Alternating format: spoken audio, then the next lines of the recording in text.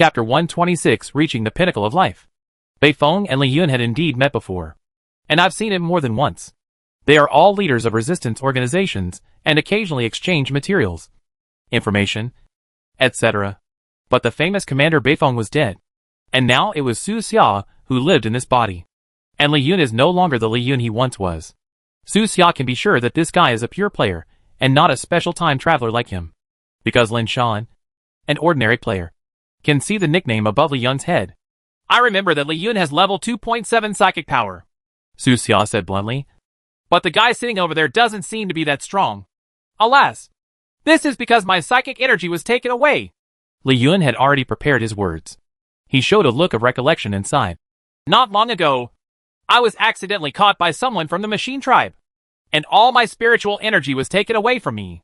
However, the machine tribe didn't care about me, so the guard was not strict. I took advantage of them to relax their vigilance and escaped. Yeah, Commander, you should believe me, Li Yun said sincerely.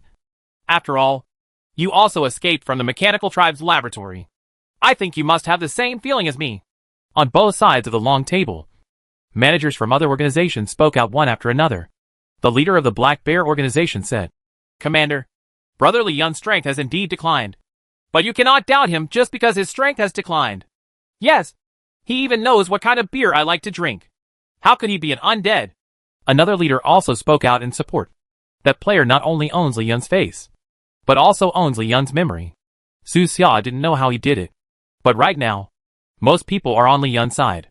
Xiongwei coughed, hurriedly found a step for Su Xia, and asked, Commander, didn't you say there are 3 undead? Who is the other one? There's another one over there. Su Xia pointed to the corner of the hall.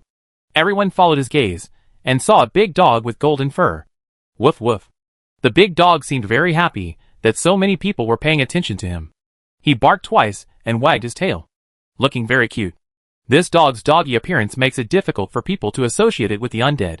Commander, this is the golden retriever I recently adopted. It can't be undead. Right. On the long table, a plump woman spoke. Her name is Lu Yi. She is the leader of a resistance organization called Jia. And she has level 3.0 psychic powers. Lu Yi raised the corners of her mouth with a beautiful smile. She knelt down and called the golden retriever softly. Be good. Come here and show me to the commander. Woof. The big golden retriever grinned and swung his tail, and immediately ran to Lu Yi. Its dishonest head kept pushing into Lu Yi's arms, rubbing against it. Willow Yi doesn't mind either. After all, what bad thoughts can a dog have? She raised her head and smiled at Su Xia and said, Commander, are you really wrong? Before Su Xia could speak, Xiongwei hurriedly said, Commander has been too tired these days. He has been dragging his body all over to look for bugs in the camp. And he fought continuously after the bug nest attacked. Maybe it is indeed. I read it wrong. Xiongwei didn't want Su Xia's reputation to be damaged, so he was busy explaining. When Su Xia pointed out Chang Rui, Xiongwei still thought it was possible. After all, he was sure Sishi's new disciple. But then Su Xia pointed out Li Yun. Xiongwei and Li Yun had met several times, so they had some doubts about Su Xia. Now Su Xia pointed out another dog. Xiongwei almost couldn't hold himself any longer. He was really worried about something going wrong with Su Xia. After the undead arrived, Xiongwei, as the manager of the camp, talked with many undead people and understood some of the peculiarities of the undead. But he had never seen any undead turn into a small animal. I see, Lu Yi said thoughtfully. Commander, if you are really too tired, just go and take a rest first. We will be fine here. But Su Xia didn't seem to understand what Xiongwei and Lu Yi meant, and continued. Not long ago, the Scimitar organization was destroyed, and the person who betrayed them was an undead person.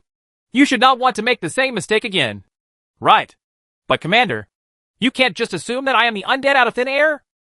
Li Yun looked at everyone with a look of helplessness. The others looked at Su Xia, hoping that Su Xia could provide some evidence. It's simple. Su Xia walked to the door. The undead can identify each other. All you need to do is find an undead person. As soon as these words came out, the 3 players in the hall felt their hearts trembling. They tried their best to sneak into the NPC camp just to get some good stuff. But the resistance organizations here are too poor, lacking supplies, and quite barren. They have to hide here and there all day long, like a group of insects that cannot see the light. Among the three, Li Yun is the only one who has made some money through this identity. But in order to maintain his identity, he cannot misappropriate organizational materials too wantonly. After seeing the scenery of the Four Seasons rise on the forum, the three of them plan to give a big gift directly to the mechanical tribe in Coral City. This great gift is where the resistance organizations will gather after the alliance. Just betraying a small scimitar organization can allow Sijideo to enter the management of Coral City. If the three of them could betray the united organization and kill all the rebels in this wilderness, how much benefit would they get? Maybe, by cashing in the rewards from Coral City, they can buy a car or a house directly in the real world, marry Bai Fume, and reach the pinnacle of life. But now, the peak of life has not yet come. But Su Xia is here. Su Xia stood by the door and shouted, "Lin Shan, come here. I have something good for you. Come on." Lin Shan knew something was going to happen, so he didn't leave at all and kept wandering outside the reception hall. Hearing Su Xia's call, he immediately ran over and said loudly, "Commander, what are your orders? Go and find all the undead in the hall." "Yes." Lin Shan seemed to have been given the important task of saving the world. He walked into the reception hall with a determined look on his face. Quickly, he pointed out three with nicknames on their heads: Changrui, Li Yun, and that big golden retriever. The result is exactly the same as Su Xia's. In the reception hall, everyone had different expressions. Their eyes swept over the three players, and they finally began to become suspicious. But Li Yun stood up at this moment, gritted his teeth and said, "Commander, is this undead your subordinate?" "Yes. In this case, his words cannot be counted." Changrui stood up with an innocent look on his face and said, "Yes. He can't do what he said. Why am I an undead? I don't even know." Li Yun immediately added, "The undead are all unscrupulous guys who will do whatever it takes to get profit. As long as the profit is enough. Even if they hang themselves, they will not hesitate at all. Do you think I tied up my subordinate with interests and asked him to speak for me?" Su Xia asked calmly. "That was not what I meant." Li Yun waved his hand helplessly. "But everyone can hear that this is what he means." Su Xia smiled and immediately said, "In that case, please go outside the hall and find an undead person to come over and let them identify whether he is an undead person or not." "Wait a moment." Shirsishi suddenly spoke. As soon as he spoke, the entire hall immediately fell silent. "Changrui, look me in the eyes and answer me seriously." Shirsishi asked his young disciple, "Are you an undead person?" "Teacher, you must believe me," Changrui shouted loudly. His emotions were sincere. His eyes turned red, and he actually started wiping tears. No one would doubt that look of grievance. Su Xia at the door was speechless. Why are the current players better at acting than the other? If you have this kind of acting skills, wouldn't it be better to become an actor in Hinkian? He had had enough of the paralyzed faces on TV.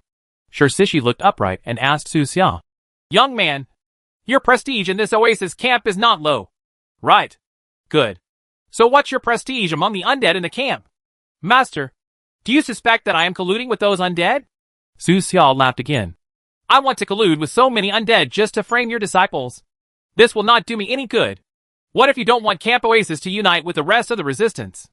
Shirsishi's words began to become sharp, overtly and covertly pointing out that Su Xia wanted to destroy the alliance. Xiongwei hurriedly stood up and explained, "No, Master, you are overthinking. The commander does not know about your arrival." "Yeah." Shirsishi glanced coldly at Zhang Fang, who was standing aside. He had enough reason to suspect that the apprentice turned his elbows outward and revealed his actions and thoughts to Su Xia. After fighting for power in Dragon City for so many years, Shirsishi was already used to this kind of thing. Zhang Fang had a bitter look on his face. The last thing he wanted to see was for his teacher and Su Xia to go against each other. The difference between the thinking in Dragon City and the thinking in the wilderness is really huge. He knew that the teacher was doubting him, so he defended himself. "Teacher, I didn't." "Shut up," Shirsishi shouted coldly, his voice full of severity. Zhang Fang trembled all over and lowered his head, not daring to say anything more. The dignified creature with level 3.8 psychic energy was scolded like a primary school student. Shirsishi looked at Su Xia again and asked indifferently, "Young man, are you the real leader of this oasis camp?" "No. Mr. Xiong and the others are." Su Xia understood what the old man was thinking and found it ridiculous. Shirsishi said, "You should be very comfortable as the leader behind the scenes. You are worried that after the alliance, You will not have your current status. What do I need status for? Hearing this, Su Xiao was no longer polite. His face darkened and his voice was cold and to the point. Old man, do you think this is Dragon City? Do you think everyone wants to fight for those pitiful rights? Am I wrong? Sure, Sishi's voice was fierce and tit for tat. As he spoke, he had to dance with force, like an old lion about to get angry. In the hall, everyone else wanted to offer advice, but the two men's momentum was so strong that they couldn't even find an entry point. Su Xiao leaned against the door with an indifferent expression. She no longer looked at the situation in the hall, but looked at the crimson dawn in the distance and sighed casually. It's really sad. Chapter 127. Whose heartbeat is it? This should have been a pleasant meeting. The host and guest had a great time, talked harmoniously, and settled joint matters in a happy atmosphere. But the scene that Zhang Feng, Xiong Wei, and others least wanted to see appeared. Well, Xiong Wei looked at the map projected on the long table and sighed softly. The reason why they didn't wake up Su Xia before was because they were worried about something like this happening. After all, Su Xia basically stayed in the warehouse for training in the past and rarely came out for activities. But today he came out. The old man Sishi refused to give up and asked Su Xia, "Why don't you say a word? Did I tell you the truth? Old man, your stubbornness will kill many people. Beifeng, you are the stubborn one." Sishi snorted coldly. "You were blinded by power. In order to prevent the alliance, you did not hesitate to frame my disciples. These actions have tarnished your reputation in the past few years. A layer of shame." Su Xia replied coldly. "Shame? Time will let you know what real shame is. Such a human race. Even the Zerd race said it was hopeless. What about counterattacking the mechanical clan? Perhaps in a few years, the human race will be completely in civil strife. There is no need for the mechanical race to take action. They can just watch from the sidelines and then go to conquer the remaining human race after the civil strife. By that time, the human race will exist in name only." At this moment, the atmosphere in the reception hall was extremely subtle. If they continue talking, Su Xia and Sishi may become friendly. Xiong Wei hurriedly smiled apologetically at Sishi, then walked to the door, pulled Su Xia outside, and whispered, "Commander, why don't you go back and rest first, and leave this place to me?" "Good."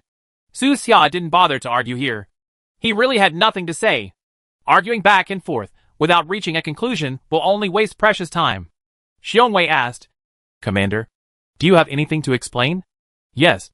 It's still about the three undead." Su Xia's tone was solemn. "Mr. Xiong, remember, no matter whether they eliminate those three undead or not, don't join forces with them. It's too late now." "Why?" "The three undead saw the map." Su Xia explained. "They knew the location of the new joint organization's location. That location, including our Oasis camp, is no longer safe. The three undead people still refuse to admit their identities and most likely had an agenda. So Su Xia asked Xiong Wei to be extremely careful." "No problem, Commander. I listen to you." Although it remains to be discussed whether the two people and the dog in the hall are undead. But after several incidents during this period, Xiong Wei has almost no brainers to believe in Su Xia's decision in the general direction. It's always right to follow the commander. Even though Dragon City represents authority, that authority is too far away, so there is no need to listen to that side.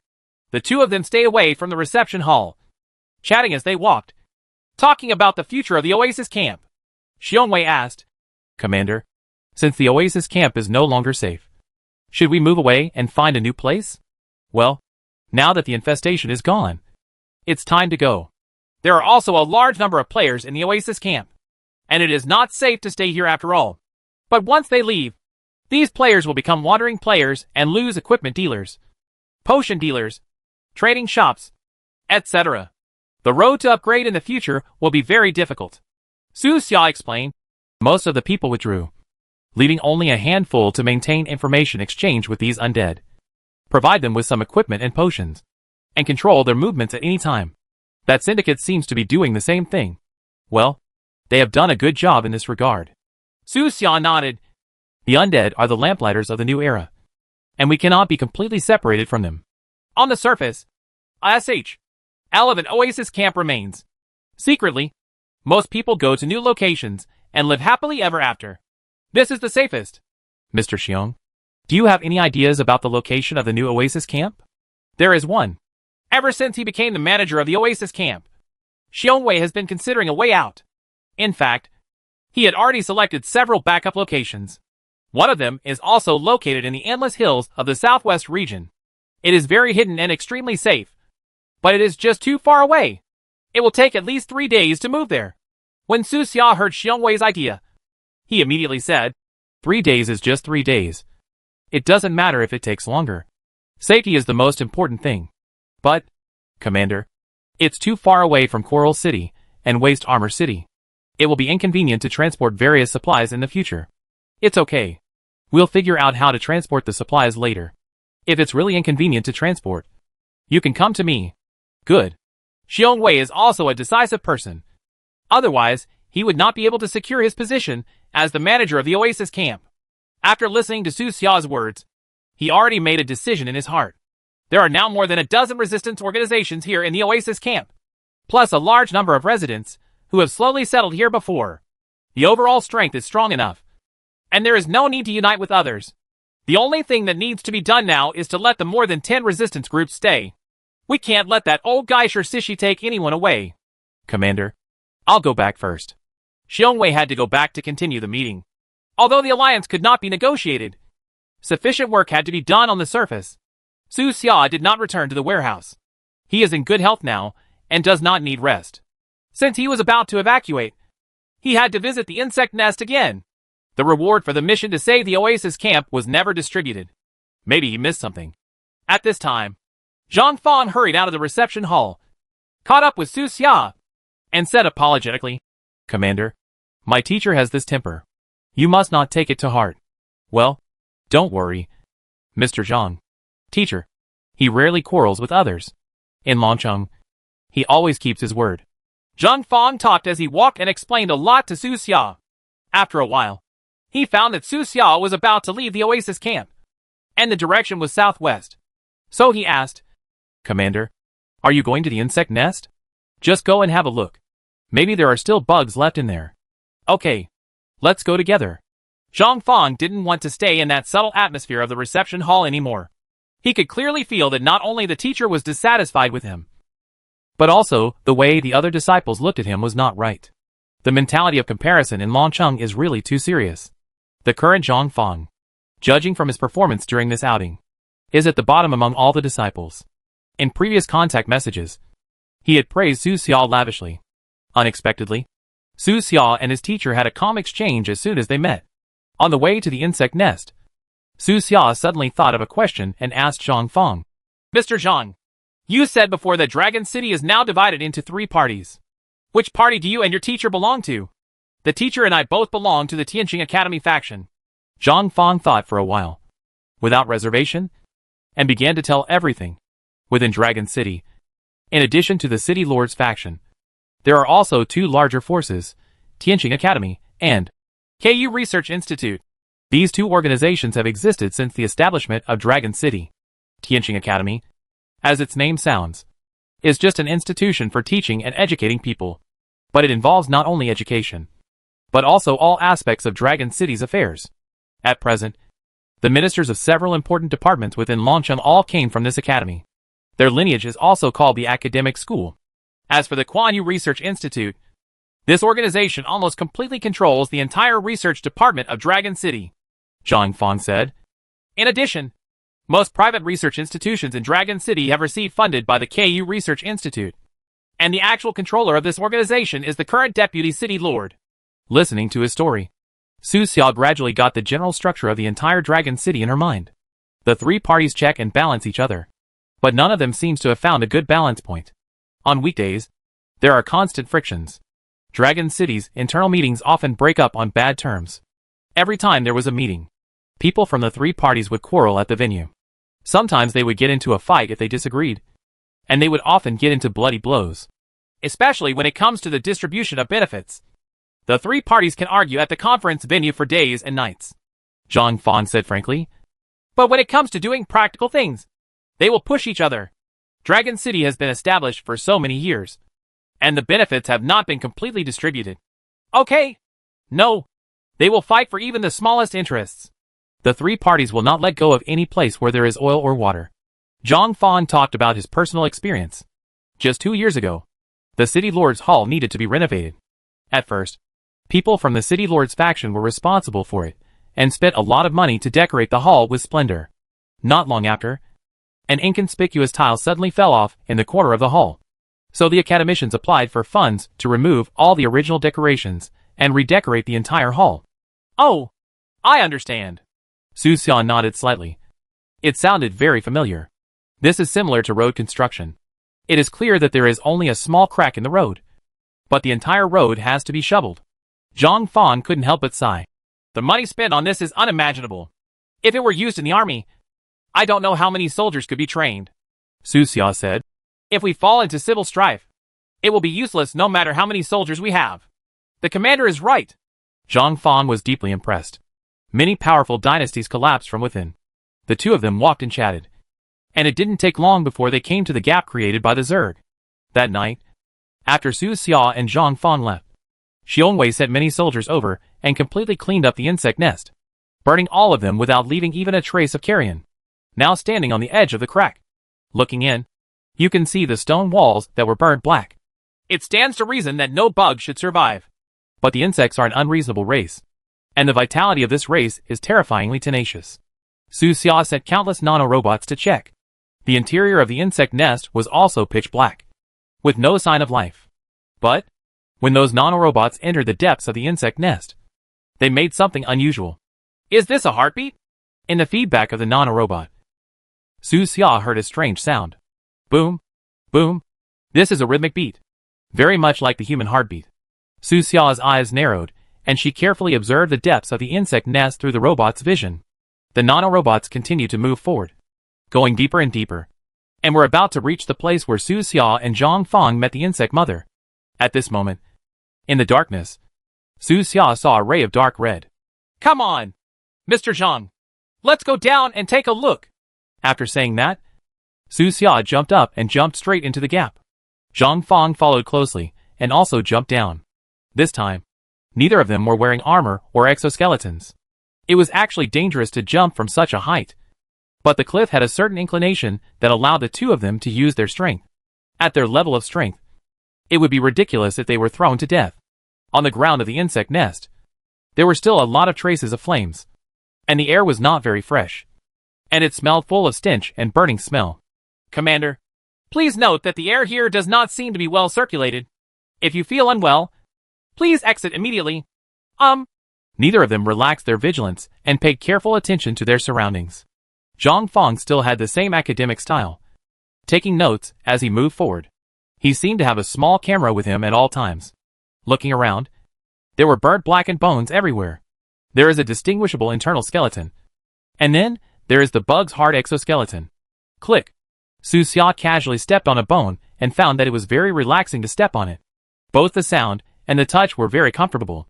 He couldn't help but think, it's a pity that I don't have time now. If I have time in the future, I can use the insect bones to make a decompression paradise. I believe the children will love it. There are so many insect corpses here that we can never use them all. Xiongwei was a diligent and thrifty man. That night, he had the insect corpses brought back to the camp, and the glands in the corpses were stripped out to extract spiritual energy. At that time, many players received the task of extracting the glands. After the glands are stripped away, the remaining corpses are thrown back into the insect nest and burned in a fire, leaving only the crispy bones. Xiongwei actually considered using the insect corpses as food reserves, but he gave up after trying it. No matter how you do it, the insect's flesh and blood exudes an unpleasant stench, which is really hard to swallow. If you take a bite forcefully, you will quickly vomit. Commander, I heard the heartbeat. Zhang Fang pricked up his ears, tensed up all over, and his alert level was at full capacity. Heartbeat is a symbol of life. In this hive shrouded in deathly silence, it was unusual for a heartbeat to appear. As the two of them went deeper, the sound of the heartbeat became stronger and stronger, as if it was resonating with the entire underground space. And even their hearts felt uncomfortable. Zhang Fan clutched his chest, frowned, and said, Commander, if the information about the Zerg in Longcheng is correct, there is an insect mother hatching inside. Well, that should be the case. Based on the picture transmitted by the nanorobot, Su Xia could roughly judge that it was indeed a hatching insect mother. As we walked, the turbid smell in the air also changed, and the smell of putridity and blood became stronger and stronger. The scorched black marks on the surrounding walls were originally dead objects. As the two of them went deeper, there were gradually more dark brown mucous membranes surrounding them, covering the original scorched black marks, and trembling regularly. I checked carefully enough at that time, but I didn't expect that something still slipped through the net. After arriving at the deepest part of the insect nest, the two saw a very special flesh and blood life. On the surrounding walls, the color of the flesh and blood films ranges from dark to light, with the outermost edge being the dark brown seen before, and the closer to the center, the closer to dark red. In the central area, there is a thin film of flesh and blood with a diameter of more than 5 meters, tightly adhering to the stone wall. There is obviously a creature inside that is wriggling regularly. The creature seemed to be aware of the arrival of Su Xia and Zhang Feng, and gradually stopped all movements. It let out a low roar, as if to warn the two of them. However, this warning is obviously useless. The larvae of this mother insect currently only has a level 0.8 psychic power, and poses a very low threat. In front of the two of them, it is like a child howling desperately. "Leave this thing to me." Su Xia walked forward slowly, holding a dagger in her hand, and looking very relaxed. In the film of flesh and blood, the insect roared loudly, and began to struggle wildly before dying. Stab! It actually used its claws to tear the flesh and blood film surrounding it in an attempt to escape from this place. The moment the film ruptured, a strong and disgusting rancid smell instantly hit his nostrils, and Zhang Feng behind him couldn't help but retch twice. The bug was covered in greenish-green. Its fragile eye was covered with sticky pus. Its head was small. Its abdomen was bloated. Its limbs were similar to those of an arthropod, and a pair of deformed compound eyes stared at Su Xia. It was only half a person tall. It left the film, climbed up the stone wall, and climbed to the top. It seemed that he was planning to escape from the top of the two people's heads. But Su Xia didn't give it any chance. She jumped up high in an instant, and cut off its head with a single leap. Crack! The insect broke into 2 pieces and fell to the ground. Not only were parts of his body twitching, struggling, and twisting, obviously not dead yet, but the eyes, mouth, and other parts of his head were also twitching slightly. The vitality is so strong that I don't know how to describe it. Zhang Feng sighed. Fortunately, although these bugs have strong vitality, they have low intelligence and are not skilled in the use of spiritual energy. Most of them can only rely on physical instincts to fight. If they had human intelligence, I don't know how terrifying it would be. Mr. Zhang, there are no absolutes in this world, so don't jump to conclusions prematurely. As Su Xia spoke, she chopped the body of the insect on the ground into several pieces. He said this because he thought of the laboratories underground in Coral City. There is no shortage of crazy scientists and crazy ideas on this planet. In this post-war world without order, any moral bottom line can be breached. Coral City has no shortage of funds. Perhaps, one day in the future, there will really be a monster that has both human wisdom and the terrifying power of an insect. Crack. Click.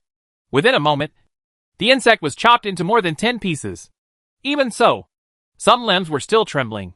At this moment, the final prompt for the mission, Save Oasis Camp, finally came. Task completed. Rewards have been issued and can be withdrawn at any time. Chapter 128 Massive Rewards. Call. Su Xia breathed a sigh of relief and got the reward. I finally waited for you. But fortunately I didn't give up. He briefly scanned the reward column, and there were so many rewards that his heart trembled. If there wasn't Zhang Feng beside him, he really wanted to take out all the rewards right now. Let's go, Mr. Zhang. The bugs around here should be completely wiped out. Su Xia took out a piece of rag, wiped the insect mucus on the dagger, and then called Zhang Feng back to the camp. It was almost 9 o'clock in the morning, and the sun was just right on the way back. The warm light filtered through the branches, forming beautiful bright paths in the jungle. The dust and water mist floating in the light were vaguely visible, giving people a dreamy feeling. If there was no war in this world, it wouldn't be a bad idea to build a cabin here and live there. When you are tired of studying or working on Earth, come to this world to enjoy the tranquility and gentleness of nature. That kind of life is wonderful just thinking about it.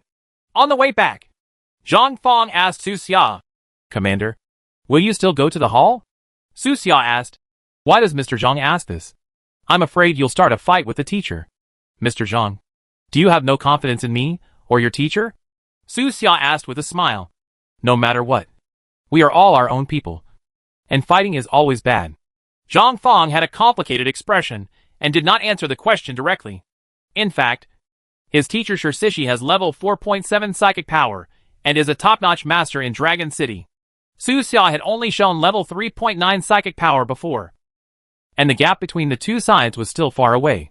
But Zhang Fang always felt that Su Xia not only had this strength, but also had some hidden cards. Just like the night when the insect wave came, everyone thought that Su Xia had only recovered to level 3.6. But he suddenly broke out and killed the level 4 monster. All the scary bugs were killed. When approaching the oasis camp, Su Xia asked Shirsishi's specific psychic level, and Zhang Fang answered truthfully. Zhang Fang couldn't help but ask, "Commander, you don't really want to take action, do you?" "How could it be? It was just a quarrel, and we didn't want to take action," Su Xia said with a smile. "I respect the elderly very much, and I generally don't punch or kick the elderly." This, Zhang Fang thought of Su Yunsong's tragic situation. Although Su Yunsong was a bug, he did look very old at the time. In fact, if he could beat him, Su Xia really wanted Shirsishi to understand what it means to conquer people with virtue. The old man is too stubborn and refuses to leave those 3 players behind, which will lead to disaster sooner or later. He said he couldn't talk, so he could only rely on his fists to reason with him. But now Su Xia is only at level 4.0, which is still a little behind. It is not appropriate to take action for the time being.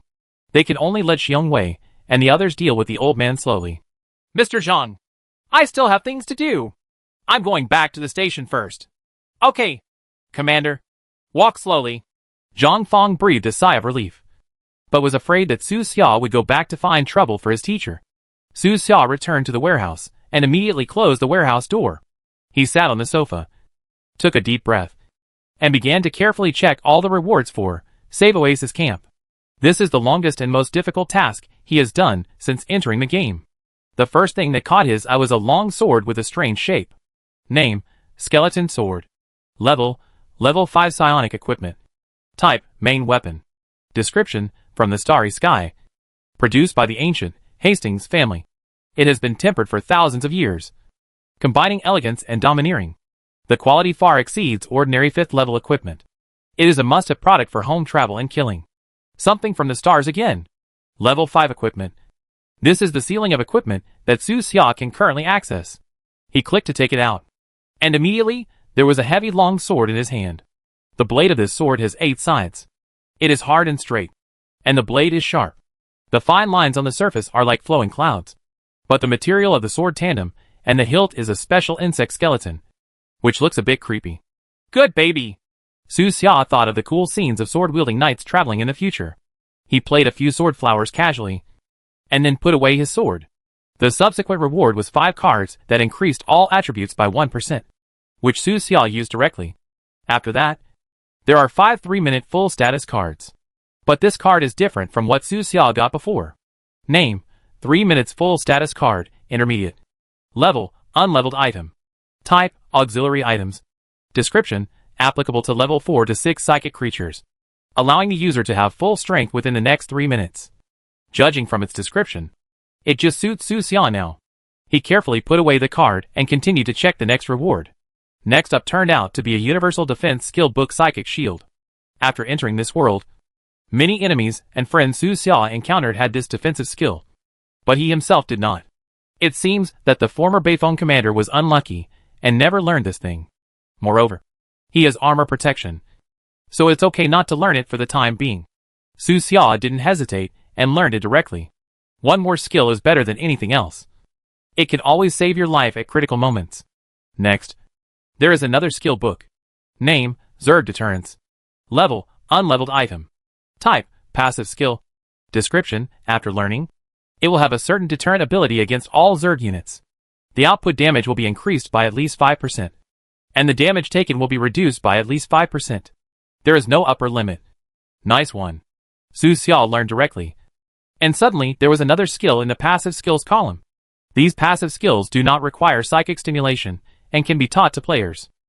Behind this skill book is a very strange-looking reward, which looks like a prop. Alienation Filter, a non-level item that can purify the alienated spiritual energy of the Zerg into pure and absorbable spiritual energy. How to use: peel off the Zerg glands, place them in the alienation filter, and wait, with a trace of curiosity. Su Xia took out the alienation filter. This thing looked very small in the inventory. But after taking it out, it turned out to be taller than Su Xia. It looks like a large water tank. It is silver white in color, with circles and patterns engraved on the surface. There are several buttons of different colors on one side. It feels like the workmanship is rough. Those buttons are labeled with the words, Insert Zerg Gland, Start Purification, Output Psionics, Impurity Release, Internal Cleaning, and Necrotic Restart. There is also an instruction manual that is taller than Su Xia's. In short, this is a personal filter that you can take with you wherever you go. In the past, after killing the bugs, the bug glands needed to be sent to large factories for centralized processing. The processing process was extremely troublesome, and the entire factory was filled with stench during the processing. And various processes would cause certain losses. There is very little spiritual energy that can be purified in the end. If you don't do this, you can only keep some bugs in captivity like the mechanical tribe and extract spiritual energy directly from the living bugs. But the human race has no ability to keep bugs in captivity. It's a good thing. I should use it often in the future. Su Xia was very patient and read the instructions posted on the filter carefully, without missing any words. With this thing, from now on, when he encounters an insect nest in the wilderness, he doesn't have to worry about wasting it. He can extract as much as he kills. After reading it, Su Xia put away the alienation filter and continued to check the next reward. On the reward bar, what the next reward looks like is a drawing. Name, Zerg Manual. Level, unleveled item. Type, auxiliary items. Description, every bug you kill will be included in the Zerg illustrated book. 16 types are currently included. Function, after using the illustrated book, you can change into any of the included bugs at will, and temporarily possess some of the characteristics of the bugs. You can return to the original state after canceling use. Huh? Su Xia blinked, and made sure she saw it correctly. This is actually the same as the red crystal, a rare camouflage prop. The 16 types of bugs included in this illustrated book are exactly the ones Su Xia killed at night, ranging from low-level swift bugs to high-level parasites. With a thought, he chose a low-level, swift insect, and then used the illustrated book. Then, his body began to undergo miraculous changes. The skin slowly became hard, wrinkled, and the color gradually turned dark brown. Sharp bone spurs appeared on the back. The teeth became sharp, and the limbs became thick. A line of prompts popped up in front of Su Xia's eyes. The magical power of the Creator to transform you from one race to another. He stood in front of the mirror and looked at himself carefully. Now, he looks like a Zerg minion, but he still has level 4.0 psychic power and can still kill people with one strike. At the same time, he actually temporarily gained a skill, Crazy Biting. This skill can strengthen his teeth, allowing him to easily bite the LS of his fellow humans and devour their flesh and blood. The world's great wonders. Su Xia sighed. But what she said was indeed a hissing insect growl. Even the sound matches perfectly. Su Xia suspected that he could even communicate normally with other bugs now. It's a pity that he has killed all the bugs nearby, so he can't practice it for the time being. But what's the use of pretending to be a bug? To deceive and sneak attack other bugs? Su Xia used her brain to think about how to make the best use of this illustrated book. You can also disguise yourself as a bug when escaping. But if the enemy also hates bugs, it would be embarrassing to kill him casually. He can also infiltrate the Zerg clan and even become the leader of a Zerg hive, guiding the Zerg clan to attack the mechanical clan. But that meant that he had to stay in the insect nest for a long time and live, eat, and sleep with a group of guys with low intelligence. Just thinking about it gave him a headache. It will always work. Su Xia temporarily put away the illustrated book and transformed into a human form again. He opened the reward column and continued to look down. Next, there turned out to be 3 skilled books with strange names in a row. Normal Punch. Gather the whole body's strength to punch a more powerful punch. Advanced Normal Boxing. Super Ordinary Punch. Gather together to make a super powerful punch. The descriptions in these 3 skilled books are extremely simple, and they don't even bother to spend a few more words describing the specific power. But Su Xia noticed that these were not psychic skills. It's actually a common skill that can be used without psychic energy, specially prepared for Titan particle creatures? Su Xia thought about it, and learned all 3 skills directly. Too many skills don't overwhelm the body. Then, he used the skill, Super Normal Punch, to punch the air next to him. Call! When this punch is thrown out, the muscles of the right arm are pulsating, and the wind of the fist is whistling, like the sound of a tiger or a leopard. After the beating, I felt refreshed all over, as if my blood flow had accelerated a lot. Feeling that sense of power, Su Xia suddenly gained the confidence to use physical strength to fight the monsters in the wilderness without using spiritual energy. This skill does not require psychic powers and can be taught to all players. But there's a problem. When he used the skill, for some reason, he seemed to be holding a breath in his chest. He punched out, and the breath flew directly from his chest to his mouth. He almost shouted the words, "Super ordinary punch." Word. It was too shameful to shout out, so Su Xia suppressed it forcefully. But, just because Su Xia can hold it down, doesn't mean those players can hold it down. When he thought of the players shaking their fists in the strange area, his expression became a little weird. "I'll try Lin Shan later."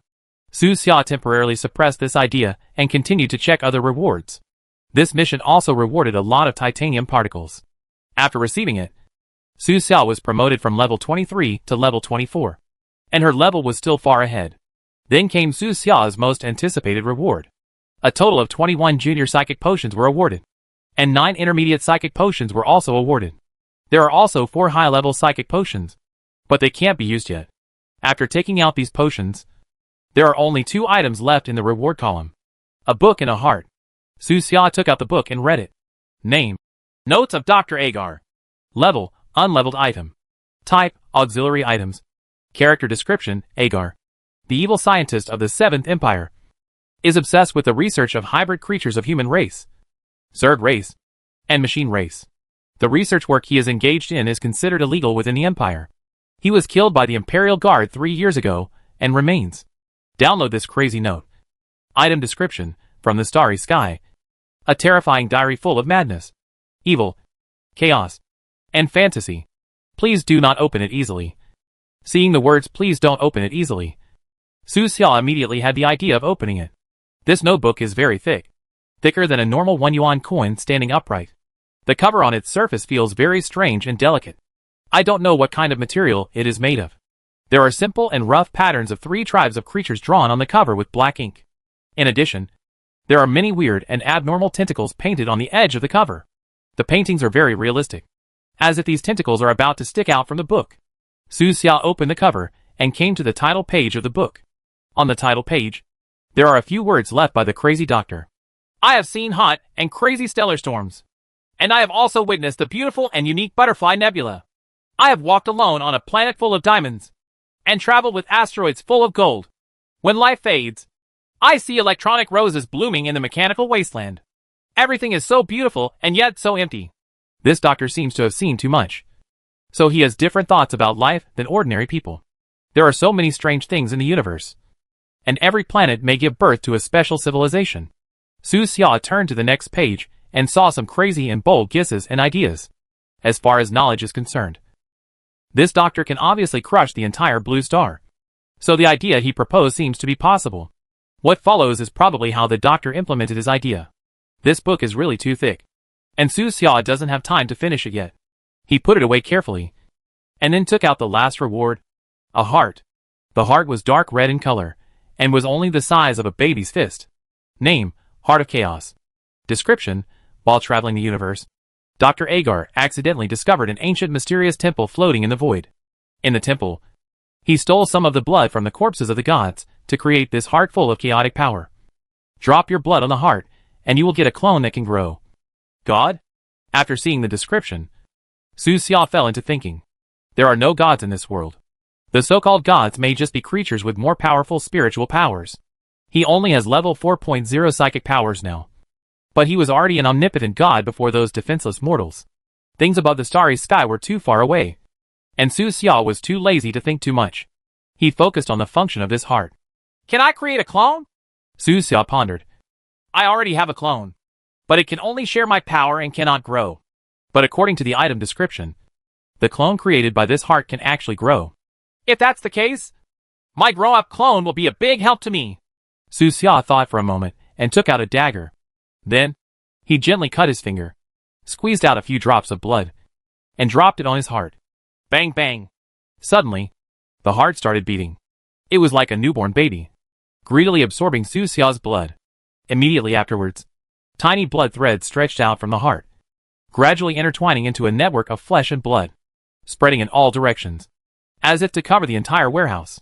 Seeing this scene, Su Xia's expression changed slightly, remembering how the insect mother was born. There's something not right about this thing.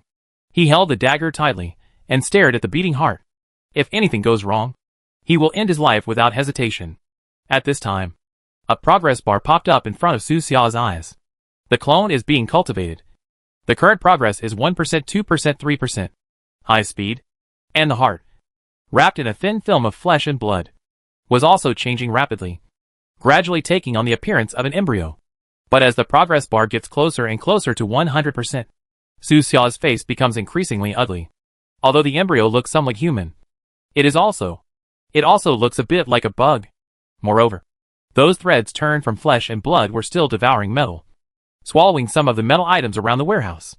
Thinking of the blood of gods in the item description, Su Xia couldn't help but guess that the so-called ancient gods were a hybrid monster of humans, insects, and machines. Is it because of the discovery of this kind of creature that the doctor became obsessed with research in this area? He wants to create a god? At the same time, Coral City underground. When Su Xia's clone grew rapidly, chaos occurred in the research deepest underground. All the experimental samples suddenly began to roar in a low voice, becoming restless and restless. What's going on? The data is correct. What are these guys yelling about? Researchers in the laboratory ran around checking the data in their hands with each other. Not far away, Mercer held a cane and stood quietly in front of a roaring experimental subject. Although his expression did not change, there was a faint doubt in his heart. Yutua is also here. After receiving a severe beating, he gained access to the area. He walked to Mercer and said in a cold tone, "It seems that your experiment is not as perfect as you imagined." But Mercer shook his head slightly. "Failure is acceptable. Nothing in this world can be achieved overnight." I said, "Bugs are uncontrollable," Yutua reminded coldly. "Sooner or later, these experimental bodies will escape your control." "No, that day won't happen." Chapter 129 Wolf and Sheep. Clone cultivation ends. A line of prompts popped up in front of Su Xia's eyes. At the same time, the threads of flesh and blood throughout the warehouse began to wither, like dead vines that had lost their lives. The cocoon-like thing on the ground squirmed for a moment. And then there was a stinging sound, and a dark brown claw stretched out from it. Then, another claw came out and pulled the cocoon to both sides. A small thing less than 30 centimeters stood up from inside. The clone connection is successful. You can control this perfect clone. Seeing the prompt in front of her, Su Xia was speechless. Perfect? This little thing is really hard to describe in words. Its limbs are not in normal human proportions at all, like a hairless orangutan, and its body is covered with fish-like dark brown armor. Its pair of narrow eyes are the same as those of low-level Zerg. Its mouth is cleft to the base of its ears, and it is full of fangs. Low-level bugs are more terrifying. There are simply no suitable adjectives to describe it. Clone. Race. Faction, human race. Psychic power level, 0.1 growing. TNN particle level, level 0. Remaining life, 100%. Active skill, swallow. The rest of the skills are unlocked with growth. Passive skill, not unlocked. Psychic talent, none. Description, a cute little ugly thing. Maybe it would be more suitable for it to grow in the Zerg. Su Xia controlled the clone and reluctantly took a few steps. But even its walking posture is so ugly that people cannot understand it. As if its cerebellum is not fully developed, and it is limping. Strange. Where did the metal it just swallowed go? Su Xia picked up the clone and looked at it carefully for a long time. There are no traces of metal on the surface of the body. And the teeth are normal. Could those metals have become the bones inside? On the other side of the earth, broken or missing bones in the body can be repaired with special alloys. The technology in this world is even more amazing. The human body and machinery have achieved near-perfect coexistence. Replacing flesh and blood limbs with mechanical limbs is a routine operation. Therefore, the human body machine road is actually promising. But the bug thing seems incompatible with humans or machines. Perhaps because of its low IQ. However, Dr. Agar wrote in his notes, "Life has infinite possibilities. The emergence of the Zerg must not be an accident, but a great attempt by the Creator." With the support of this special belief, Dr. Agar forced himself to create this little thing in front of Su Xia. As written in the description, the appearance of this little thing will not be accepted by the human race at all. It is closer to the insect race, and it is right to grow up on the insect side. But the only insect nest nearby has been destroyed by Su Xia. At this moment, Su Xia suddenly felt an instinctive desire in this body. Does it want to go to the insect nest? This clone has no consciousness. So this desire is directly transmitted to Su Xia. Now that there are many people outside the camp, Su Xia can't control the clone to walk out in a big way. He thought for a moment and summoned countless nanobots. The nanorobot wraps the clone's entire body and uses the camouflage function to achieve invisibility in the current environment. Then, Su Xia opened the warehouse door and walked into the camp with this invisible clone. Along the way, many people greeted him. Good morning, Commander. Well, morning for you too. Su Xia noticed that some residents in the camp were already packing their things. At this time, Xiong Wei and others were still talking to the reception hall. And they seemed to be talking about some useful and useless things. Xiong Wei is decisive in his work. With his management, as long as nothing unexpected happens, Oasis Camp will get better and better in the future. In this world, some people are born to be managers. Su Xia never thought about fighting for the management rights of the Oasis Camp. The daily flow of funds, personnel management, material arrangements, etc. in this camp would definitely make an ordinary college student like him feel numb. He didn't even bother to take care of the new Beifeng organization, leaving it all to Cheng Ping'an, Zheng Yu and others. After 10 o'clock in the morning, Su Xia returned to the insect nest. He deactivated the nanorobots outside the clone, then controlled the clone, and slowly explored the insect nest based on that desire. Finally, he came to the corpse of the insect mother that had been chopped into more than a dozen pieces. No. Su Xia clearly sensed that this body's instinctive desire was to devour the disgusting thing in front of her. He tried to use the devour skill. Fortunately, it wasn't like he imagined that he would just open his mouth and go up to eat it. After using the skill, tiny threads of flesh and blood appeared on the arm of the clone, like spider threads, wrapping around the insect mother on the ground layer by layer, and then absorbing its nutrients bit by bit. Not long after, Su Xia had some memories of the Zerg in her mind. Although these bugs are mentally retarded, their various talents are indeed powerful.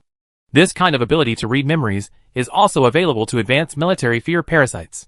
Moreover, the memory of the insect mother in front of me seems to have been inherited from the previous generation of insect mothers.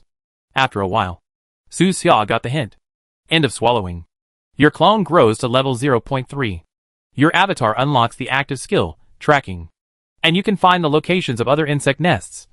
When you grow to level 0.5, you can unlock the next active skill, camouflage. All the threads of flesh and blood were removed, leaving only some shriveled insect corpse fragments on the ground. This clone has no changes.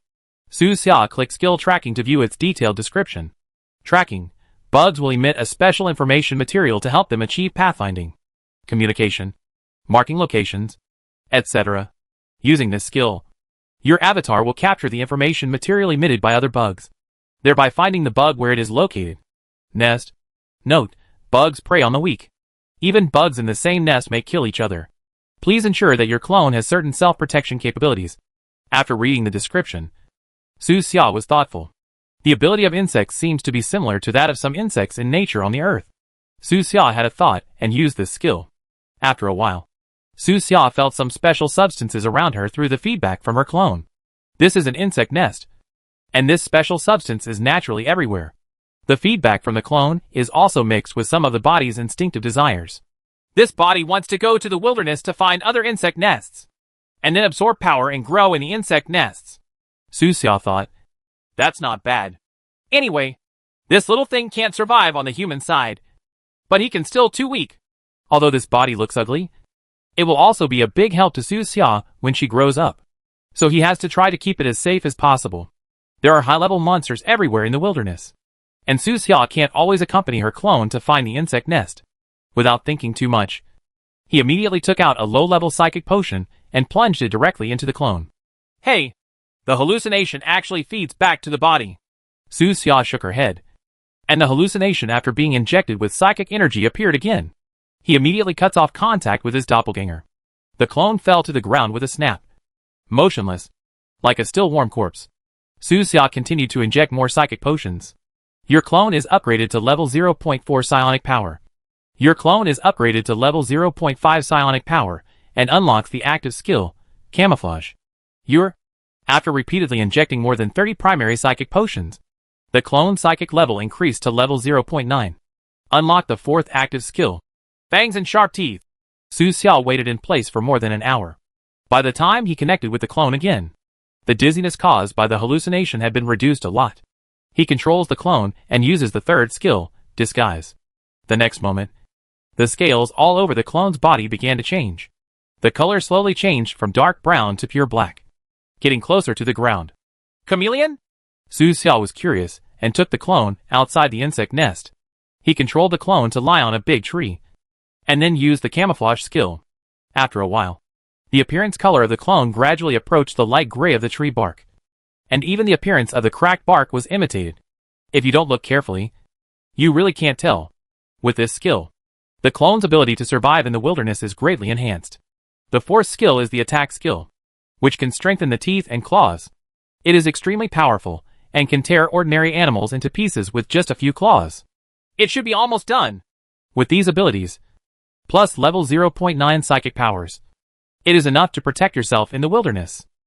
Su Xia controlled the clone, turned her back to the direction of the oasis camp, and ran towards the vast wilderness, capturing the Zerg information material in the surrounding environment as she ran. And he turned around and walked back to the oasis camp. This clone is not managed by the bracelet, so Su Xia must do two things at once and always pay attention to the situation of this clone. This feeling is similar to how he used to play mini-games and control players and pets while distracted. When we returned to the oasis camp, it was already close to 12 noon. Su Xiao walked to the Beifeng organization's location. Cheng Pinan also received the news from Xiong Wei and led everyone to start packing and preparing to move.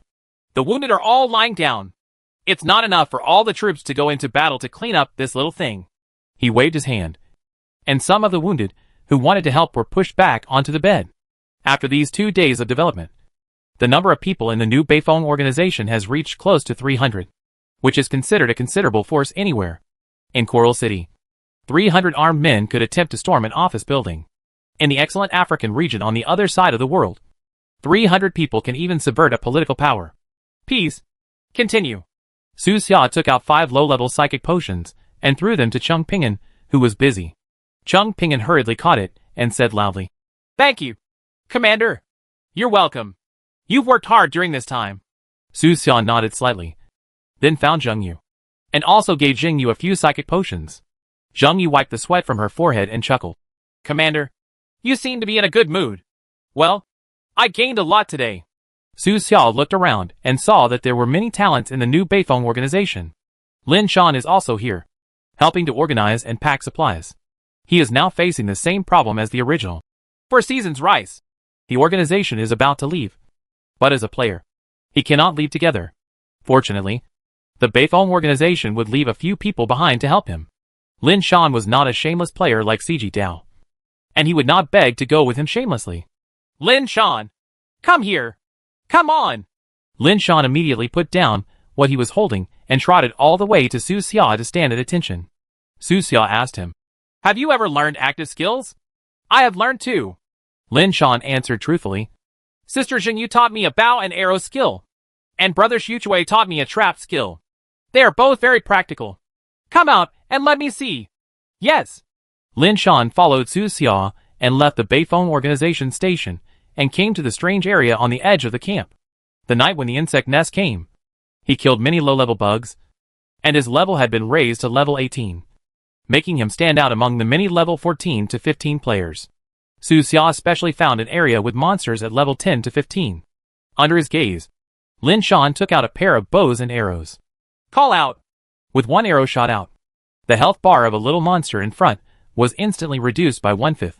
With the help of skills, this arrow is powerful and very accurate. Several players nearby who were leveling up were all shocked. "Damn it! It's Mr. Lin Shan, the first person with psychic powers. What kind of arrow is this? Can one arrow kill 1/5 of it?" These players have a hard time leveling up. It takes a long time for several people to work together to kill a monster. So Lin Shan's arrow really shocked them. Unknowingly, Lin Shan has become a top boss among players, something he had never imagined before.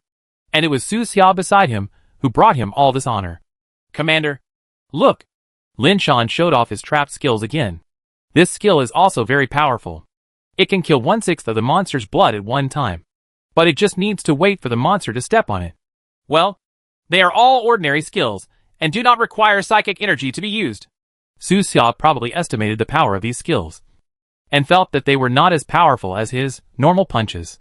He waved and said, "Come here, and I'll teach you new skills." "Yes." Lin Shan was overjoyed and immediately put away his bow, arrows and traps, and ran to Su Xia's side. The skills in this game are very precious and require a high degree of intimacy with the NPC to learn them. "Your psychic level is too low now," Su Xia said seriously. "I will teach you ordinary skills first. When your psychic level rises later, I will teach you psychic skills." With that said, he taught Lin Shan the 3 ordinary punches in the active skill column. Lin Shan glanced at the skill bar, and his eyes immediately widened. He thought there was only 1, but unexpectedly there were 3 more in an instant. He felt a little confused and couldn't help but ask, "Commander, are you?" "That's right. These 3 are a set of skills. You can tell just by looking at their names. Go and try them." "Yes, I'll go right away." Lin Shan was excited and immediately ran into the monster area. He found a level 15 wild monster, held his breath and concentrated, then clicked on the skill and shouted, "Normal punch!" Boom! The power of the punch was astonishing. The huge wild monster was actually punched several meters away, and fell heavily to the ground, stirring up a burst of dust. And 1/3 of the health bar above its head disappeared in an instant. Hack! Many players around were shocked. They looked at Lin Shan, and then at the screaming wild monster on the ground, feeling their scalps numb. The 1/5 of the health bar that disappeared before can still be explained by bows and arrows are powerful, but the punch of this 1/3 of the health bar is really so fierce. His. "I'm afraid this punch has 20 years of skill. Even master you can't stop it." Right. He actually shouted ordinary punch. Is this showing off? Anyone can see that this punch is anything but ordinary. Lin Shan was also shocked. His head was buzzing, and he couldn't help but look at his fist. It's too strong. Too strong to be described in words. This is just an ordinary punch. Next there are advanced normal punches and super normal punches. The only problem is that when he used the skill just now, the character shouted, "Normal punch," uncontrollably, which felt a bit embarrassing. Good. Su Xia nodded with satisfaction. The power was almost as he expected. Lin Shan was so grateful that he didn't know what to say. The word, "thank you," was too insignificant in front of what Su Xia gave him. He could only promise Su Xia with a determined expression. "Commander, I will definitely fight for the future of the human race." "Okay. Remember what you said?" "Yes." Lin Shan nodded vigorously. Then, he saw Guigang and others beside him. The war of insect waves has passed, but Guigang and the others are still individual players, and have not been able to join the Beifeng organization. They looked at Lin Shan eagerly, hoping that Lin Shan could say something nice to them. Su Xia also noticed this group of players, smiled and said, "It's you, Lin Shan's former teammates." Guigang stepped forward awkwardly and said, "This is our commander. Is your Beifeng organization still recruiting people?" "Of course we are recruiting. Do you want to join?" Hearing this, Guigang was shocked. He nodded repeatedly, his head like a chicken pecking at rice, and said hurriedly, "Commander, I am willing to fight for the human race." Behind Guigang, other players in his team became excited. "Commander, I am willing too." "Me too. I am a human." They raised their hands one after another and jumped high one by one, for fear that Su Xia wouldn't see them. Not only them, but other players around them got the news and rushed here one after another, like a group of pigeons snatching food, and soon filled the space next to Su Xia. Looking at these excited players, Su Xia raised her hand and said calmly, "Everyone, be quiet. I want to say a few words." After finishing speaking, the scene fell silent instantly. Su Xia looked at everyone and said solemnly, "You are all visitors from another world. You have been living in this world for some time. You should have a certain understanding of the living conditions of the human race here." Hearing this, everyone nodded in unison. It is written on the official website of the game that the human race is in a difficult and precarious situation. Su Xia asked, "Do you know about the Machine Clan?" "Commander, we know." "Very good." Su Xia looked around, nodded slightly, and continued to instill ideas. "The human race and the machine race are mortal enemies and cannot live under the same sky. For example, if a wolf and a sheep are imprisoned together, what will happen in the end?" Some players immediately raised their hands. "Is the sheep pregnant?" Su Xia. He didn't even know what to say next. Chapter 130 Zhao sees fear. In short, We must fight for the human race. Although Su Xia was a little speechless about these guys, she still worked tirelessly to instill ideas for more than 10 minutes. Over in Coral City, more and more players are joining the Sigideo team. Su Xia didn't have many expectations for the players in the Oasis camp. She just hoped that they would not point their swords and guns at the many members of the resistance organization in the camp in the future. Beifong organization does want to recruit new people, but it won't recruit too many people at once. The current number is tentatively 100 people. Su Xia said what these players wanted most. He continued, these 100 people will not directly become formal members of the Beifong organization. They need to undergo a period of assessment. Of course, even if they are only temporary members, they can come to me to learn a skill. Someone among the players asked loudly, Commander, is it the normal punch just now? Right. I want to sign up. The player shouted immediately. Go aside. I was here first. Another player next to him shouted the same, pushing forward anxiously. Even without the skill, normal fist, many players are willing to join the Beifong organization. Now that there are skill rewards, these guys are even crazier, squeezing in like sardines. Guigang and others are the most anxious. They were indeed the first to come, but they were afraid that Su Xia wouldn't want them. Someone behind him shouted, Commander, I can guard the organization 24 hours a day. Su Xia shook her head and said, it's not necessary. If there are no major events, try to go to bed as early as possible at night. Staying up late is not good for your health. Commander, I'm not staying up late. I'm staying up all night. Su Xia was speechless and directly used the skill, leaping slash, to jump up and leave the central area surrounded by many players. After he landed, he walked towards the Beifong organization station and said calmly, don't worry. If you are willing, you can sign up first and register. I will notify you when the results are available. With the mess he looked just now, there was no way to recruit new people. Su Xia returned to the Beifong organization's headquarters and called Chung Pinon out and asked him to take charge of the registration. Peace. When the Zerg attacked, do you still remember the undead who fought off the Zerg on our position? Remember some. Well, when we register later, we will give priority to those people. Yes. Chung Pingin's work is very reassuring. He moved a long table and placed it at the entrance of the station. He sat behind the long table and began to register every player who came to sign up. Players lined up in a long queue at the back, not even fighting monsters, as if they were here for an interview. Everyone will talk about their strengths and specialties when registering. When it was Guigang's turn, he swallowed and sat anxiously in front of Chung Pinon. Chung Pingin turned the pen in his hand with a cold expression. I remember you. You are Lin Shan's friend, and you used to work with Zhang Fong. Guigang suddenly thumped and said, But now that Zhang Fong is following the commander. Chung Pingin suddenly smiled. You performed very well that night in the insect wave. I will remember you. And the people behind you. Real? Guigang felt happy and turned to look at the group of teammates behind him. The teammates were also overjoyed and breathed a sigh of relief, gaining more confidence in joining the Beifong organization. Chung Pingin wrote down Guigang's name, and then said, Let's go back and wait for the notice. Don't block the people behind. Yes, yes. Guigang walked aside with joy and waited for the rest of the registered team members. But Su Xia didn't care about this matter. He returned to the warehouse, closed the door, and handed over his body to the bracelet. Offline. Have lunch. The food in the school cafeteria is just like that. It is filling, but the taste is hard to describe. During the 2 years Su Xia went to school, she ate cockroaches, caterpillars, steel wires, iron pieces, and even curved hairs from unknown places in the cafeteria. After eating, he packed 5 portions as usual. Like an old father, he brings food back to his roommate. As soon as she returned to the dormitory, Su Xia got good news. Li Defu said happily, Brother Su, our Bikini Castle team has exceeded 150 people. Oh, how is the quality? They are all above level 12. And their average combat power is second to none in the entire Coral City. Incredible. Su Xia handed them the lunchbox and continued to listen to their stories. Coral City does not have large-scale missions such as Zerg Crisis, so players in the first echelon are generally only around level 12. Because this game is so difficult to level up, most players have not even reached level 10. When the number of people exceeds 10,000, we will conquer the next city. Li Defu was full of confidence.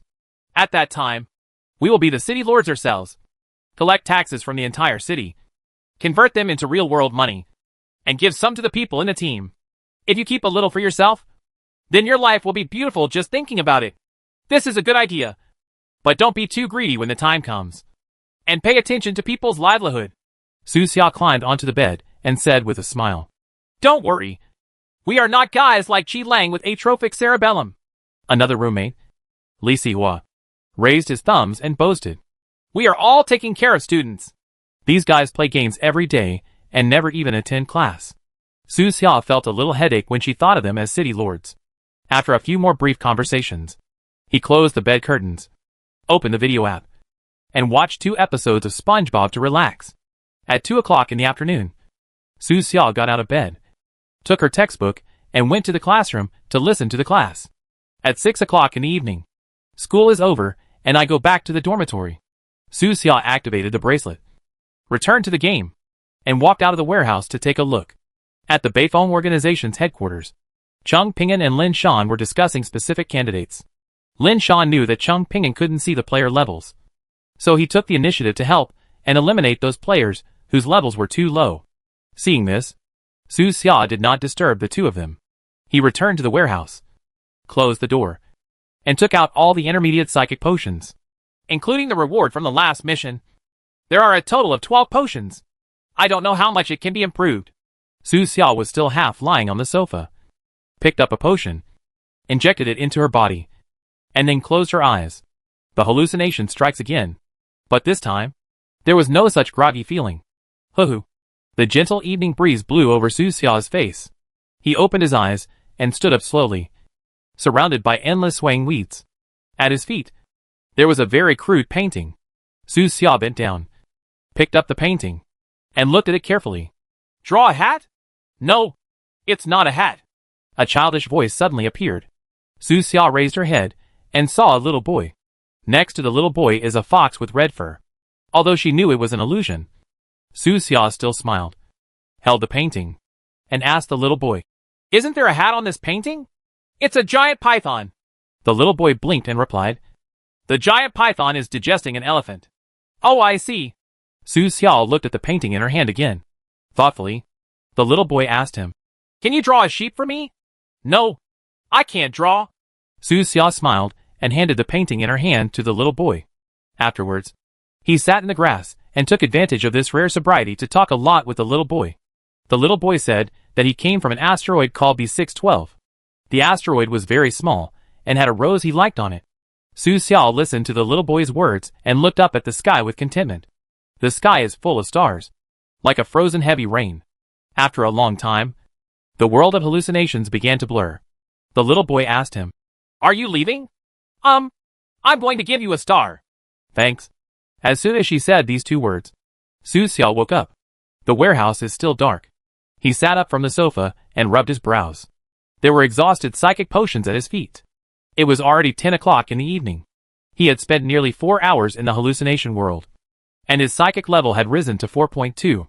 Su Xia left the sofa, walked to the door, and opened the warehouse door. Looking up, the stars are exceptionally bright tonight. Xiong Wei was directing the transportation work. When he saw Su Xia, he immediately came to him. Su Xia asked, "Mr. Xiong, what was the result of the meeting?" "Oh, not ideal." It was not easy to talk. Xiong Wei sighed. He whispered, "Commander, there are 2 resistance organizations in our camp who want to follow Shirsishi and others to the joint organization's headquarters." "Which 2 organizations?" "Chasing Deer and Candlelight." "Oh, these 2 organizations. If you really can't persuade them to come back, just let them go." Su Xia felt a little at ease. Both organizations are very small, with only more than 100 combatants and logistical support. Big organizations such as Blue Light, Blue Bird and White Horse have not left and are willing to follow the Oasis camp to another camp, which makes Su Xia happy. Su Xia asked again, "What about the 3 undead? Is there any result?" "No." Xiong Wei shook his head, worried. "Commander, if those 3 are really undead, will something happen at the joint camp? I can't say for sure, but be prepared for anything. Right now, there's no point worrying anymore. There is only one way in front of Su Xia become stronger." "Mr. Xiong, can we start evacuation tomorrow?" "No problem." Xiong Wei estimated the progress. "All preparations will be made tonight. The specific evacuation time should be around noon tomorrow. Okay. I'll go back and make some preparations. Some things should come to fruition. Su Xia said goodbye to Xiong Wei, turned around and walked back to her warehouse. He closed the door, handed the body over to the bracelet, and returned to the Coral City clone. The pharmacy here is also closing. Dad will be on the second floor all day today, and will only go downstairs when eating.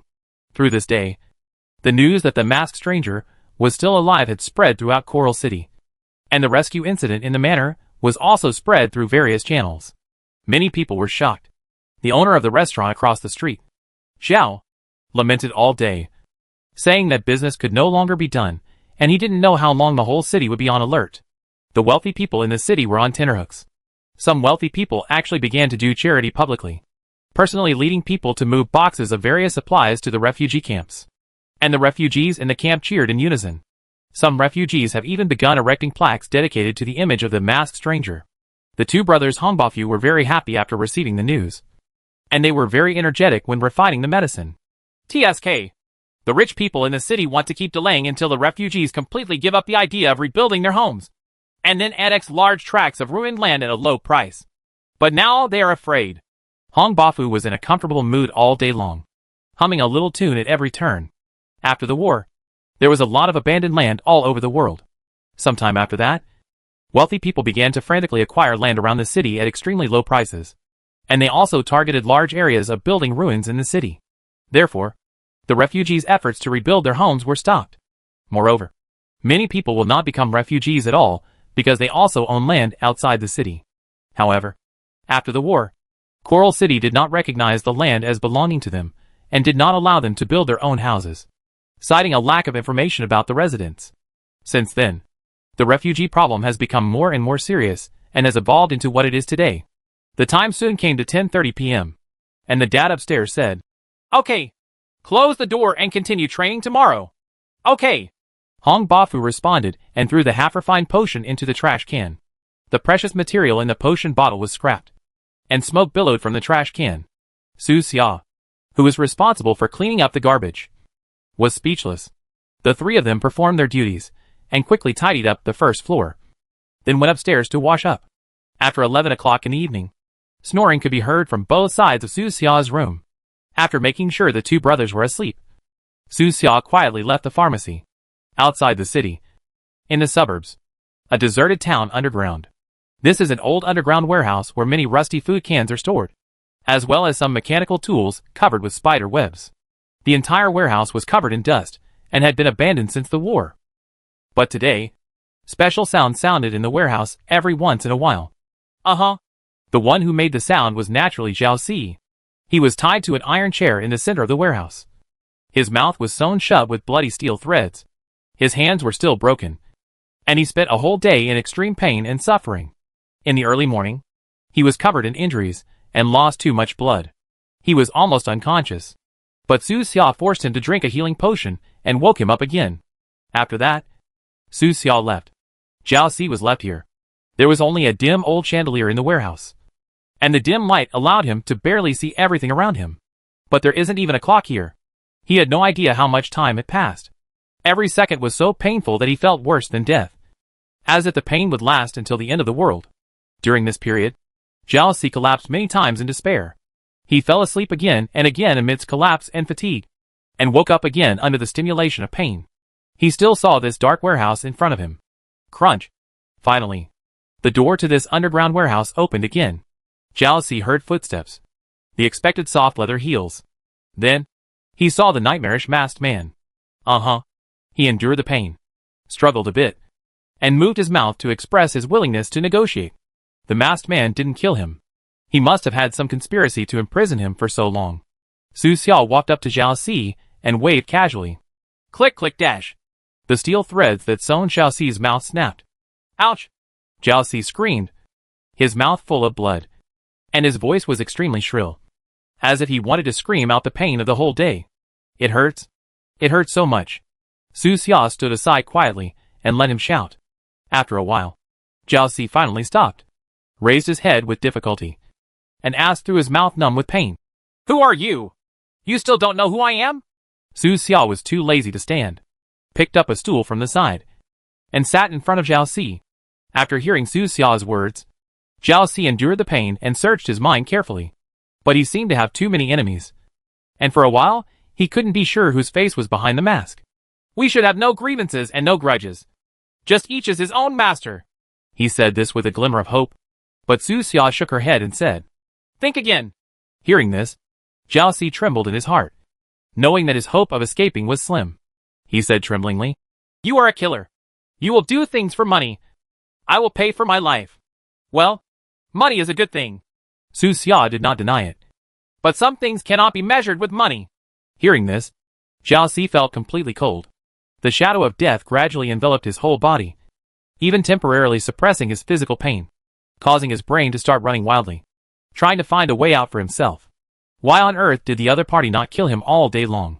Just to make him feel despair and pain before death? Is it really just because of the north wind? Although Beifong has saved you before, it's not worth it for you to go against the machine tribe. You know the consequences. Oh, you actually believe it. What?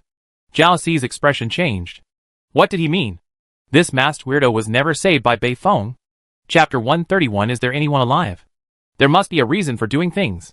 Anyone needs it. People who do something without a reason are often called crazy. It is very easy to lose your head when going against the machine race. If you are not careful, you will lose your head and body. If you are unlucky, your execution may be broadcast live throughout the city.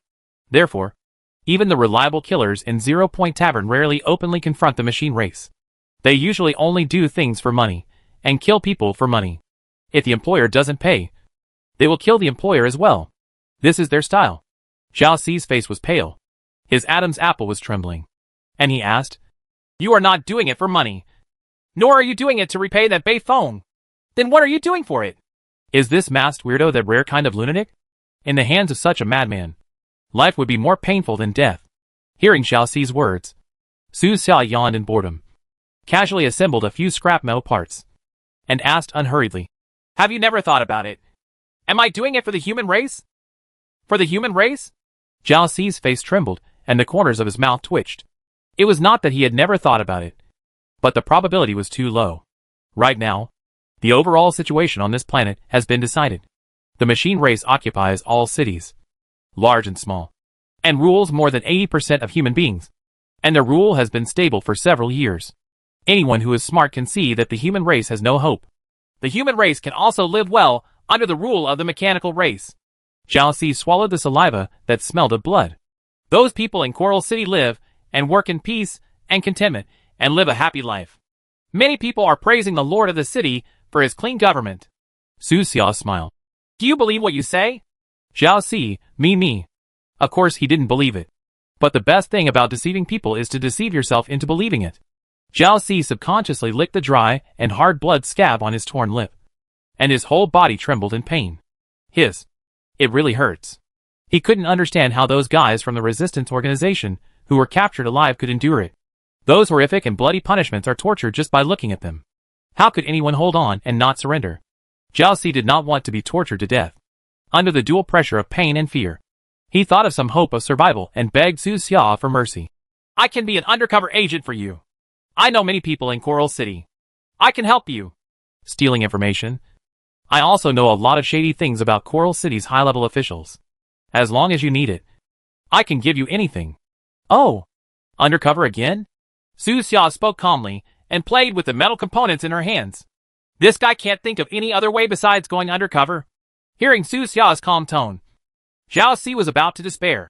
What are you going to do to let me go? Don't worry. Let's talk slowly.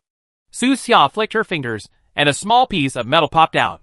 There was only a hissing sound, and the piece of metal was like a hidden weapon, instantly piercing the shoulder blade of Zhao Si's right shoulder.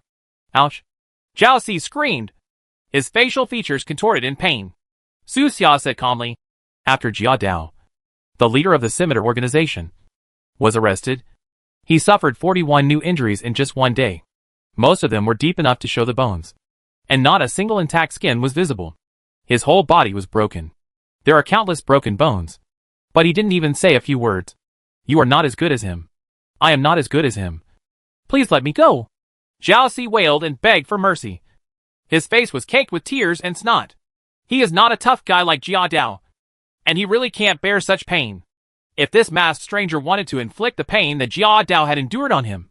Zhao Si almost collapsed at the thought of this. But Su Xia didn't seem to hear his plea for mercy. And another small piece of metal popped out and penetrated the shoulder blade of Zhao Si's left shoulder. Zhao Si wailed again and leaned forward, almost unable to breathe in pain. There are still so many bones in his body. Are they going to be broken one by one in the next time? At this time, Su Xia finally raised the first substantive question. I remember you said before that you have one last way to deal with me. Please tell me this way. Me. The severe pain caused Zhao Si to tremble uncontrollably, inhale repeatedly, and was unable to speak a coherent sentence. But Su Xia didn't give him time to react. After waiting for 3 seconds, another small piece of metal popped out. This piece of metal instantly shattered Zhao Si's left tibia. Oh, I said, give me some more time. Zhao Si couldn't stop crying, and his whole body was on the verge of collapse. When will this pain end? Death is actually a good outcome. Zhao Si had heard of biting his tongue to commit suicide, but it was too painful, and he didn't dare. And he doesn't want to die yet. He hasn't enjoyed enough glory and wealth. And committing suicide is not that easy. That's the solution. He took a few painful breaths, and then said, arrest all the family members of those members of the Beifeng organization, and then force you to show up. If you don't show up, then. At this point, Zhao Si did not dare to say any more. But Su Xia could also guess it. If he doesn't show up, he will kill the family members of the Beifeng organization members one by one in front of everyone in the city. This method is indeed cruel. Su Xia nodded slightly. But do you really know where the family members of the Beifeng organization are? No, I don't know, but neither do you. Zhao Si expressed his true thoughts in extreme pain. Just go to the refugee camp and arrest dozens of untouchables, and then say that they are the family members of the rebels from the Beifeng organization. Well, I really shouldn't know. Su Xia was thoughtful. Many members of the old North Wind organization were from Coral City. In order not to implicate their families, most of those members faked their own deaths, making their families think they were dead, and then changed their names and used their new identities to fight against the rule of the mechanical tribe in the wilderness. In the entire organization, only Commander Beifeng knows where these members' real families are. Before dying, if given the opportunity to say their last words, most members would ask Commander Beifeng to help take care of their families in the city. This is the last wish mission that Su Xia has not yet completed. Zhao Si asked himself that his status in the Beifeng organization was high enough, but he still didn't know where the family members of those members were. And the masked weirdo had only been rescued once by Beifeng, so it was even less likely to know. So, in theory, his evil plan works, and he can trick the masked weirdo. But in that case, dozens of innocent refugees would suffer, and they might suffer inhuman torture before dying. As for the pressure of public opinion from the people of Coral City, Zhao Si was not worried at all. As Ji Lang said, it is impossible for the untouchables in this city to resist as long as they have a mouthful of food to eat. Call out! Su Xia flicked her fingers, and another piece of metal popped out, shattering the fibula of Zhao Si's left leg. For this kind of bottomless thing, you have to be even more bottomless than him. In order to interrogate this guy, Su Xia deliberately watched 2 episodes of SpongeBob to purify the soul at noon. The killing and bloodshed during this period of time has been completely purified. After the interrogation and torture is over, he can watch 2 more episodes to purify himself. Ouch! Zhao Si was crying and howling, in great pain, and almost fainted from the torture. Please! Please let me go! His clothes were stained red with blood again, and his trouser legs were also stained red, in addition to the dirt stain when he rolled down the jungle. Now the whole person looked like he had just been dragged out of a pile of corpses. Seeing his appearance, Su Xia was speechless. This is less than 1/10 of the punishment Jia Dao received. Why are you shouting so loudly? The way Zhao Si was wailing and begging for mercy was even uglier than the wild dog begging on the street. Wrong. Dogs should not be insulted. Su Xia didn't ask any more questions for the time being, and sat on the stool and thought for a while. Since coming to this world, he has been fighting and killing, and he has been so busy trying to become stronger that he has neglected some people and things, such as the family members of Zhao Si, a member of the Beifeng organization in the evil plan. Now the old Beifeng organization has been almost completely wiped out. If it were the former Commander Beifeng, after escaping, he would have tried to find a way to ask someone to go to the city to see the living conditions of the members' families. When she has time, Su Xia also plans to take a look if there are people who are having difficulty in life. Try to help them as much as possible. He glanced at Zhao Si, popped out a piece of metal, and asked, "Is there anything else you want to say?" "Yes." "Yes." Hearing this, Zhao Si panicked. Could it be that this masked stranger was going to kill him? He endured the pain all over his body, and tremblingly said his last condition to save his life. "Don't kill me! There are still people in the Beifeng organization alive." Su Xia's eyes narrowed, and she immediately put down the metal component in her hand. He stood up directly from the stool, kicked Zhao Si's broken left leg, and asked in a deep voice, "Who else is alive? Where are they?" "Oh, they are in Waste Armor City or Coral City." "What's the meaning?" "They have psychic powers." In bursts of pain, Zhao Si told what he knew intermittently. At the beginning, the army of Wasted Armor City was dispatched, using almost half of the city's troops to encircle and suppress the Beifeng organization. Everyone knows the final result. Later, Su Xia escaped from the laboratory and found only Luan, the only seedling. Everything else seemed to be dead. But Zhao Si said that those members with psychic powers may still be alive. He once accidentally learned that Coral City needed psychic creatures for experiments. It was an experiment about combining the power of humans and bugs, which required a large number of psychic creatures. More than a dozen surrounding cities will give priority to sending captured bugs or psychic creatures to Coral City. Ordinary people can't bear the power of bugs, so they all die soon. You have also seen those ordinary experiments. But psychic creatures are different. The psychic creatures of the North Wind organization may have been escorted to Coral City. As long as you let me go back and let me investigate undercover. Chapter 132 Red Hair. This is Zhao Si's last chance and his last secret. Apart from this, he really had no other means to save his life. He still had a glimmer of hope, hoping that Su Xia could let him go and let him go back to work as an undercover agent. This is what he does best. You have no identity in Coral City. You can't investigate. If you ask me to go back, I won't listen to anything. Well, that's a good note. Su Xia nodded slightly, seeming to be thinking about it. Hearing this, Zhao Si's Adam's apple rolled. He endured the severe pain and did not even dare to howl out, for fear of causing Su Xia's dissatisfaction. He looked up at Su Xia with difficulty, with a hint of hope in his eyes. But Su Xia changed the topic. "I think you should still remember how you two evaluated you." "Right. No. Please believe me.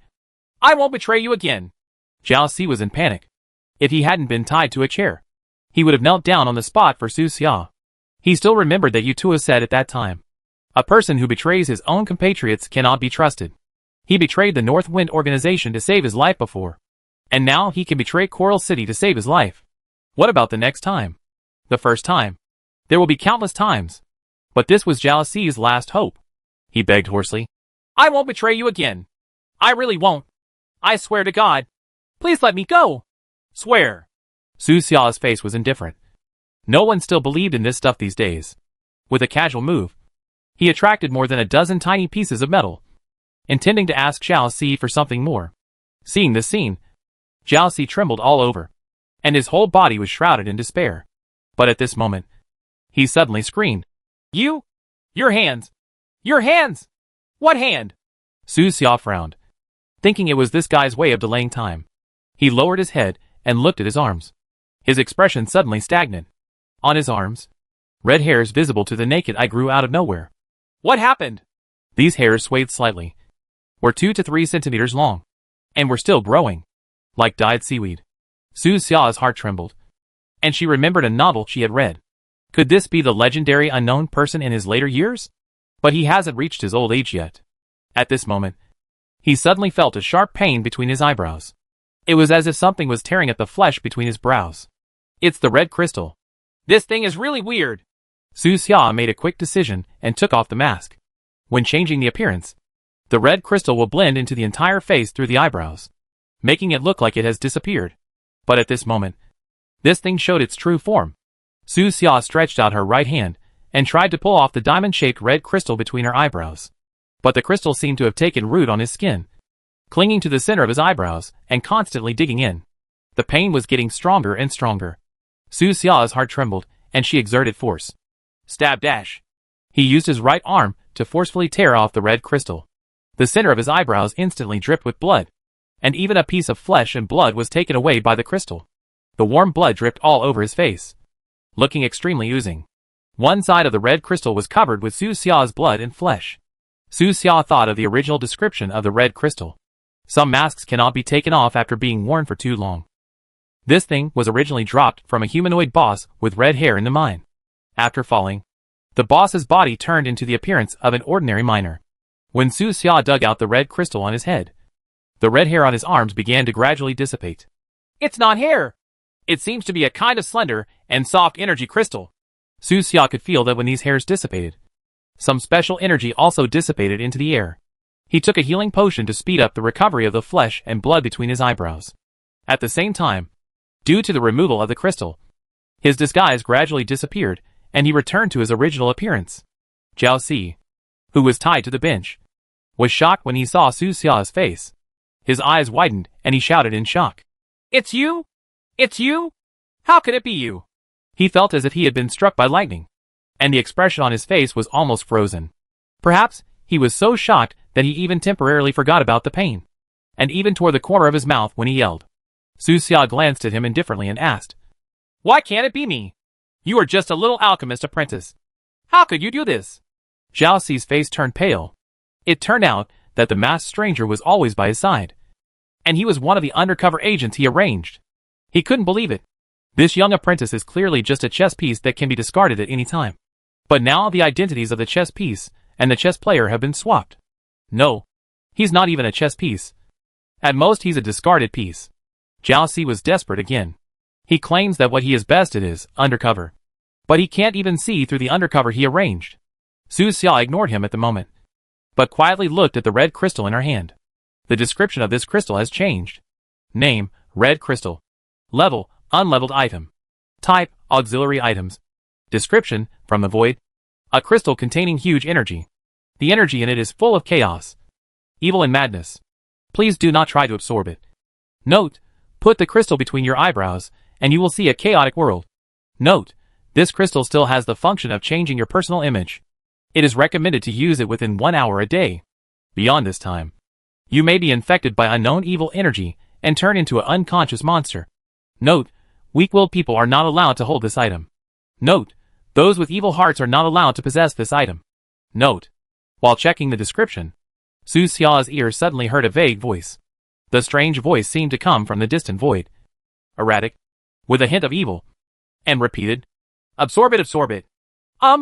Su Xia shook the crystal and felt baffled. The erratic voice in my ears was so unpleasant. A bit hoarse, neither male nor female, rising and falling. Only a fool would listen to the instructions of this voice. If it had been a cute girl's voice, he might still find it a bit attractive.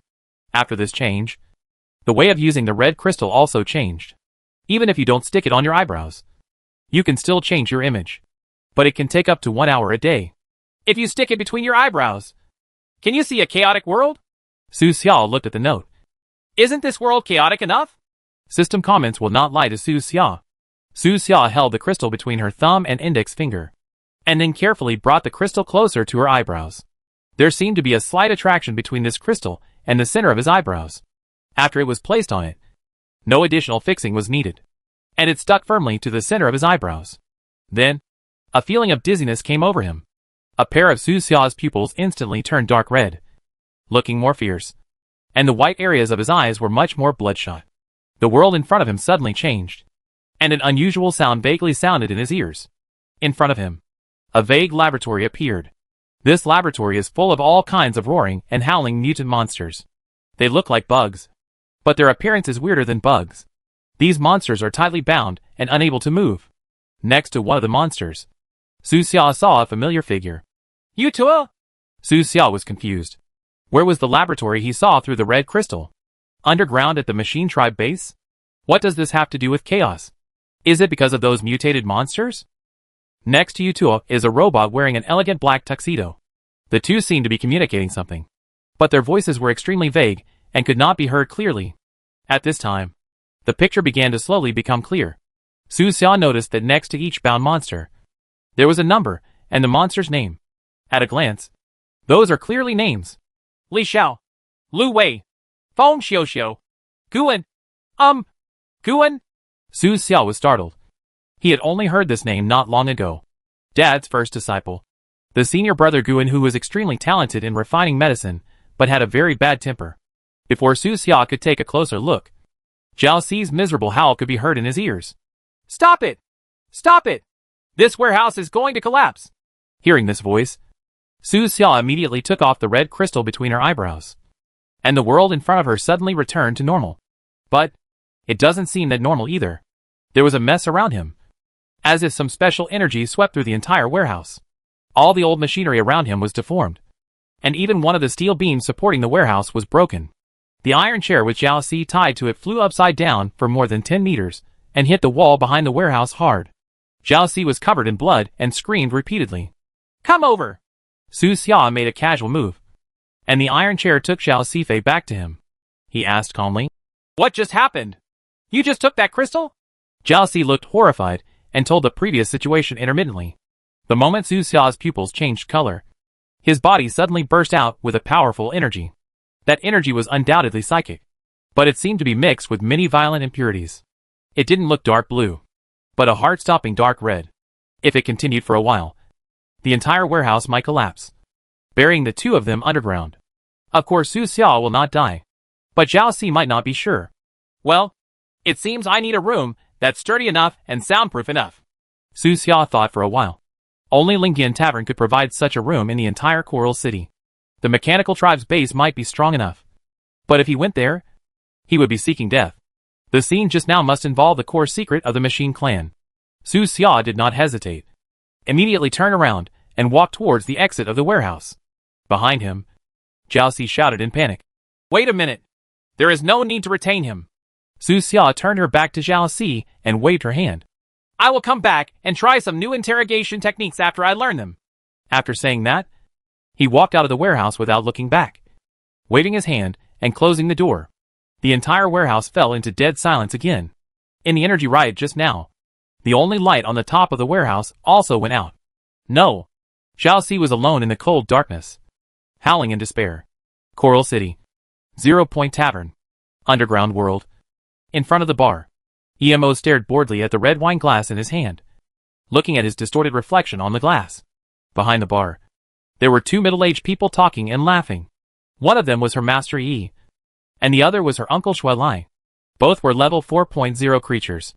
Middle-aged people always like to talk about boring topics. But she, a junior, is too embarrassed to leave directly, so she could only awkwardly chat with them for a few words. Ding! The elevator door opens. Su Xia didn't wear a mask, but still used red crystal to shape the face of a handsome boy in his 20s. He walked to the bar, sat next to Yemo, and asked casually, "Why do you look unhappy?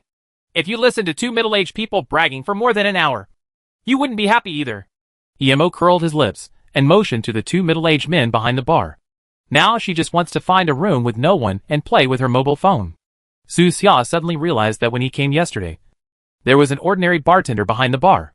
At that time, Yemo said that her master Yi had gone to drink with his uncle. The strange middle-aged man behind the bar must be Yemo's uncle Shui Lai. Shui Lai also noticed Su Xia and asked with a smile, "Ah, Emo, is this your friend?" "Well, uncle, this is my friendly Liu." Yemo casually made up a name for Su Xia, and then said to Su Xia, "Liu, this is my uncle Shui Lai. He came to Coral City to hunt down the masked weirdo with a bounty of nearly 10 million. By the way, drink with my master." As she said that, she winked at Su Xia. Su Xia didn't understand the meaning of blinking her eyes. Was she asking him to keep a low profile? Liu. On the side, Yi stared at Su Xia's appearance, holding a wine glass in his hand. Thoughtfully, based on his height, temperament, and Emo's attitude, Yi was more than 90% sure that the young man in front of him was the masked weirdo. The hunter and the prey are actually separated by a bar. Moreover, Su Xia held up a glass of wine with a smile on her face and greeted Shui Lai. "That masked stranger is very cunning and has escaped from Yutuo's hands many times. Senior, please be careful." Shui Lai laughed boldly. "Don't worry, Senior. I am very powerful." He didn't know why, but he felt that this junior brother was about to fall into trouble. Su Xia and Shui Lai drank a few glasses of strong wine and felt that the middle-aged man's bold temperament suited him well. If they encountered him in the future, he planned to be gentle and just beat Shui Lai until his nose was bruised and his face was swollen. After chatting for a few more words, Su Xiao looked at Yi and got down to business. Mr. Yi, is there any information about the secret experiments of the machine tribe in the tavern? Yi frowned, put down his wine glass, and looked at the other killers around him. He opened the small door of the bar, walked out of the bar, waved to Su Xia, and said, "Follow me. Go to the back to chat." Good. Su Xia drank the strong wine in the glass in one gulp, and then left with Yi. Seeing this scene, Shui Lai was a little confused. Information about the machine tribe is confidential. Only the store manager and deputy store manager of each city tavern branch have the authority. How can it be shown to an ordinary killer? He subconsciously asked Yemo. Mo. Is that Liu the illegitimate son of your master? Yemo turned his head speechlessly. Uncle Master, do you think my master is so honorable that he can give birth to a son of such good looks? That's right. Genetic mutations should not be underestimated. Su Xia and Yi also heard this strange conversation, and their moods were inexplicably complicated. But he said nothing and took Su Xia deep underground. He even took the elevator again, all the way down to a deeper place. The underground of Coral City is really strange. The secret room of 0 Point Tavern, the laboratory of the mechanical tribe, the rich man's pleasure manor, Dad's storage room, etc. are all underground. Even if a few more alien spaceships are dug out of the ground in the future, Su Xiao won't find it strange. Chapter 133, The Last Project. Arrive. In front of a huge space. He stopped. This is already a very deep area underground. From the underground floor to here, Su Xia followed Yi and took 4 elevators. And the elevator ride took longer each time. The underground level of this Lingdian tavern is like an ant's nest. And I don't know what secrets are hidden there. This is where our tavern branch stores confidential documents. Due to the special nature of the mechanical family, all important documents must be stored in paper.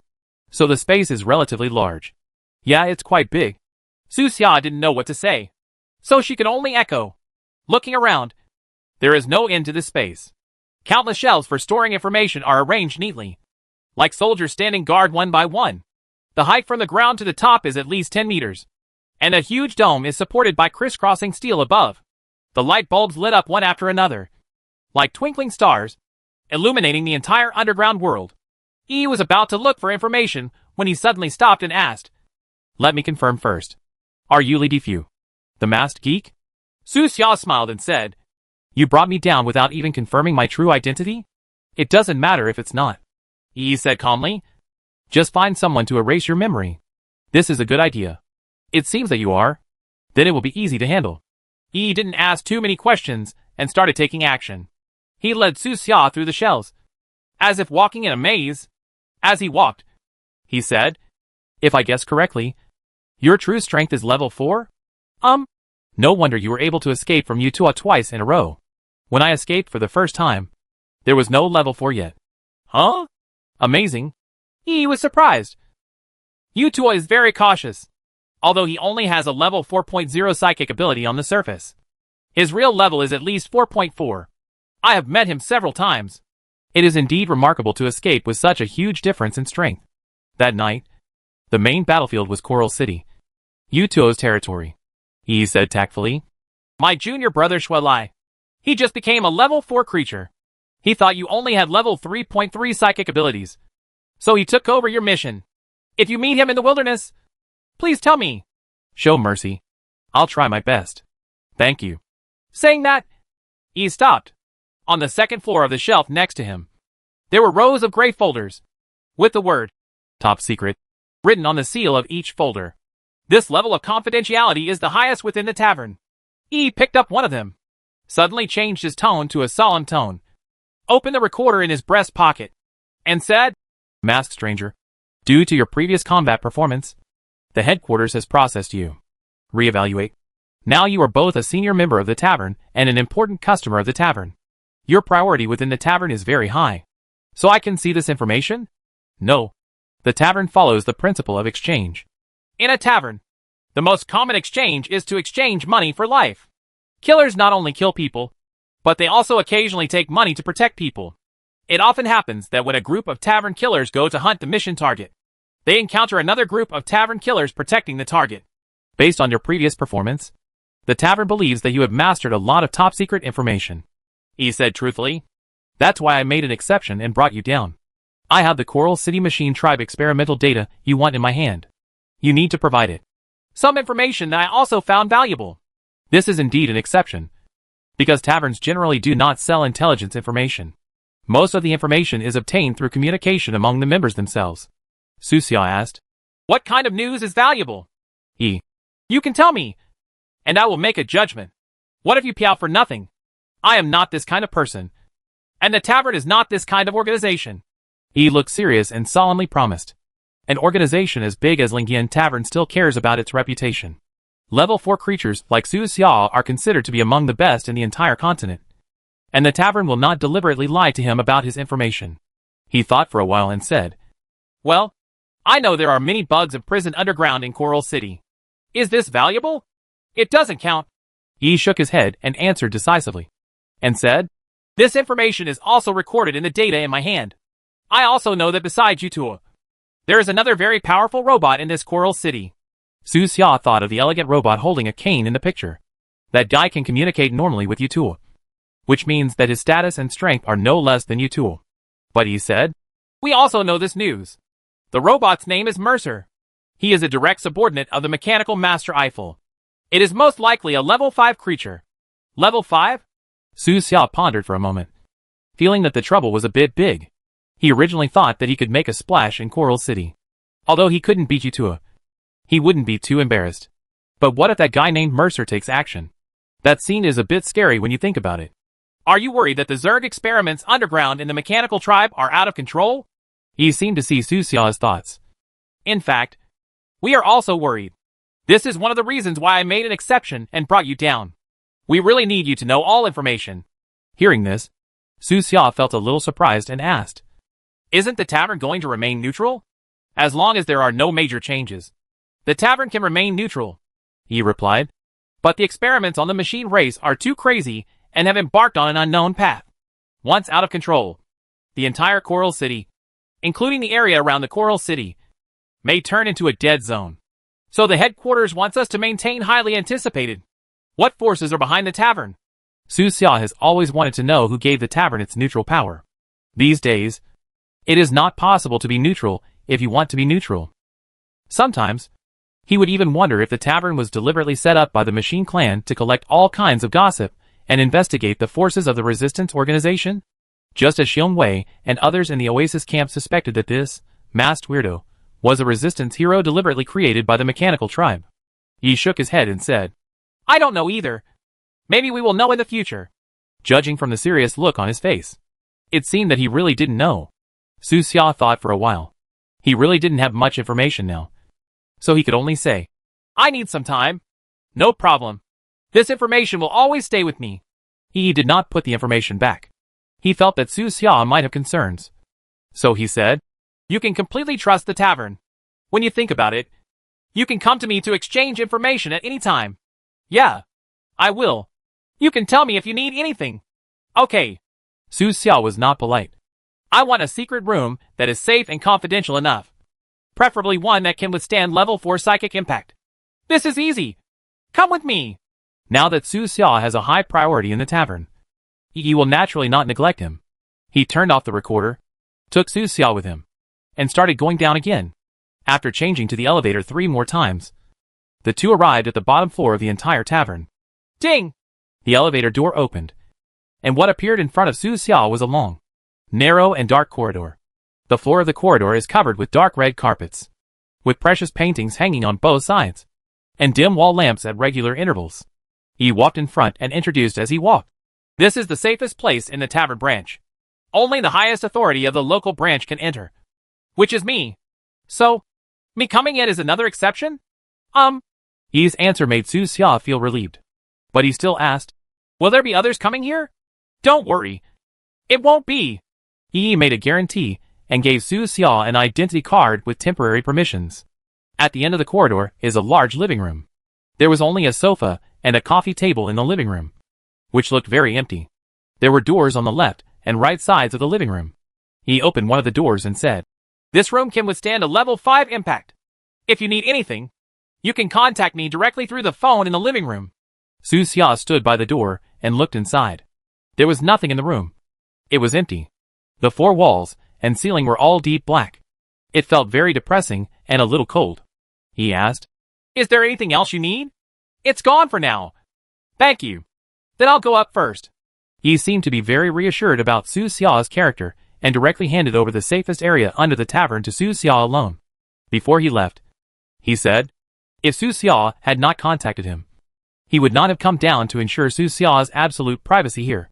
After he left, Su Xiao entered a separate room on the left side of the living room and closed the door.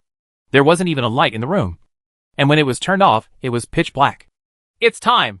Su Xiao took out the red crystal and slowly pressed it to the center of her eyebrows. A moment later, his pupils turned dark red again, and a violent energy burst out from his body, continuously impacting the entire room. This room is indeed safe, blocking all impacts, and there is no trace of deformation for the time being. Those blurry images emerged again. It's still the same laboratory. This time, because the time was long enough. The pictures in front of Su Xiao and the sounds in her ears gradually became clear. He seemed to be at the entrance of the laboratory, and the feeling of being there was very strong. In front of him were two researchers who were communicating. One of them said, "Those monsters have become restless again. I'm really worried about them breaking free." Another said, "What are you afraid of? With Lord Mercer here, monsters are like puppies in front of him." They mentioned the name Mercer. The researcher added, "But the danger is still there. If you just grit your teeth and persevere, it should be over soon."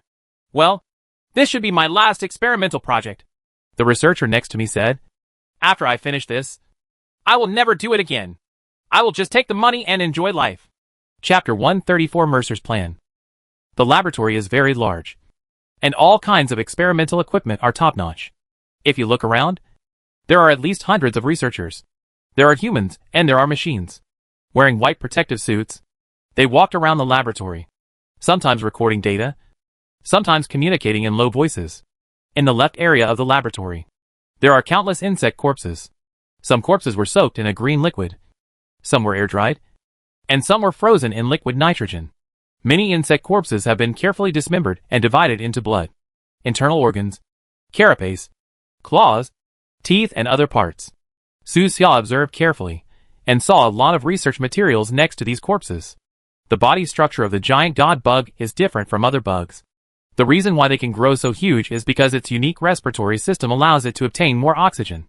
It has air sacs similar to those of birds. The spine of the swift bug is very soft and easy to bend. It has a strong heart and lungs, so it is extremely fast. Each insect has been thoroughly studied, and its various characteristics and weaknesses are clearly marked.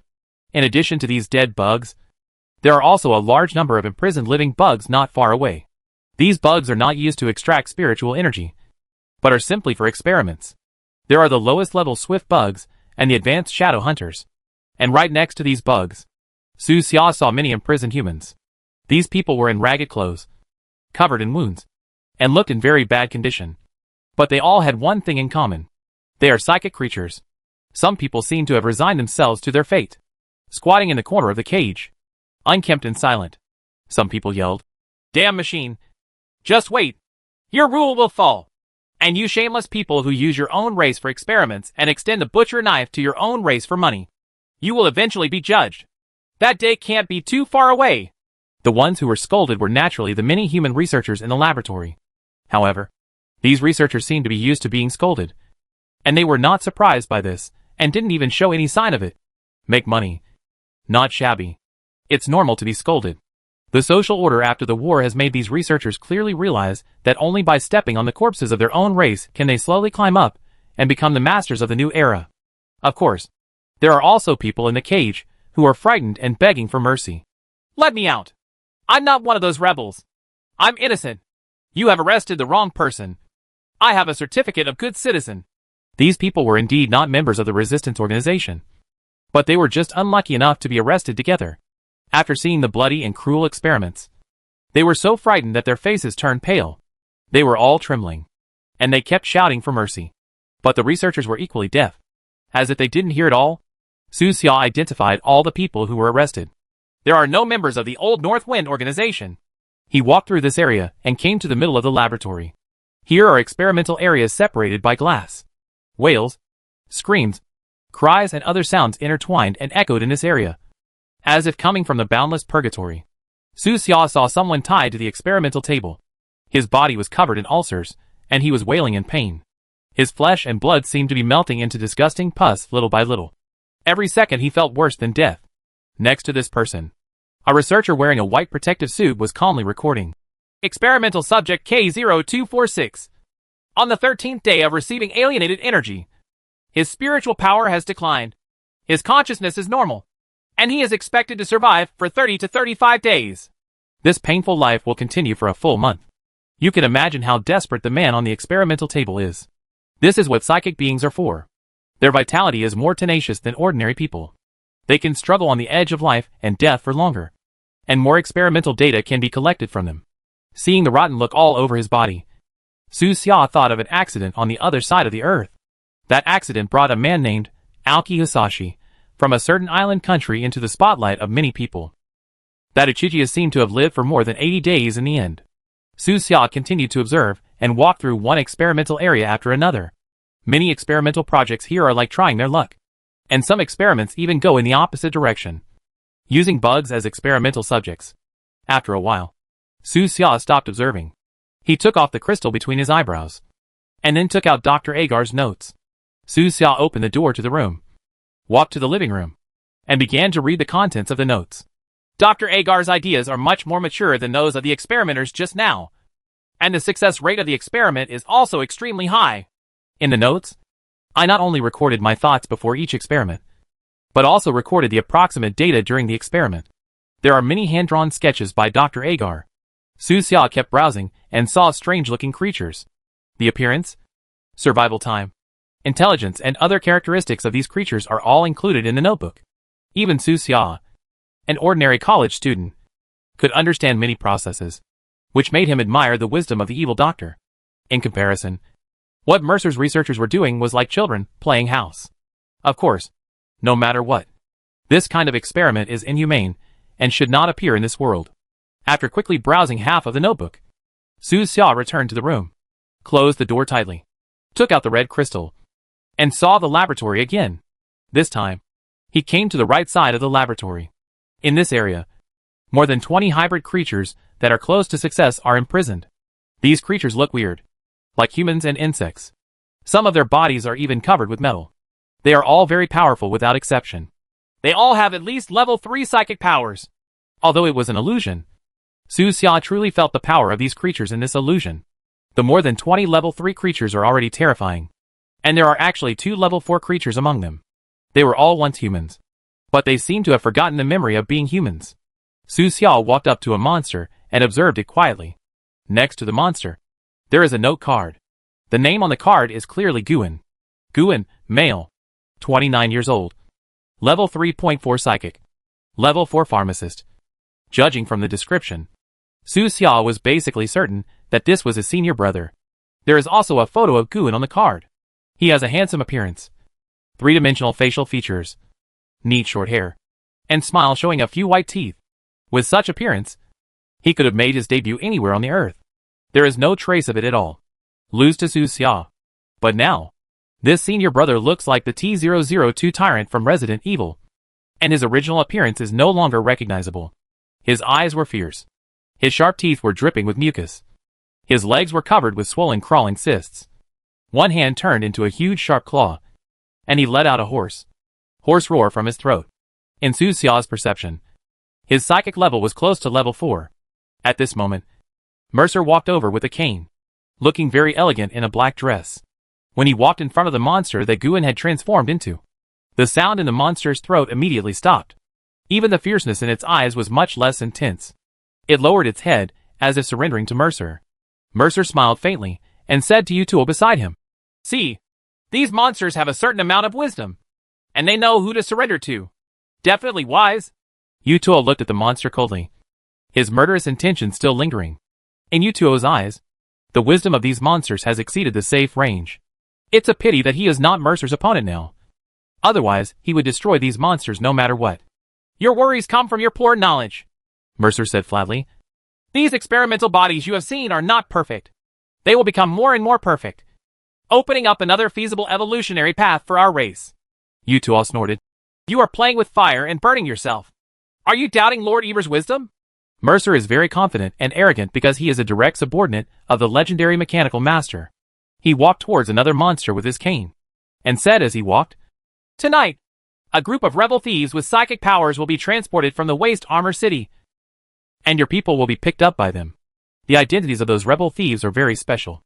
Yuto asked, "What is your identity?" "They are the last members of the North Wind organization. Those people from the Beifong organization are not dead yet. I thought they had died in the laboratory of Waste Armor City." Yuto spoke indifferently and asked Mercer, "These people can be used as bait to fish out Commander Beifong or the masked stranger. Why have they not been used before?" Su Xiao was right next to the two of them, listening to their conversation. After hearing this, he gradually understood that even Yutuo did not know the specific situation of the remaining members of the Beifong organization. It seemed that Jiao Si really didn't know, and he only said those words to save his life. Mercer calmly replied to Yutuo, "You use people from the Scimitar organization as bait to fish out the masked stranger. What was the result?" These words were slightly sarcastic, and they blocked what Yutuo wanted to say next. The result was far from ideal. Everyone knows that the masked stranger successfully escaped from Yutuo's hands for the second time. Perhaps no one in the entire Coral City can stop him. Mercer glanced at him lightly, and then said, "To deal with the enemy, it is not necessary to confront the enemy head-on. It is best to let it disintegrate from the inside. This is the first lesson I teach you. Learn it well." He was obviously prepared, and he snapped his fingers as he spoke. The laboratory door opens. A middle-aged man with an expressionless face walked into the laboratory, and walked up to Mercer and Yutuo under the strange looks of some researchers. Yutuo looked at the middle-aged man and asked, "What does this mean?" "Don't worry. Watch carefully." Mercer nodded slightly and signaled to the middle-aged man. After being instructed, the middle-aged man reached into his arms and took out a mask made of countless metal fragments. He spread his hands, and the metal mask floated quietly in his palm. Then, the mask slowly floated to his face and covered his face. Mercer smiled lightly and patted Yutuo's shoulder with his stick. "See, we also have masked weirdos." Chapter 135 Abnormal Loss of Control. Someone copied my face. No matter how similar the imitation is, it is not an authentic masked geek. Through the red crystal, Su Xia seemed to be standing next to Mercer and saw the fake. The appearance of this fake made him very unhappy. The face was as ugly as a car accident. Only by wearing a mask could the shocking ugliness be concealed. Through the mask, one could see the numb eyes, which looked like they had just been dug out of a dead person's face. They were emotionless and very empty. Yutuo asked what Su Xiao wanted to ask. "His ability is also to control metal?" "No, not just metal." Mercer was full of confidence, punched his cane, and signaled the fake to take action. The middle-aged man got the order and immediately started demonstrating. He used his talent to silently sense everything around him, and then suddenly raised his hands. The surrounding glassware, hoses, cotton swabs, gauze, metal brackets, etc. were all affected, floating in the air and spinning slowly. This scene looks very shocking, as if he is the master of all things. Many experimenters on the side looked at him in surprise. They couldn't leave the ground for a long time, so most of them didn't know what happened on the ground, and they didn't understand Mercer's intention of letting this middle-aged man show off his abilities. "Control all things?" Yutuo's voice also had a hint of surprise. "Is it a skill or a talent?" "Sir, it's a talent." The middle-aged man finally spoke, his voice hoarse. Yutuo asked again, "What is the specific power? Can it affect me?" The middle-aged man replied, "Sir, I just tried it. It seems you are not as good as the masked geek." After these two battles, Yutuo had a high opinion of Su Xia's strength. After all, Su Xia can really influence him. But Yutuo didn't feel the slightest bit about this middle-aged man's so-called power to control all things. In front of him, Mercer smiled lightly and said, "His psychic level is only 3.7. In your opinion, what should the masked stranger's psychic level be?" "Hard to say." Yutuo carefully recalled the two encounters. He has always had doubts about Su Xia's true strength. During the first fight, his psychic level should have been below 3.5. In order to escape, he used something that temporarily increased his strength. That thing must have had some side effects. I didn't expect him to recover so quickly. Robots' memories are very convenient. They can record everything that happened in the past through a first-person perspective. The battle that night was very fierce. An ordinary level 3 creature might not have been able to survive even a minute in Yutuo's hands. But the second time we fought, His was already promoted to level 4. Based on this judgment, middle-aged people are indeed inferior to Su Xia, and his shortcomings are obvious. Although he can control many things around him, when he needs to control one thing specifically, his power cannot be fully concentrated. When he only controls metal, his performance at level 3.7 is not as strong as Su Xia's performance at level 3.0. After Yutuo learned the real situation, he analyzed it for a moment and asked calmly, "What do you want him to do?" "Simple. Where does the masked stranger have the highest prestige?" "Refugee camp?" "That's right." Mercer nodded slightly. "It's easiest to start with refugees. It only takes some ordinary little things to discredit the masked weirdo, and even make him turn against his own people. But for now, let us first let the masked weirdo go rescue some refugees." Not all of the movement's refugees fled into the wilderness after that night of unrest. Others were more courageous, and even tried to attack various important institutions in the city after Su Xia left. Several refugee teams even stormed downtown office buildings. Although Coral City was caught off guard at the time, it later reacted. Put the entire city on alert, sent out all soldiers to perform tasks, and captured many refugees who attacked important institutions. Some refugees have not yet been released, and are being held in prisons in various areas of the city. Mercer said to the middle-aged man, "Your mission is very simple. You will take action this evening to repeat the events of that night. You don't need to do it too perfectly. As long as you can rescue the people in the prison, I will arrange for people to do it." "Cooperate with you?" The middle-aged man nodded. "Sir, I understand." "Very good. After you are rescued, take those refugees and escape to the wilderness. I will build momentum for you." "Yes." The middle-aged man was very obedient and didn't ask any questions. He was like a machine that only knew how to perform tasks. It seemed that he had no intention of taking off this cold metal mask. Wearing a mask, he slowly excused himself and went back to seriously prepare for tonight's action. Yutuo watched the middle-aged man leave, and then asked coldly, "Your target is not just the masked stranger? Since we have such good chess pieces, we naturally have to take a long-term view." Mercer smiled faintly. "The resistance organizations in the wilderness have moved their locations. This is our opportunity to explore them. Your vision is too short-sighted. Why? Do you want to keep your mind on that masked weirdo? He's a good opponent. Learn from me, and you will meet more good opponents in the future." Mercer's tone was always arrogant, as if he was deliberately so, like an old noble from the old era, with a disgusting elegance.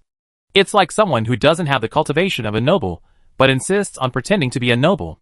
It makes people want to punch him, even through a layer of illusion.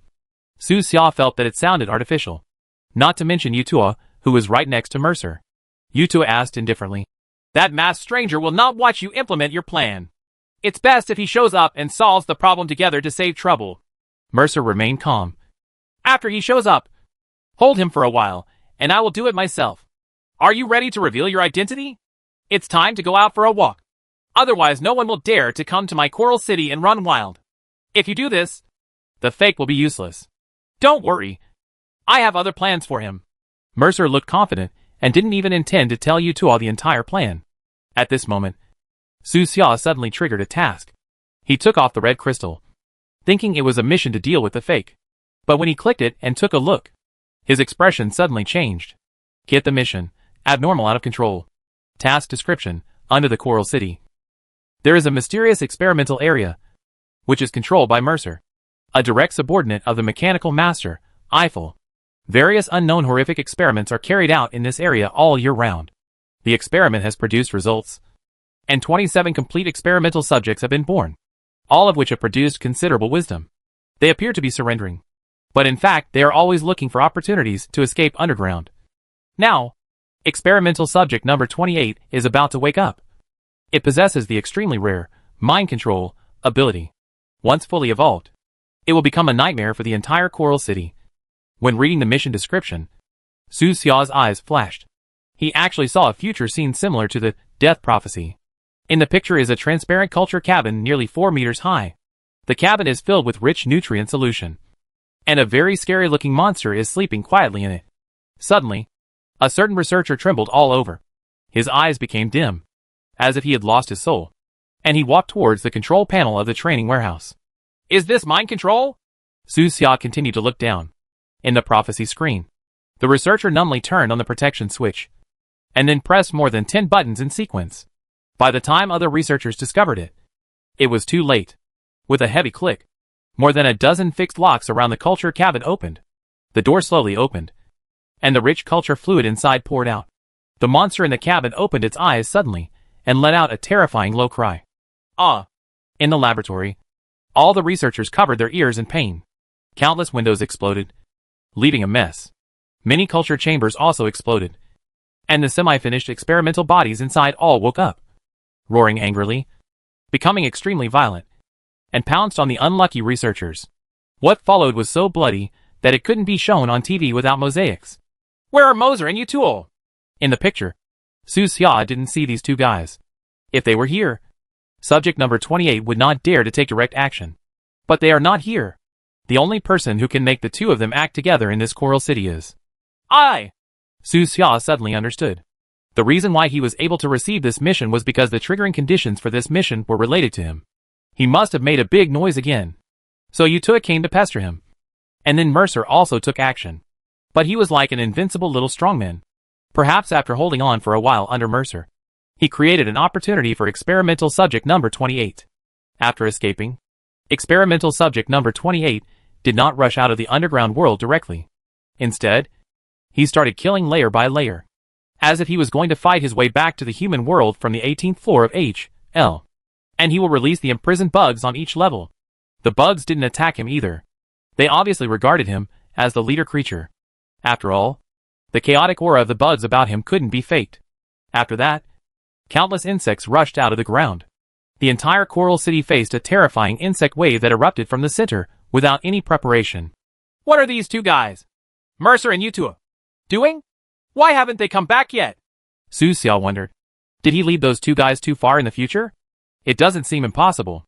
He can fly, and so can those two guys. If Mercer was determined to kill him, he might have followed him out of the Coral City area and into the wilderness until he was completely killed. It seems that I am in danger, and Coral City is also in danger. Su Xia pondered. Every next step must be done carefully. As long as Mercer stayed underground, experimental subject number 28 would not dare to act. But that masked weirdo will take action tonight at dusk. Su Xia can't just watch that ugly guy act under his guise. He must do something. That fake only has level 3.7 psychic power. Maybe. Su Xia's mind moved slightly, and she gradually came up with an idea. Chapter 136, he will eventually be judged. Abnormal loss of control task 1. Task description. The experiments under Coral City require a large number of psychic creatures, which are provided by more than a dozen surrounding cities. At 7 o'clock tonight, several prisoner trucks from Waste Armor City will arrive at Tushar Town on the outskirts of Coral City. Please go to intercept and rescue all psychic prisoners. Mission Requirement 1. Kill all transport personnel. Mission Requirement 2. No one in the town died. Task Requirement 3. The number of prisoner deaths is less than 3. Task Requirement 4.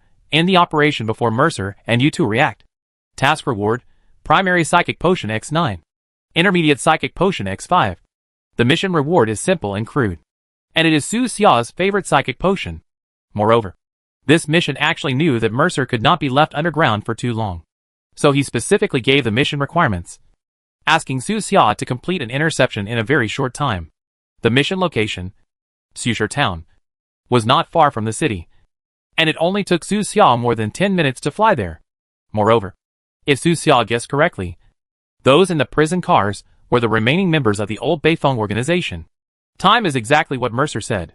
However, the masked stranger also acted this evening, so Su Xia had to pay attention to the time and race against time. Call. He took a deep breath, used the red crystal, and continued to observe the actions of Mercer and Yutuo. The two guys were walking and talking in the laboratory of Nua University. After walking for a while, they walked to a huge culture cabin. In this cultivation cabin is experimental subject number 28, who has not yet awakened. Mercer said arrogantly. The person who injured you before was experiment number 27. He has level 4.4 psychic power. His reaction speed and intelligence are better than those of Zerg at the same level. He is more loyal and easier to control than humans at the same level. Metal gives it greater lethality. And what you see now is stronger and more perfect than number 27. It's also easier to lose control.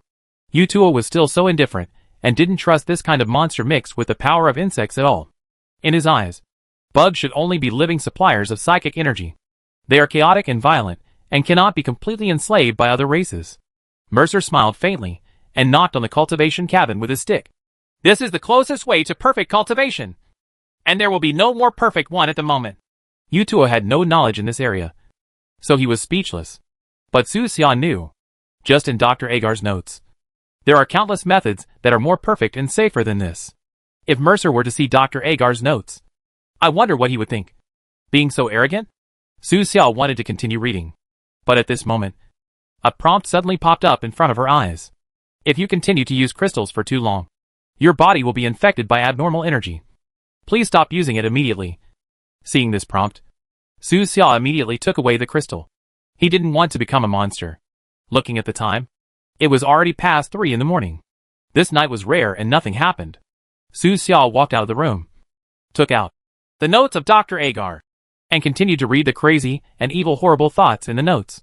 In a certain page of the book, Dr. Agar wrote, I seem to be a little too crazy. I was not like this before. What changed me? Maybe it is the will of the Creator in the dark that is guiding me. I will toward success.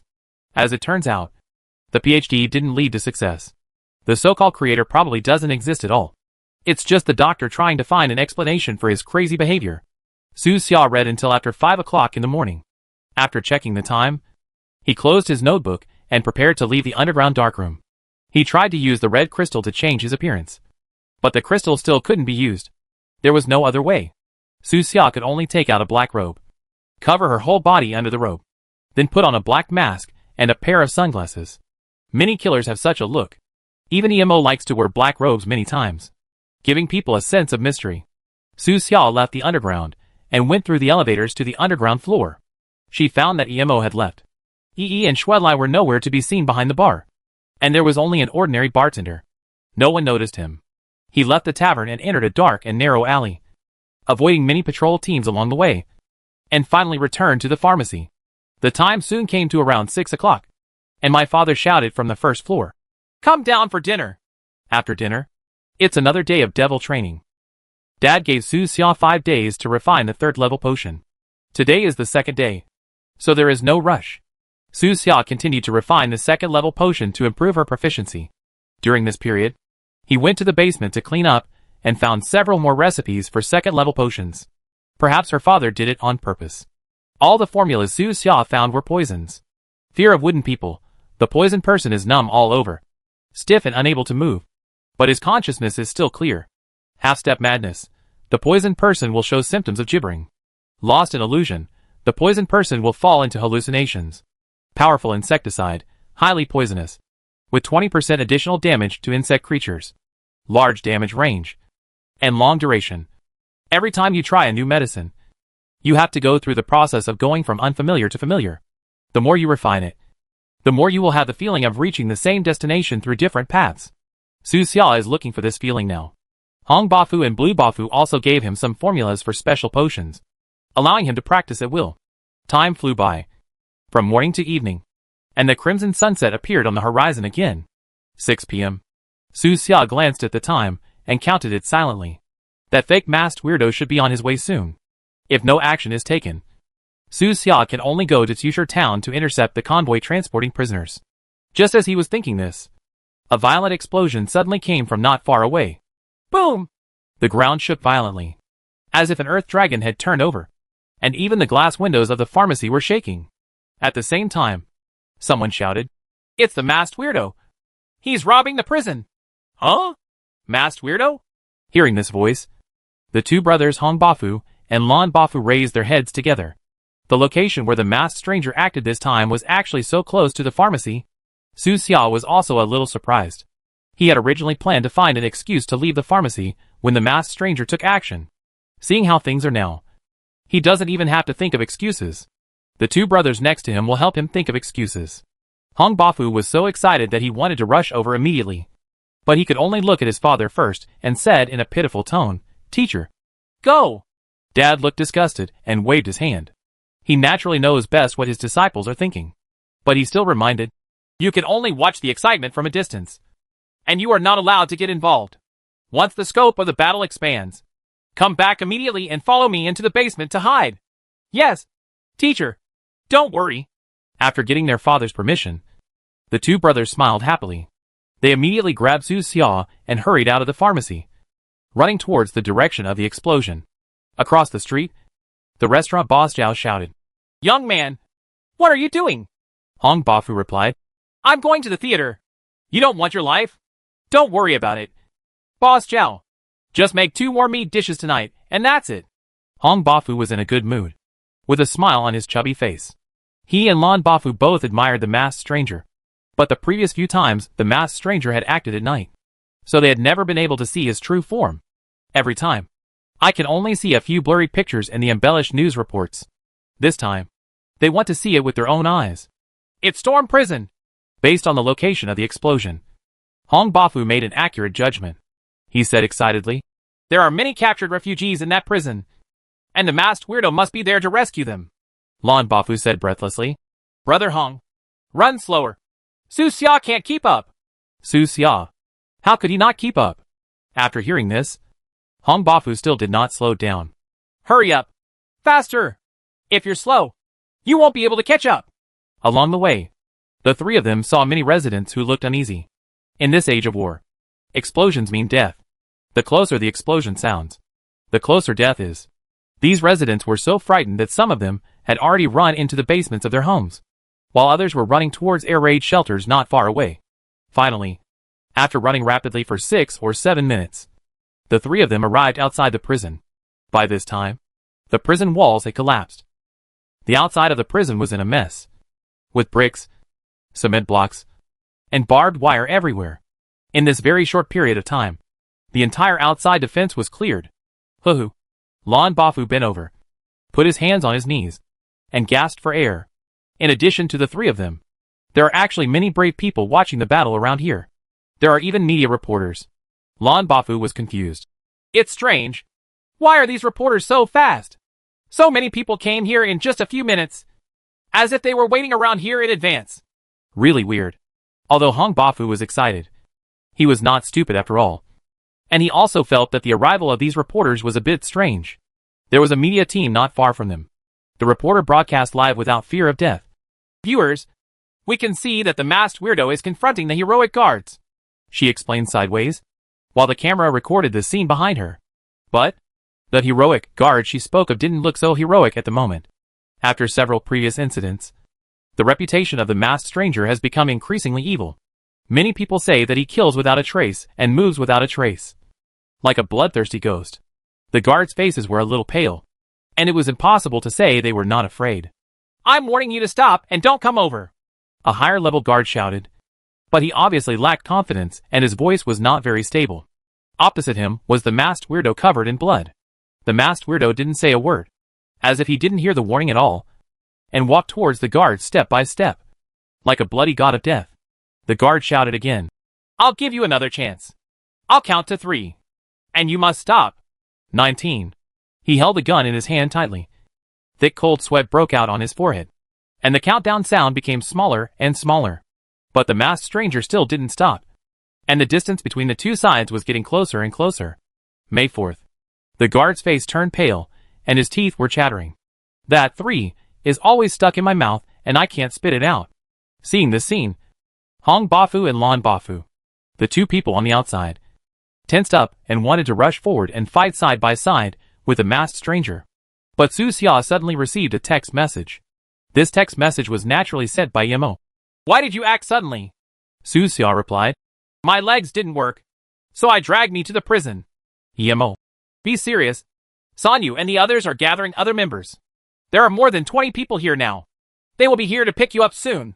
Su Xia, "Let Sanyu and the others go to the outskirts of Future Town and make a plan to retreat or hide. They are not needed here." "Good." Yemo was quite decisive and did not ask any more questions.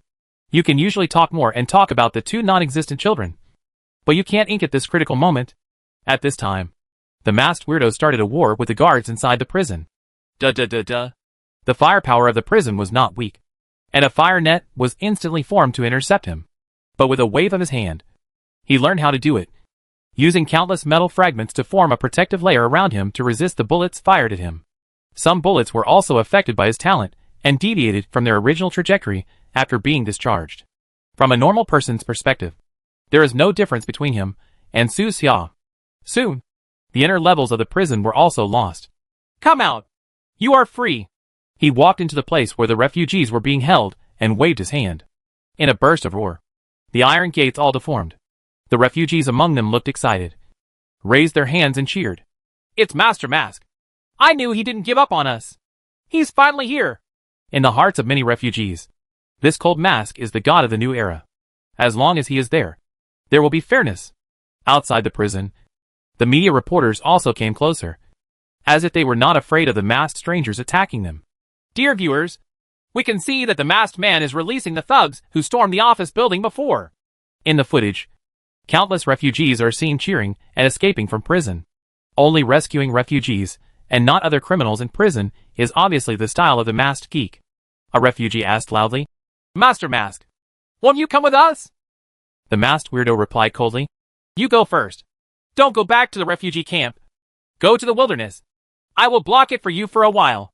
Master Mask, you must be safe. The refugees were in tears. They left the prison one after another and fled into the streets of Coral City as quickly as possible. It didn't take long for all the refugees in the prison to escape. At the scene, only the masked strangers were still blocking the soldiers who kept coming for support. Hong Bafu waved his fist and said happily, Success! Those refugees are gone. As long as the masked monsters fly away again, this prison robbery will be perfect. That's right. Don't be afraid even if Yutua comes. Lan Bafu also happily stood on tiptoe and looked in, where he could see the handsome figure of the masked stranger. After the previous incidents, many forces in the city knew that no one in the city could stop the masked stranger. Not even if Yutua comes in person. Not far away, the reporters expressed their anger. Naturally, they were arranged by Mercer, in order to build momentum for the masked stranger, and at the same time let the many resistance organizations in the wilderness know the news. The female reporter at the front said loudly to the camera, That thug once again trampled on order and brought danger and fear to countless innocent people. He will not remain free forever, and will one day be tried. As soon as she finished speaking, a clear sword sound suddenly sounded from the scene. Zheng! A ray of cold light flashed, and the head of the masked stranger flew up. The sword light disappeared, and the head fell to the ground. Snapped! The head fell heavily. Blood spattered everywhere, and rolled around several times. The scene instantly fell into deathly silence. Chapter 137 Dying Alone. Masked stranger died.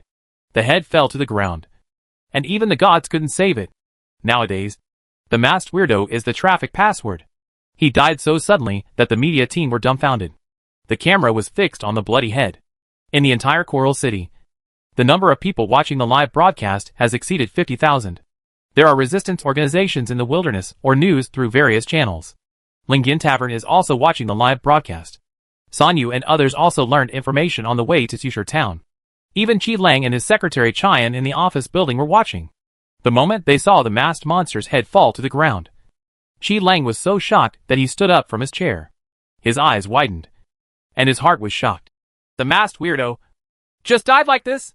This is not right. It shouldn't be like this. That masked weirdo should die in his hands. The last failure in the manor made Qi Lang learn from the pain and determined to make changes.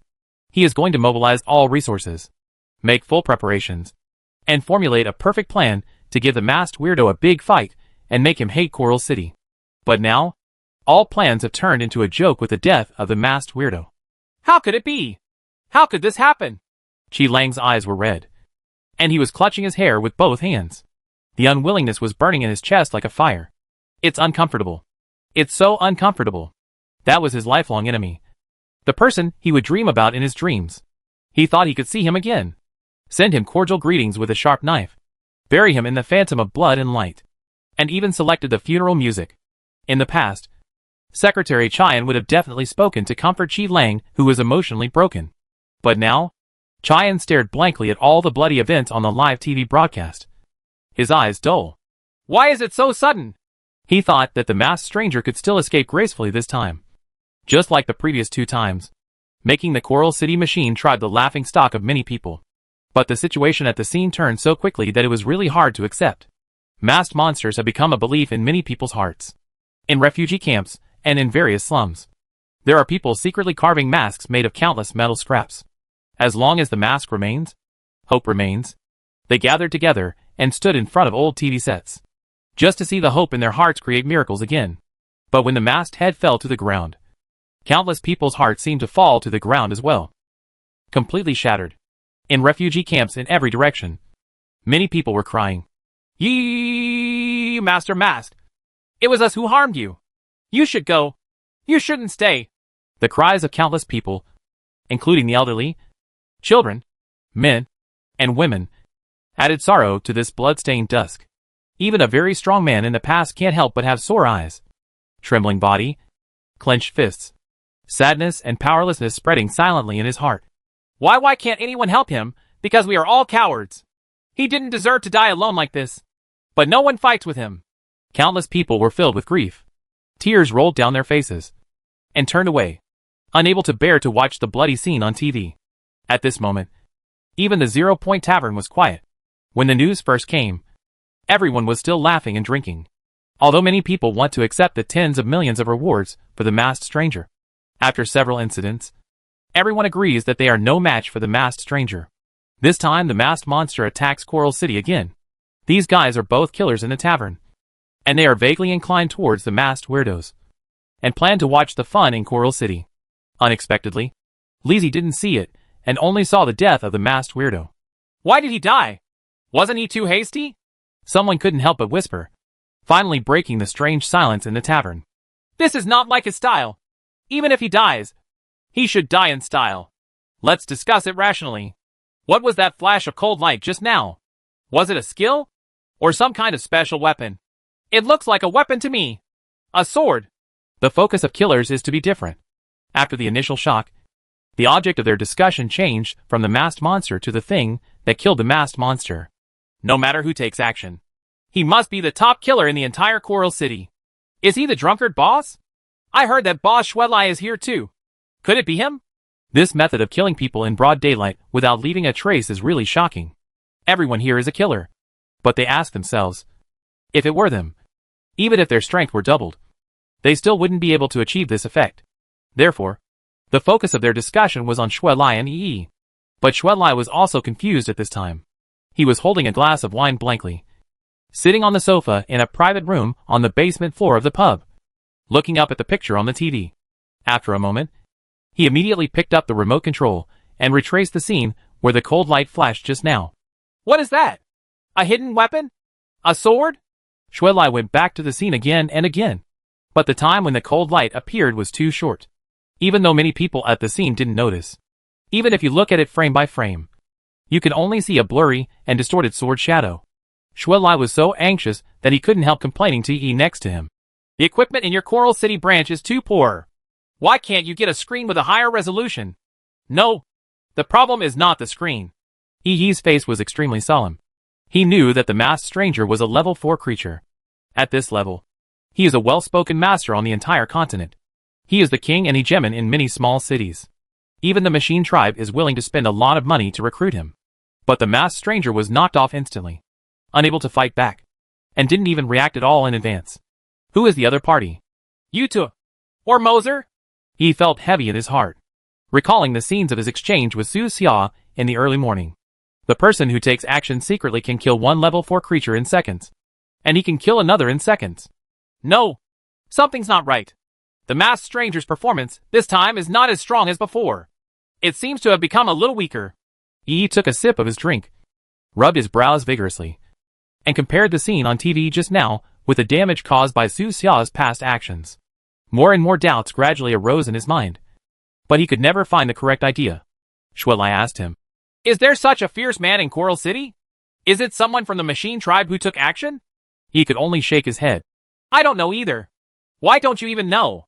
You have been in Coral City for so many years. Don't you have a rough candidate in mind for the person who will do this?" "Don't worry." He waved his hand and turned his attention back to the TV screen. The blood all over the screen has not solidified yet, but he had a bold guess in his mind. Don't jump to conclusions prematurely. Let the bullets fly for a while. Now, in terms of degree of shock, Sanyu was naturally the most shocked. He also knew that Su Xia was a level 4 creature. Even Yutuo couldn't do anything to Su Xia, and no one in Coral City could keep him. Beside him, Yuan Hua immediately said after learning the news, "Impossible. Absolutely impossible. Brother Mask is invincible. The little coral city can't keep him. That must be fake news released by the machine tribe. Just a smoke bomb. Although he said this, Yuan Hua felt restless and anxious in his heart, wishing that he was not there. He also knew that the machine tribe still wanted to save face, and would not give out false news under normal circumstances. What's more, it was a live broadcast, watched by so many people. Xinyu looked at the picture on the phone sadly, with tears welling up in his eyes, and said sadly, Mask, is he really dead? He hasn't taken me on a flight yet. He is definitely not the kind of person who keeps saying nothing. He who believes. Oh, that live broadcast screen. Zhu sighed softly, not knowing what to say if he wanted to say something comforting.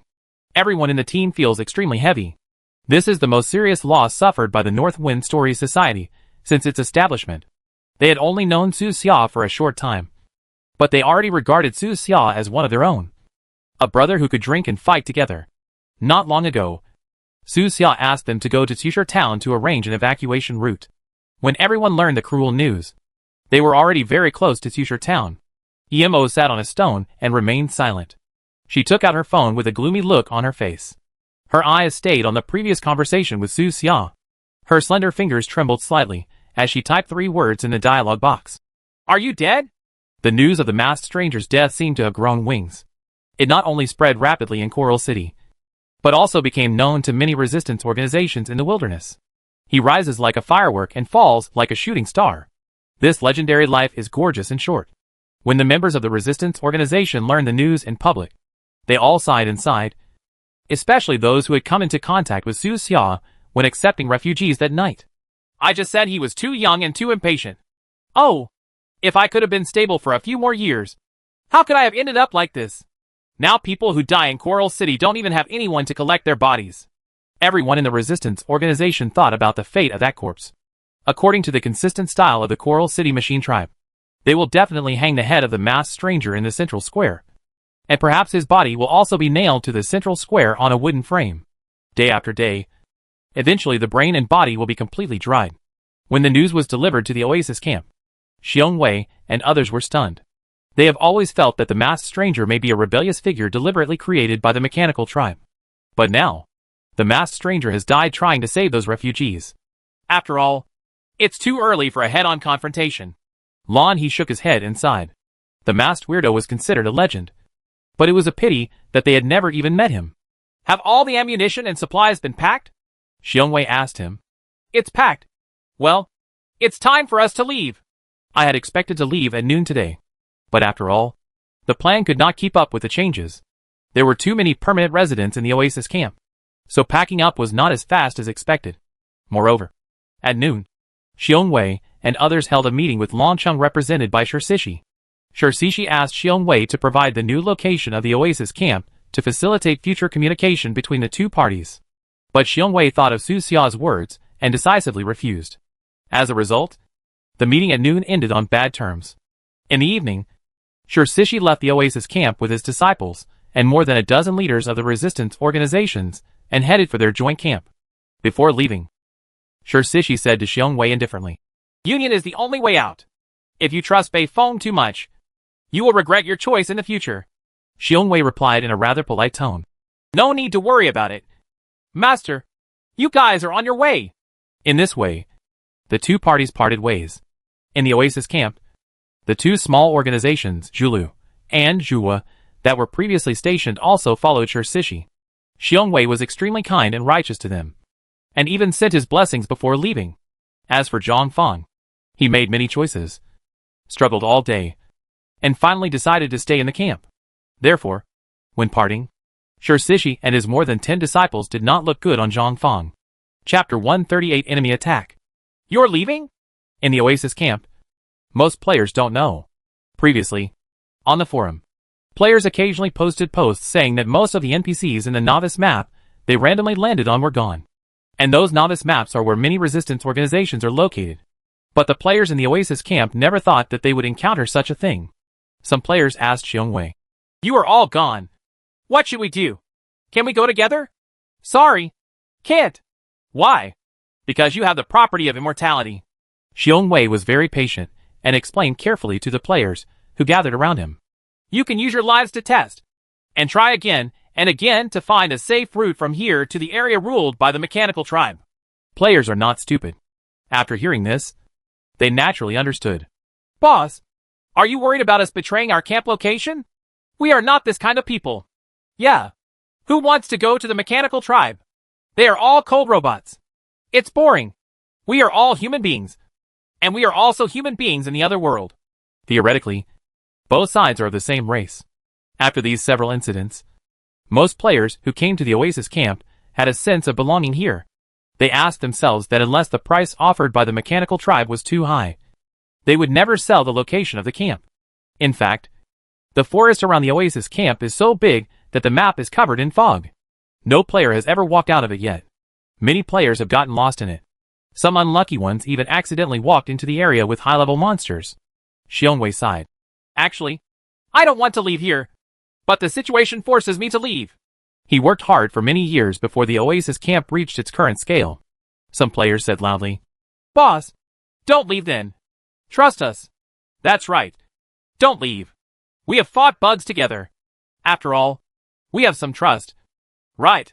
Hearing the voices of the players around him, Xiongwei and the other senior camp officials were very pleased.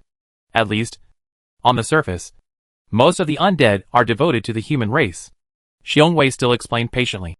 We did fight bugs together, but you are all from another world. And more people are coming.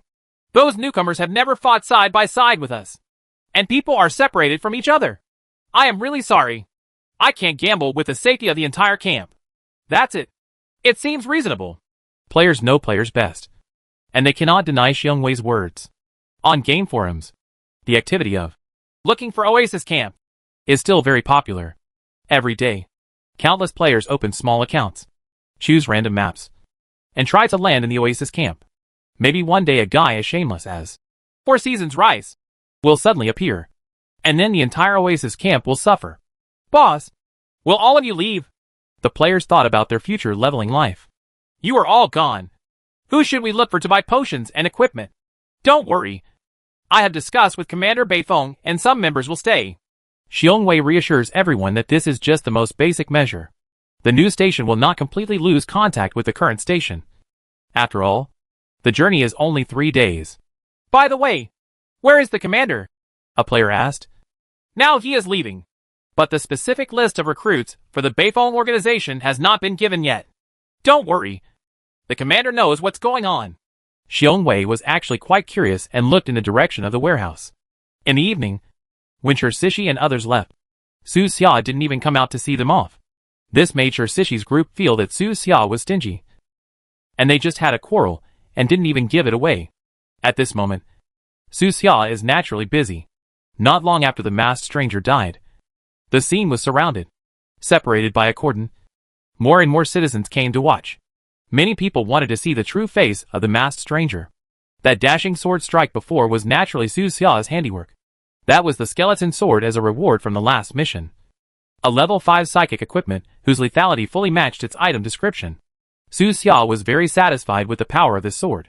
But beside him, the 2 brothers cried out sadly. No! The 2 of them were at the scene. And the impact of the scene of the person's head falling to the ground was far beyond what the TV picture could compare to. The painful impact of the masked stranger's death on them has not gone away to this day. Hong Bafu looked gloomy and murmured in a low voice. It shouldn't be. Why did he fall here? He has survived such a dangerous situation before. The situation of Lan Bafu is not much better. These 2 brothers, as well as the other citizens watching nearby, were not aware of the possible danger. If the guy who takes action secretly is a bloodthirsty killer, he only needs to control the flying sword to turn around a few times, and he can harvest a bunch of heads. Groups of soldiers also arrived at the scene one after another and sealed off the entire prison. Not long after, a guard shouted with a loudspeaker. The danger has not been resolved yet. Citizens are asked to leave immediately. At the same time as he shouted, tall temporary barriers began to be erected around the prison to block everyone's sight. Until the end, people could not see what kind of face was underneath that metal mask. Strange. After finally killing the masked monster, why don't you open the mask on the spot and promote it to the camera? Maybe the city lord and the others have other plans. With a burst of confusion, the citizens left the scene one after another. Su Xiao looked at the time. And it was going to be 7 o'clock in the evening in more than 10 minutes. He wanted to take the two brothers back to the pharmacy first. But the two men refused to leave for the time being, and wanted to stay here to see if a miracle would happen. So Su Xiao said that his friend had something to do, and he had to take the first step. After bidding farewell to her two brothers, Su Xiao headed straight out of the city. It's already a bit too late. Unless those prisoner transport vehicles would rest in Susher town, Su Xiao would most likely be able to intercept and kill them on the way from Susher town to the city. The time slowly came to 7 o'clock in the evening, and the sky was already dark. Susher town. Under the last ray of sunset, 8 prisoner trucks drove slowly into the town through the bumpy roads. These cars came all the way from Huijia City. 16 psychic creatures from the original Beifeng organization were imprisoned in the cars. 2 in each car. And there were 2 guards in each car. Due to the special status of the prisoners, Huijia City arranged a one-to-one management package for them to ensure that there would be no problems. The town of Susher is not big, with a total of just over 300 people in the entire town. Thanks to its proximity to the city, this town has not been plundered by wandering mercenaries in the wilderness so far. It looks peaceful, with smoke rising from every house. We're finally here. This journey has been so boring. On the prisoner transport vehicle, the guards were bored. The road between the abandoned armor city and the coral city is in tatters, with abandoned buildings and overgrown weeds along the way. It is boring and boring. If you are not lucky, you may encounter unknown monsters in the wilderness. Their journey was relatively smooth, and they encountered no monsters. Moreover, when they were about to arrive in the town, they received news of the death of the masked stranger. Since the two sides are at odds, this news is naturally good news, and it dilutes the boringness of this journey a lot. What a death! I'll pop some champagne at the bar later to celebrate. These guards were all beneficiaries of the post-war order. They have strength and firearms that ordinary people do not have. Although their status is not noble, they are already considered superior to ordinary people. Even if they occasionally commit crimes in refugee camps or slums, they can be protected by the people above and will not be punished much at all. Therefore, they like this kind of world and do not want any force to break it. The guard driving the car at the front laughed and said, "That masked weirdo is really mentally ill. He doesn't know how to enjoy this kind of strength. And he has to fight against the machine race in a stupid way. If I have his strength, I can buy a manor directly in the center of the city and change women every day without bringing the same one." Seconded. Brother is right. In the channel, many guards smiled and agreed. If you have strength and status but don't know how to enjoy yourself, then what is that other than a fool? The current post-war world order is prepared for people like them. Those humble untouchables are tools used for pleasure. The guard in the second car smiled and said, "That masked weirdo actually wants to stand up for them. Who does he think he is? Commander Beifeng?" Ha ha ha. The guards laughed because the people detained in the car were members of the old Beifeng organization. These members wore psychic suppressors, were covered in bruises, and were shackled with thick handcuffs and shackles.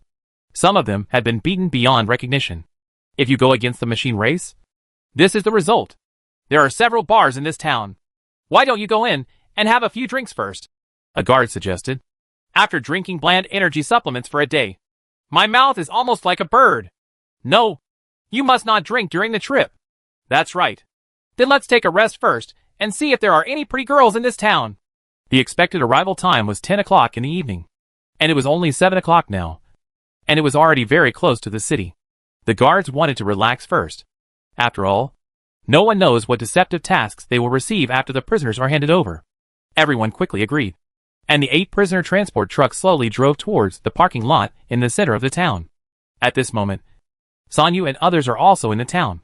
They had already noticed it before the prison vans entered the town. Is this why Mask asked us to come to the town to arrange an evacuation route? Yuanhua sighed. There are 8 prisoner transport vehicles, and the vehicles should be arrested members of a certain resistance organization. Coco Mask can't come by himself.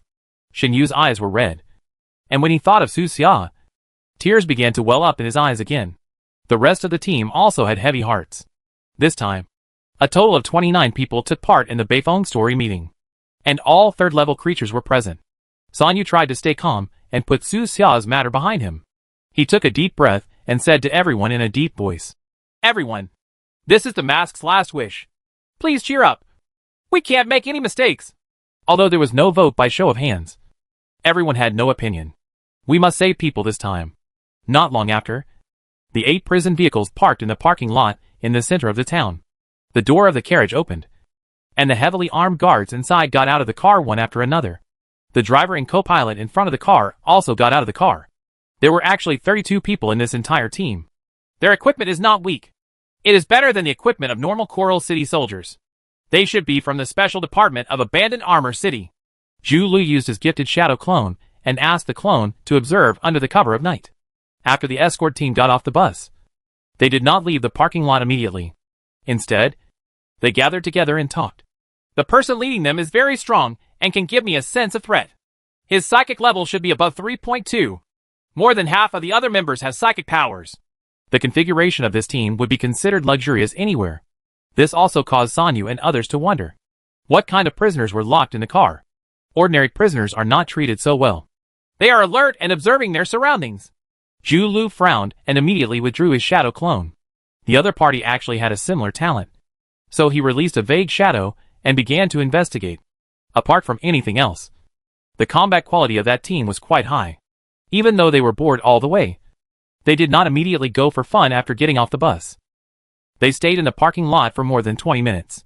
In the meantime, some guards would open the carriage from time to time and go in to torture the locked members of the Northwind organization. In order to avoid their reconnaissance, Sanyu and others had to retreat again and again, almost retreating to the edge of the town. The time came to 7:30 in the evening. The leader of the other party looked at the time and said with a smile, "That's enough. This town is safe. There are no enemies. Okay, brothers, go relax. Go first with a third of the people, and stay here to guard the rest." They had made arrangements in advance and moved in an orderly manner, without any quarrels over who was going and who was staying. The guards who went first suddenly smiled, greeted the others, and prepared to leave the parking lot. "Don't worry, brothers. I'll be back as soon as I go." But at this moment, something unexpected happened. In the cold night wind, a fatal sound suddenly floated. Whoosh whoosh dash. The goggles of the 2 guards were violently shattered. Sharp metal fragments entered through the eyes and instantly penetrated their skulls. The rest of the team were shocked and reacted immediately. Enemy attack! Chapter 139 Free Man. 2 corpses fell, and the warm blood gave the night a touch of warmth. But the other guards felt a little chill in their hearts. This metal method of killing people is too familiar. Who else could do this but the legendary ghostly masked stranger? Isn't that masked weirdo dead? We're in HL. The problem now is that they have lost 2 important members without even knowing where the enemy is. There seemed to be danger everywhere in the surrounding darkness. Everyone activated their night vision equipment, tensed up, gripped their weapons, and were on high alert. Group 3. Take cover. Get those damn prisoners off the bus. And then talk to that bastard hiding in the dark. The captain of this team stayed rational and came up with this solution.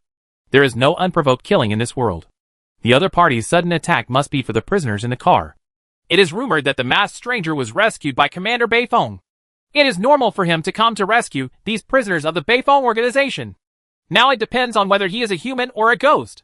The captain activated his psychic shield, a stern expression flashing across his face. Regardless of whether they are humans or ghosts, all living beings are equal before fire. He wanted to use the prisoners as hostages to force Su Xia out. He had a good idea, but he underestimated Su Xia's ability to control metal.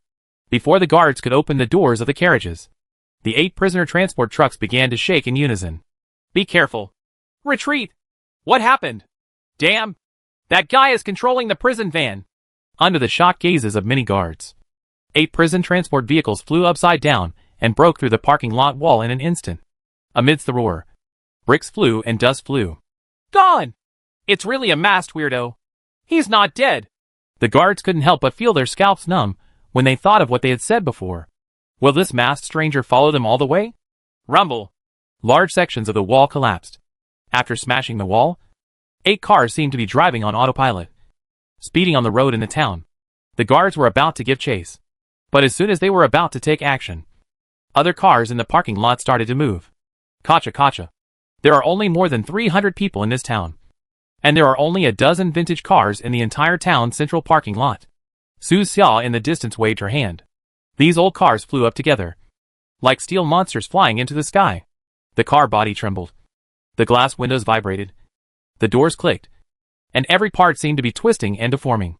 It would be considered a big scene in a special effects movie from the other side of the earth. Su Xia, the scene person. Seeing this scene, the captain was shocked and shouted, "Damn it! Get out of the way!" At this moment, he suddenly realized the gap in strength. This masked monster is much stronger than what is advertised on TV. And he can completely crush them. Go! As soon as Su Xia finished speaking, the dozen or so old cars slammed into the guards on the ground like cannonballs. Even though they have dispersed long ago, there are still guards who can't avoid them. Boom! Boom! The parking lot was filled with flames. Metal shards and glass shards were flying everywhere. The sound of explosions continued, and the ground in the town was shaking. After the explosion, the parking lot was a mess, with countless pieces of debris burning. Just this casual blow cost more than half of the entire team. More than 10 people were hit by a car and died suddenly on the spot. Their bodies were flattened and burned together in the fire. The clothes and grease on their bodies sizzled, giving off an extremely unpleasant burnt smell. The people who were still alive were also in a miserable state. Except for the captain. Almost everyone was injured. Cough, cough, cough. Some people were lucky enough not to die, but their chests were pierced by scattered car debris, and they lay on the ground coughing up blood. Others were hit by large burning debris, and the clothes on half of their bodies were scorched. This violent explosion also broke the tranquility of the town. The war has only been over for a few years, and the residents still remember those days of constant gunfire. Now they hear explosions again, and most of them are terrified. Quickly! Send the children into the basement. What's going on? Are they those wandering mercenaries in the wilderness? The adults took up arms one after another, and opened the doors of their homes in panic. After the war, the machine race carried out a large-scale gun collection campaign against the human race in the ruled area. In this way, even if the ruled people want to rise up to resist, it will be difficult to obtain weapons in a short period of time, and they will not even have the strength to resist those wandering mercenaries. If during the war years, many people had guns in their hands, how could wandering mercenaries dare to plunder? Those wandering mercenaries are beasts who deserve to go to H.L. Hope it's not them. The weapons in people's hands are basically shovels, steel rods, kitchen knives, etc. Without thermal weapons, there is no confidence. Everyone in the town knew each other. The old mayor showed up with a shotgun and a few homemade bombs in his pocket, and quickly organized the adults, who walked out of the house. It's the parking lot in the center of town. The old mayor wore reading glasses with a worried look on his face. He looked in the direction of the parking lot, and kept wiping the oil stains on the gun. The blazing fire was spreading its teeth and claws in that area, like a demon from H.L. And the thick smoke was rising, and it could be seen clearly even under the cover of night. The horrific explosion left everyone with lingering fears. Everyone follow me! The old mayor felt relieved, loaded the shotgun with ammunition, and led everyone to the parking lot. At his age, he could earn as much as he could live, and he was already prepared to die. But at this moment, the parking lot manager hurried over. At the beginning of the battle, the administrator realized something was wrong. Fortunately, he was in the management room at the edge of the parking lot, and was not affected. He immediately ran away after seeing the car taking off. He was sweating profusely, breathing heavily, with a trace of panic on his face. He stretched out his hand to stop everyone, and said out of breath, "Don't go over there to fight with the gods." The word God is a bit exaggerated, but Su Xia's ability is indeed extraordinary in the eyes of mortals. Wearing a deep black robe, he slowly floated into the parking lot against the backdrop of the firelight. The black robe fluttered in the hot wind, like a god descending from the sky. With a few whoosh sounds, several more guards who were unable to dodge fell down, blood gurgling from their necks. The smell of blood and burning intertwined in the wind, which was a bit choking. The remaining guards knew that they could not escape. After looking at each other, they all became fierce, gritted their teeth, and began to fight for their lives. Go together! Kill him! Even in this situation, these well-trained guards still did not forget to cooperate. Someone fired repeatedly, trying to use thermal weapons to suppress Su Xia. Duh. Bullets rained down, and muzzle flashes flashed. Others used skills to bully her forward and try to cause harm to Su Xia in close combat. It has to be said that this cooperation and fighting will far exceed those of the regular soldiers in Coral City. If it were those ordinary soldiers, if the casualties were slightly serious, they would start to collapse and flee in all directions without even considering whether they could escape. Masked stranger! A guard with level 1.1 psychic energy was very close. He roared angrily and struck at Su Xia with the weapon in his hand at an extremely tricky angle. It turned out to be not a metal, but a bone weapon. But Su Xia didn't change her expression. She easily blocked his attack and then punched him hard. Boom! This punch hit his neck directly. There was only a click, and the guard's neck broke. Su Xia, who possesses level 24 titanium particles, has reached an extremely terrifying level of physical strength. Even with only her physical strength, she can fight monsters in the wilderness. Su Xia threw the guard's body away as if throwing away garbage. Then with a thought in his mind, more than a dozen hot red metal fragments flew up from the burning wreckage and instantly penetrated the two guards who attacked behind him. Both men threw themselves into the street and died on the spot.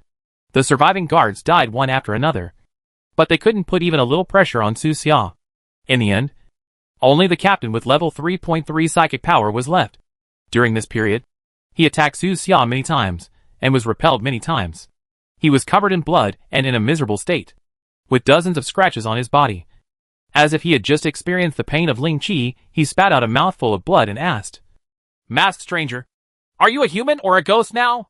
How human do I look to you? You're not dead?" The man wiped the blood from his face. "Then who was the masked weirdo who died in the live broadcast? Was he your clone? That's interesting to say." Su Xia waved her hand casually. An ray of cold light flashed through. Time is precious, and he doesn't like nonsense. So let this guy figure it out on his own.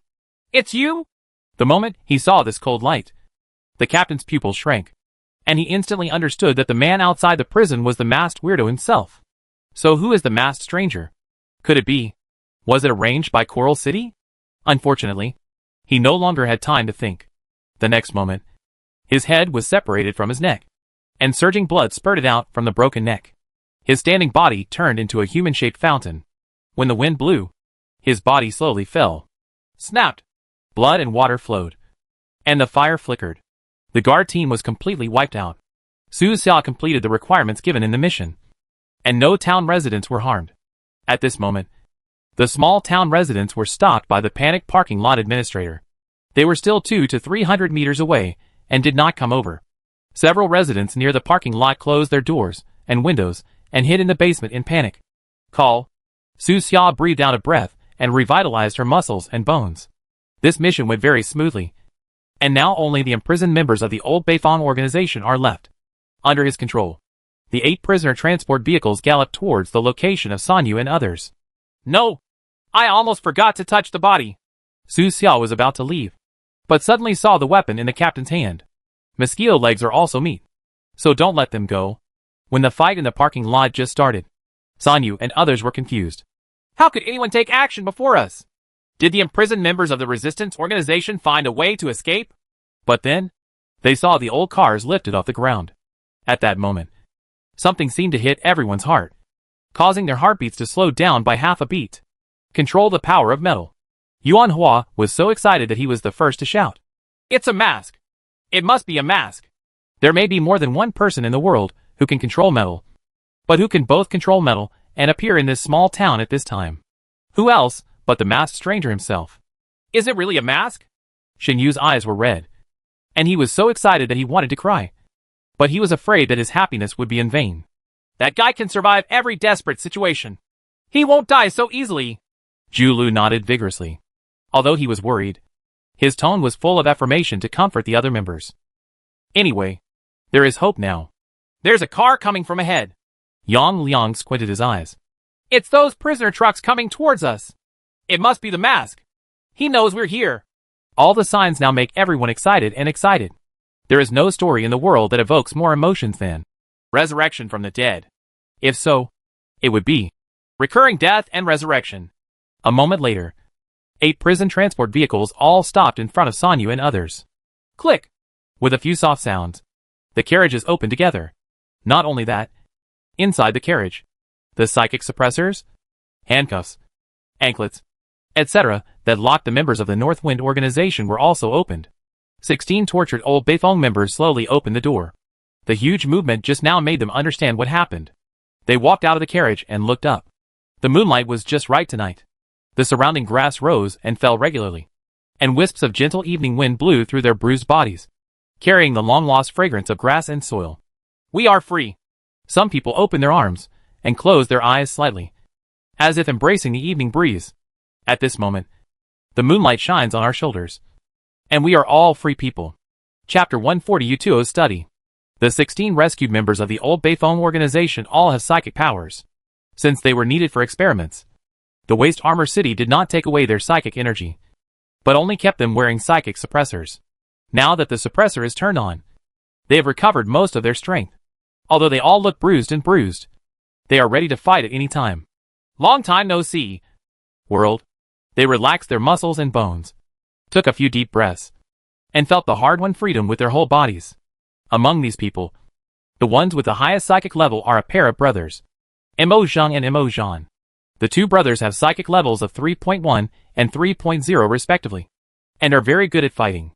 The former Beifeng commander wanted to train them to be his right-hand men, but neither of them had much education. They always had headaches when managing organizations. They didn't like all kinds of data analysis and only liked fighting. I'm back on the battlefield.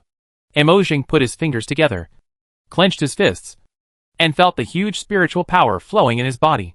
His younger brother Mo Zhan stepped forward and bowed to Sanyu and others. Thank you for your rescue.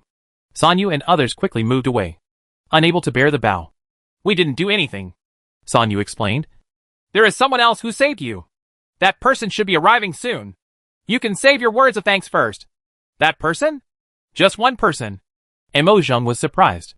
The other party was confident that he could deal with the entire guard team by himself. The leader has level 3.3 psychic powers. Sanyu nodded and said seriously, Yes, he should be the only one. As soon as he finished speaking, Su Xia's voice came from the distance. What are you doing standing still? Hurry up and leave. Su Xia wore a black robe and shuttled through the night. The robe rustled in the wind, like a wizard flying on a broomstick in some film and television works. Hearing his familiar voice, the members of the North Wind Storytelling Club all smiled excitedly. Good brother. I knew you were not dead. When Su Xia landed, Yuan Hua laughed and stepped forward to give him a bear hug. Su Xia refused in her heart. He really wanted to tell the man that he should not be kissed, and then push Yuan Hua away ruthlessly. When Yuan Hua left, Shen Yu rushed forward and gave Su Xia a hug. Su Xia felt that this was acceptable, but there was no time to feel the embrace now. He pushed Shen Yu away and said calmly, It's not suitable to stay here for a long time. The news will soon reach Coral City. Let's leave immediately. Good. Sanyu, Mo Zhang and others all understood the seriousness of the matter. Sushar town is not far from the city. Once the town residents contact the urban area, soldiers from the mechanical tribe will arrive soon. The masked stranger, plus the members of the old Beifeng organization, were enough for Utuo to come in person, and maybe even lead out the big boss Mercer from underground. Go in the opposite direction. We have arranged an escape route. Sanyu's work is still so reassuring. There are always countless plans to deal with various emergencies. In comparison, Su Xia's way of just doing it seems more chic, but it is also more dangerous. In this prison incident, everyone really thought he was dead. Follow me! Sanyu leads the way. Before leaving, Su Xia ransacked all 8 prison vehicles and found some weapons and ammunition. Under the captain's seat, he actually found a box of psychic potion. What an unexpected surprise! Su Xia accepted it unceremoniously, and then fled with everyone. A group of dozens of people moved very fast, and the town and the fire gradually became smaller behind them. Mask, who is the one who died over there in the prison?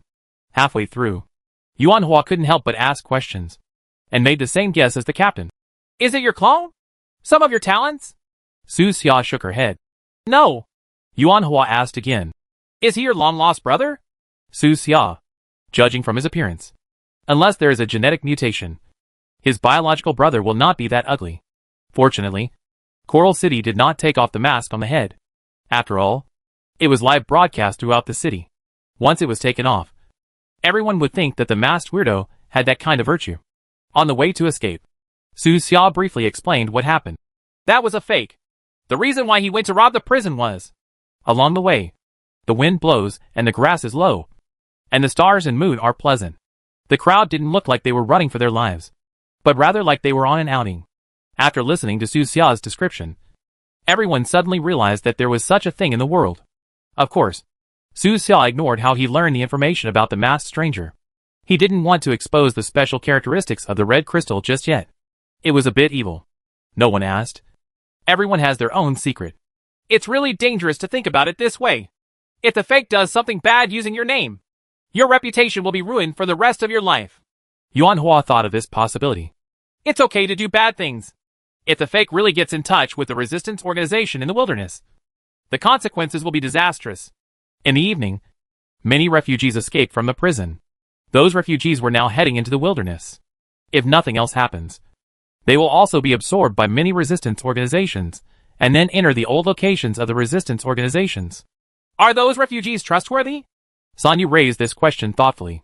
If he were the leader of this incident, he would definitely arrange for some Coral City soldiers to pretend to be refugees, mix in, and then follow many refugees to escape into the wilderness.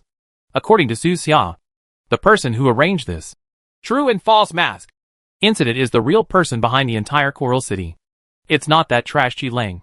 Su Xia nodded when she heard this. This is not impossible, but there is no need to worry too much. Why? The resistance organizations in the wilderness have basically moved their bases. Su Xia explained.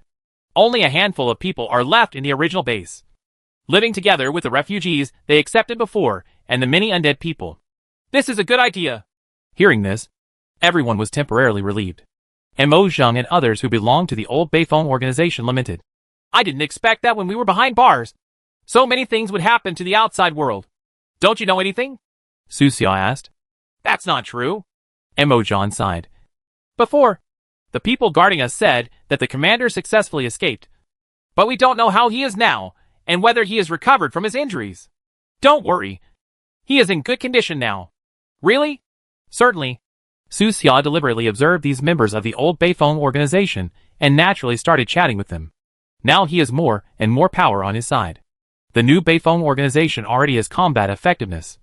The Beifeng story will develop steadily. And the player team of the roommates is also gradually growing. Commander Beifeng not only recovered from his injuries, but also led the Oasis camp to defeat the insect tide and kill the level 4 insect with his own hands. Commander is actually so powerful? And Mo Zheng and others were overjoyed, with smiles on all their faces. They were all sensible people, and would not blame the commander for not coming to save them. Compared with this small group of people, the entire Oasis camp is the most important. They would have made the choice themselves. And the news that they were still alive was really covered up too tightly. With Commander here, the flag of the North Wind organization will definitely wave in the wilderness again. I really want to see the commander sooner. It's just a shame that the traitor Zhao Si hasn't been caught yet. If I catch him with my own hands, I will peel off his skin, beat his tendons, and torture him for 3 days and 3 nights, so that he can live but not die. Cannot. Thinking of the tragic situation of the Beifeng organization's fall at that time, and Mo Zheng and others gritted their teeth with hatred. In prison, they heard a lot of news not only about the commander, but also about Zhao Si. Waste Armor City had tried to bribe them. They are, after all, members of the legendary North Wind organization. As long as they can be bribed and publicized, the entire southwest region will know that the people of the North Wind organization have surrendered, which will undoubtedly be a heavy blow to the resistance organizations in the wilderness. Mo Zheng gritted his teeth and said, They tell me every day how comfortable that bastard Zhao Si is, saying that he lives in Coral City and has no worries about food and clothing. He clenched his fists, as if he wanted to crush Zhao Si to death in his hands. The sugar-coated LS of Waste Armor City are indeed full of temptations. But for them, this temptation only deepens the hatred in their hearts. Mo Zheng showed a ruthless look on his face and directly suggested, Why don't we kill Zhao Si first and then go see the commander with his head? Su Xia. As expected, these 2 items are only suitable for fighting. The management organization cannot count on them. It has to rely on Cheng Ping'an. On the personal dashboards of the 2 brothers, Mo Zheng and Mo Zhan, it was written, Kindergarten dropout. Average intelligence. Cannot be entrusted with important tasks. The other dozen members of the old Beifeng organization have their own characteristics, including mechanical repairmen, pharmacists, chefs, and even winemakers. Winemaking is also a golden profession. Su Xia thought of the wine he drank at Yi's place. Many wines in this game have temporary attribute bonus effects. As long as you keep doing it well, you can get rich selling wine in the game in the future. As far as he knew, the profits from alcohol in this world were much higher than his potions. Unimaginably high. At this time, Yuan Hua suddenly said, Strange to say, I have never seen Zhao Si again after that night at the manor. Coral City said that he was seriously injured. Is he already dead while he is recuperating?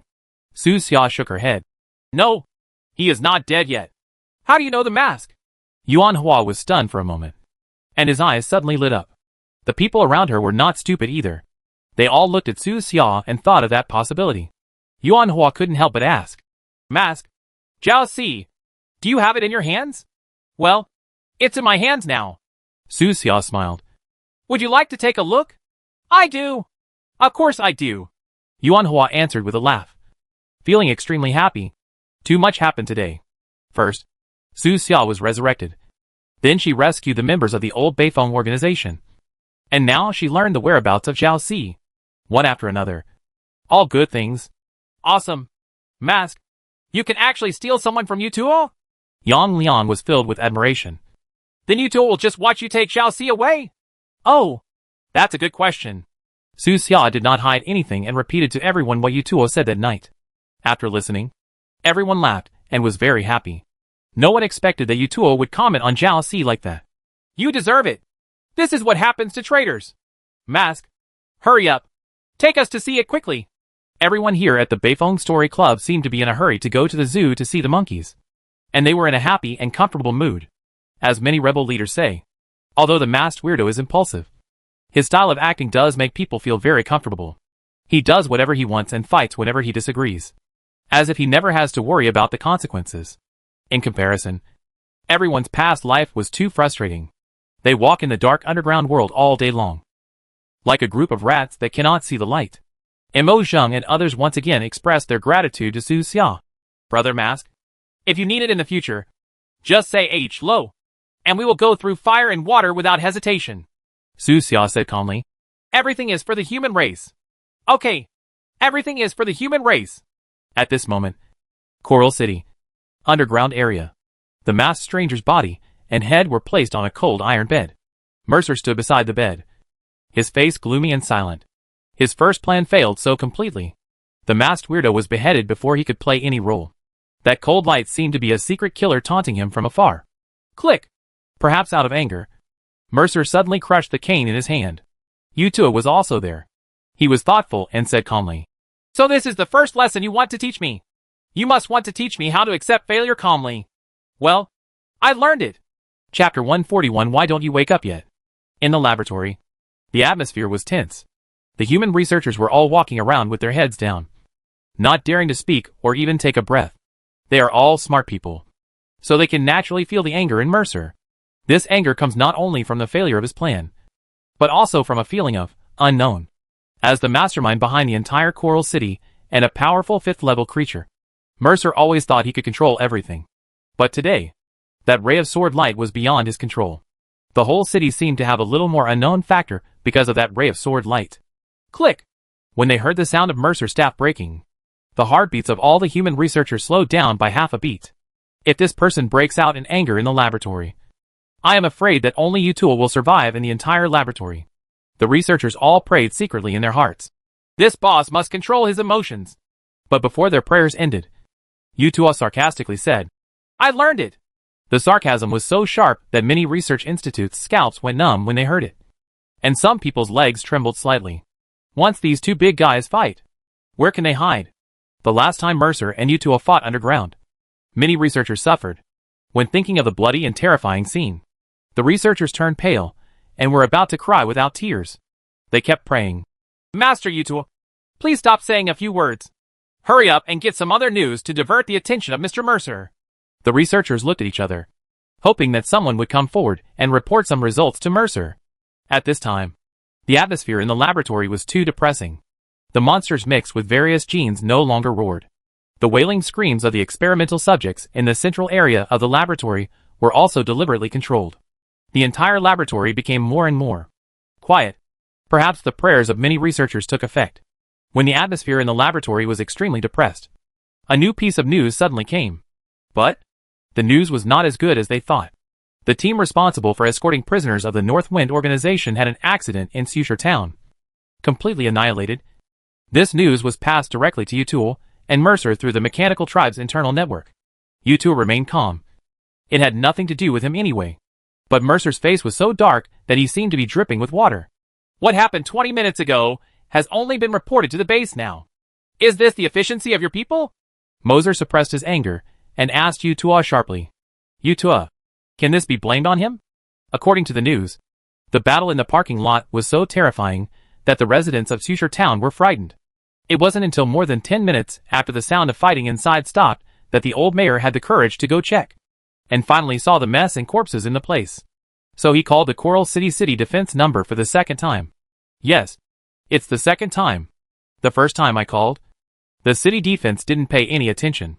The person who answered the phone had no idea that prisoners were being transported. He thought it was a bold team of wandering mercenaries attacking the town. So he just fooled them. Everyone on the city defense side knew that many wandering mercenaries had plundering licenses. It wasn't until the old mayor called the phone for the second time and described the situation that the city defense realized something was wrong. At this time, 20 minutes had passed since the initial explosion occurred. 20 minutes! Even a few pigs can run far away in such a long time. Mercer was so angry that his body trembled.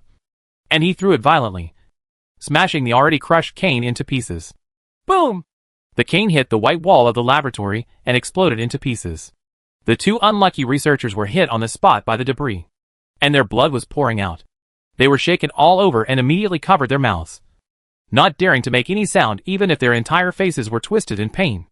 Other researchers nearby hurriedly ran over to help them treat their wounds, stop the bleeding and bandage them, and made silent gestures to them. Shh! At this time, any slight noise may completely detonate Mercer's anger. The two researchers endured the severe pain and nodded vigorously. Fortunately, what these researchers feared did not happen. After throwing his cane, Mercer took a few deep breaths. As if he suddenly remembered his noble accomplishments, he straightened the tie around his neck and suppressed the anger in his heart. He slowly stretched out his hand, took off the mask on the blood-stained head, and said in a low voice, "To let those rebels know the anger of Coral City. First get rid of the two resistance organizations tonight, and use their heads to fight. Everyone is warned." Yutu asked, "Do you have a position in those resistance organizations? It will be available soon. Are they those refugees?" Yutu was so smart that he guessed it instantly. Just as Sanyu thought, Mercer indeed arranged for many soldiers to pretend to be refugees and mix among the refugees in the prison. The refugees in that prison were all broken up and came from various refugee camps. They didn't know each other well beforehand, so it was easy to sneak in.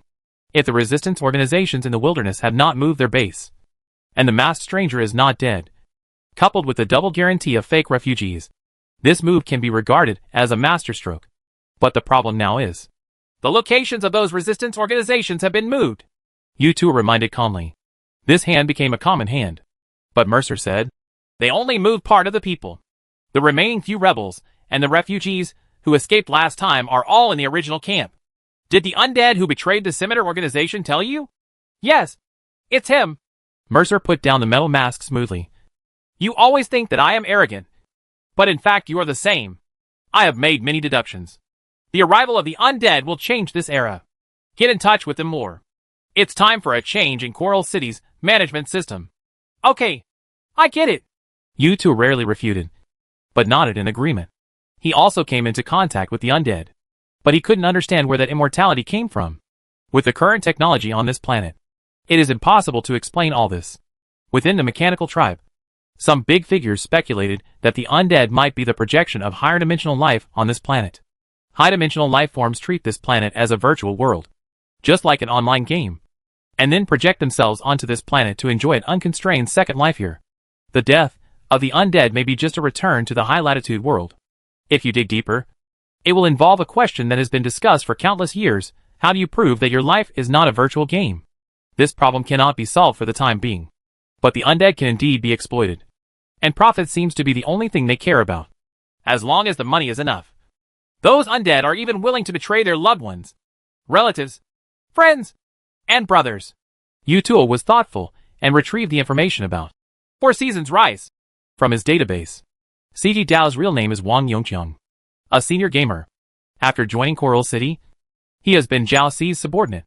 Now that Zhao Ci was captured by Su Xia, his position was vacated. Yutul looked at CG Dao's information and thought silently. This person has a despicable character and is only interested in profit. He can be used, but cannot be reused. Mercer slowly walked to the culture tank of experimental subject number 28. with a look in his eyes. At the same time, there is still a hint of doubt. Why don't you wake up? At the moment, suburbia. Su Xia is telling everyone about the insect tide war. Everyone is a psychic creature and can be considered somewhat knowledgeable. But there are only a few who have actually seen bugs. The previous insects were too low-key. That fear parasite can actually read a person's memory completely? Yuan Hua exclaimed. What if I am also parasitized one day? Will my family be able to tell the difference? It's hard to tell the difference. Su Xia looked calm and answered truthfully. This kind of parasite is considered to be the top species of bugs. Not even a single insect nest in Nua that can cultivate a few of them. Judging from the Dragon City information given by Zhang Feng, the strongest creature in this unit is not much weaker than the leader creature of the insect hive. As for the giant god insect, when Su Xia talked about this unit, she suddenly got a mission reminder. Abnormal loss of control task 1 completed. Mission requirements perfectly achieved. Rewards have been distributed and can be claimed at any time. This time the reward was a simple and crude psychic potion, which Su Xia liked very much. But before he could check the reward column, another task was triggered. Abnormal loss of control task 2. Task description. Some of the refugees escaping from the prison in the evening were soldiers in disguise. Once they enter the resistance camp and get the route, they will inform Mercer of their location and route. The angry Mercer plans to operate on several resistance organizations and try out experimental subjects number 26 and 27. Please stop those soldiers. Task requirement 1. Identify and kill all soldiers. Task requirement 2. Less than 20% of refugee deaths. Task reward. Primary Psychic Potion X9. Intermediate Psychic Potion X5. After reading the task requirements, Su Xia stopped immediately. In the mission description, a very crucial piece of information is mentioned. Mercer wants to try out his experimental subject.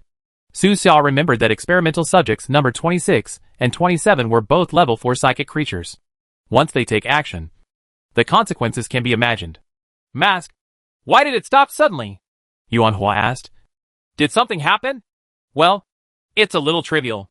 Su Xia looked at everyone and told the information given in the mission, but did not mention how the information was obtained. After listening to his story, everyone felt a little troubled. How to distinguish real refugees from fake refugees? San Yu calmly analyzed. The machine tribe must also know that the resistance organization has moved its base, but they still plan to attack a very small number of members in the old base. This is a sign of impatience. The person behind the scenes must be angry. Anger clouds judgment. Based on previous judgments, Mercer should not have exposed those soldiers early. His real intention should be the new location for all resistance organizations. Emojang asked. What should we do now? His brother Emojang said.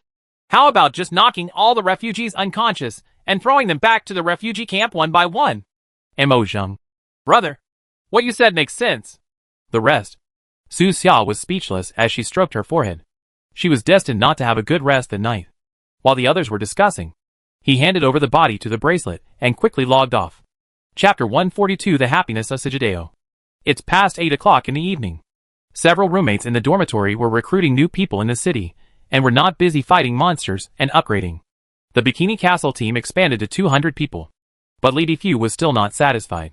He said to Su Xia, who had just gotten out of bed. Brother Su, do you know that the Sigideo team has exceeded 600 people? Money offensive is good, but it's a pity. We have no money. Su Xia was very calm and said, Don't be anxious. Develop slowly. Oh, we can't be slow.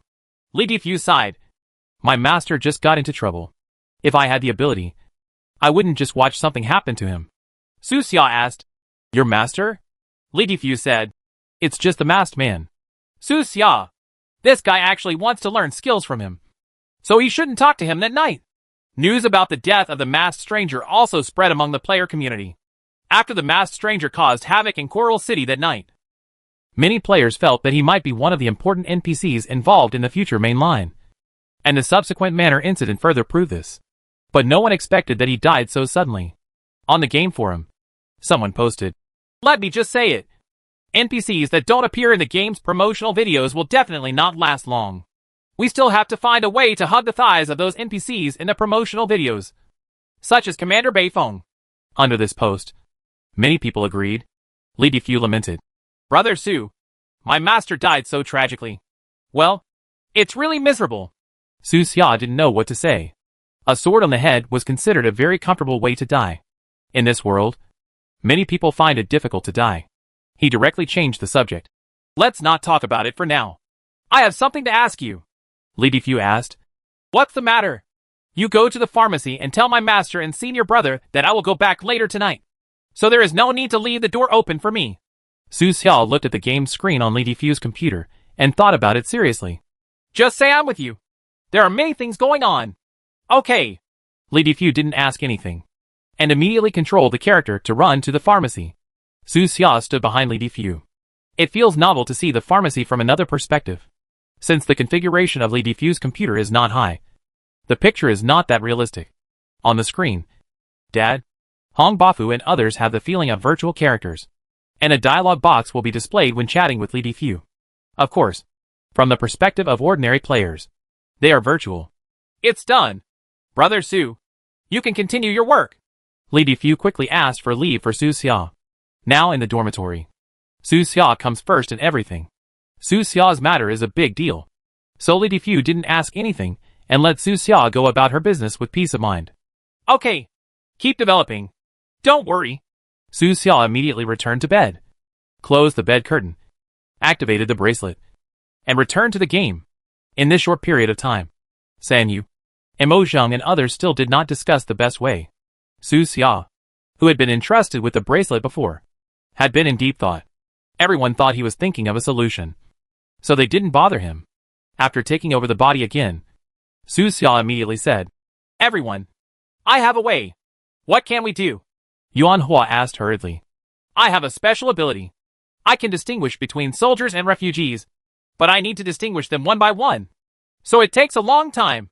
Maybe I will be busy all night today. This ability is naturally the character panel. Mo Zheng and others had no objections. Mo Zheng patted his chest and said, A whole night is nothing. When I was in Beifeng organization, in order to avoid the investigation team of Waste Armor City, I didn't sleep for 3 days and 2 nights. Everyone at the Beifeng Story Club also had no problem with it, as long as they could keep the members of the resistance organization. It didn't matter how long it took. Su Xiao nodded and said, Okay, let's set off immediately. Time is running out, so I won't go see Zhao Si for the time being, and let the guys stay in the dark underground. 9 p.m. A refugee team of more than 70 people is marching slowly through the suburbs. The journey was very difficult. They avoided many patrol teams and did not dare to take the main road after leaving the city. They did not even dare to approach the small town. They only dared to walk among the grass and shrubs far away from the road. Many people's clothes were torn by sharp shrubs, and their legs were covered with bloody marks. Hang on! We'll be out in the wilderness in a few hours. We cannot let Master Mask's sacrifice be in vain. Before they could escape from the city limits, they heard the news of the masked stranger's death. With great grief, these refugees gritted their teeth and persisted. Even if they were bruised and bruised, they continued to move forward, under the rule of the machine tribe. Too many people died. We living people need to shoulder more important tasks. The refugees held hands and cheered each other up. What these refugees don't know is that there are 3 Coral City soldiers who have been mixed among them. These 3 people also looked very thin, with sallow skin, sunken eye sockets, messy hair, and ragged clothes.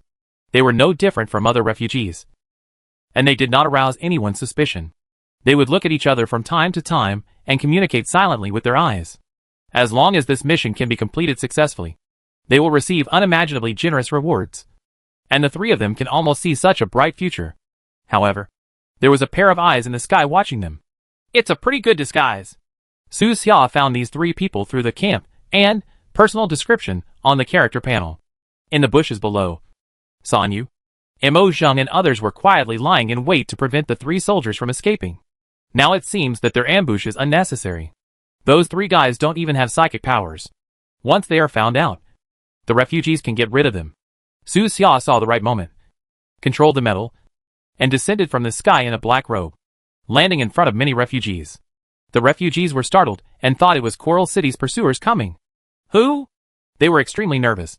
Their bodies tensed up, and they were ready to flee. There is only one person on the other side, so as long as they spread out and run away, they can always escape a little. At this time, Su Xia raised her head and reached out to lift the black hood on her head. When they saw the complicated metal mask on his face, the refugees all let out a cry of surprise. Even the 3 fakes were shocked. Master Mask, Are you still alive? The refugees should have been happy to see Su Xia. But at this time, their shock overwhelmed their excitement. The heads have fallen to the ground. How can they still survive? The legendary magical methods are nothing more than this. Su Xia stretched out her hand and said calmly, "Don't panic. I'm not dead." As Mr. Lucen said, some people died, but not completely. No. It seems that Mr. Lucen never said this. Su Xia thought for a moment, put the words behind her for the time being, and said seriously, "I'm here just to do one thing. Master Mask, are you really not dead? If I die, who is standing in front of you now? Your ghost?" In successive years of war, the world's scientific faith has long since collapsed.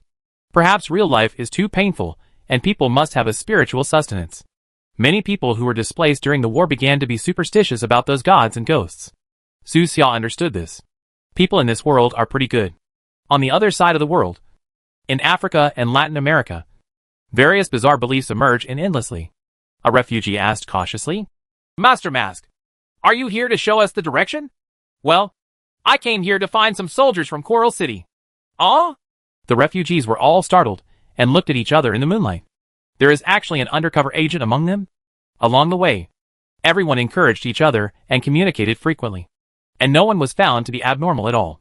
The three soldiers were already a little panicked, and their hearts were pounding, but they still forced themselves to be calm, pretending to be like the other refugees, and looked at the people around them.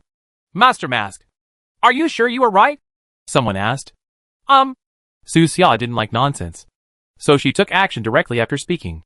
He waved his hand casually, and three screams instantly sounded in the wind.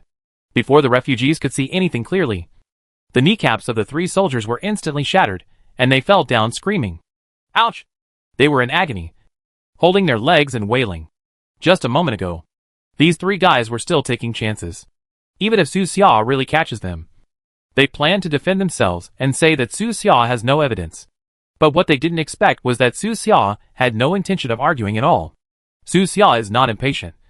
He just doesn't like to waste time. He is not a screenwriter of a domestic TV series, so he can't spend half an episode on a small matter. These three men belong to the 2nd Infantry Battalion of the 002 Indy Regiment in Coral City. Su Xia stepped forward and looked at the three people calmly. Perhaps it was because his aura was too strong that the refugees around him did not dare to speak. One of the soldiers still had a glimmer of hope and wanted to drag Su Xia into the argument. He hugged his legs and said in pain, I'm not. I really am not. Boom! A heavy iron ingot suddenly fell from the sky and smashed his head into pieces like a watermelon. Brains and blood splashed all over the floor in an instant, and they were still warm. This bloody scene shocked the refugees nearby. At the same time, the hearts of the other two soldiers also became cold. They realized that it was useless to argue because the other party would not give them a chance at all. One of them immediately begged for mercy. "Don't kill me. I'm still useful. I know the defenses of the Coral City camp." Hearing this, Su Xia smiled and said to the refugees around her, "Look, as long as the method is gentle enough and there is no need to argue, these guys will tell their identities." Refugees, Coral City, underground. Mercer was unaware of what was happening in the suburbs, and was still waiting quietly for Experiment 28 to wake up. According to past experience, Experiment 28 should have woken up 2 hours ago. What went wrong? Mercer was dressed in a smart black tuxedo, standing in front of the culture tank, with a new cane in his hand. On the experimental equipment next to the culture tank, all data were extremely normal. In the jar, the life breath of experimental subject number 28 is also very stable. There shouldn't be any problems.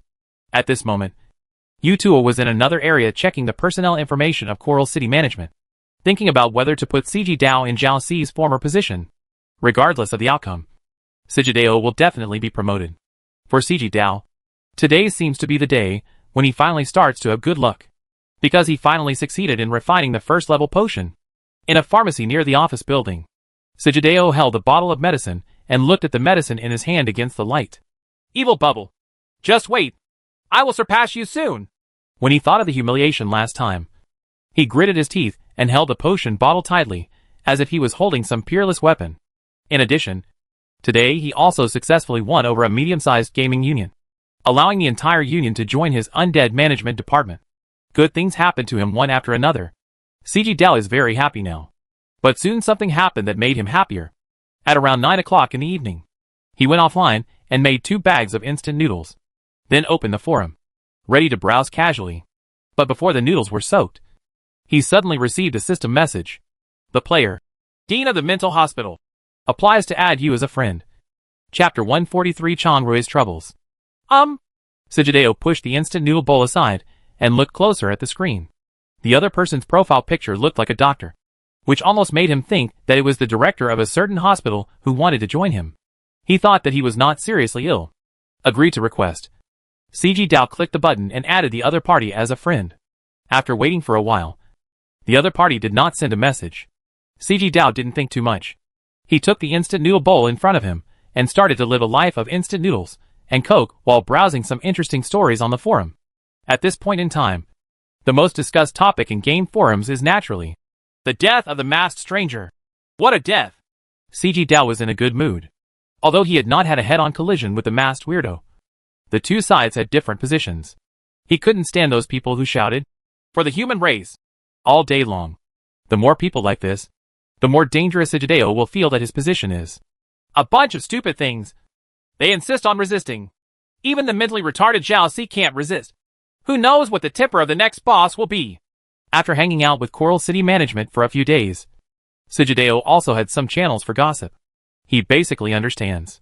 Zhao Si was not seriously injured and recuperating, but he was completely unable to come back. But during this period of time, he finally established a good relationship with Zhao Si and figured out some of Zhao Si's behaviors and hobbies. Fortunately, that good-for-nothing Qi Lang is still the city lord. CG Dao was very fortunate that with Qi Lang here, Coral City's overall policy would not change, and he could continue to reap some benefits from sitting in this position. On the game forum, in addition to the news about the masked monster, there is another news that is also gaining some popularity. Oasis Camp relocation. When you click on several posts about this news, you can see similar screenshots. As one of the most popular newbie maps since the server was launched, many players are paying attention to the situation in the Oasis Camp at any time. The forest mountain where Oasis Camp choked me last time is from Oasis Camp. Sijideo remembers it very clearly. It was a humiliating day for him. He won't forget this. When he holds great power and fully develops in the future, he must find the location of the Oasis Camp, and then let the player named Lin Shan see his NPC mentor, friends, etc. die tragically under the gunfire of Coral City. In addition to these two pieces of news, another hot news is that the Soul Tribe has joined the Coral City Undead Management Department. This Soul Tribe is the union that Sijideo has won over. At its peak, this union had thousands of people registered in another game. Although it is only a SHL now, it is still somewhat famous. After entering the game, it quickly gathered more than 200 people. For a union like this, if you win over one more, you will have more cards. That ridiculous Bikini Castle team still wants to fight with me. Sijideo searched Bikini Castle's posts. A bunch of poor guys. Without the support of their sponsors or the support of the big guild, they will be beaten to death sooner or later. At this moment, he suddenly received a private message. It was from the director of the mental hospital. For Season's Rice is opened immediately. The other party said nothing, not even a greeting, and only sent a screenshot of the game. Picture.jpg. The location of this game's screenshot seems to be in a mountain forest. The surroundings are lush, with abundant water plants and whirling green shadows. You can even see many small animals in the distance by zooming in on the picture. It looks like a simple landscape photo. Sijideo was confused. While eating instant noodles, he typed on the keyboard. What do you mean? Robot? He suspected that this guy was one of those robot accounts on the forum that cast a wide net, specializing in scamming money. Old gamers, like Sijideo, are well aware of various game scams. He is extremely cautious and never clicks on any unfamiliar links. But soon, the other party replied. This is the wilderness area between Coral City and Waste Armor City. It is very hidden. Is your novice map here? Sijideo's heart moved, and his fingers flew on the keyboard. Many of the novice maps in the wilderness are for resistance organizations. Of course, there are also some private organizations set by the rich in the city to carry out mining, quarrying, sand washing and other activities. And there are also some organizations where wandering mercenaries are stationed. No, my novice map is far away from here, the other party replied. Due to the arrival of players, Dragon City sent NPCs to the wilderness and asked various resistance organizations to evacuate their original bases. Are you familiar with this plot? Ha. We are actually the same people. CG Dao felt happy and understood what the other party meant. Obviously, the opponent also got into the NPC's team and successfully evacuated with the NPC. CG Dao immediately asked, "Is this picture the location of your new station?" The other party denied. "No. How much do you want?" Sigideo thought that the other party wanted to wait for the price, so he didn't intend to go around in circles and directly ask the price. Now he relies on Coral City. Although he is still a poor man, Coral City has given him a lot of department funds. He could embezzle department funds as long as he had the right reasons. And the most appropriate reason is that news about purchasing a resistance residency. But what he didn't expect was that the other party wanted to betray more than one resistance organization's location. This Dean of the Mental Hospital is one of the players that Su Xiao pointed out in the reception hall last time. His name is Chang Rui, and he is the new disciple of that old guy Shishi. The old guy was not only stubborn, but also defensive. He didn't believe that this disciple was an undead at all. It is a pity that Su Xiao's martial virtue was not strong enough at that time. Otherwise he would definitely convince people with virtue first, and then convince people with reason to convince Shishi to leave this disciple named Chang Rui behind. Chang Rui over there replied to CG Dao, "Let's not talk about money for now. We are still on the way to transfer. I took the picture just in the evening. Why are you still transferring?" CG Dao was puzzled. After such a long time, it stands to reason that the transfer would have ended long ago. Chang Rui told the truth. An important NPC came to Longcheng. An old man. The old man wanted to gather all the resistance organizations in the wilderness of this area together, twist them into a rope, and create a joint organization. During this period, I kept following him around and didn't even have time to level up. United Organization? CG Dao was shocked, hurriedly pushed the instant noodle bowl away, and became serious. He didn't bother to wipe the grease from his mouth and immediately asked, "How many organizations are planning to unite now?" 19. As a disciple of Shishi, Chang Rui knew the news clearly. He sent a few more screenshots of the game, all taken randomly in the past few days. In the picture, you can see organization members packing supplies at the station. And you can also see the long transfer team in the jungle. These screenshots are enough to prove the authenticity of his message. Seeing these pictures, Sigideo's eyes widened, wishing he could be at the scene in the pictures. All these 19 organizations are going to be gathered into one station? Sigideo typed this string of words with trembling hands with excitement. Just taking down a scimitar organization gave him his current status. But there are 19 organizations over there. Once this is done, his status in Coral City will definitely rise like a rocket. And he might be able to take over Zhao Xi's position. Yes, I am heading towards that station now. Chang Rui replied. I will arrive at the joint organization station probably tomorrow evening. Do you have a roadmap? It's being drawn. Don't worry. The wilderness is so big that Chang Rui and others can't find an accurate route yet. From his current location to Coral City, the map in between is covered in fog. And all kinds of high-level monsters and mercenary organizations are running rampant in the fog. Once you are unlucky and get caught by a wandering mercenary, the end will be tragic. Now many wandering mercenary organizations also know the characteristics of players. The players caught by them almost didn't end well. For details, you can refer to the players who were repeatedly tortured and killed in Luoxing town at that time. Why did you find me? Although Sigideo was excited, he did not relax his vigilance. Chang Rui found him and naturally regarded him as an intermediary. But Chang Rui can act on his own, just as Sigideo once did. Although the wilderness is huge, as long as you act carefully and slowly look for opportunities, you can always find a safe route to Coral City. By then, Chang Rui, who had dedicated 19 resistance organizations to his residence, would definitely have a higher status than CG Dao himself. And there was no need to bother looking for him. This matter is complicated to say, and I wanted to take action on my own. Chang Rui was also helpless and gave an explanation. But not long ago, that old guy from Dragon City took us to the Oasis Camp, which is the novice map that is very popular on the forum now. Oasis Camp? Sigideo licked the corner of his mouth. His eyes lit up, and he didn't expect there was an unexpected surprise. Yes, that's the camp. Chang Rui was very troubled and explained. Everything was going smoothly originally, and the NPCs had no way to identify the players and the natives. But an accident happened. What accident? It's the NPC named Commander Beifeng in the promotional video. He can actually see my identity as a player. Huh? CG Dao was stunned. This was no small matter. Logically speaking, it is impossible for NPCs to have this ability. Chang Rui continued. Although the old man in Longcheng and other NPCs expressed their disbelief in what Commander Beifeng said, the problem still arises. How? I feel like many NPCs in the team are a little more wary of me. Chang Rui is not a fool and can sense the sense of alienation and surveillance. Besides him, 2 other guys were also under surveillance. This makes them very irritated, because these resistance groups are very cautious. Who knows how long this kind of surveillance will last? Once they disappear, the people in the joint organization will become alert and will most likely move their location.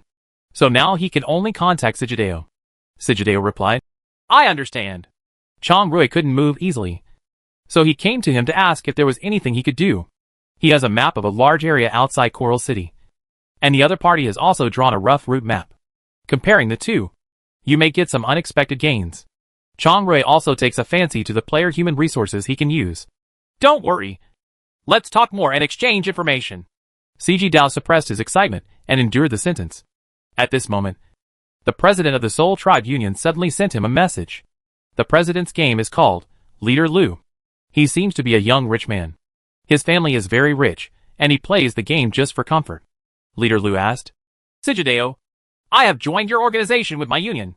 When will you let Coral City officials customize regular uniforms for my brothers in the union? Sigideo immediately replied, There are still some funding problems now. How much does it cost? Is 2 million enough? If it's not enough, can I add more? This. Sigideo shook his fingers and almost had his view on money overturned. He asked cautiously, Brother Lu, if you just throw 2 million into the game, won't your family have any objections? What's your opinion with only 2 million? Chapter 144 Coral City First. The gap between people is sometimes wider than the gap between people and dogs. CG Dao knew that even a dog in a rich man's family would have a better life than him.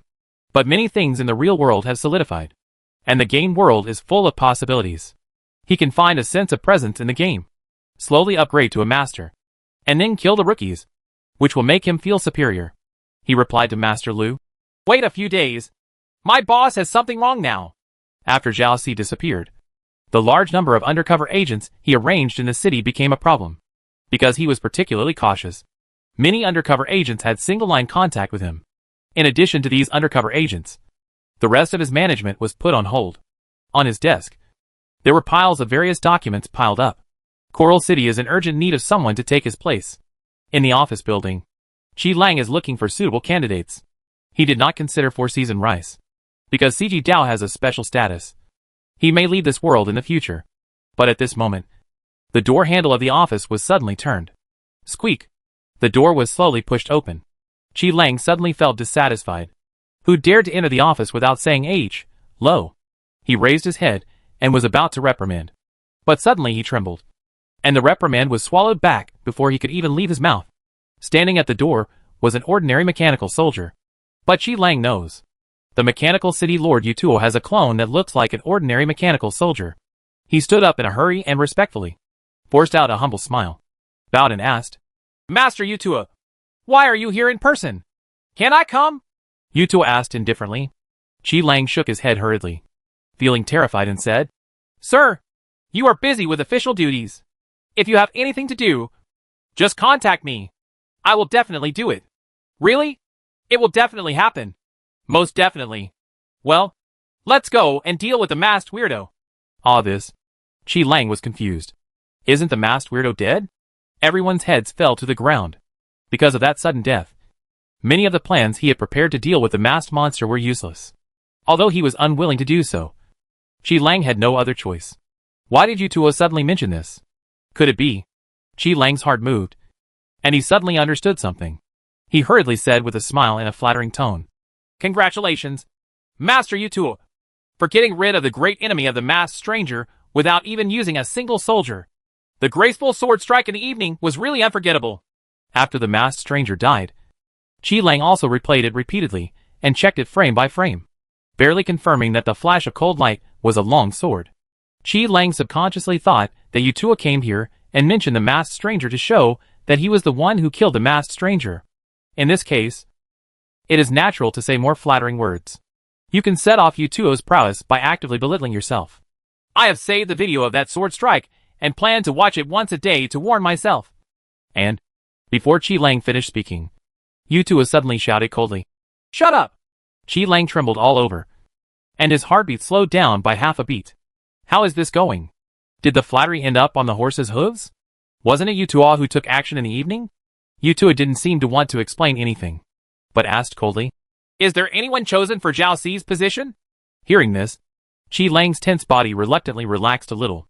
Yu Tuo asking him like this means that he still recognizes his position as the human city lord and will let him continue. He hurriedly replied, "Sir, I am checking the personnel information of Coral City. Please take a look." Qi Lang immediately gave Yu Tuo the personnel file he was looking at just now, saying that he was very diligent and conscientious and was not lazy.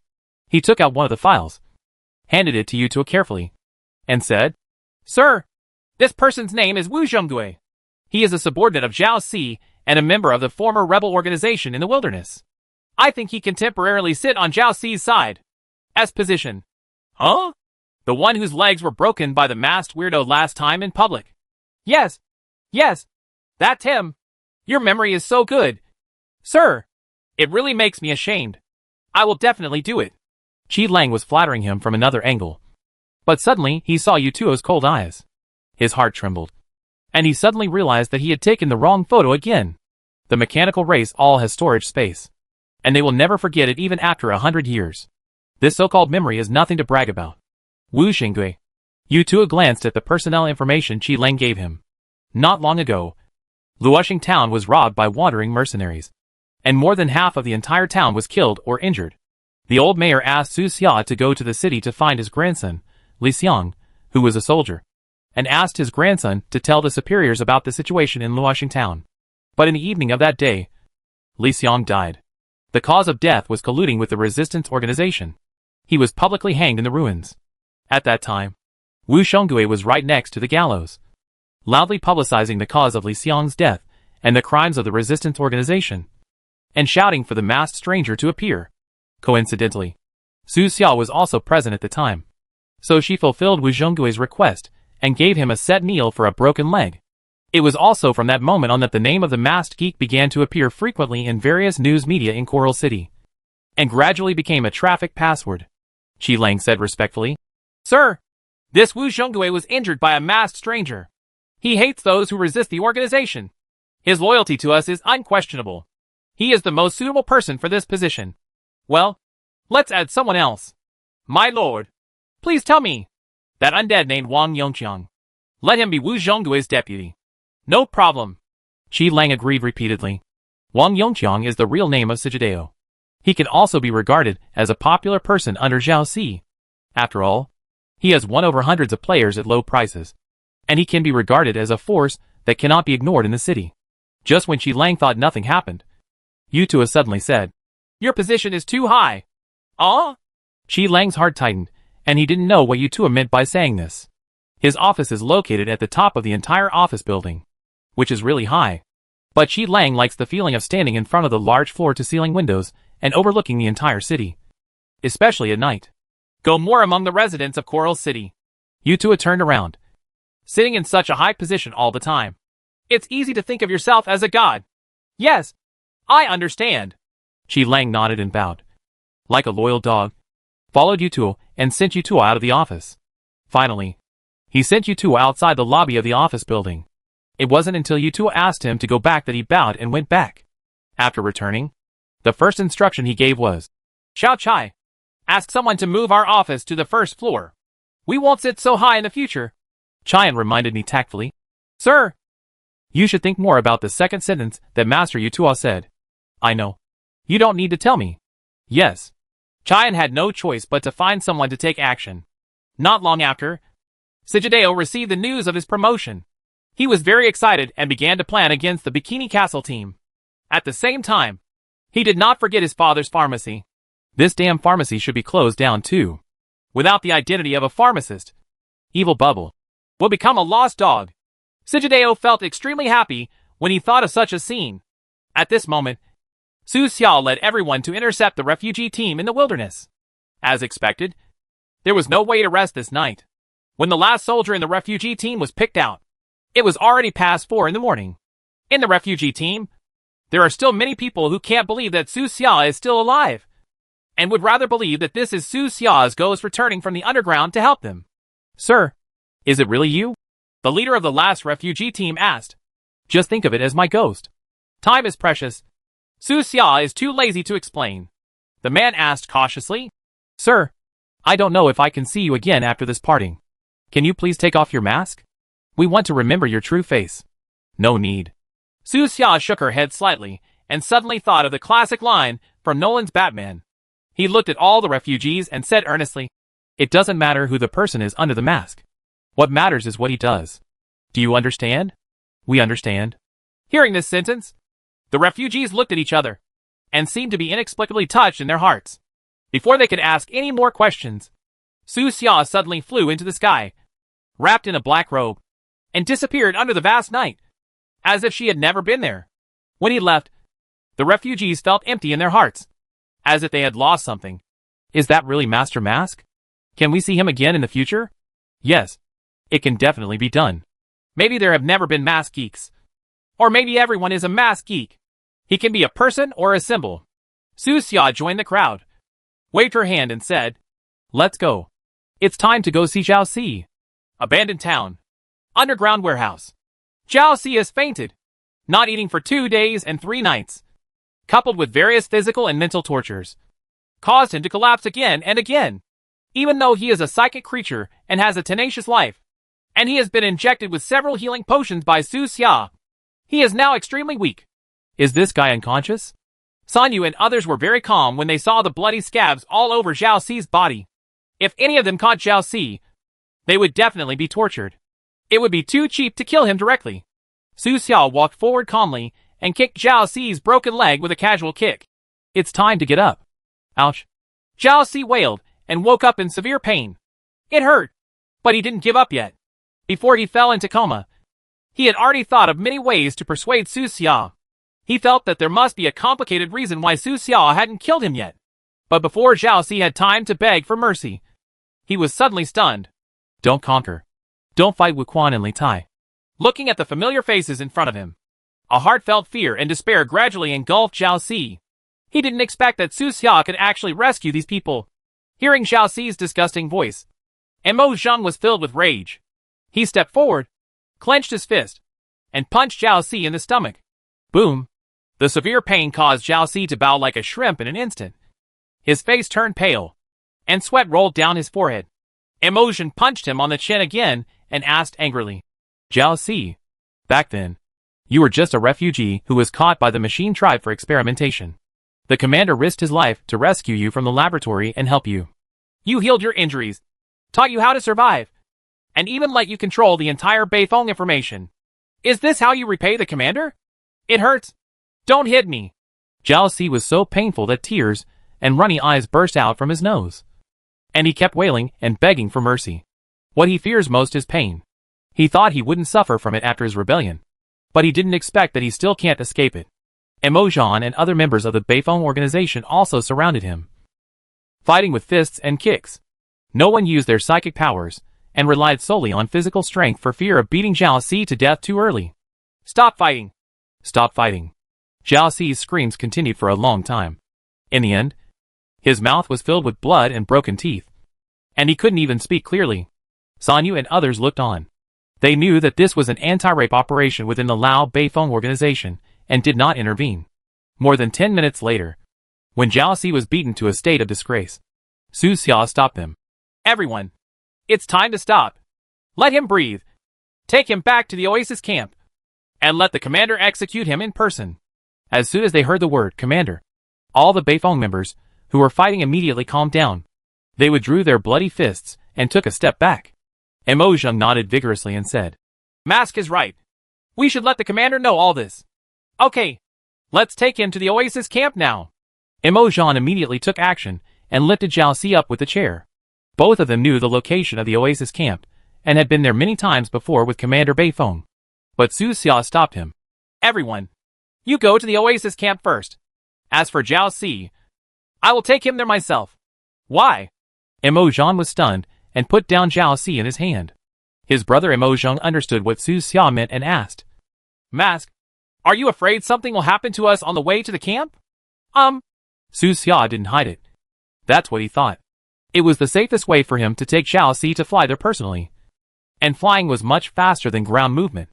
Seeing Xiao Si's half-dead look, Su Xia stepped forward, took out 2 healing potions, and injected them into Xiao Si. He said calmly, "Don't worry. You can still live for a while." Hearing this, Xiao Si trembled all over. Now he is truly in a situation where life is worse than death. After injecting the medicine, the healing power spread throughout the body, slowly repairing various injuries. The second-level potion is still a little weak after all. Su Xia was thoughtful and threw away the 2 empty potions. You must become a 3rd-level pharmacist as soon as possible. He still doesn't know that CG Dao's disgusting guy is planning to close down his father's pharmacy. Coral City.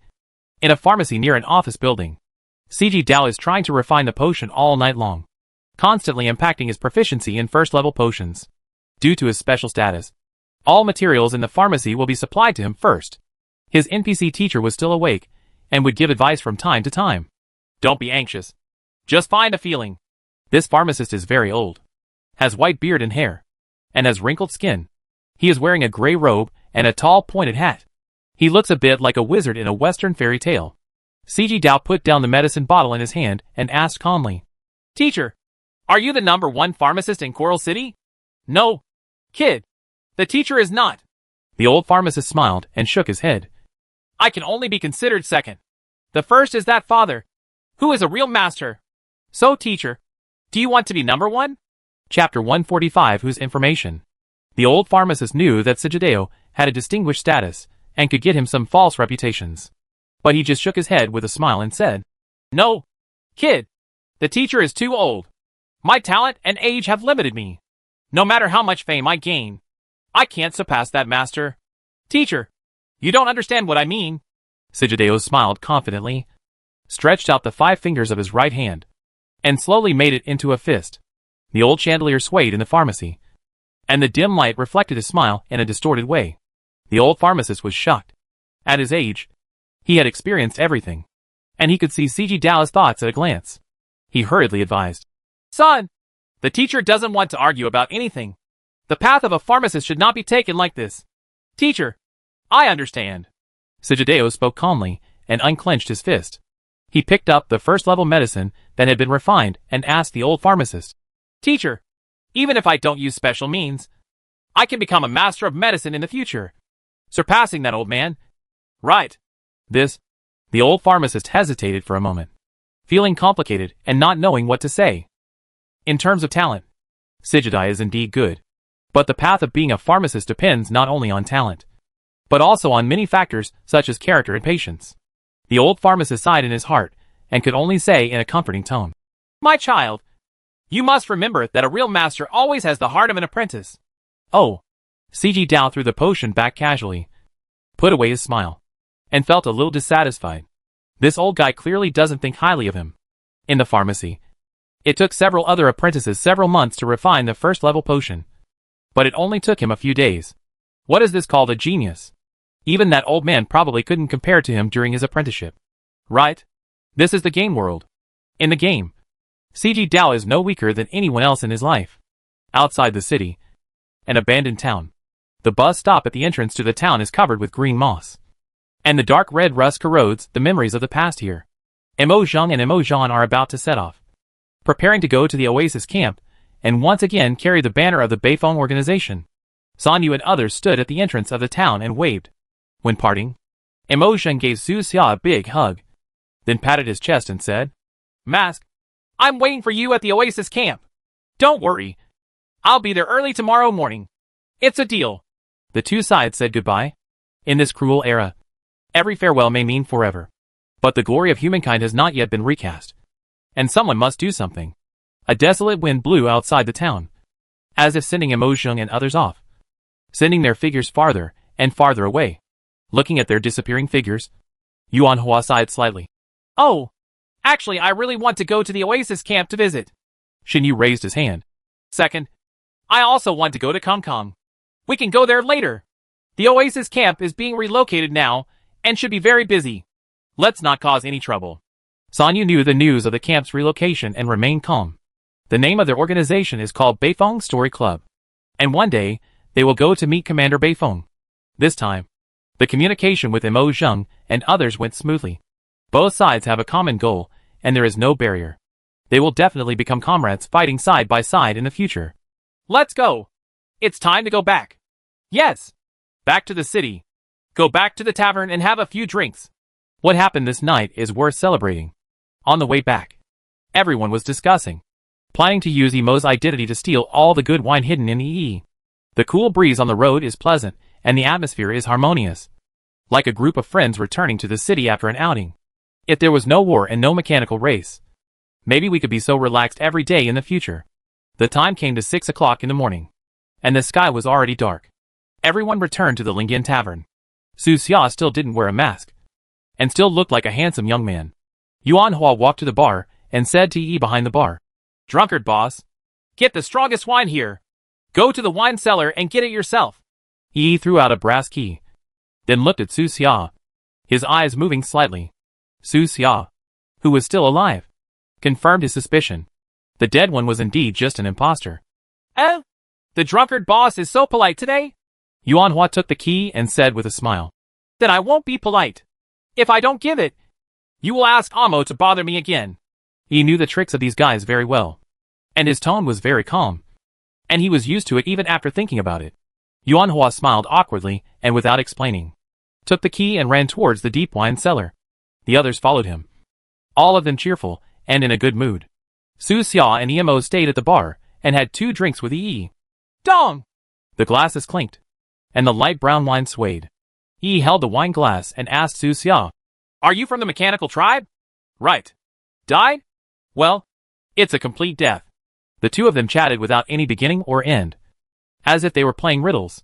Shui Lai on the side was puzzled when he heard this, and squeezed in with a wine glass in hand, asking, "What are you talking about? The little secret of the machinery clan?"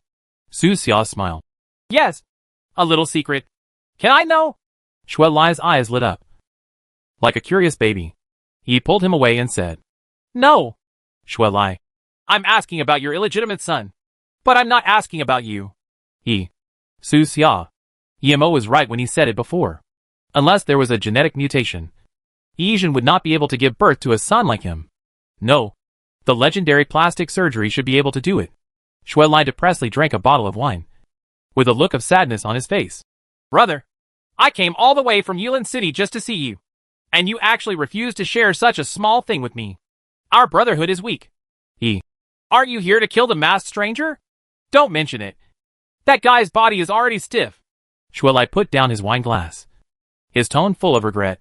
What he regretted was not that he couldn't fight the masked stranger, but that he couldn't get the nearly 10 million bonus. But he also found it strange. The masked weirdo is dead, but Coral City hasn't cancelled the reward yet, and the person who did it didn't come out to collect the money. Could it be that he looks down on the 10 million? After hearing what he said, Su Xia suddenly thought of a good way to make money. If he had time, he could get a few more trumpets and wreak havoc in Coral City. After the bounties on these trumpets increased, he could kill the trumpets himself. I kill myself? Repeat this to get the bounty in Coral City. This speed of making money is much faster than selling medicine. But there was not much time at the moment. So Su Xia looked at Yi and asked, "Mr. Yi, is there no one underground now?" "No one. This period of time is yours alone. No one will go in. Thank you very much." Su Xia drank the wine in one gulp, and then said to Yemo, "I will tell you later that I have something to do at home, and I can't go to the party for the time being." Yemo was speechless, threw away the cup in his hand, and asked, "What should I say?" Su Xia, "Just say that my 2 children are making trouble at home, and I have to go back and take care of them."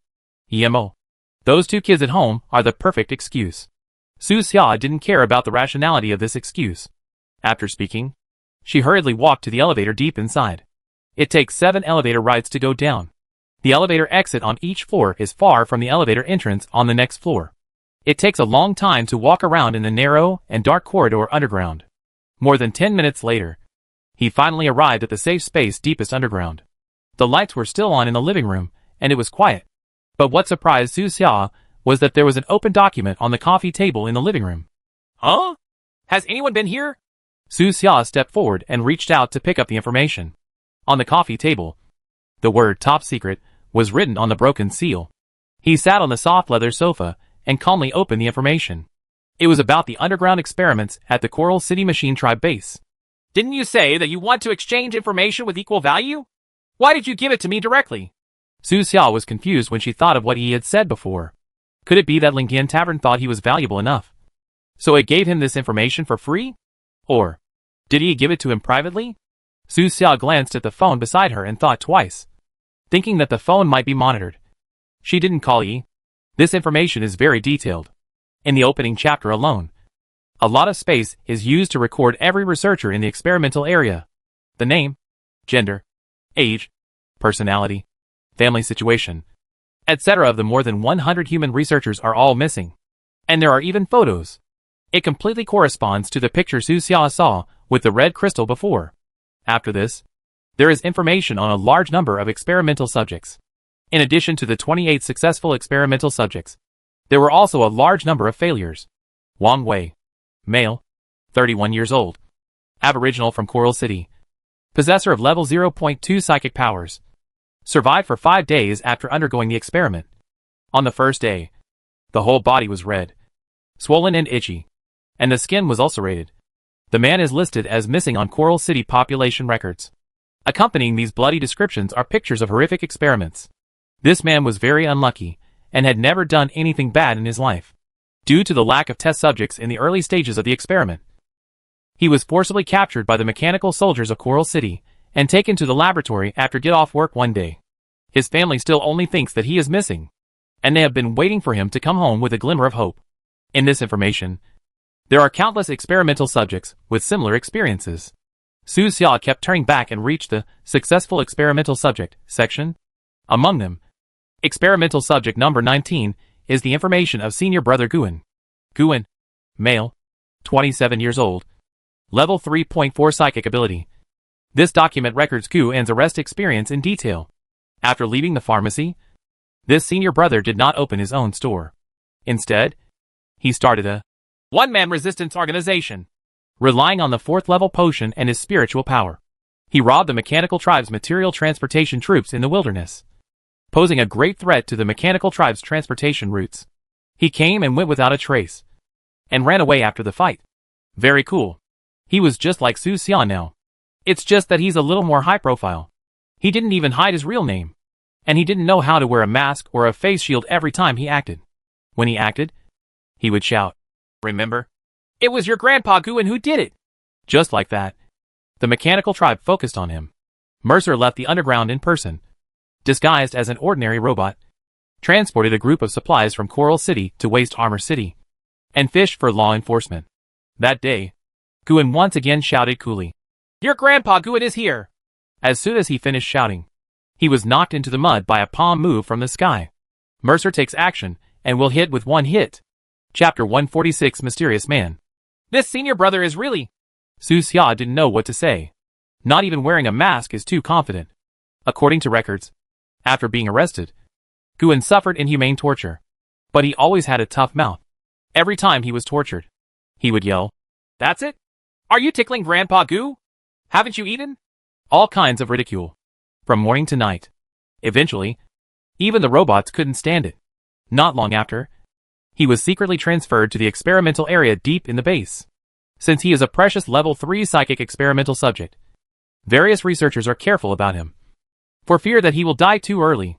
His own willpower is also extremely tenacious, and his will to survive far exceeds that of ordinary people. During the experiment, he suffered cardiac arrest 5 times, with the longest pause lasting 13 minutes, and finally survived. Researchers have never seen such a tough experimental subject. It is recorded in the data that the researcher who led the experiment on Guan at the time commented, "This is a hardcore ruthless person." After experiments again and again, Guan became what he is today.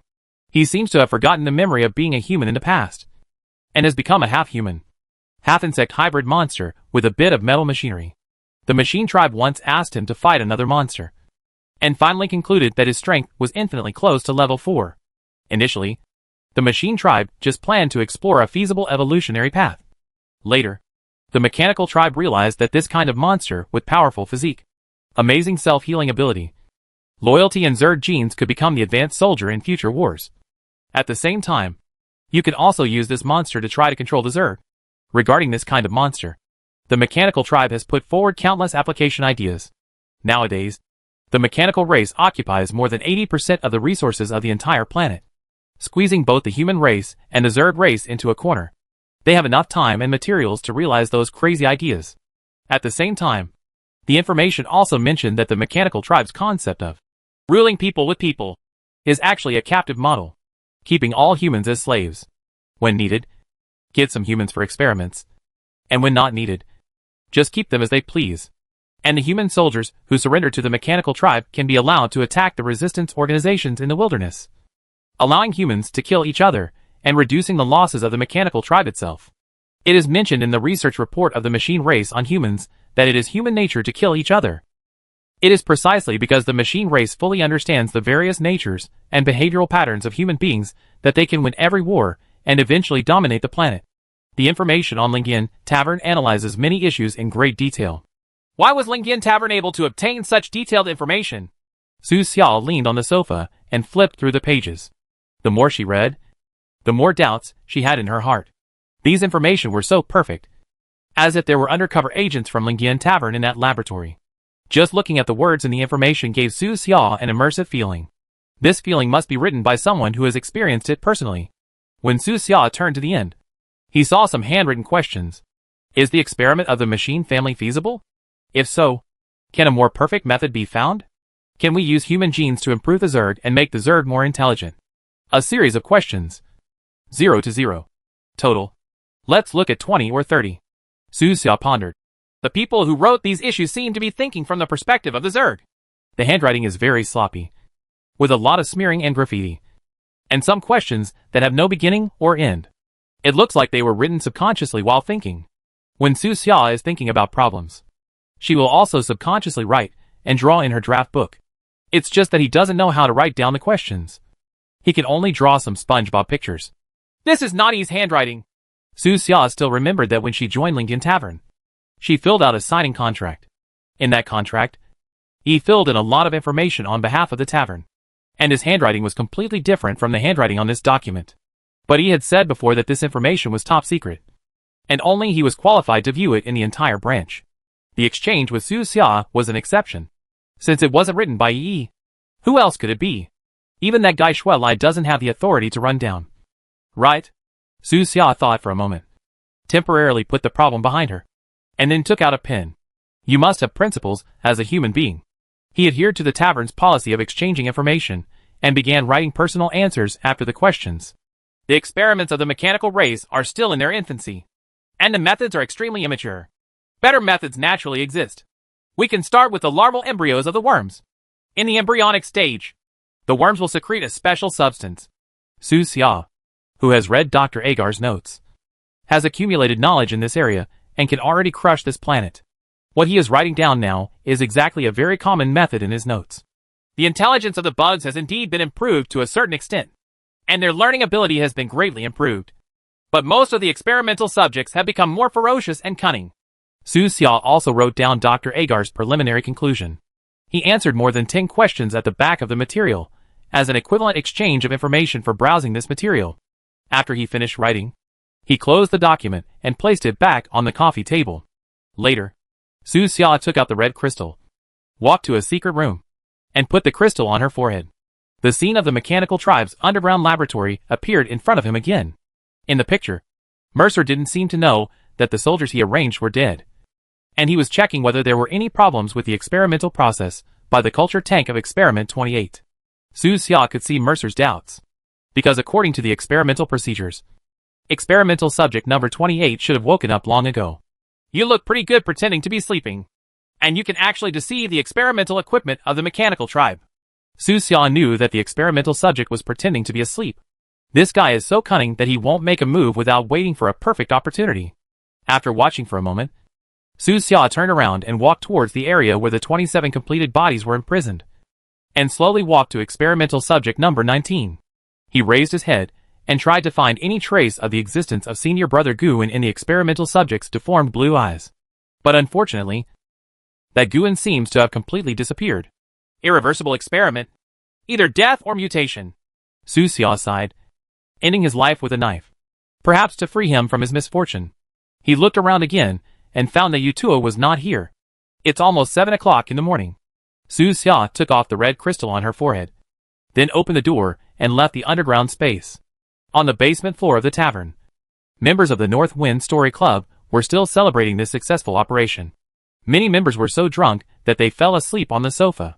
Su Xia just glanced at the door and did not participate. Why don't you go in? Yi Yi's voice suddenly came from beside him. I'm not used to such lively scenes. Su Xia answered truthfully. Were you an orphan since childhood? Yi handed Su Xia a glass of wine. You didn't have many friends when you were growing up? Do you like to be alone? Su Xia took the wine and replied. It's okay. I have a few friends, but they're not here. That's how I grew up. He seemed to understand. He swung the wine and continued. So later, I fell in love with drinking to relieve the boredom of being alone. Oh, I like watching cartoons. Huh? He had a question mark on his face. His eyes rolled, and he looked at Su Xia from top to bottom again. You are already in your 20s, and you still watch cartoons? He really couldn't imagine that this situation didn't match Su Xia's behavior at all. Su Xia smiled, raised her head and drank the wine in the glass, and then said, I'm leaving first. If you have anything, you can ask EMO to contact me. At this time, breakfast in the pharmacy should be over. Those two old men were probably refining medicine in frustration, trying to attack the 4th-level pharmacist. Yesterday evening, witnessing the death of the masked stranger had a big impact on the two brothers. I wonder if they can still complete the task within the set time. Before returning to the pharmacy, Su Xia went to find a street restaurant. 2 steamed buns and a cup of soy milk. He wanted to get a little bit of the scent of breakfast to cover up the dust of the busy night. 0 Point Tavern. Underground space. Not long after Su Xia left, a woman suddenly walked into the room. This woman has 3-dimensional facial features. A tall figure, slender legs, wheat-colored skin, and rough braids. She seems to be a mixed race. Has anyone been here? She had a stern look on her face. Her eyes were cold, and she could see all the traces in the room. The document on the coffee table had obviously been moved and was no longer in its original location. This is the safest area under the Coral City Tavern. Unless there is a serious situation, no one will come down at all. He has been down here before, but it doesn't seem like he has that strong smell of alcohol. The woman was alert, stretched out her slender hand, and waved lightly at the information on the coffee table. The information was turned automatically and page by page without any wind. When the page came to an end, her eyes narrowed and she slowly walked forward to pick up the information. The question I wrote down was actually answered. The woman relaxed her vigilance a little, walked to the sofa and sat down. Her slender legs subconsciously stretched out on the coffee table. Her eyes moved and she carefully browsed the answers written by Su Xia. These answers are written neatly and reasonably, without any theoretical problems, and are even accompanied by some experimental data. Seeing the detailed experimental data, the woman frowned slightly and felt unhappy. Besides the machine race, is there anyone else doing this kind of experiment? Whoever wrote the answer to the question has come a long way. Just looking at the answers in front of me, the other party's theories and experiments are simply more perfect than the mechanical clan. This means that man must have used a large number of innocent humans and bugs to carry out his evil experiments. And such a person can actually enter the safest room underground in the tavern.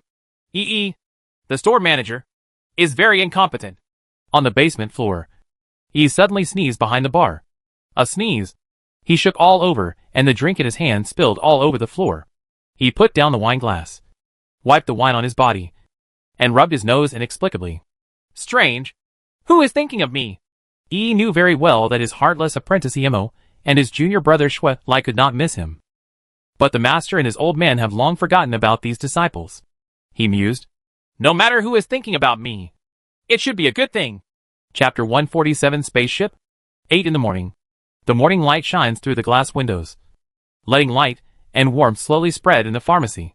The complex smell of medicine lingers in the store. It's a little uncomfortable at first, but after smelling it for a long time, you get used to it. The surrounding wooden shelves are filled with dazzling materials, including dried flowers and plants, powdered ores, and glass jars soaked with insect organs. There were even more weird liquids of different colors, some of which looked like thick blood, and some of which looked like vomiting bile. Boom! The reagent bottle in Hong Bafu's hand suddenly exploded. Glass fragments flew everywhere. And the solution in the bottle also spattered and landed on different locations on the floor and experimental bench, making a sizzling sound and wisps of smoke. This is the 5th time he has exploded bottles this morning, far more than the previous 2 days. Lon Bafu was also in poor condition and absent-minded. His small eyes were not focused on the medicine bottle in his hand. From time to time, he looked through the glass window in the direction of the prison. As Su Xia expected, these 2 brothers were affected by the death of the masked stranger. In order to cheer up these 2 people, Su Xia moved her position between them and whispered, "My friend just sent me a message saying that the masked weirdo is not dead, and the one who died yesterday was a substitute." The 2 of them were shocked and looked at Su Xia. Hong Bafu asked hurriedly, "Brother Su, are your friends sure?" "Not 100% sure. But they sent me a blurry picture." Su Xia turned on her phone and called up a photo in the album. The background time in the photo seems to be at night, in the wilderness, and a vague figure wearing a mask is in front of a group of refugees. This photo was actually taken by Xingyu, and was intended to be included in the Beifeng Story Club's action commemorative book. She took more than 300 photos in total during this operation. On the way back to the city, Su Xia casually asked for a few. At that time, he only wanted photos of himself. He thought it would be difficult to find them, but he didn't expect that he was in every photo. "How is it? Does it look like this?" Hong Bafu casually wiped his hands on his clothes, then rubbed his eyes with his hands, and looked carefully for a long time. They believed that the blurry figure in the photo was an alien. Was this photo taken with a landline phone? But no matter what, there is still some hope. The 2 asked Su Xia to send them this photo, and then continued to refine the medicine. And their condition was better than before. Today's father is still on the 2nd floor. He hasn't come down since breakfast. He didn't even ask where Su Xia went last night. He doesn't seem to care about the situation of several apprentices at all. Half an hour later, Su Xia handed the body over to the bracelet and returned to the Oasis camp. After a night of relocation, most of the residents in the Oasis camp have left. They carried pots and pans, their families, and moved slowly between the Oasis camp and the new station. The team stretched from front to back, like a giant python moving in the jungle. There are still some organizations in the camp who are packing up their things. As the person in charge of the camp, Xiongwei left the camp last night and was at the front of the relocation team giving guidance. The only ones left in the camp were Blue River and Bema. Their organization has left first, and the 2 of them are temporarily responsible for the follow-up matters in the camp. After seeing Su Xia, Lon he walked up and asked, "Commander, when will your Beifeng organization evacuate?" "Wait a minute. It should be early tomorrow morning." Su Xia was not in a hurry. At the Beifeng organization station, all the supplies have been packed, and everyone is just waiting for Su Xia's order.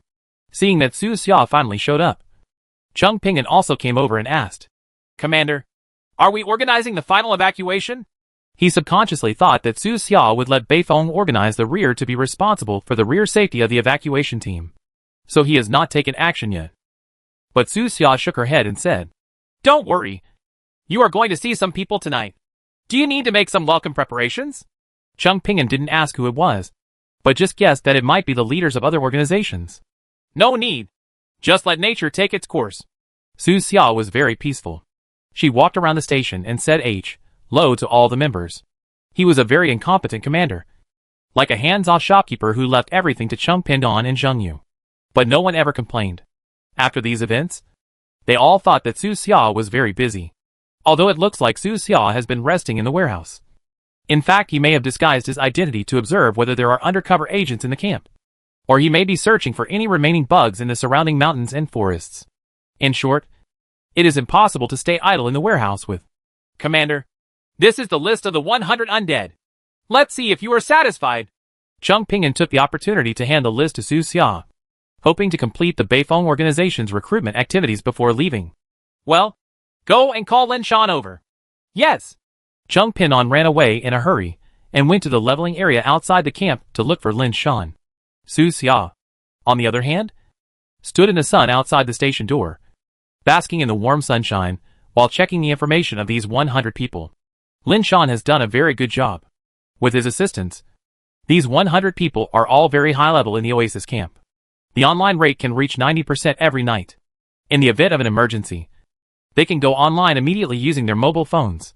They are considered half indigenous residents, These 100 people are just the starting point.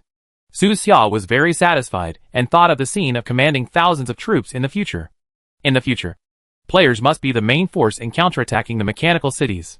They will resurrect again and again under gunfire, crush the positions of the mechanical clan, fight with the players who have taken refuge in the mechanical clan, and compete for honor in the experience of blood and fire.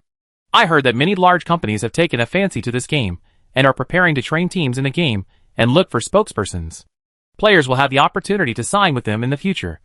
And as long as they become famous, they can get a lot of rewards. Commander, I'm here. Lin Shan hurried over with Chung pinned on, his sophisticated equipment dazzling in the sun. Su Xia casually threw him 2 psychic potions and said, You did a good job. From now on, you will be in charge of this undead team. Yes. Although he had expected it, Lin Shan was still excited. From today on, he can be considered a centurion, and he doesn't need to worry about these players disobeying orders. More than 30 of them are members of Gui Gang's team, and have been gaining friends with him for many years. Commander, I will definitely live up to your orders. Lin Shan looked resolute, and his voice was strong. Well, remember your words. Su Xia noticed that this guy's mentality had changed a lot. In the past, he kept shouting that he was for the human race. But in fact, he was still thinking about small benefits in his heart. But after these few times, Lin Shan shouted slogans more and more sincerely, and gradually integrated into the human race of this world. Don't you have anything to do in another world? Su Xia was quite curious. This guy seemed to have 2 more livers than normal people. He was in the Oasis camp all the time. He was more indigenous than the indigenous people. I had never seen him before. Offline. This and this. Lin Shan was speechless and touched his head. His life is very ordinary. He failed a postgraduate entrance examination after graduation and found a job that he hated. He spent every day messing around and working just to get off work. Playing games is his only way to relieve stress in his ruined life. But he didn't know how to explain the word disrespected to Su Xia. Many words were harmonized into strange syllables by the system as soon as they were spoken. Commander, I am a refugee in another world. Lin Shan scratched his head in embarrassment and could only explain it this way. Oh. Su Xia guessed that this guy might be a member of the Flexible Employment Army. Over there on Earth, everything is flexible. Commander, how about I call those 100 undead here first? Well, go ahead. Su Xia nodded and waited for them where she was. After tonight, he will also take the Beifeng organization to the new location of the Oasis camp. He must finish things first. After a while, the 100 players ran over under the leadership of Lin Shan. They were all excited, rubbing their hands and waiting for Su Xia to announce the results. In addition to them, many players also followed, looking at Su Xia eagerly with a glimmer of hope. Su Xia stood in front of everyone, holding the list in her hand. She felt like the host of an award show.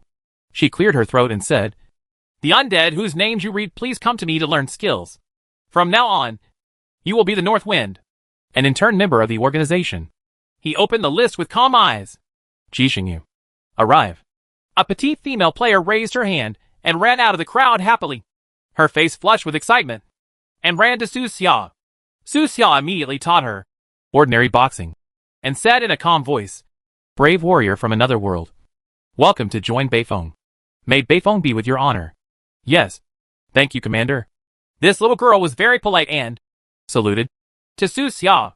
Su Xia nodded slightly, motioned for her to stand aside, and then continued reading. He Shumliang, arrive. A male player responded immediately. Su Xia raised her eyebrows. The names of these 2 people were interesting. In the following time, Su Xia read the names on the list one by one and taught ordinary boxing in turn. These guys were very happy after getting the skills, but they all knew that there were 3 moves in this set of boxing techniques. The ordinary punch was just the first move, and there were 2 other more powerful moves. Among all the players, only Lin Shan has learned 3 ordinary punches. The observation period is 3 months. Su Xia said to everyone. After 3 months, you can become a regular employee and learn 2 other tricks from me. Do you understand? Clear. Everyone responded in unison. Their voices uniform. They were all lucky. Not only were they born in the Oasis camp, but they also joined the North Wind organization. But the other players on the side didn't give up either. Someone raised their hands and asked loudly, Commander, is the Beifeng organization still recruiting people? Don't worry. It will happen later. How long will it take in the future? It won't be long. Su Xia smiled. The human race needs your strength. Warriors from other worlds. Please practice hard. I will need stronger warriors next time. Give me a blank check first. As for when the next time will be, Su Xia herself doesn't know. He needs to see the actual performance of these 100 people first. If the performance is good, he can continue to recruit new people. After doing all this, Su Xia gave Lin Shan a few more words and then returned to the warehouse. These 2 missions rewarded a lot of psionic potions, and with the ones looted from the escort team, he now had 13 intermediate psionic potions in his hand. With the big boss like Moser hanging over her head, Su Xia is still worried and must improve her strength as soon as possible. Su Xia sat on the sofa, took a few deep breaths, and arranged the 13 potions in front of her. Every injection will be lost in the illusion for a long time. The last hallucination was extremely real, without any sense of falsehood, as if the things in the hallucination actually existed somewhere in the world. He rolled up his sleeves, picked up a potion, and injected it into himself. As soon as he finished the injection, he suddenly fainted and fell completely on the sofa. Not long after, a mechanical female voice came to his ears. Doctor, we have discovered a habitable planet. Do we want to land on it? Su Xia slowly opened her eyes, and the world in front of her gradually became clear from blur. What comes into view is a huge and extremely complex mechanical console. The console is filled with densely packed buttons of various colors, as well as various instrument panels, indicator lights, joysticks, etc. It's dazzling to see. He seemed to be inside a spacecraft, sitting in the main seat with a thruster control lever at hand. The interior of this spacecraft does not look high-end and grand as in various science fiction blockbusters. Instead, it is very old. Part of the paint on the control panel has fallen off. The surrounding pipelines are exposed. The surface of many lines is aging, and the insulation layer is damaged. Doctor, do you want to land? The mechanical female voice appeared again. Su Xia noticed that sitting in another position next to him was a female robot that also looked tattered. They seemed to be traveling in the universe and discovered a habitable planet. Chapter 148 Guests. The female robot called him doctor. Could it be? Su Xia immediately reached for her pocket and found a thin, palm-sized notebook. When I opened the note, I saw familiar words. Agar! Su Xia was determined. This hallucination actually made him directly become Dr. Agar. But he did not inherit the doctor's memory. At this time, the doctor was still very young and seemed to have just begun his journey to travel the universe. There was no mention of evil research in his notes. They were all written about his knowledge and insights along the way. He also recorded the existence status of some civilizations, and seemed to be very satisfied with the journey. Today, I decided to embark on an unknown journey.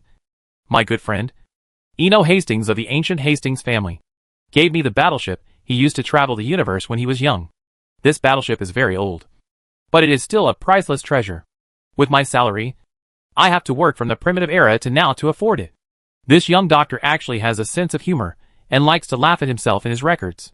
Maybe it's because he's still young. Although he has the title of doctor, he does not earn much money, and his life is not much better than that of ordinary people. In this booklet, he wrote the voices of countless ordinary people. Oh, it's so hard to make money. Su Xia deeply agreed with this. He waved his hand to the female robot next to him and asked her to control the spacecraft to land slowly while continuing to watch. There are many actors in the Empire. They are ignorant, but they can make money easily. Why is this?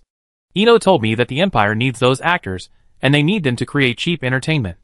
This kind of entertainment product is full of sensory and spiritual stimulation, which can make people at the bottom and fringes of the Empire addicted to it, diverting their dissatisfaction with the daily hardships of life, and making them unconsciously lose the ability to think about real problems and enjoy. Before setting off, the doctor wrote down a lot of ideas intermittently. It seems that he is just a young man who is full of expectations for the future and occasionally complains a little. The first planet he went to was very close to the starting point and had been visited by many people. These people are really unreasonable. Why do they want to leave traces of their visit here on this planet? There are also people who have carved their names on the rocks of this planet. This place is full of garbage brought by deep space travelers, and there is no beauty described in the documentary. I was deceived by the documentary. I was so angry that I ate 2 more energy bars. Seeing this, Su Xia was happy. Aliens actually like to throw garbage everywhere? The quality needs to be improved and I need to reflect on it. On day 206, I discovered a deserted planet that no one has set foot on. The creatures on this planet are still very primitive and are undergoing evolution from prokaryotes to eukaryotes. On day 419, I came to a planet that is experiencing a big explosion of life, and trilobites dominate this planet. On day 508, I feel a little lonely, but deep space is still endless and vast. On the 724th day, maybe because I was sleepy, I actually had auditory hallucinations. On day 811, I had several more auditory hallucinations, but they were not dreams. Day 815, I have been insomnia for 4 days. My condition is very bad. My eyes are filled with bloodshot eyes. Doctor? Doctor? The female robot suddenly called Su Xia. Are you asleep again? Su Xia raised her head and looked at the female robot. The female robot said, Doctor, you are in poor condition recently. Do you need a comprehensive physical examination? Do you have any ideas? Su Xia was curious about the auditory hallucinations mentioned in the notes. So she asked the assistant, Doctor, I suspect there may be a lesion in your brain. Lesion? Causes auditory hallucinations? Su Xia was thoughtful, and it seemed that it was not unreasonable. At this moment, a wave of tired sleepiness suddenly hit him. But this wave of sleepiness was quickly suppressed by another wave of severe pain.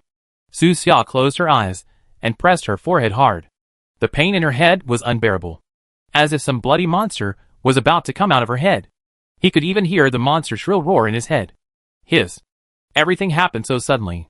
Su Xia opened her eyes and was about to ask the female robot assistant next to her how to check her brain. But the surrounding environment had changed.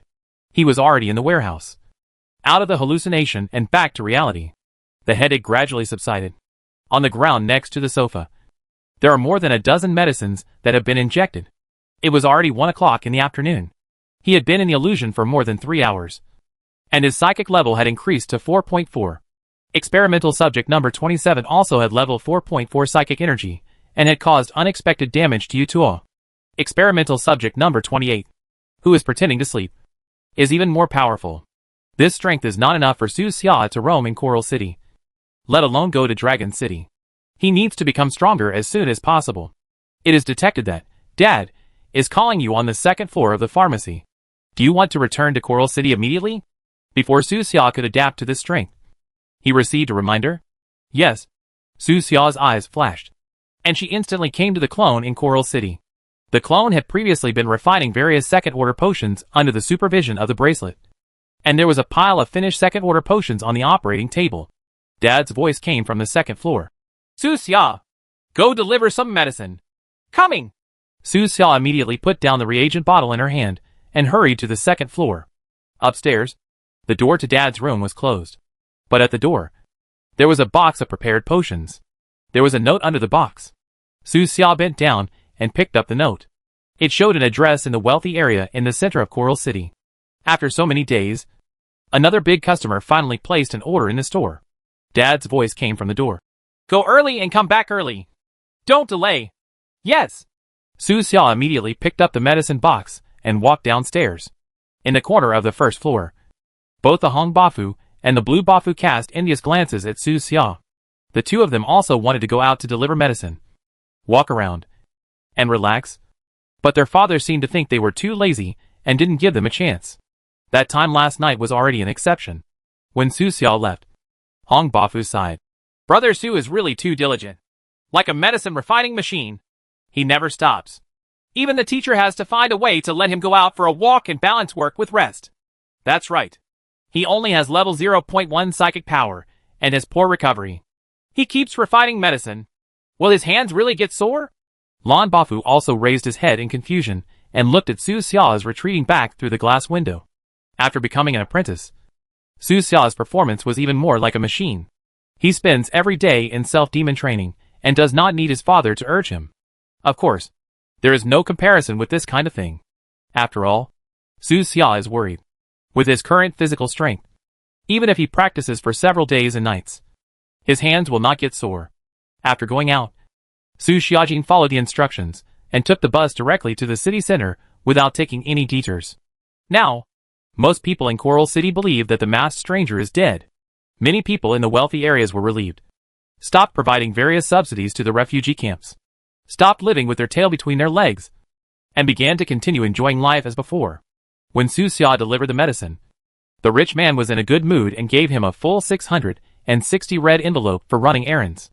Thank you for your hard work, young master. The man had a gentle smile on his face, asked the servant to prepare good tea for Su Xia, and patiently asked for precautions on various medicines. His attitude was very good. As a disciple of the master, Su Xia is the future master, so his status is naturally insignificant. Many wealthy people who want to live longer will find ways to establish a good relationship with the pharmacists in the city. The rich people in this city do anything to live longer, and some even regularly replace the blood in their bodies with the blood of young people. If things go on like this, young people will become the organ and blood suppliers of these rich people, and it is unknown how many shady underground industries will be spawned. After Su Xia explained the precautions, she looked at the time and said, Master has asked me not to stay outside for too long, so I will go back first. Okay, little master. Walk slowly. The man said Su Xia outside the gate with a smile. Su Xia took the red envelope and walked away. This wealthy area is peaceful, with beautiful scenery and luxurious buildings. It is really difficult to connect it with the ruins outside. After leaving this area, Su Xia walked along the street towards the bus stop. Many traces of the war can be seen on both sides of the street. At the corner of an intersection, Su Xia suddenly bumped into a mechanical soldier walking from the other side. Wrong. Not an ordinary mechanical soldier. It's Yutuo. If this guy doesn't stay in the machine tribe base, why is he roaming the streets with a trumpet account? Yutuo also noticed Su Xia and said calmly, It's you, the apprentice in the pharmacy. Hello, Lord City Lord. Su Xia showed fear at the right time, lowering her head and making her body tremble. In terms of acting skills, he is no worse than other players. The blue light in Yutuo's eyes dimmed and he asked, Are you sending me medicine? Yes. Yes. Who wants it? It's Mr. Wang for number 213. The wealthy area in front of you. Oh, that fat pig. Yutuo looked in that direction and his words were quite sharp. But even if the rich man heard it, he wouldn't dare to do anything. He would only smile and say that the city lord scolded him well. Su Xia didn't take the initiative to say anything, and planned to just say a few words and leave. But at this time, what he didn't expect was that he actually triggered a task about Yutuo. You triggered the task, guessed.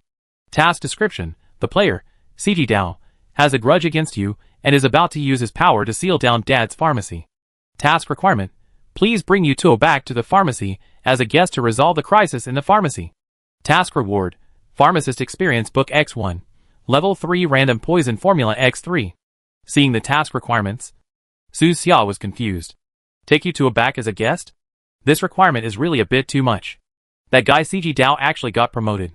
This was something Su Xia didn't expect. He had previously thought that Coral City would not fully believe in the undead so early. But now that Sigideo can use his power to seal down the pharmacy, it means that his status is not low. Yutuo saw that Su Xia kept lowering her head, thinking that Su Xia was afraid of him, and asked indifferently, How many levels of potions can you refine now? Return to the city lord. This is the second level.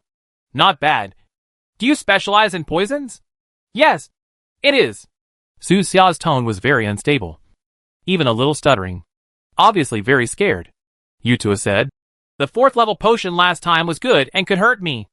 I will try to refine that potion as soon as possible. This city lord thinks highly of me. Don't belittle yourself. Be bold. Yutuo actually encouraged him, his voice still calm. Grow up as soon as possible. Our Coral City needs talents like you. Su Xia nodded repeatedly. Yes, I will definitely live up to the expectations of the city lord. Are you ready to go back? Yes. The teacher has instructions not to stay outside for too long. Well, time is precious. Yutuo nodded slightly. I think it is quite hard to refine medicine. The process is cumbersome. Every step needs to be done carefully, and it takes many years of practice. Hearing this, Su Xia's heart moved. This Yutuo seemed not very familiar with the process of refining medicine. He seized the opportunity and immediately said, Thanks to the lord of the city. Would you like to come to the pharmacy for a cup of tea? And I will show you the results of my recent studies. Oh! Yutuo smiled lightly, seeming to be a little interested. He didn't think too much, thinking that Su Xia wanted to take this opportunity to hook up with him. Let's go and have a look. Yutuo agreed with Su Xia's request in a casual tone. Sir, please come with me. Su Xia still lowered her head, looking a little uneasy. But there was a hint of joy in her tone, and she controlled her emotions well. The atmosphere in the pharmacy was ordinary. The two brothers put their minds aside and focused on refining the medicine, trying to refine the 4th level potion within the time specified by their father. If they can't complete it, their training will have to be doubled, and it will be impossible to live their lives just thinking about it. After a long time, the door of the pharmacy was suddenly pushed open. Jingle. The bell on the door rang. Hong Bafu was trying a 4th level potion. At the critical moment, he couldn't relax, so he simply asked, "Brother Su is back?" Su Xia nodded. "Well, the potion has been delivered, and the money and goods have been cleared. Have you been interrogated by those damn patrols from the machine clan on the road?" Su Xia thought of Yutuo behind her, opened her mouth, but stopped talking. Lan Bafu on the side put down the potion in his hand and looked back. Just one glance made him tremble, and his whole body suddenly froze. Hong Bafu felt strange. "Why aren't you talking?" Chapter 149, Abusing Power for Personal Gain. No one spoke in the pharmacy, and it soon fell into an eerie silence. "Brother, please make a sound." Hong Bafu carefully put the materials into the reagent bottles, and still did not look back. He asked strangely, "Brother Su, did those damn mechanical patrols do anything to you?" "Brother Hong." Lan Bafu tugged on Hong Bafu's sleeve and reminded him in a low voice. This pull immediately made Hong Bafu's hand tremble. Boom! The glass bottle exploded again. The materials in the bottle exploded everywhere, and dangerous glass shards also fell to the ground. Hong Bafu was speechless and waved his hand. "What are you doing?" He twisted his sore neck and complained to Lan Bafu, then turned his head and planned to ask Su Xia why he didn't speak. But as soon as he turned his head, his whole body trembled, and the words on his lips were stuck. "Yutuo, why is this guy here again?" Hong Bafu swallowed his saliva and thought of what he just said.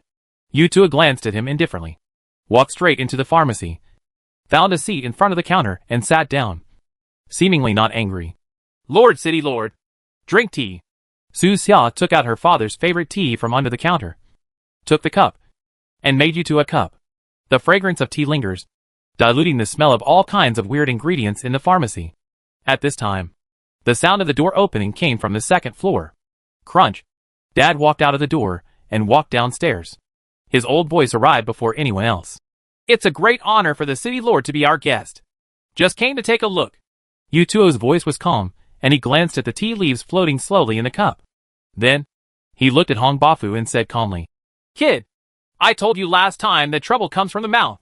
You should listen to your junior brother more." Hong Bafu's face was stiff, and he reluctantly said, "What I just meant is, children are ignorant. Don't take it to heart. City Lord." Dad walked down the stairs, talking as he walked, to relieve Hong Bafu. But Yutuo said, "You are not young anymore. Learn how to be a good person. Your little apprentice has done a good job in this." "Yes, Su Xia's character is the best among the 3 brothers." Dad had a smile on his face and was very calm, sitting opposite Yutuo. Naturally, Su Xia couldn't waste this compliment and immediately made her father a cup of tea. The aroma of tea in the shop is stronger, and the atmosphere is more harmonious. Dad opened the topic and asked in a leisurely manner, "What did the city lord think of the bone-eroding poison last time?" "Yes, it is indeed better than other pharmacists." Although Yutuo's tone was very calm, the appreciation in his words was very obvious. After leaving last time, he went to find other 4th-level pharmacists in the city. But those pharmacists can only refine the original formula and dare not change the ratio of various materials at will, let alone add new materials. The effect of the refined medicine is much worse than that of Dad. "If you like it, Lord City Lord, you can come to the store to check it out from time to time." After the topic is opened, there is a lot to talk about next. Yutuo knew very little about refining medicine, and the dead information in the database was no match for his father, a living master of medicine. He began to ask his father about various poisons and antidotes.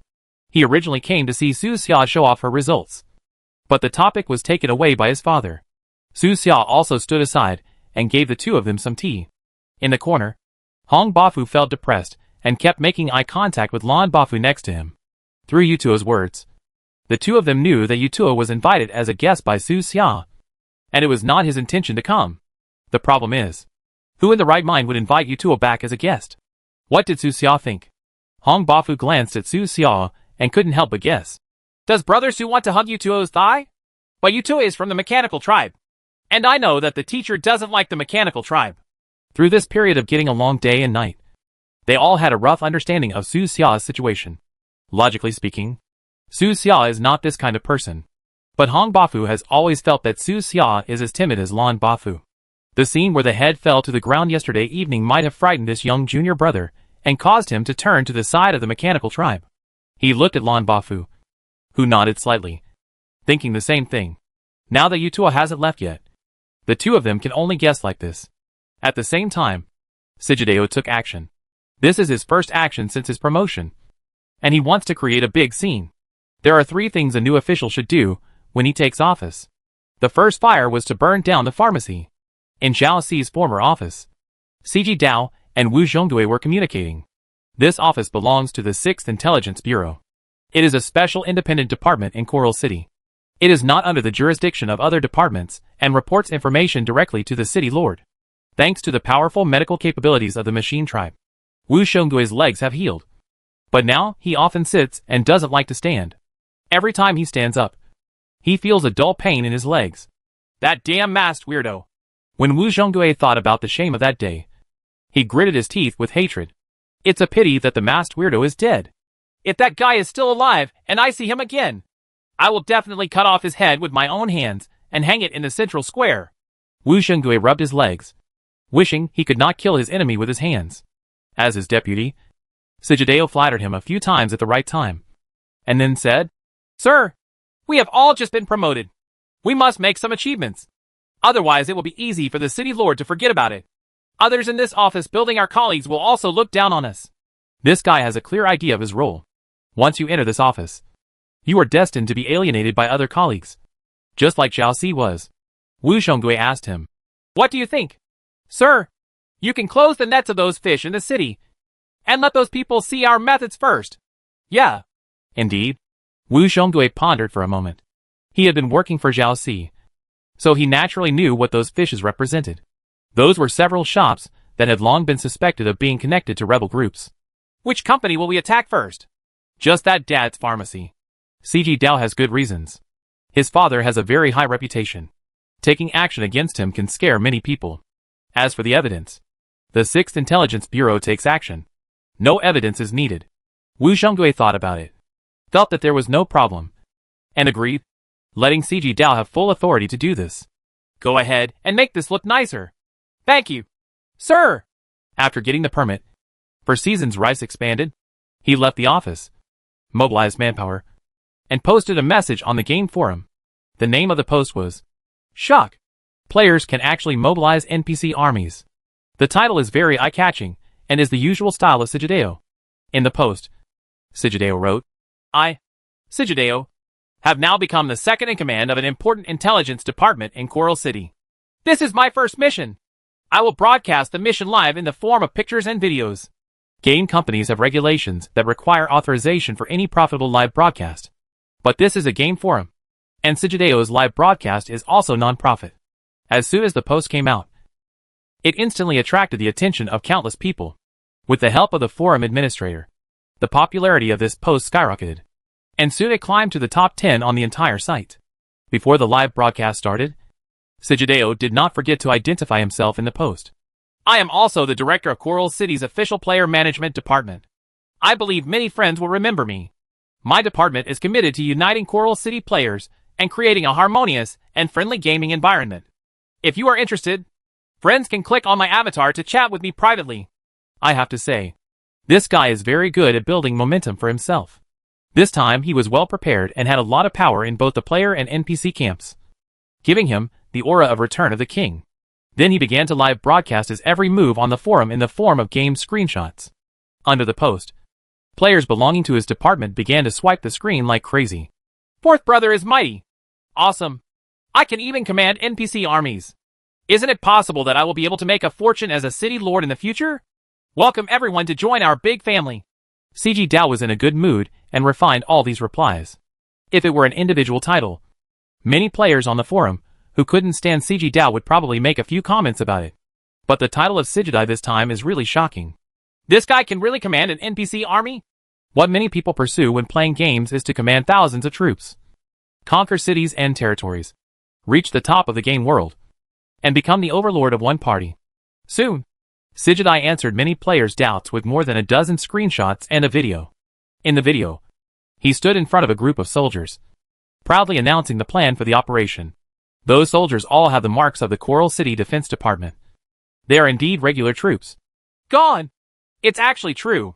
How virtuous and capable is this villain? The management of Coral City is full of scumbags. Most of them got their way by betraying their teammates and flattering them. After the previous events, players had a rather poor impression of Coral City.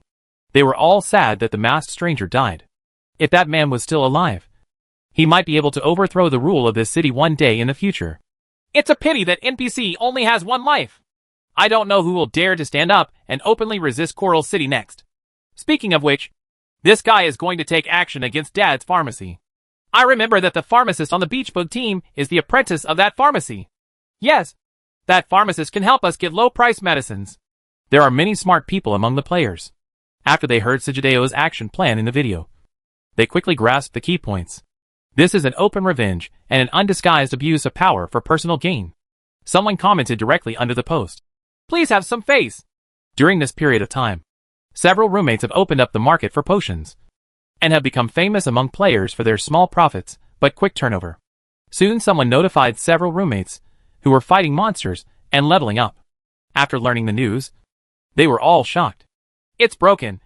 Go find Susia quickly. Chapter 150 Comeback. Today is the weekend. The weather is fine, and the afternoon sunshine is just right. None of the 5 roommates were in the dormitory. The game has been in service for so long, and they don't want to face a flat computer screen all the time. They want to experience the fun of VR Hive.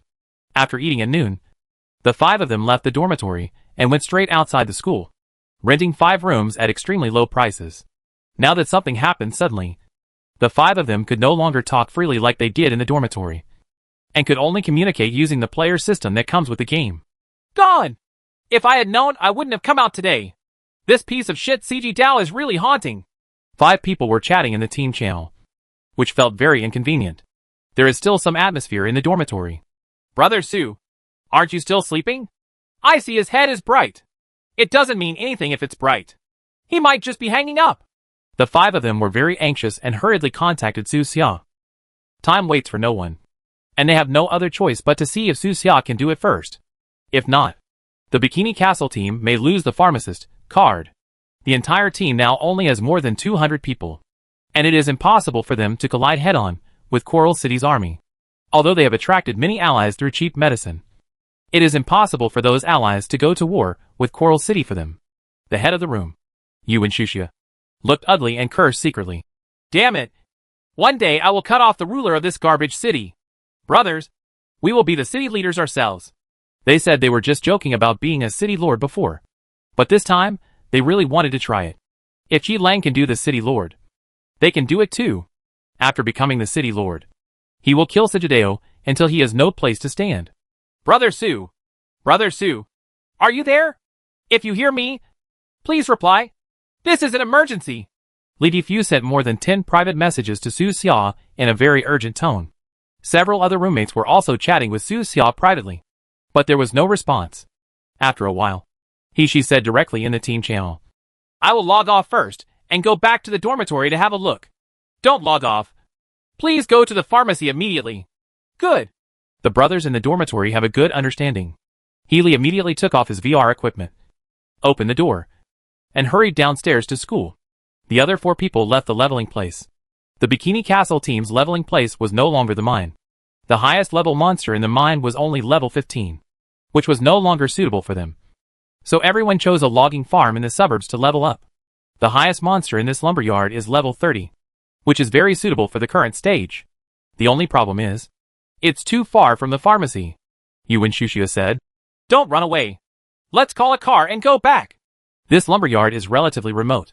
There are few cars coming there usually, and the workers live in dormitories on the site. He looked around and made a prompt decision to stop a large truck transporting wood. Before he could say anything to the driver, the supervisor of the lumberyard not far away shouted, What are you doing? The supervisor looked serious and immediately walked towards the crowd. Yuan Shuxia explained to him, Sir, We have something urgent and need to go back to the city. No. The supervisor sounded firm and said coldly, This is our lumberyard's vehicle and cannot be used for private use. Sir, we are just borrowing it temporarily and will return it soon. Leave immediately. The supervisor coldly refused. This is an iron rule in the field, and no one can violate it. Your Excellency. Yuan Shushua suddenly lowered his voice, stepped forward, and took out $100 bills from his pocket. He put the money into the hands of the supervisor, and then begged in a low voice. Sir, we know this is an iron rule in the field, but we do have something very urgent. Can you please accommodate me? The supervisor glanced at the banknotes in his hand, and his tone softened a lot. It seems that you are really in a hurry. Go ahead. The rule of law is ruthless, but the ruthless are ruthless. Thank you. Sir! Yuan Shushua breathed a sigh of relief and immediately winked at several roommates. Several people understood and climbed onto the big truck together, sitting on the logs. At this time, several more people came running from a distance. Brother Sponge. Wait. Let's go and see with you. CG Dao has gone too far this time. The few people who ran over were all captains of several teams that had formed alliances during this period. The captain of Frozen Cross, Bing Lei, and the captain of Sixth Heaven, North, are both there. After this period of development, these two small teams have nearly 100 people, and they often buy medicines at low prices from several roommates. They knew that they couldn't fight against Coral City's regular troops, and they couldn't do anything if they went there. But the friendship of killing monsters and leveling up together during this period still made them come. Bing Lei said with a smile. With so many people, we can at least increase our momentum. Yes, CG Dao's thing is using the public for personal gain, which really makes me sick. North also said. When I see him later, I have to say a few words. Thank you all. Time waits for no one. Get in the car quickly. Yuan Shushua spoke solemnly and recorded everyone's thoughts. At this time, those who can still stand up to help them are brothers who can fight side by side in the future. Then, they got into the car one by one and sat on the rough logs. Buzz. The old engine roared, and black smoke billowed from the rear of the truck. But the vehicle had just started, and several team captains came running not far away. Etc. We haven't even gotten in the car yet. They waved their hands and shouted, trotting and sprinting all the way, even using their newly learned skills. You can learn a quick dodge skill here in the lumberyard. It was originally intended to help workers avoid unexpectedly fallen trees, but after learning it, players can have a 6-second burst of speed. Yuan Shushua was moved and immediately asked the driver to stop the car. Thank you everyone. Thank you no matter what. We are all part of the same family. From now on, a few more discounts on medicines will be enough. Just like that, a group of people set off in a big truck. The scenery along the way is pretty good, but no one was interested in watching the scenery, but had been paying attention to the situation on the forum. That post has become the most popular, and there are countless players paying attention to this Sigideo live broadcast. Sigideo did not keep everyone waiting, and released the latest news almost every 1 or 2 minutes. Just now, he sent out more than 10 screenshots. Picture.jpg. Picture.jpg. The picture shows that he has already set off with the NPC soldiers from Coral City. There were at least 30 soldiers following him, which looked like a platoon of troops. They were fully armed, high-spirited and confident, looking like elites. Sigideo wrote under the picture, have you seen it, friends? These are our elite warriors in Coral City. With them, those resistance organizations have no hope. Just looking at the pictures, he is indeed right. But the real situation is that these soldiers knew that the mission was very simple. They were just going to seize a store, and there was no danger to their lives. So they were so confident. How big a problem can it have when dealing with a small pharmacy? It's not like we're dealing with masked strangers. Bing Lei let out a sigh and said loudly, look at this guy looking like a villain. I really want to punch him in the face. This time he used the army to deal with Brothers Who's pharmacy. Next time, will he use the army directly to deal with those players who don't cooperate with him? Lady Fu raised a question that many players are worried about. Players at this stage simply do not have the strength to fight against the regular soldiers of Coral City. With CG Dao's villainous character, he would most likely do something like that. If this continues, will the entire Coral City become a place where CG Dao has the final say? No one knows how high this bitch can climb in management. At this time, Coral City. CG Dao led more than 30 soldiers and walked arrogantly on the roads in the city. Originally, the city defense side was willing to provide a troop carrier, But Sijideo refused. He just wanted to walk around in a circle in front of all the players. Facts have proved that the effect of his approach is quite good. On both sides of the road, players were attracted. Is it that guy? It's him. I didn't expect those pictures and videos to be real. He's so majestic. Look at his human-like appearance. Sijideo was proud in front, while many heavily armed soldiers were behind. This picture reminds many players of the idiom, a dog fights with a man's power. However, despite the verbal abuse, many players are still envious in their hearts and wish they were in Sijideo's position. On the right side of the street, the president of a large gaming union called Vega Overseas saw this scene and commented, "This is what a man should do." This evaluation was quite high, and the president even had the idea of joining forces with Sijideo. On the left side of the street, the president of another large guild named Comeback was also there. After pondering for a moment, he said, "He can take his place." All eyes were focused on Sijideo, as if he was standing in the spotlight. He enjoyed this feeling. Not long after, some players even asked him loudly, "Sijideo, are you still recruiting people for your team?" "Of course." Sijideo smiled confidently, looked at everyone and said, "My team is always recruiting new people, as long as everyone is willing. You can join us now. Okay, count me in." That player made a decision right then and there. A few seconds later, a player shouted, "Count me in!" And I. The surrounding players were all moved, and a chain reaction seemed to form for a while. Hearing those words, Sijideo felt extremely happy, as if he was at the center of the world. "Everyone just stay with me for now. I'll register you right away after you finish what you're doing." As soon as the words fell, the players walked towards Sijideo one after another. Along the way, more and more players joined the team, and it gradually grew in size, and finally blocked half of the street. This is an unprecedented marketing success. Sijideo was in a good mood and led everyone to the pharmacy. A dense crowd of players surrounded the store. In the shop, Hong Bafu and Lan Bafu were both shocked. "What is going on?" Lan Bafu stood in front of the glass window. "Why are the soldiers from the city defense here?" Outside the store, the more than 30 soldiers all opened their gun safety and pointed their guns at everyone in the store. Seeing the cold muzzle of the gun, Lan Bafu was a little flustered and subconsciously looked at Yutuo. Could it be that Yutuo called these soldiers? Are you going to raid your home? Is there anything Dad can do?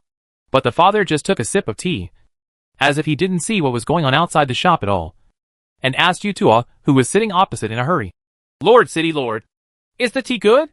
"Yes, it's fine tea." Chapter 151. Laughing won't last long. Are they really the soldiers called by Yutuo? Hong Bafu secretly glanced at Yutuo's position, his heart pounding. Although Yutuo heard his unbridled words these 2 times. Yutuo is also the lord of a city after all, so he can't be so stingy. Right? What's going on with Dad's calm look? Do you still have to maintain your composure even if your home is ransacked? At the same time, Sijideo outside the store also had doubts. "Why is there a robot in there?" His eyes flickered, and he took a closer look to confirm that it was an ordinary mechanical soldier. Could it be that the robot also wants to enjoy the potion? This ridiculous idea flashed through Sijideo's mind. But then he thought that there should be humans doing things in the machine base. Maybe this robot was buying medicine for those humans? The atmosphere has already reached this point. And it won't be okay if it doesn't go up. At this time, there were many players on the scene who planned to join Sijideo's organization after this operation. There were also some players who were wavering. And there were also players who were just here to watch the excitement. And Li Difu and others are still on their way. Sijida took 2 screenshots, then turned around and announced the reason for this action to everyone again. "Friends, there is evidence that this pharmacy is colluding with the resistance groups in the wilderness." So, his voice was so loud that people inside and outside the store could hear him. Hong Bafu and Lan Bafu felt their hearts skip a beat. Although they hated the mechanical race, they had no connection with the resistance organization. Su Xia, a young junior who has just started, can't do it either. Could it be that Daddy was caught doing something dirty? Both of them thought about Dad's strange clients. After explaining the reasons for his actions, Sijideo turned around and walked into the pharmacy. He immediately saw Su Xia standing behind Yutuo, with a proud smile on his lips. But he did not mock him on the spot because many people on the forum said that he was using power for personal gain and planned to report him. Sijideo also knew that reporting this game was useless. But he still decided to be cautious. Put away his smile, looked serious, and asked, "Who is the owner of this store?" I am. The father spoke calmly, and used the tea lid to skim the tea foam, without even raising his head to look at CG Dao. This calm look made CG Dao quite uncomfortable. Now that he is in a high position and holds great power, shouldn't this old guy be frightened when he sees him? He felt unhappy and said loudly, "The available evidence indicates that." "What evidence?" Yutua suddenly spoke. The blue light in his eyes turned from dark to bright, and he raised his head and looked at CG Dao. This man was promoted by him himself. Originally, Qi Lang did not intend for CG Dao, an undead person, to be promoted so quickly, and he did not even think about letting him enter the core management. CG Dao is a little afraid of the mechanical tribe, even though he is just an ordinary mechanical soldier. "The evidence is in the bureau. It's not convenient to take it out here," he explained. "This mission is urgent and related to the Wilderness Resistance Organization. Please don't block it from the Machine Clan Master." "So there is no evidence?" Yutuo's tone was cold, and he knew these routines very well. Having been in the position of City Lord for a long time, he has seen everything, and CG Dao cannot hide his tricks from him. CG Dao frowned and immediately said, "Of course there is evidence, but the details are unclear. When I take these people back and ask them carefully, I can give more details." His plan is simple. Dad's old bones will definitely not be able to withstand the torture. After using the great memory recovery technique, even if he didn't do it, he would have to admit it, even if the father doesn't say anything. Can his two apprentices be able to bear it? Moreover, CG Dao planned to torture his father, Hong Bafu and others in front of Su Xia. When the time comes, he will tell Su Xia that as long as he admits to be connected with the resistance organization in the wilderness, he will stop torturing his father and others. And it will depend on Su Xia's choice. Sijideo knew very well that the reason why many players hated him was because he betrayed his teacher and organization. Now he wants Su Xia to fall into this situation. Either betray the teacher or watch the teacher be tortured to death. This move is indeed vicious, and ordinary players will definitely not be able to withstand it. However, he met Su Xia, who was worried. "Master of the mechanical tribe, what's the matter with you coming here?" CG Dao held his position and showed respect, but not complete respect. But Yutua didn't answer his question, and just said coldly, "Go back and ask Wu Zhonggue and Qi Lang to come over." Sijideo was stunned. The robot actually asked for his boss, and his boss's boss. Qi Lang's tone is so indifferent. Could it be that he is Yutua? But Yutua doesn't look like this. He is clearly wrong. CG Dao suddenly thought of something, trembled suddenly, and dense cold sweat appeared on his forehead, and asked with difficulty, "Master Yutua?" His face turned pale, but there was still a glimmer of hope in his heart. It couldn't be such a coincidence, could it? Just when he was about to attack the pharmacy, Yutua was also in the pharmacy. This is simply more coincidental than the meeting of the male and female protagonists in romance novels. It was as if there was an invisible hand arranging everything behind my back. But Yutua didn't reply to him. He just drank tea calmly. He didn't want to say the same thing again. CG Dao's heart froze, and he immediately understood. "I'll go call them right now." "Sir, please wait a moment." The entire Coral City belongs to Yutua. Wherever he goes, there is his palace, even if he was far away in the wilderness. Qi Lang, Wu Zhonggue, and others had to run from the city to the wilderness like dogs. The brief conversation just now has spread outside the pharmacy. The player group seemed to be in an uproar. Everyone was shocked. "Is that Yutua? I think it's just an ordinary robot. During the last refugee incident, I saw Yutua up close. His robotic body was at least 3 meters tall, and he was very strong. I'm a robot. What's wrong with having a clone? Can anyone see through its panel?" Players have used the system's built-in detection skills on Yutua, but the results detected were surprising. Name, none. Race, mechanical race. Faction, mechanical deep diver camp. Model, H1-1 combat robot, standard version. Psychic level, level 1.0. TNN particle level, level 15. Remaining life, 100%. Active skills, fatal bursts. Armor-piercing bombs. Psychic burning. Self-destruction. Passive skill, psychic shield. Psychic talent, none. Description, a mediocre mass-produced robot. Is this really Yutua? Why is the detection result obtained an ordinary robot? The other players are confused. Sijideo didn't understand either, but he didn't dare to bet. What if this was really Yutua? The hierarchy within the mechanical clan is very strict, and no robot should dare to impersonate Yutua. Among the players present, only Su Xia knew that Yutua had skills such as camouflage. especially a dog, who liked to show weakness to the enemy and catch the opponent off guard during battle. Is Sijideo a coward? When you hear what he said, you will know that he is cowardly. Ha. There are many players who come just to watch the excitement, and they like this kind of unexpected situation the most. No one expected that with Sijideo in control, this small pharmacy could make a comeback. At this time, Li Defu and others were still on their way. He has already run back to school and is running to the dormitory. In the game, Sijideo lowered his head and exited the pharmacy bit by bit. When he turned around, everyone could clearly see that his expression was quite bad.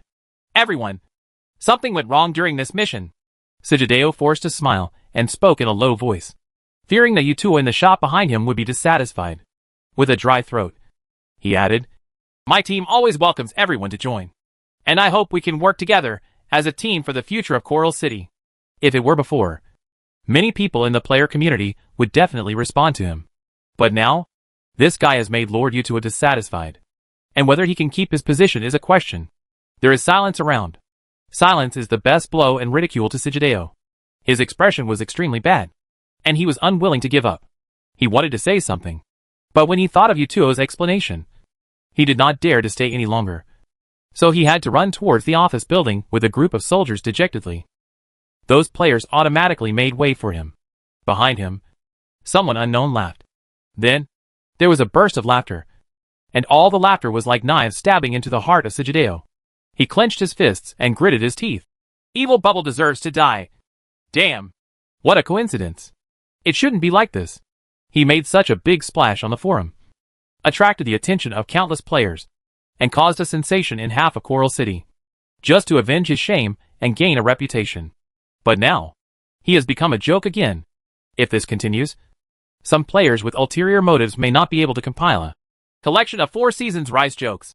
This failure was much more serious than the last time, because it involved a boss-level NPC like Yutuo, and even many players in Sijideo's own team were shaken. The president of a large gaming union saw Sijideo's appearance and sighed. "Oh, it's just Wu Xiaomon." Even the leader of the Soul Tribe, Master Lu, sent a message asking, "Sijideo, are you okay? If not, then let me be the minister instead." Seeing the news, Sijideo trembled all over, and was so angry that his teeth almost broke. He suppressed his anger and replied, "Don't worry. I still have a way." Sijideo also has a trump card that is useless, and that is the position of the joint organization. It's just that he hasn't discovered the location yet. Once found out, his current embarrassing situation will be reversed instantly. Give me a little more time. That evil bubble won't be able to laugh for long. Did Su Xiao laugh? Not at all. Things like 4 Seasons Rise just made him feel sick, and there wasn't much sense of accomplishment in dealing with him. What really makes him feel a sense of accomplishment is defeating an opponent like Yutuo. It's a pity that he still hasn't been able to defeat this guy, let alone the big boss Mercer deep underground. This is how the crisis in the pharmacy is resolved. At this time, Li Defu and others were still on their way. Chapter 152 Taking Office. In the pharmacy, the fragrance of tea lingers. Both the Hong Bafu and the Blue Bafu breathed a sigh of relief. As expected, those robots were not brought by Yutuo, but were the actions of an ordinary official from the Coral City Intelligence Department. Fortunately, Yutuo is here today. If not, what would be the result? The apothecary would have been searched with astonishment, the shelves smashed, the contents of the basement confiscated, and they themselves arrested and tortured. The scumbags in Coral City are experts when it comes to torturing people, and they have already practiced it on many members of the resistance organization. When the torture is over, not even an inch of intact skin may be found on either person. When they thought of this, they felt a little palpitated, so that they felt better about Yutuo. Fortunately, the two looked at each other and let go of their worries. The pharmacy is safe. In terms of games, Sijideo was not only ridiculed by half of the forum, but also promoted the Bikini Castle team. Now, everyone knew that he did this to target a player who became a pharmacist. The popularity of the Bikini Castle team and Su Xia skyrocketed. Damn it! He's my classmate! On the forum, some students in the same major recognized Su Xia based on the screenshots. No, they are still my long-lost brothers. They are really my classmates. That classmate directly sent the screenshot of the game to the professional group. At least half of the people in the entire profession are playing the game, looking up at the stars. Now, the Bikini Castle team is also famous in the profession. Isn't that Su Xia? A female classmate was surprised. No wonder I haven't seen him in the library during this time. It turns out he has been playing games. I didn't expect him to be so good at playing games. Su Xia's nerdy image is completely gone. It can't be said to be a good thing. Nor can it be said to be a bad thing. Because the profession of pharmacist is so lucrative. Someone directly chatted with him privately. Old Su, do you want a wife? Su Xia. At this time, he received a reminder from the bracelet. It has been detected that your classmates are calling you from the Earth. Will they return? Yes. Su Xia handed over the body to the bracelet and returned to the dormitory. He opened the bed curtain and saw his roommate He Chai, who was sweating profusely. Hoo-hoo. He clutched his stomach and gasped for air. Half of his life was almost gone. He raised his hand and said breathlessly, Brother Su is in an emergency. Is it about the pharmacy? Yes. It is. Don't worry. It's settled. Huh? He was confused and didn't know what happened during this period. He turned on his phone and found that Li Defu and others had sent him more than 10 messages, telling him that the crisis had been resolved. In fact, Li Defu and others were confused when they first received the news. This incident was indeed serious. So much so that they were ready to abandon the pharmacy and save Su Xia. If it doesn't work, let Su Xia leave the pharmacy and give up his identity as a pharmacist apprentice. Anyway, he can already refine second-level potions and is still very popular at the current stage. In the future, there will be more and more newcomers in the game. So it is not impossible to keep selling first and second-level potions. They can be satisfied with just making a little money. But it ended like this. In the dormitory, She asked Su Xia, Brother Su, how did you do it? Good luck. Su Xia smiled. I met Yutua today. I saw that he had nothing to do. So I invited him to sit in the pharmacy. Huh? Can this still happen? He cracked his mouth open and everyone was dumbfounded. He invited a boss-level super NPC back to the drugstore to sit there? He didn't even dare to think about this operation. But Su Xia's tone was as relaxed as eating and drinking. In the game, Li Defu sighed. As expected of Brother Su, the brain of a top student is just different from ours. If I had seen Yutua, I wouldn't have been able to take a detour. Then do we want to go back now? Asked a team leader who was traveling with us. What are you going back for? Li Defu smiled and said, That disgusting thing from Sujideo has gone to call his boss. And he will go back to the pharmacy with his tail between his legs later. This is a good time to ridicule him. Bing Lei gave a thumbs up and agreed. Brother Li's words make sense. And I deeply agree. Snow also smiled and said, Okay, let's go together. Drive. Drive. He Ju was riding on a log, and the surrounding scenery receded, as if he was galloping on the prairie. He shouted happily, Faster! Faster! The driver driving, different from the anxiety when they set off. The group was now completely relaxed. Not long after, another post on the forum soared in popularity. Shock! Players can actually talk directly to the Mechanical City Lord. In the post, there was a screenshot of Su Xia standing next to Yutul. The anonymous poster wrote, According to relevant sources, it was not by chance that Lord Yutua was in the pharmacy, but was invited by a player. And that player was none other than Evil Bubble, the pharmacist who was rumored to be cheating. Su Xia's own reputation rose again, and soon surpassed Lin Shan, the first player to gain psychic powers. After seeing this post, many people lamented that he was really lucky this time. He actually invited Yutua back at this moment. His luck is that the Emperor of Europe is still alive. Watch from the front row and take a breath of European air. Suck. Many people left comments and wishes under the post. Wishes such as getting a driver's license, passing the level 4 exam, and disappearing love quickly flooded the screen. At this point, Su Xia already has a lot of nicknames. Breaking Bad, Cheating, Potion Scammer, Bubble Brother, Insider, European Emperor, etc. The name of Evil Bubble was unknown to everyone for a while. Su Xia has no opinion on these false reputations, as long as it can increase the popularity of Bikini Castle and attract more players. In the future, they must have an army of players. But what gave him a bit of a headache was that after becoming famous, all kinds of inexplicable private messages also followed. Hello handsome guy. I'm a friend. Plus B130****. Online. Su Xia had no choice but to directly block the stranger's private messages. This game does a good job in this regard, ensuring that players can have a pure playing environment. In the dormitory, He also laid down on his bed. His energy was greatly damaged by such a trip, and he might not be able to get off the bed for a while. He didn't even turn on the computer and logged into the game directly with his mobile phone. Su Xia closed the bed curtain, activated the bracelet again, and returned to the game. The number of players around the pharmacy did not decrease, but became more and more, all coming to see CG Dao's fun. Not long after, the old truck that Li Defu and others were riding in also arrived. We're here just in time. Is that guy from Shikito in that car over there? Li Defu narrowed his eyes and pointed to the distance on the right side of the crowd. Several black cars belonging to Coral City officials were speeding towards them, as fast as if they were about to reincarnate. CG Dao was in the passenger seat of the first car, looking as ugly as if he had just eaten a few flies. That's right. That's the guy. Ha. Looking at him like that, it looks like someone in the family has died. Li Defu's mouth is still so vicious and merciless. The group of people got out of the car one by one and walked towards the pharmacy. Room Chief Yuan Shushua sealed a red envelope for the driver and asked him to wait here for a while. The surrounding players already recognized them. It's the people from Team Bikini Bottom, SpongeBob, and Patrick and the others. Oh my god! Their level is really high and their equipment is good. I have endless potions, so I don't need to save them when fighting the boss. It's normal if I have good equipment. Under the envious eyes, everyone got closer and closer. Players automatically moved out of the way. Everyone knows that as long as there are no accidents in the future, the Bikini Castle team will definitely leave a mark in this game. Even the old gaming unions are particularly interested in this new team. A new generation replaces the old, and each game has its own legend. In the pharmacy, Su Xia also saw a few roommates. Li Defu and others gave Su Xia a thumbs up. Ox.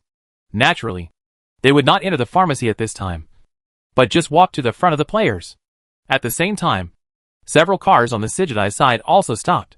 Wu Zhonggui and Qi Lang got off the car one after another, along with several ministers of important departments in Coral City. They were all a little frightened, and they didn't dare to straighten up when walking. They all bowed their waists, like ants, walking through the group of players. Qi Lang was at the front, the first to walk into the pharmacy. Wu Zhonggui followed him. The other ministers have no qualifications at all and dare to stand outside and wait for the results.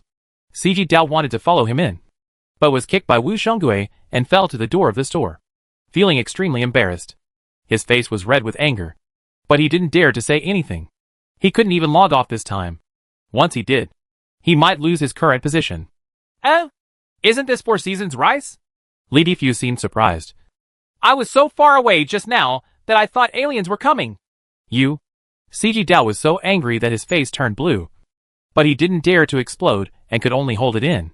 But Li Defu would not let him go, pretending to be surprised. Why are you becoming more and more deformed? Have you been in a car accident recently? 4 Seasons rice. Li Defu. Why don't you sign up for the approaching science column? Maybe they can put out a few programs for you. 4 Seasons rice. Be patient. Continue to be patient. His fists clenched and unclenched again and again, making his body tremble with anger. On the side, a team member from Sijideo whispered, You have to be merciful and merciful. We all hang out in Coral City. We don't look up when we look down. You, the Bikini Castle team, don't want to fall out with us. Do you? Hearing this, Li Defu's eyes widened and he seemed even more surprised. Oh, haven't we fallen out yet? The other party's tone was stagnant, and he knew he was in the wrong. So he lowered his head and stopped talking. With Li Defu's language skills, even if there were 10 more people on the other side, he could silence them one by one. Su Xia couldn't help but think of, if Li Defu could face the old man Sure, the scene would definitely be beautiful. But I'm afraid that old guy Sure will get angry and take action. The level 4.7 psychic power should not be underestimated. The opponent must have learned many powerful skills in Dragon City. At present, Su Xia is not sure of winning yet, and needs to develop for a while. The next priority is to deal with Jiao Si, and get the reward of the commander's last wish mission. In the pharmacy, Qi Lang and Wu Zhonggui bowed their heads, like 2 primary school students waiting to be scolded. But Yutua did not speak to them first. Instead, he said to Su Xia, You are not bad. Are you interested in working in Coral City? Chapter 153 Club. The initial development of this incident was beyond CG Dao's expectations. Now it's beyond Su Xia's expectation. This Yutua has only met him twice. How could he think he is good? Where is good? Su Xia felt baffled. He glanced at his father. But he still just drank tea silently, as if he didn't even notice Yutuo's poaching in public. Dad really hates the machine tribe. I don't know if it's because of his position as a human race, or because of his great disciple Guin, who was kidnapped by the machine tribe.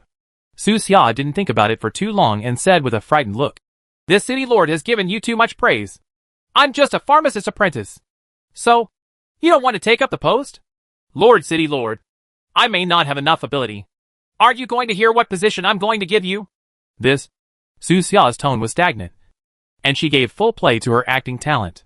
Her whole face was tangled into a fan-shaped figure, and her face revealed 3 parts of expectation, 3 parts of hesitation, 3 parts of fear, and 1 part of hidden joy. Dad spoke at the right time. "Su Xia, this is the city lord's kindness.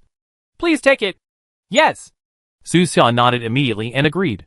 In fact, he himself wanted to agree. And the confused look just now was just for everyone to see. This is the position given by Yutuo himself. And it will definitely not be low. Nowadays, Coral City is still ruled by the Machine Clan. And the human race's counterattack has not yet succeeded. If you can have an official position in the city, you won't have to worry about CG Dao shooting cold arrows in the back all day long. And it will be much easier to obtain information about the Machine Clan. "Yes. Respect for teachers," Yutuo said with more appreciation in his tone. "He has a humble character, and is a man that can be made. He is much better than many wastes in this city. You can be the city lord in the future." As soon as these words came out, many people around him were stunned. Can he be the city lord in the future? What does it mean? Qi Lang felt his head buzzing, and felt an inexplicable panic. Was Yutuo warning him by saying this? It must be. CG Dao's face turned pale. If Su Xia became the city lord, would he still have a place in the future? Most of them can only go to other cities to develop. However, these words had another meaning in Su Xia's ears. This Yutuo wrote him an airdrop check to make him feel grateful, and at the same time to scare that idiot Qi Lang. And to a certain extent, it gave him an invisible talisman. Anyone who dares to come to the pharmacy to cause trouble in the future must consider the weight of Yutuo's words. This is Yutuo's balancing hand. If Su Xia guessed correctly, the position Yutuo wanted to give him must be related to the intelligence department. As expected, Yutuo then said, "Wu Zhongdui is now in charge of the 6th Intelligence Bureau. You can be his deputy. If you have any important information, you can report it directly to me." "Yes." In this way, Yutuo personally helped Su Xia break into Coral City. It is also an important intelligence department. Moreover, Yutuo also took into account Su Xia's identity as a pharmacist and directly arranged a time for him. "It's enough to work for half a day every day. That little information won't take much time." Su Xia looked grateful. "Thank you, City Lord. You're welcome." Yutuo was very indifferent. This was just a trivial matter to him. But for the 4 seasons rice outside the door, this is like a bolt from the blue. Now he is Wu Zhongdui's deputy. Once Su Xia takes office, what will he be? At this time, Yutuo's voice came from the store. "Wan Yongqiang, stay in his original position and pay a fine of half a year." "Yes, yes. Thank you, City Lord." Sijideo didn't expect that he could still keep his position.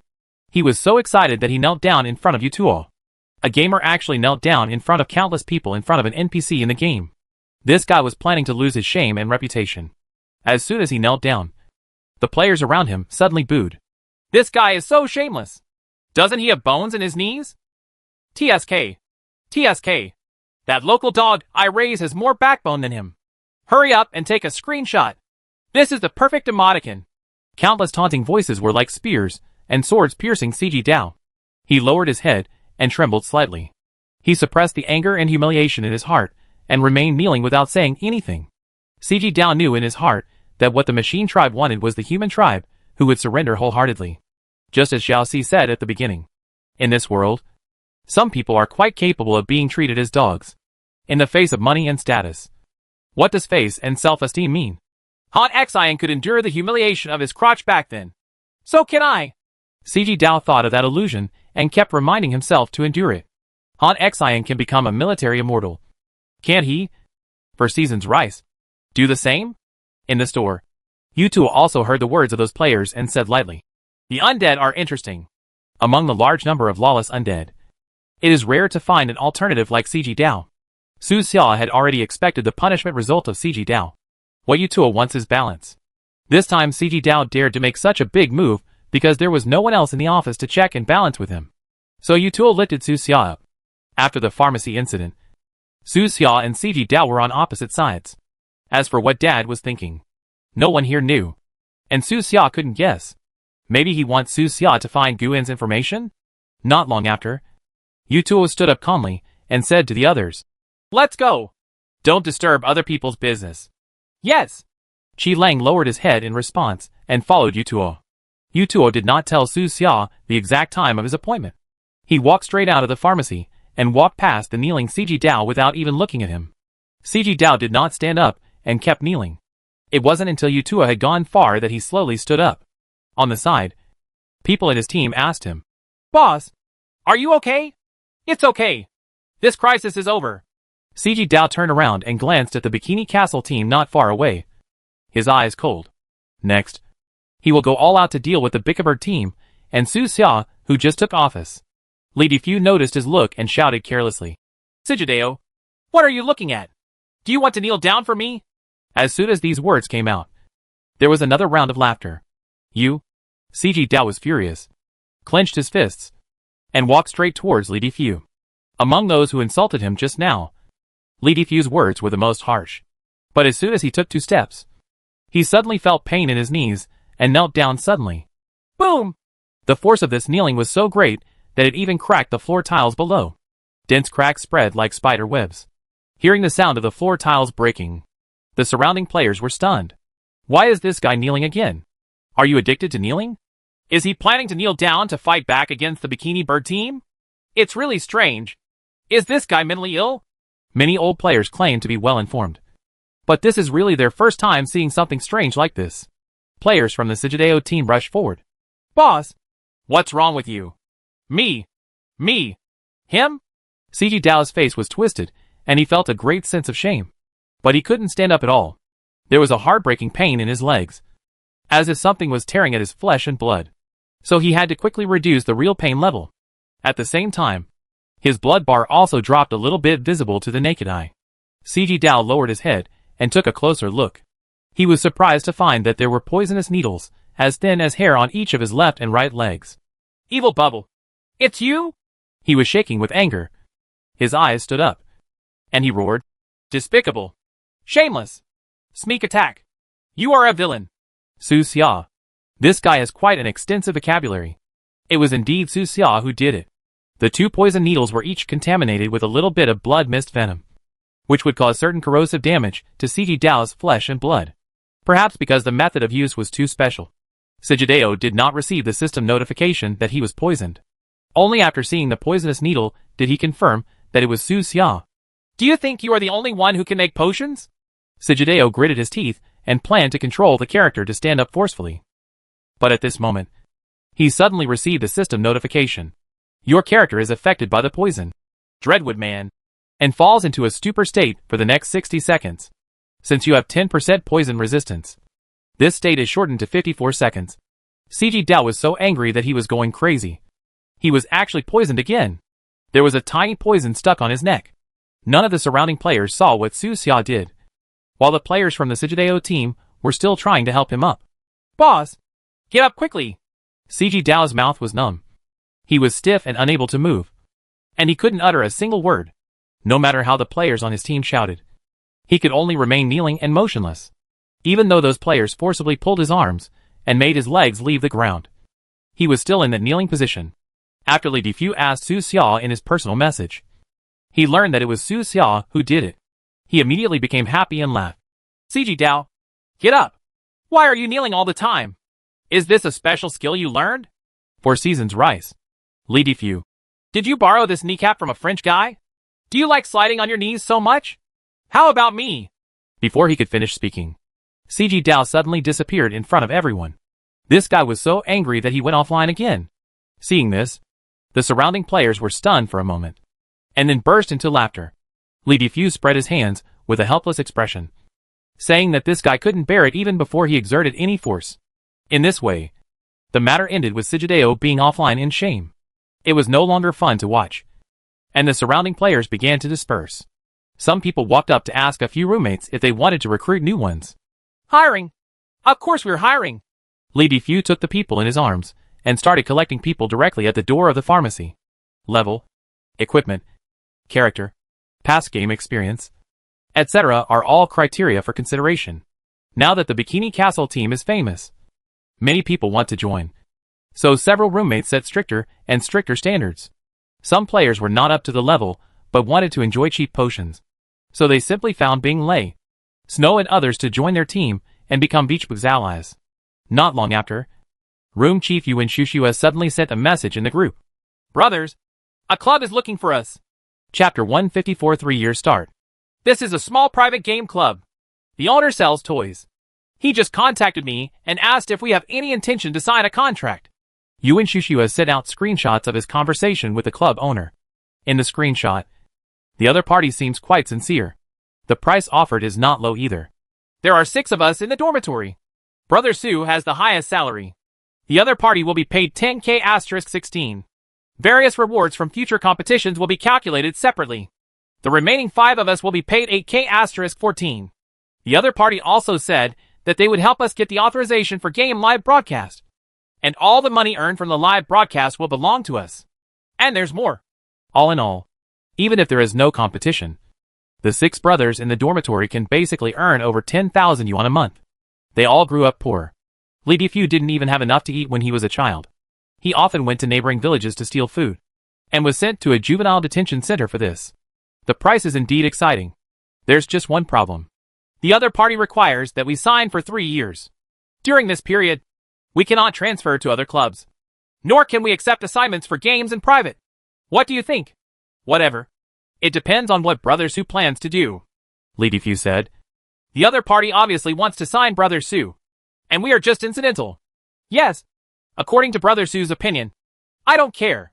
Anyway, we already have enough money from selling medicine and equipment. Li Sihua also said the same, leaving the choice to Su Xia. The 2 brothers, He Li and He Ju, also spoke out, saying that they would follow Su Xia's choice. So, the pressure came to Su Xia. As long as he chooses to sign the contract, the brothers will basically have nothing to worry about in the next 3 years. The average salary in a poor place like Jincheng is only 7 to 8,000. And anyone who can earn more than 10,000 can live very comfortably. Regarding everyone's future and money, Su Xia did not rush to make a decision. She thought about it again and again, and finally said in the group, if you don't sign, just make our team bigger next time. More clubs will come to you. Yes, I think so too. Room Director Yuan Shuxia takes a long-term view. Now they are on the rise, and there is still a long way to go. Moreover, Su Xia already had an official position, so she no longer had to worry about suppression from Coral City. Then it's settled. I'll reply to him. Yuan Shushua is very decisive in doing things. He has always been leading the team, while Su Xia is more like a behind-the-scenes operator. The other party didn't seem to want to give up yet and proposed a salary increase. But Yuan Shushua was resolute and did not waste time pulling. Su Xia was very relieved about the room chief, so she left it alone and continued to work on 3rd-level potions in the pharmacy. Not long after, the mission reward arrived. You have completed the mission, guest. You get a reward, Pharmacist Experience Book. Receive rewards, Level 3 Poison Formula, Withered Rose, Cartilage Powder, Black Ghost. Rewards have been issued and can be withdrawn at any time. Su Xia immediately opened the reward column and clicked on the book to view it. Name, Pharmacist's Experience Book. Type, Auxiliary Items. Grade, no grade. Description, a treasure book that records the experience of countless alchemy masters. After using it, you will get unexpected gains. Su Xia looked at the 3 formulas again. Wither Rose, a 3rd-level poison that puts the enemy in an extremely weak state, lasting 90 seconds. This potion has an additional 15% toxicity bonus to plant monsters. Cartilage Powder makes the enemy paralyzed and weak, lasting 90 seconds. Black Ghost, enhanced version of Grey Ghost, condenses into a powerful ghost warrior with poisonous mist, lasting 90 seconds. The 3rd-level potion is exactly what Su Xia needs at this stage. He walked to his workbench and sat down, then clicked to use the Apothecary's Experience Book in the system. In an instant, the icon of the book seemed to burn, turning into golden dazzling lights and disappearing in the reward column. And Su Xia's mind instantly gained a vast amount of knowledge about refining medicine. If he could see proficiency, then his proficiency at this moment must have skyrocketed. Su Xia felt a little swollen, physically swollen, and her head felt swollen and dizzy. There is too much knowledge, and it is about to overflow. He immediately picked up the tools and materials on the workbench, and did not follow the steps of the recipe to refine it step by step. Instead, like the Hong Bafu and Blue Bafu, he omitted a lot of steps and directly mixed many materials together. Hong Bafu next to him stared and said hurriedly, "Brother, you haven't reached this stage yet. Don't worry. Don't worry. I'm just trying." Su Xia rubbed her brows and started refining directly without listening to Hong Bafu's advice. What he is refining is just the simplest first-level healing potion. It has been refined step by step countless times in the past. But this time, new knowledge and old knowledge and experience intertwined and collided in his mind, allowing him to instantly figure out points that he had never thought of before. A moment later, under the surprised gaze of Hong Bafu, a fresh healing potion was released. The time taken is less than half of the previous time. "Brother, have you had an epiphany?" Hong Bafu took the potion in Su Xia's hand, shook it, looked at the sunshine outside the window, and found that the quality was quite good. Su Xia's head was still a little swollen, so she reached out and patted it, and said with a smile, "Maybe I was in a good mood today, and suddenly I figured out something. Yes, you have been promoted today, and are no longer a commoner like me." Hong Bafu sighed, and put down the potion in his hand. Su Xia was not simply promoted. She was almost promoted to the top of Coral City. With Yutuo's fancy, Qi Lang would not dare to do anything to him in the future. In the pharmacy, Li Difu was moving medicines out of the basement to replenish the supplies for the Bikini Bird team. After hearing what Hong Bafu said, he happily said to Su Xia, "Yes, Brother Su, there is already a sad and thick barrier between us." Su Xia, this seems to be what Mr. Lucen said. There was nothing serious about it coming out of this guy's mouth. Not long after, the Bikini Bird team finished purchasing goods. After a few roommates said hello to Su Xia, they took the big truck back to the suburban lumberyard. The players outside the store have all left. The shop returned to its usual quiet atmosphere. Only then did Hong Bafu finally couldn't help but ask, "Brother, why did you invite that guy Yutuo back today? Do you really want to get an official position? Brother, do you think I am this kind of person? It doesn't seem like it." Hong Bafu shook his head seriously, trusting Su Xia very much. Su Xia smiled and said, "That's fine. But I still don't understand. Simple. Brother, do you know who the person is kneeling outside today? Who is it?" "It's the guy who betrayed the Scimitar organization," Su Xia explained. "I had a fight with him last time. As you know, brother, I injured many people in his organization, so he always holds a grudge." "What?" Hong Bafu's eyes widened. But he didn't expect such a reason. "Here's the thing." Su Xia simply explained the matter from beginning to end, ignoring the process of him getting the news from the system. Lan Bafu put down the potion in his hand and listened very carefully like Hong Bafu. The dad behind the counter seemed to be listening too, but he was holding newspapers in both hands and couldn't see his expression clearly. After listening, Hong Bafu said in surprise, "So, brother, you invited Yutuo as a guest on purpose? It's amazing that you can think of this." Hong Bafu asked himself, if it were him, would he dare to invite Yutuo back as a guest? Most likely he won't dare. Lan Bafu on the side was even more afraid. He would stutter when talking to Yutuo. "So, becoming an official this time is actually an unexpected blessing?" "Yes." "But," Hong Bafu thought for a while and said, "there are all those scumbags in there, and it's a mess. Brother, you have to stick to your heart and don't join in with them. Don't worry.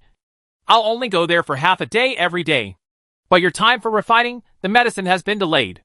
Thinking of this, Hong Bafu immediately asked his father, "Teacher, Su Xia's task may not be completed within the set time. Can you give him a few days of grace?" "Can." Dad waved his hand and continued reading the newspaper. He didn't say how many days the grace period would be, but basically defaulted to a week. When the time comes, if Su Xia is still unable to create a third-level potion, his training intensity must be increased. Hong Bafu said with a smile, "Brother, you have to work hard. Brother, I have reached the threshold of the 4th level potion. I will probably be able to refine it tomorrow or the day after tomorrow." This guy has no talent whatsoever. He's ridiculously strong. Although Blue Bafu is slower, it is probably faster. Both of them were worried that Su Xia would be distracted by official matters, so they gave a few extra reminders. Time passed quickly, and it was not long before 7 o'clock in the evening. Boss Zhao from across the street brought 8 dishes and one soup as usual. After dinner, Su Xia asked for leave from her father. Teacher, my friends have something to do, and I have to go and help them. Come back tonight? Dad asked casually. Probably won't come back. Okay. Be safe. Yes. Su Xia took a bunch of potions and went out immediately. There is something very important tonight that should have been done a long time ago. Kill Zhao Si. Looking at Su Xia's retreating back, Hong Bafu sighed. Brother Su, there are more and more things going on. If this continues, I don't know when we will be able to refine the third level potion. Dad slapped him on the head. Mind your own business. Oh. Hong Bafu rubbed his forehead, returned to the workbench, and continued to attack the fourth level pharmacist. After leaving the pharmacy, Su Xia did not run directly out of the city. He walked through the streets and alleys of the city, making many circles to make sure that no one was following him. And then he headed to the suburbs with confidence. The evening breeze carried a hint of coolness, and grass undulated on both sides of the suburban road. The moonlight is also particularly bright tonight, seeming to light the way home for someone. Abandoned town. Underground warehouse. Zhao Si was tied to a chair. His head hung down, and he was extremely weak. There was darkness in the warehouse, and there was no time. He could only wait for his end in pain and despair. Suddenly, a harsh voice sounded. Crunch. The door is open. Zhao Si trembled all over and raised his head with difficulty. He no longer had any plans to survive. He knew in his heart that opening this door meant judgment is coming. Chapter 155. The Last Night. When death is imminent, nothing seems important. Zhao Si looked back on the first half of his life. The war broke out when he was in his teens, and his family died in the war. He then wandered around, gradually witnessing the entire world being devoured by blood and fire. There were dead people everywhere and corpses everywhere, as artillery fire rained down. The entire land was covered with deadly flowers. The tall buildings of human civilization collapsed and turned into death coffins made of reinforced concrete. He once witnessed a large river being cut off by thousands of mutilated corpses, and the water in the river was redder than the sunset at night. He doesn't want to die. He just wants to live. Living is more important than anything else. When he dies, there will be nothing. People will only lament that the flowers are so bright on his grave in the spring of the coming year. Let's go!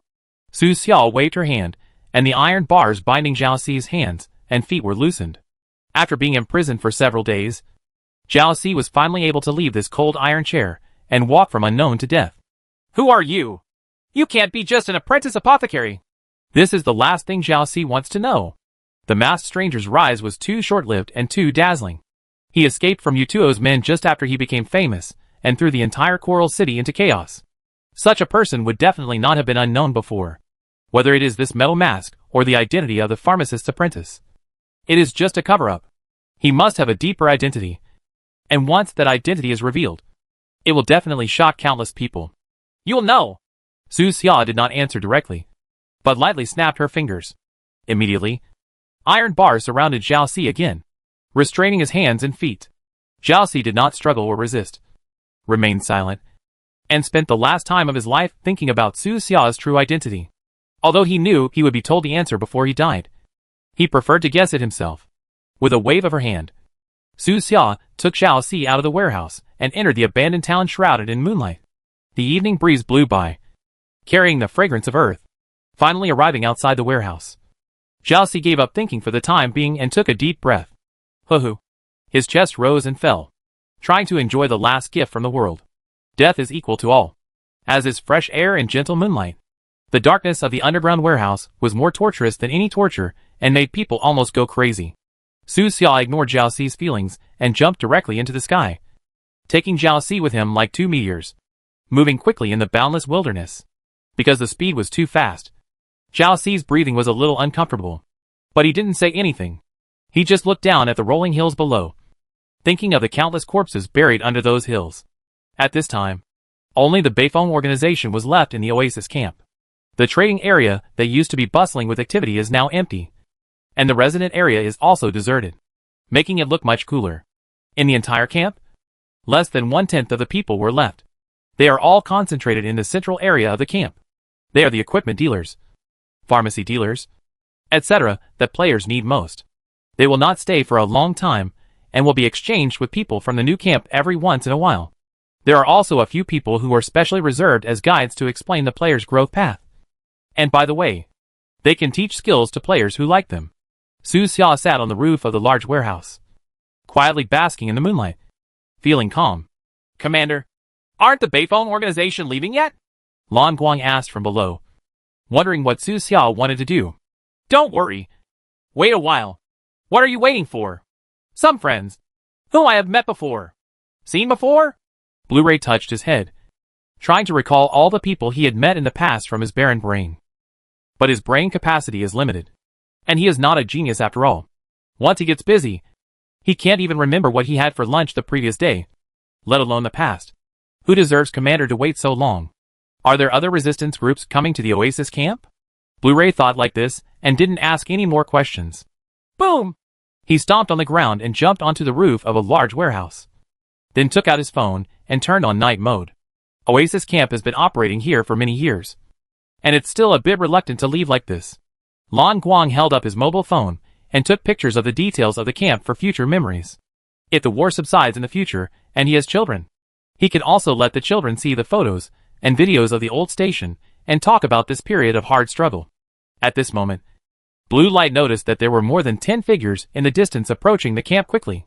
Commander, someone is coming, he said low, not knowing whether he was an enemy or a friend for the time being. So he took out his weapon. Okay, finally here. I thought they had an accident on the road. Su Xia smiled, looking very relaxed. Seeing this, Blu-ray gave up his doubts and put away his weapon. Since he is the commander's friend, he cannot be his enemy. Blu-ray thought for a while and came up with a self-introduction in his mind, which he was going to use when the two parties met later. No! Why does it look familiar? Under the silver moonlight, Lan Guang squinted his eyes, and the faces of the 10 people in the distance became clearer and clearer in his eyes. When he saw it clearly, his whole body was shocked, and he almost couldn't believe it. It's them! Mo Zhang and Mo Zhan, the two sharp knives of the old Beifeng organization. They are still alive. There are also more than 10 people behind them. All of them are psychic creatures, who were the core members of the old Beifeng organization. Before the old Beifeng organization was destroyed, he came to the Oasis camp many times to exchange supplies and information, and communicated with Lan Guang and others, who also came to exchange supplies. They also drank together, chatted, and imagined days without war. Commander, are they really them? Yes, it's them. Su Xia stood up from the roof and stretched. In the distance, Mo Zhang and Mo Zhan were also paying attention to the situation in the camp. Mo Zhang said, the insect wave battle was even more tragic than the mask said. Almost all the trees nearby fell down, and there were L craters everywhere. I really don't know how Commander and the others persisted. Brother, look, is that the Commander? Mo Zhan was excited and pointed into the distance. Looking along his fingers, one can clearly see a figure standing in the wind on the roof of a tall warehouse under the bright moonlight, his clothes rustling in the evening breeze. It's the Commander. He's watching us. It's really him. That mask didn't lie to us. A group of more than 10 people were very excited, and some even shed tears. As soon as they said goodbye that day, no one thought that they would see each other again, but they didn't expect that they would be waiting for it. Commander, we are here. Can you see me? Mo Zhan waved his hands, shouted loudly, and jumped up and down, looking very funny. Su Xia also waved to them, indicating that she could see them. Lan He was also waving, but his presence was not very strong, and the dozen or so people didn't notice him at all. Su Xia jumped from the roof, went to the headquarters of the new North Wind organization, and said to all the members, cheer up! We have guests! Finally come! Everyone is curious about who the guest mentioned by the commander is. Logically speaking, even if other resistance organizations come over, it is not worth waiting for the entire Beifeng organization here. Everyone walked out of the station one after another, looking in the direction Su Xia was looking with doubts. Then, they saw a group of more than 10 people who were so excited that they cried. Strange. Why are those people crying? She seems very happy. Could it be that she is the commander who has been lost for many years? Don't conquer them. Lewin was the first to recognize it. He shouted and jumped up with excitement. His face flushed. For so long, he had always thought that he was the only remaining member of the old Beifeng organization. Commander, it's them. Lewin was trembling with excitement when Cheng Ping'an saw his appearance. He thought of some of the photos he had seen before, and immediately understood. They are old members of the Beifeng organization, and they are still alive. What? Are they our seniors? Everyone was surprised. Although the word, senior, was a bit strange, there seemed to be no better words to describe it. Emojan and others not far away were equally surprised. The large number of people behind Su Xia seemed to be full of energy and full of talents. They already had the prototype of a powerful organization. As expected of a commander, there will always be people willing to follow in his footsteps. Ha ha. I saw Xiao Luan, and he is still alive. The two sides were getting closer and closer, and under the illumination of the camp lights, each other's faces could be clearly seen. Luan was the first to rush forward and hugged Emojan and others, crying with joy. A group of people cried and laughed, hugged each other, and celebrated this rare reunion under the moonlight. Su Xia was still calm, with a gentle smile on her face. It's not that he's not interested. It's just that he's not used to seeing too many people together, especially when they are so enthusiastic and excited. Lan Guang was different. He laughed happily and rushed into the crowd, giving Emojan and Emojan a bear hug respectively. Emojan said in surprise, "Brother Blu-ray, you are not dead yet. How does this kid talk?" Lan Guang didn't care at all. He laughed heartily and slapped Emojan on the shoulder hard. His laughter was very contagious. Then he pulled Su Xia in, allowing Su Xia to passively experience the unbearable passion. It didn't take long for Su Xia's clothes to be wet with tears of joy and snot from some members. Well, he bought this dress for 10 yuan in the camp, which made him feel a little sad. After a brief reunion, Su Xia withdrew from the crowd. He began to introduce both parties. Big Mo, Xiao Mo, this is Cheng Ping'an, my deputy. He is managing the Beifeng organization now. Su Xia stood in the middle of the two sides. Ping'an, these are the two brothers Emojan and Emojan. Beside them, the ones are Wu Quan and Li Tai. Hearing Su Xia call them Big Mo and Xiao Mo, the eyes of the two brothers Emojan and Emojan turned red again. That's what the commander used to call them during those painful days in the prison of the mechanical race in the Waste Armor City. They missed the commander's voice all the time. Chapter 156 Judgment comes. Cheng Ping'an now only has level 2.7 psychic power, which is no match for the two brothers Emojan and Emojan. Moreover, these two brothers are older and are senior figures. If they were placed in other organizations, there would probably be a power crisis. But there is no need to worry about all this in the Beifeng organization. The two parties get along extremely harmoniously, as if they are brothers they have not seen for many years. Cheng Ping'an waved his hand, looking much more heroic than usual, and shouted, "Take out all the wine! Good!" Lin Shan was also there, as were more than 80 undead members on probation. Although it is already 9 o'clock in the evening, there are still more than 10 members working overtime and temporarily unable to get online. In Lin Shan's words, they are being squeezed by evil forces in another world. But today is Sunday. Su Xia couldn't help but think, what kind of boss would let his employees work overtime on weekends? After he graduates, he will definitely not be able to join such a company. Here comes the wine! Lin Shan led his people and brought out all kinds of wine from the place where supplies were stored. The aroma of wine spreads on the wind, making people salivate, and drifts into the entire camp. The owner of an equipment store not far away twitched his nose. His eyes lit up, and said, "I smell the fragrance. Do you have anything to drink?" Another boss next to him said, "Hey, Commander, they are drinking. Let's go and enjoy some too. Add me one." And the people who stayed at the Oasis camp ran over one after another, with smiles on their faces, and sat around the perimeter of the camp. Cheng Ping'an wasn't stingy either. He was leaving anyway, so bringing all the wine on the road would only increase his burden. He might as well drink it all tonight.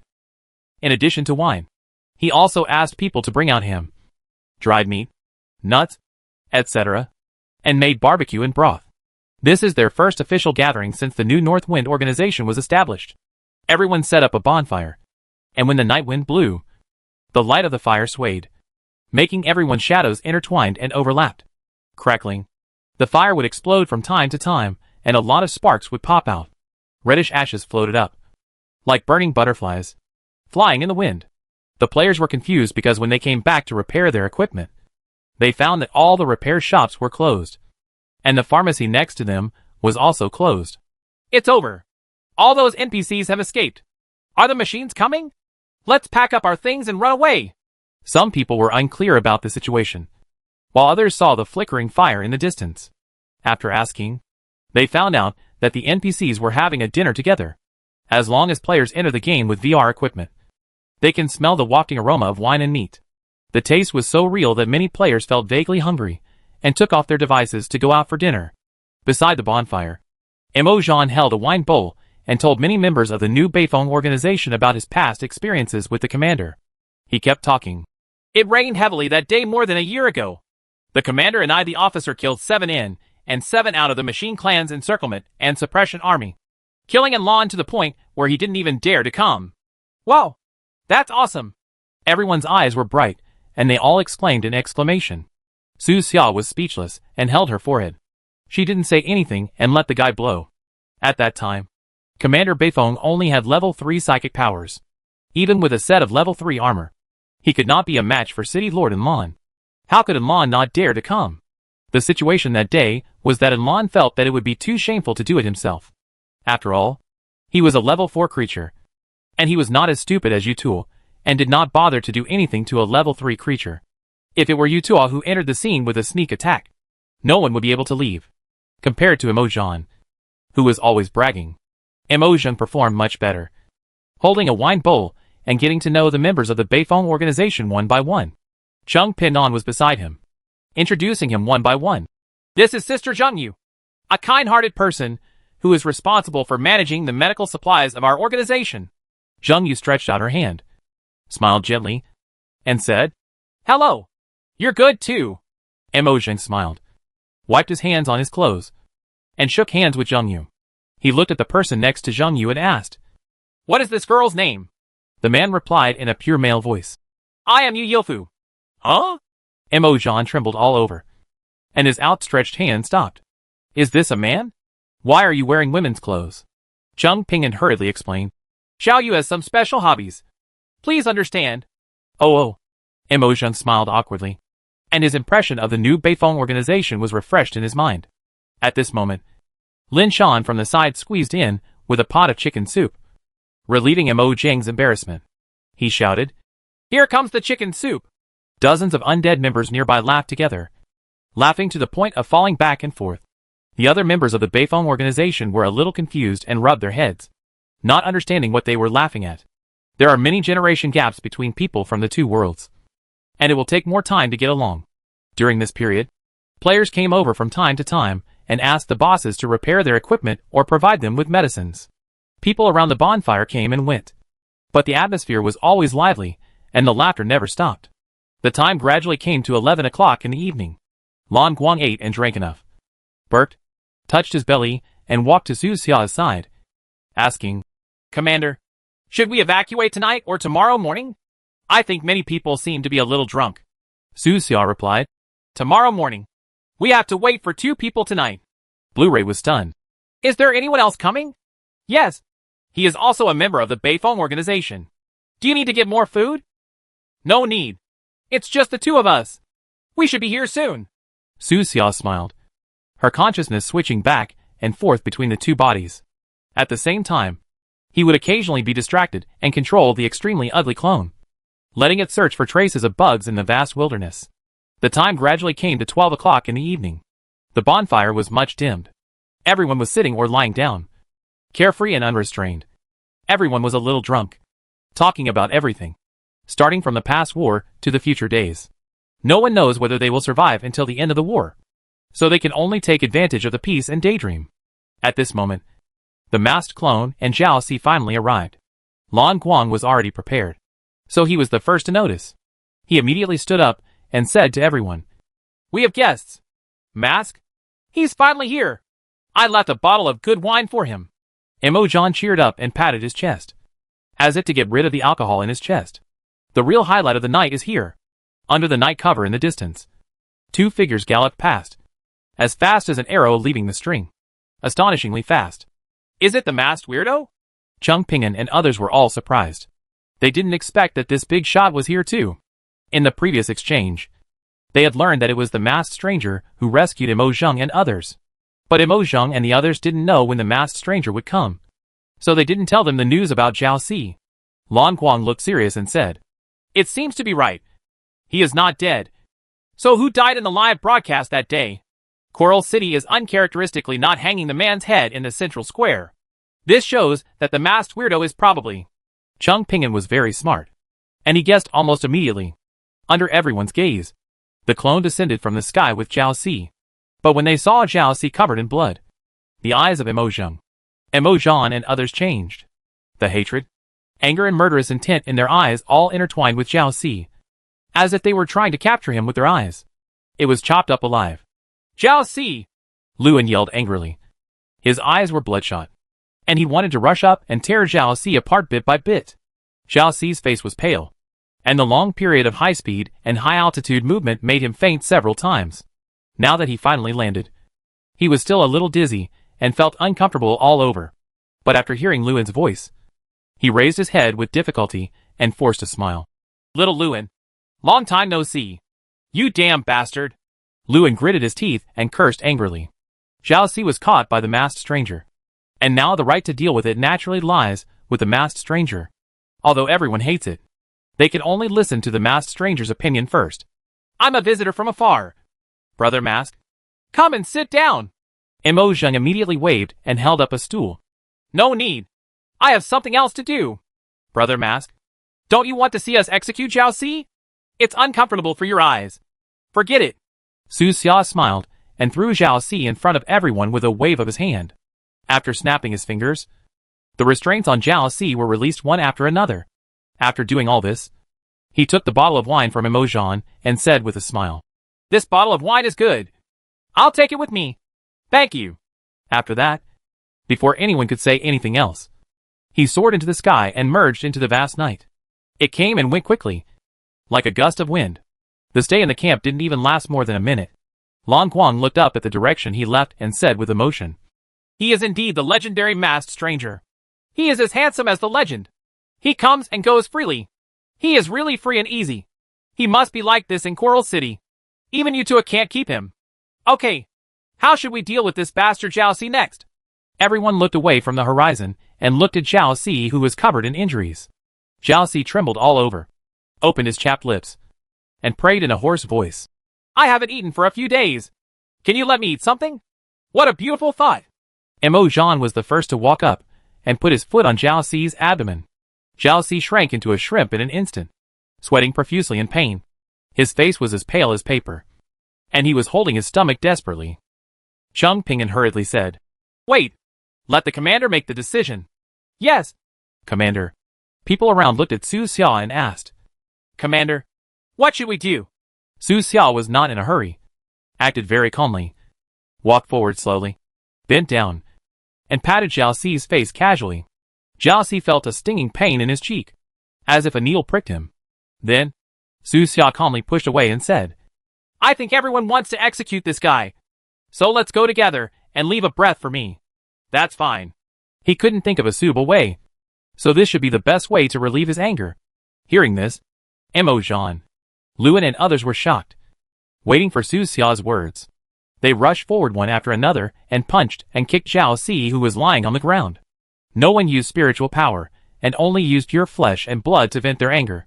Zhao Si wailed repeatedly, knowing that his death was coming. But the question about the masked stranger's true identity remains unresolved. He couldn't help feeling sad, but he didn't expect that the masked stranger had no intention of telling him the truth, and he would never know it until his death. But, at this moment, Zhao Si suddenly saw Su Xia, who was retreating through his fists and feet. Su Xia smiled and threw out a potion in her hand. Chapter 157. A small thing. It's him. It's him. Zhao Si was so shocked that he almost couldn't help shouting. But he suddenly found that his mouth was numb. His tongue was stiff and unable to move, and he could only make the most basic sounds. It was the acupuncture just now that Su Xia poisoned him. Zhao Si understood all this. No wonder the masked stranger was so strong when he first became famous, and dominated the entire Coral City with almost invincibility. No wonder he was so hostile to the machine race. He was never saved by Commander Beifong at all. He himself is Beifong. If the masked stranger and Commander Beifong are treated as two people, the machine tribe will definitely suffer a big loss in the future. And he also has the identity of a pharmacist. The pharmacist can make friends with many dignitaries in the city through medicine. It is like a sharp knife stabbing into the heart of the entire Coral City. It may cut open the heart at any time and open a gap for the resistance organizations outside. Ah! Jiao Si screamed feebly, finally understanding everything. But he had also reached the end of his life. As he was dying, one last question kept lingering in his mind. If he had not betrayed the Beifeng organization, what would he be like now? Maybe he would also sit here, eating and drinking with everyone. Although life is a bit harder on weekdays, at least he can feel the friendly atmosphere instead of the intrigues in the Coral City. After a moment, Cheng Ping'an shouted, "That's enough. Everyone, stop and let the commander end this traitor's life." Good. Emo Zhan and others all stopped and stepped back. Jiao Si, who was in the middle, appeared in everyone's eyes. He was completely out of shape, and all the bones in his body that could be broken were almost broken. No matter how tenacious the psychic creature's life was, he couldn't hold on any longer and lay on the ground with more air coming in and less air coming out. A pair of eyes were swollen and bleeding, leaving only a gap through which he could barely see the outside world. He saw a vague figure walking in front of him, holding a gun in his hand. Boom! There was a gunshot, and crows took off in the distant dense forest. Jiao Si's imagination was wide open. His sinful life ended there, without leaving any last words before his death. Commander's Last Wish Mission 3 has been completed. The traitor Jiao Si has been killed. You get rewards. Primary Psionic Potion X5. Intermediate Psionic Potion X3. Skill: Eye of Falsehood. All rewards have been issued and can be withdrawn at any time. This long mission has finally come to an end. Su Xiao clicked on Eye of Falsehood in the reward column to view the details. Name: Eye of Falsehood. Level: Unleveled item. Type: Active skill. Description: After studying, you will have a pair of eyes that can see through the appearance. Just looking at the description, it seems to be a detection skill. Su Xia did not take it out, but directly clicked on Learn. The skill book turned into golden light spots, like a burning version, in the reward column, and slowly disappeared. On Su Xia's active skill column, the skill, Eye of Falsehood, appeared. When he used the skill, his eyes suddenly felt cold. The next moment, the world in front of me changed. The people at his eyes turned translucent, as if they were in front of an X-ray. But it was not black and white. The bones and flesh and blood internal organs in the body could be clearly seen. The hearts were beating right in front of his eyes. And it's not just that. When Su Xiao looked at Lan Guang, the words, "Healing," relatively fragile, appeared on Lan Guang's wrist. Not long ago, when Lan Guang, Xiong Wei and others were dealing with a bug, his hand was cut off by a bug. Although it was later reattached, it never fully recovered. This skill can actually see the weaknesses of Blu-ray. Su Xiao looked at Emo Zheng again. On Emo Zheng, there were more than a dozen notes, large and small, all of which were injuries on his body that had not yet healed. Emo Zheng felt strange and asked, "Commander, what are you looking at?" "Nothing." Su Xia shook her head, canceled the skill, and put away the gun in her hand. "This skill is very good. You can check the status of your teammates and the weaknesses of the enemy. You can try it in future battles." Cheng Ping'an asked, "Commander, what should I do with Jiao Si's body?" "Throw it into the jungle and feed it to the field rats." "Yes." This method of handling is exactly what Emo Zheng and others want most. As soon as Su Xia finished speaking, two brothers, Emo Zheng and Emo Zhan, stepped forward, each with one hand, dragging Jiao Si's body into the jungle like a dead pig. At this time, the next task popped up in front of Su Xia. Acquire the mission. Commander's Last Wish Mission 4. Task description: the Beifeng organization was destroyed under the banner of Wasted Armor City, and it should also be reborn under the banner of Wasted Armor City. 2 days later at 5 o'clock in the morning, and Lan will leave from Waste Armor City and go to Coral City to check on the hybrid creatures. Please lead the Beifeng organization to stop it. With a brilliant victory, announce to everyone the new life of the North Wind organization. Task Requirement 1. Kill Lan once. Task Requirement 2. The mortality rate of Lan's followers is higher than 90%. Task Requirement 3. Except for the player team, the mortality rate of the remaining members of the North Wind organization is less than 20%. Mission Requirement 4. Fight quickly and end the battle before Yutu and Mercer react. Lan. I saw this familiar name again. This is the first level 4 creature Su Xia has seen since entering the game. At that time, he escaped from the laboratory, fought all the way, and finally defeated the Thinker robot in the suburban wilderness, beating the guy with only half of his head left. It was at that time that half of the head shot out streaks of light blue light. interweaving in Lan's figure in the air. Su Xia still remembers Lan's arrogant look. Arrogance seems to be the nature of the mechanical race. But Lan is not as strong as Mercer. But his casual tone, when talking to Su Xia, clearly means that he does not take Su Xia to heart. At that time, Lan said, the next time they meet, he will personally end Su Xia's life. I didn't expect to meet so soon. Su Xia calmed down and thought about the map around Waste Armor City in her mind. The mission requirements are very demanding. It must be resolved quickly, and the casualty rate must be guaranteed. So it can only be an unexpected ambush. With Lan's arrogance, he probably wouldn't have thought that anyone would dare to ambush his convoy. During this period, although Lan rarely appeared, there were always legends about him in the world. Waste Armor City is very close to Coral City, and the two cities often issue joint bounties. The names of the two mechanical city lords in Lan and Yutuo are everywhere on the internet. The names of the mechanical city lords in other cities also appear occasionally, but the frequency is not so high. Su Xia's clone was jointly issued a bounty of tens of millions by the two cities. His commander's body is worth almost tens of millions. And Lan has level 4.1 spiritual power. He is a pure mechanical tribesman. He should not be as stupid as Yutuo and will not hide his power. But his steel body is not easily broken.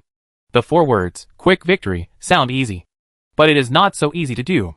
The vitality of the mechanical race is also extremely tenacious. The thinker last time was still alive, and well, even though he only had half of his head left. Su Xia thought about the false eyes given as a reward this time. Maybe these eyes would play a key role in the future. At this moment, in the Waste Armor City, in the base of the Machine Clan, and Lan stood in front of a huge screen. On the other side of the screen were Yutu and Mercer. The background there is the underground laboratory, and it is the core area with the highest authority.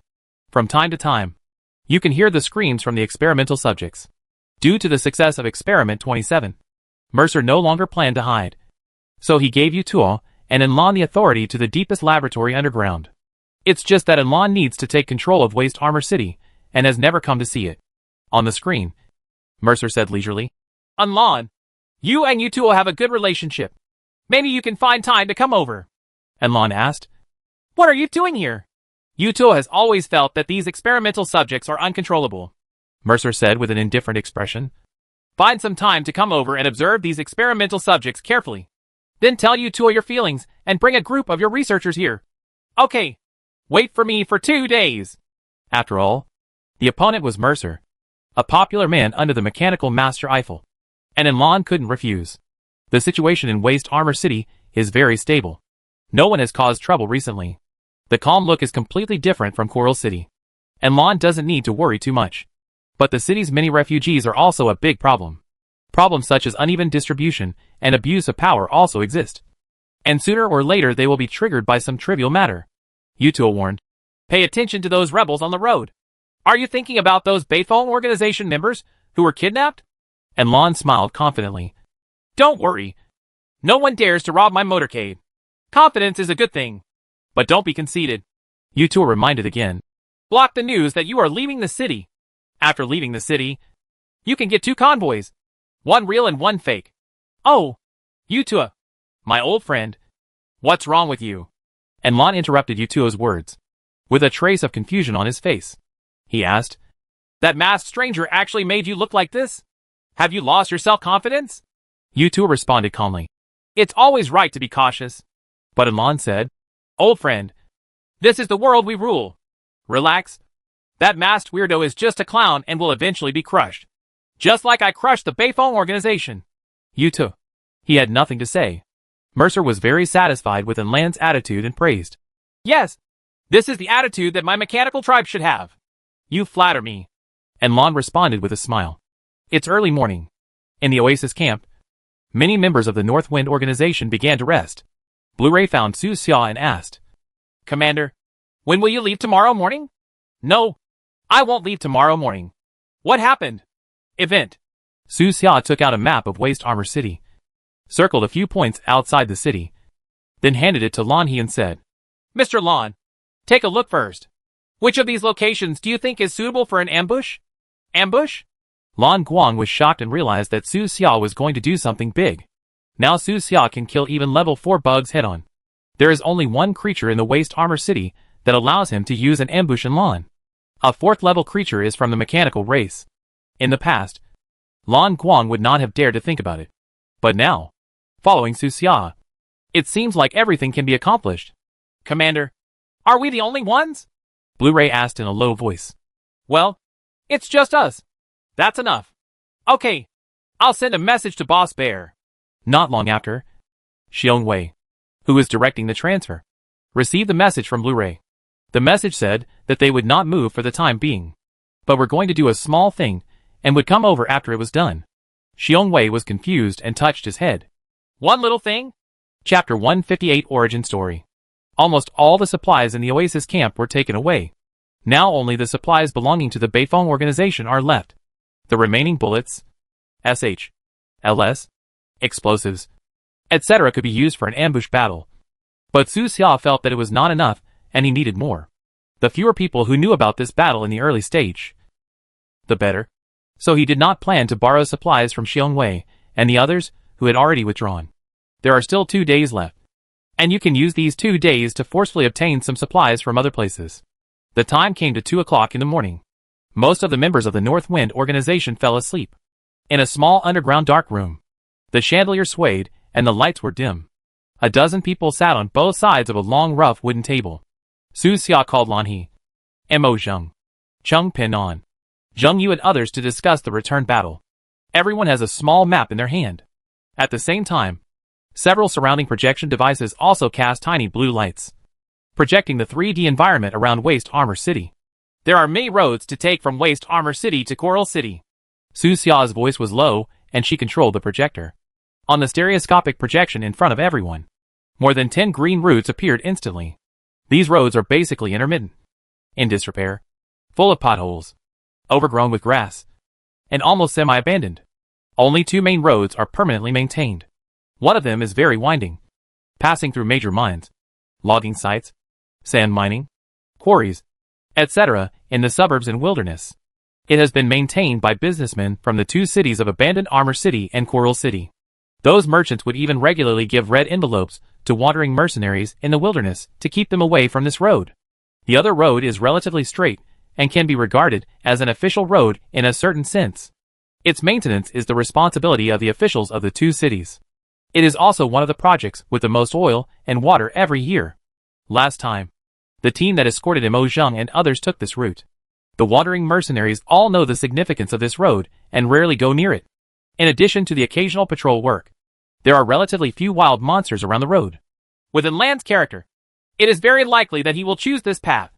Su Xia analyzed carefully. He has the unique self-confidence and even arrogance of the mechanical tribe. He thinks he can control everything, so he is easier to deal with than you 2. Commander, did you meet Lan after you escaped last time?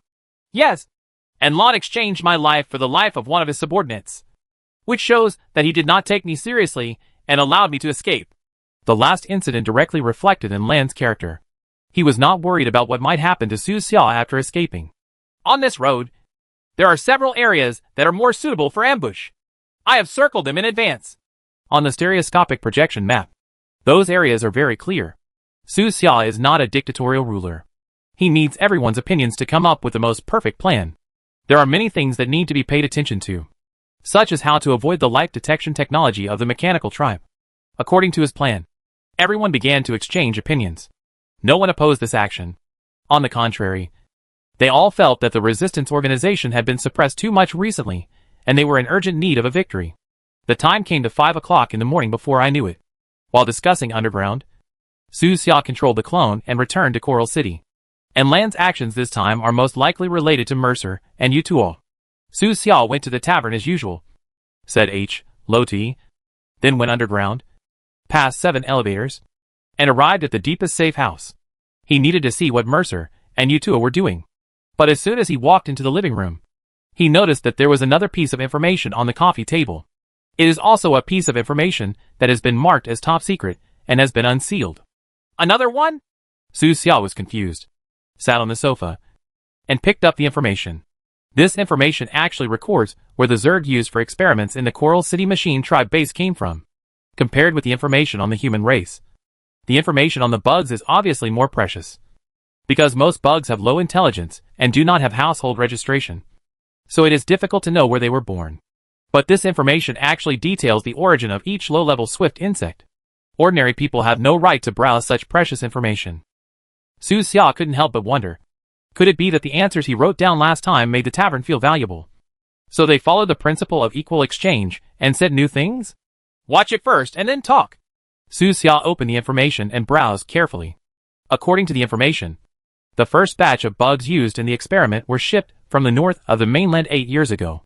After that, more and more bugs were sent from all over the world. This information also mentioned the battle between the Machine Tribe and the Zerg Tribe.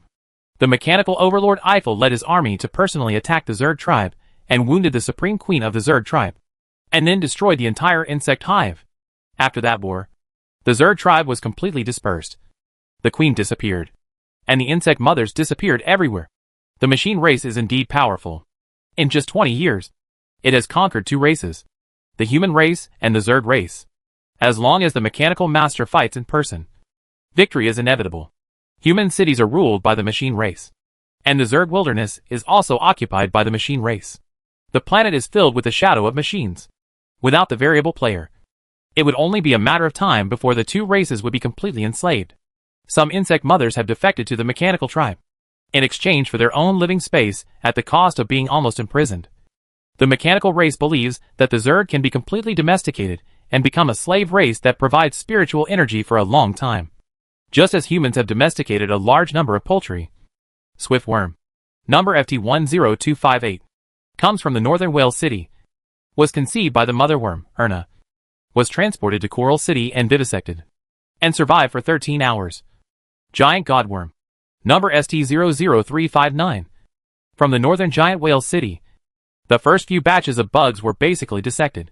A large number of organs, SH, LS, bones, flesh and other materials were thoroughly studied by the researchers, and the basic weaknesses of the bugs were summarized. After the research was completed, these materials were not wasted and were sold to wealthy businessmen, collectors, pharmacists, etc. in surrounding cities. Su Xia often used materials from insects when refining medicine. It is said that some wealthy businessmen like to use the reproductive glands of insects to brew wine, which seems to have very special effects. Su Xia read quickly, and soon saw the part of the information he wanted to see. 6 months ago, a researcher was conducting an experiment while drunk and accidentally knocked over the corrosive solution in his hand. Part of the liquid splashed onto the shackles, imprisoning the skeleton worm on the side, causing problems with the shackles. But the researcher did not notice it immediately. That night, the skeleton worm broke free from its shackles, escaped through the ventilation ducts, and escaped into the huge underground passage system of Coral City. It finally escaped underground and soon came to the forest where the Oasis camp, where the Human Resistance Organization gathered. This forest has a strong aura of life. Meteor fragments once fell, creating a spiritual hot spring. The skeleton insect entered the underground, obtained part of its spiritual energy for evolution, and evolved into a special insect mother. This is the origin story of the insect nest next to the Oasis camp. The huge insect that pulled Su Xia into the hallucination last time did not lie to him. He was telling the truth and was somewhat sincere. Su Xia continued to look down. The researcher panicked after realizing the mistake, stole the authority ID card of the superior personnel, and tampered with the system information. This subtle change in data did not attract Yutuo's attention, but was noticed by Mercer, who has been in the underground laboratory for a long time. Mercer personally accessed the entire experimental system, analyzed all the data, and found the loopholes. That night, the researcher was killed by Mercer himself. This is the most serious accident recorded in this document. In addition, there were several more serious accidents, but no bugs escaped. Last time, a giant god insect almost broke free, but because of Su Xia's reminder, Yutuo noticed it in advance. This guy Yutuo hasn't thanked me yet. Su Xia thought for a while. And next time they met, before the war started, she could ask Yutuo for reward. It's Yutuo's business whether to give it or not. Just plant this idea in his mind, and it'll be fine. Su Xia continued to read, and found that the information was incomplete, because so many bugs have been transported over the years. Even if it is just a record number, it cannot be recorded in a thin document. So the introduction and location of other data files are printed at the end of this document. You can go directly to get those files if you want. Turning over the last page, Su Xia saw the familiar font again. It's the same as last time. Some confusing questions. Have those humans completely lost their past memories after undergoing the experiment? Or do they have memories, but cannot control their actions? Is it possible to wake them up? Whether the power of the Zerg and the wisdom of the human race can find a perfect intersection on the evolutionary path? The first question is critical. It is recorded in Dr. Agar's notes. There were 2 special experimental subjects who never forgot their human identities and memories.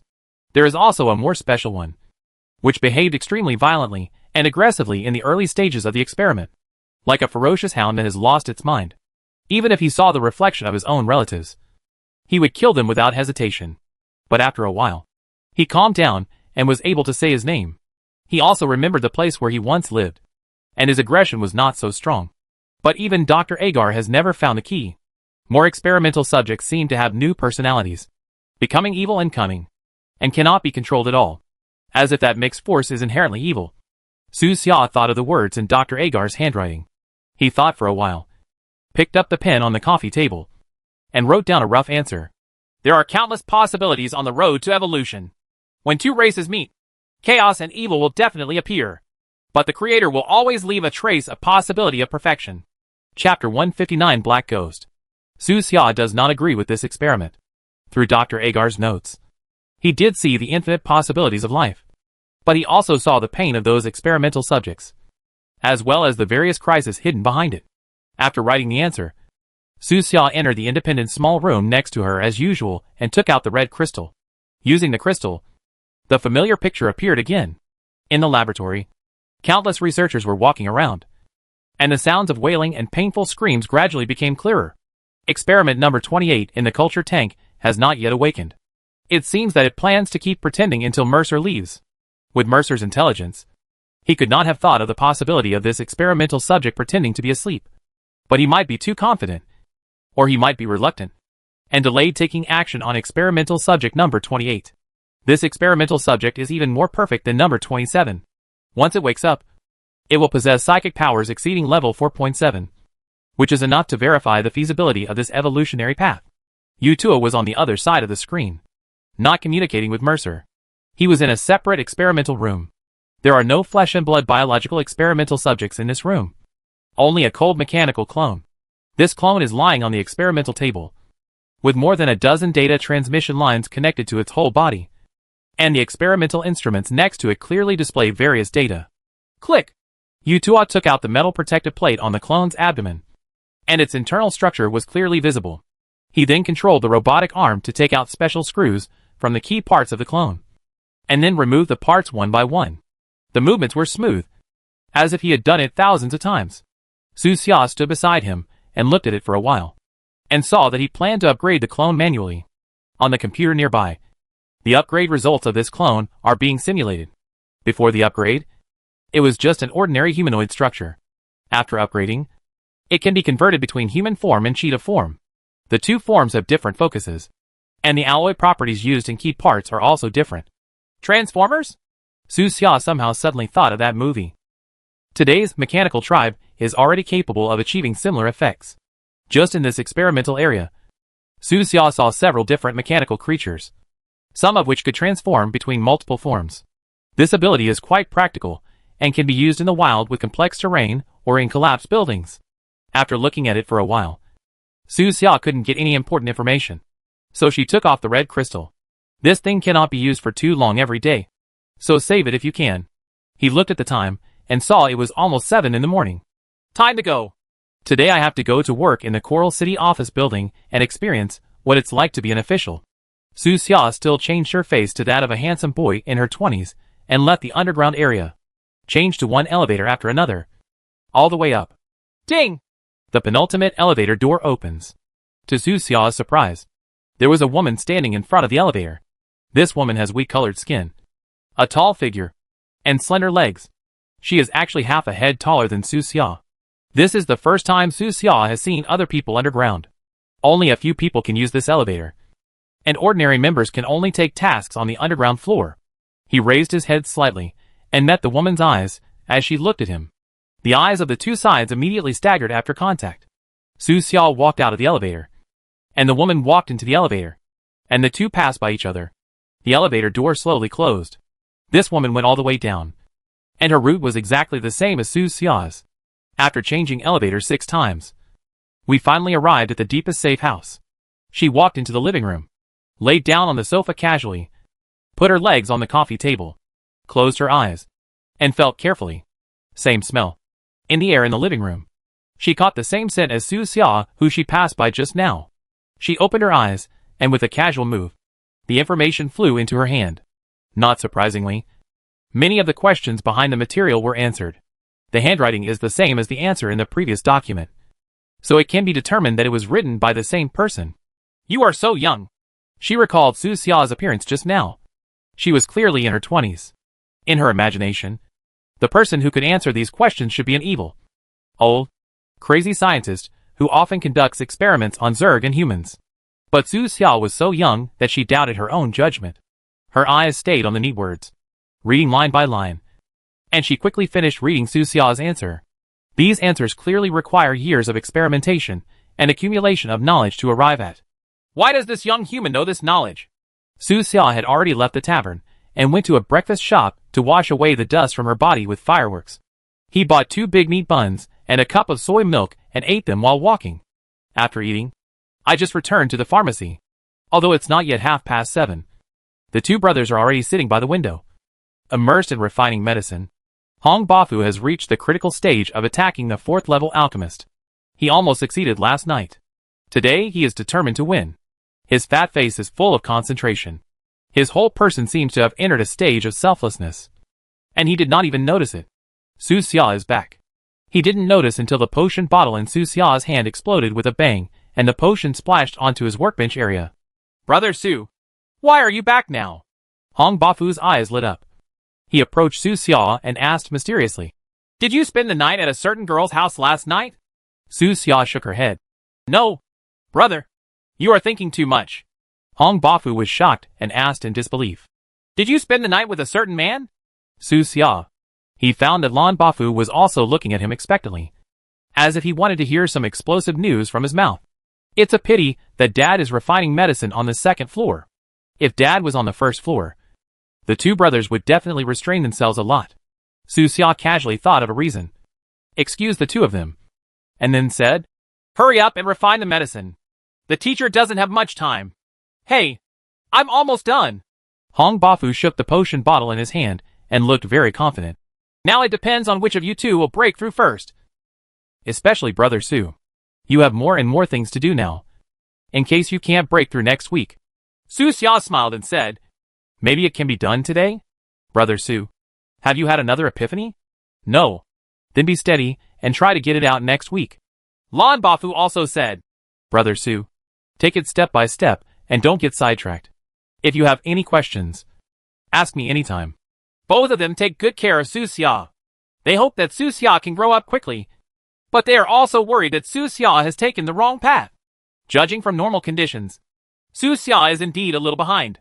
Even if the body is directly entrusted to the bracelet and allowed to refine the medicine day and night, it will probably take several days to refine the 3rd level potion. But Su Xia just happened to get the experience book, and she had so much experience that it almost overflowed. The bottle explosion just now was his bold attempt. Time is running out. Let's stop talking and continue refining the medicine. Hong Bafu glanced at the morning light outside the window and took the initiative to end the topic. At this critical moment, he was countless times more serious than usual. The pharmacy became quiet again, except for the occasional sound of exploding bottles. Boom! The bottle in Su Xia's hand exploded again, and the slag shattered all over the floor. But the feeling became stronger and stronger. When he first became an apprentice pharmacist, Hong Bafu told him that refining medicine is about finding a feeling. As long as you find the feeling, you can make it smoothly.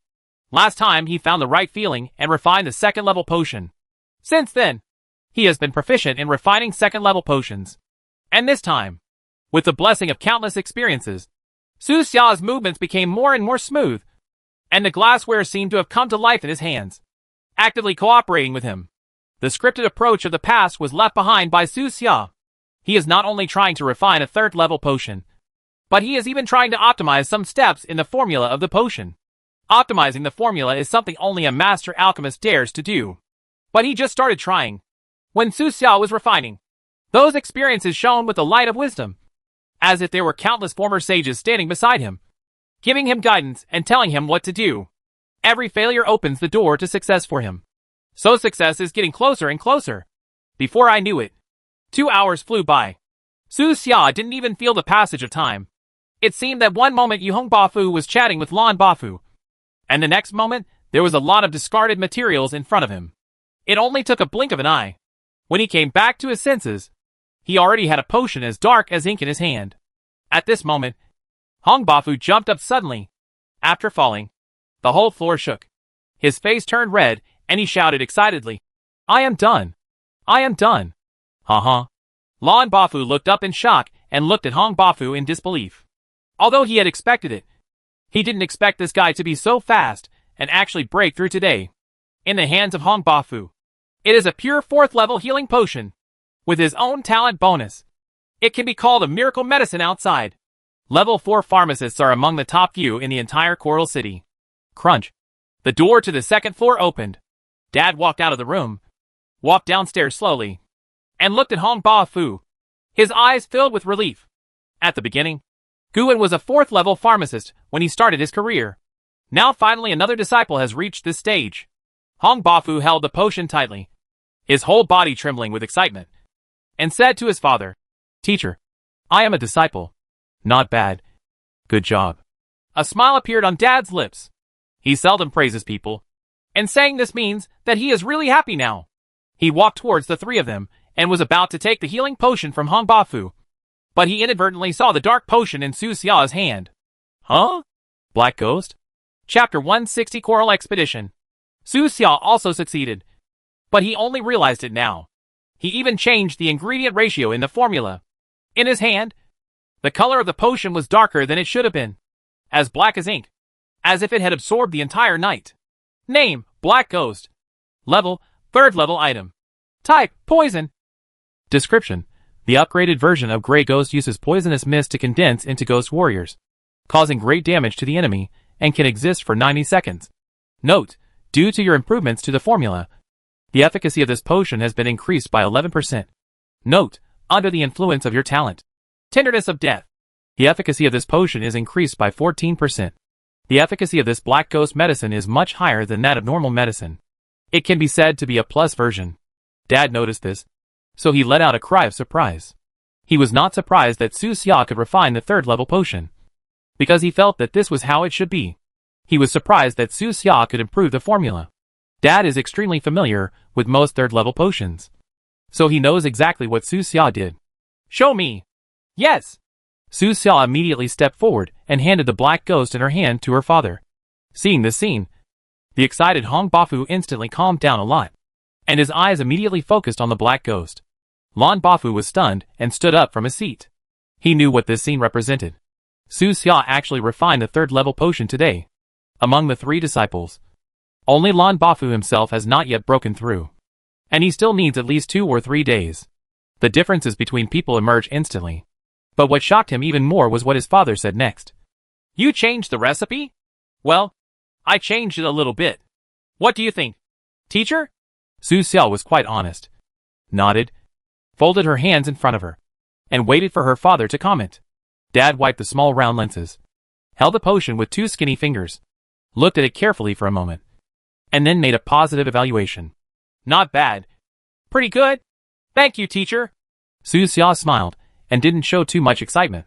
But the Hong Bafu and the Blue Bafu were different. Both of them stared wide-eyed because this was the first time they heard the words, "pretty good," from their father's mouth. Perhaps because Dad himself is a genius. He doesn't bother to praise even the most talented apprentice. During the days in the pharmacy, Hong Bafu and Blue Bafu were almost always beaten by their father.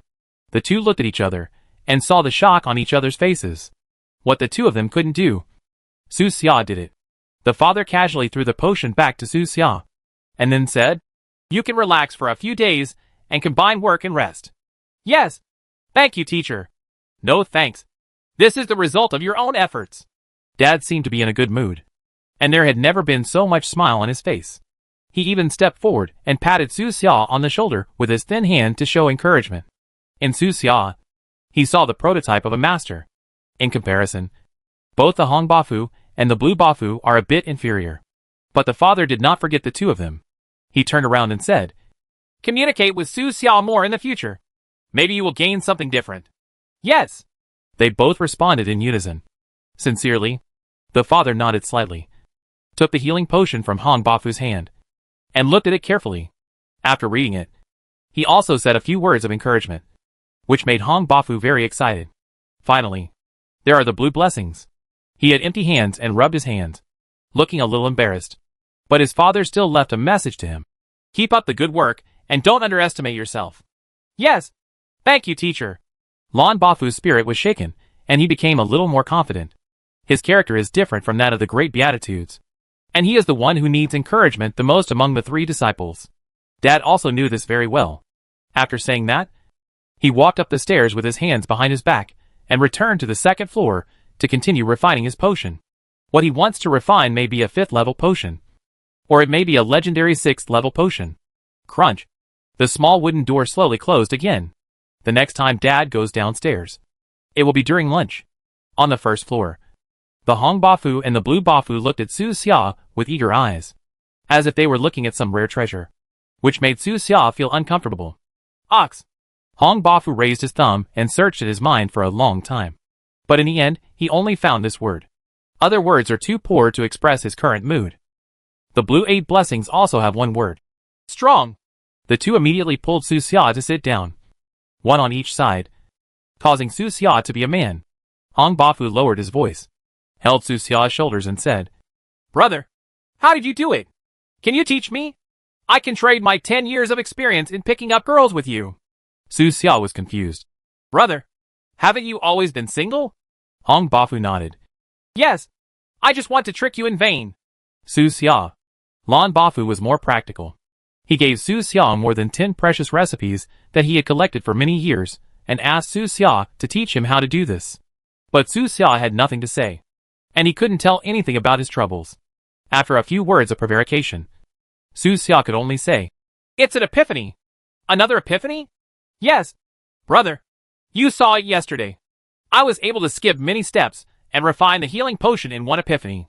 You are too genius. Hong Bafu sighed with emotion.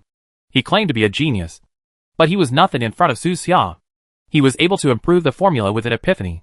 Could it be that Su Xia was born to be a master of pharmacy? Both of them believed Su Xia's reasons. There seems to be no other explanation other than enlightenment. Although Hong Bafu is envious, he is also a 4th level pharmacist after all. And there is still a long way to go. Lan Bafu continued to refine medicine and strive for an early breakthrough. Come on! He encouraged himself secretly and was not discouraged. Su Xia put away the black ghost, began to prepare materials, and tried the other 3rd level potions. Calmness returned to the pharmacy, but there was less sound of exploding bottles and a sense of harmony. Before I knew it, another 2 hours had passed. The time came to 12 noon. Boss Zhao of the restaurant across the street brought a luxurious lunch, and the aroma of the food instantly filled the entire shop. Everyone, please use it slowly. If you need it, just call me anytime. Boss Zhao is in a much better mood than the past few days. Perhaps it is because the masked weirdo is dead. He thinks that the city's alert will be lifted soon. Thank you for your hard work, Boss Zhao. It should. Boss Zhao walked out of the pharmacy with a smile on his face, humming a tune as he crossed the street. The bright sunshine today makes people feel happy. Dad came down from the 2nd floor, turned on the old TV, sat with several apprentices, and watched the news while eating. The midday news is actually nothing to watch. It's still the same. Things like the situation in each district is getting better. The city's economy is rising. And so on. If it were as good as what the news says, there wouldn't be homeless people everywhere who don't have enough to eat. Today's news seems to be the same. Su Xia and others just listened and looked at each other out of habit. But not long after, when the 3rd news was broadcast, the anchor suddenly read the name, Wang Yongqiang. Hong Bafu and Blue Bafu immediately raised their heads. Wang Yongqiang? They remember it clearly. The person who wanted to seize the pharmacy yesterday was none other than Wang Yongqiang. Later, after Su Xia's explanation, they also learned that Wang Yongqiang was also the one who betrayed the Scimitar organization. Su Xia also looked up at the TV, wanting to see what disgusting things Sijideo had done. Mr. Wang went to the refugee camp early this morning to express condolences and express his concern. The figure of Sijideo appeared on TV. There are 3 things a new official should do when he takes office. Although the first fire is not ignited, He still needs to do a good job in his follow-up work. In the picture, he is smiling, sitting with many refugees, asking about their living conditions, and taking the initiative to donate a large amount of supplies. Zhao Si was previously the subject of much publicity in Coral City. Now that Zhao Si is gone, he is naturally replaced by CG Dao, who is also a traitor. After the condolences, he gave a public speech. I have a dream. I hope there will never be war again. I hope there will never be poverty again. Here, I issue a call. I hope all the undead will join our team. I hope the wandering mercenaries in the wilderness will also. What was unexpected was that his speech was more than just verbal. While watching the news, Su Xia received messages from several roommates. Brother Su, go to the forum and take a look. That idiot CG Dao actually triggered a large-scale mission. I'll go right away. Su Xia immediately went offline and logged into the forum. As soon as he opened the game forum, he saw a bright red post. Coral Expedition. After clicking on the post and taking a look, Su Xia understood what happened. After the speech this morning, Sigideo immediately started taking action. This guy has increased the salary of his undead management department, and each player can receive a full 900 per month. Attracted by money, the number of players joining his team surged instantly, exceeding 1,000. At the same time, he also contacted a large number of wandering mercenaries in the wilderness and hired those wandering organizations with heavy sums of money. All in all, it's just throwing money at people. After being fully prepared, he united with the rest of Coral City's departments and launched the mission called Coral Expedition. This task is open to all players. Task requirement: explore the endless wilderness outside Coral City and find the location of the resistance organization. Note, during the mission, the wandering mercenaries in the wilderness are your own camp. Note, the mission rewards are extremely generous, depending on the exploration situation. Note, there are additional rewards for killing members of the resistance organization.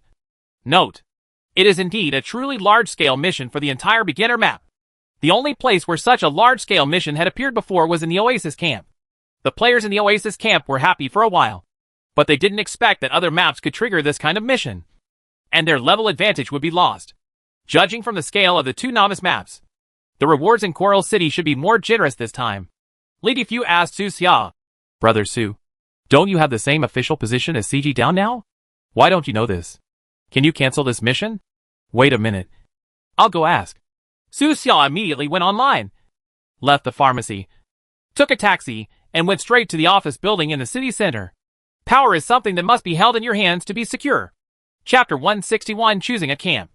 Why is Coral City so busy every day? One post caught the attention of many people.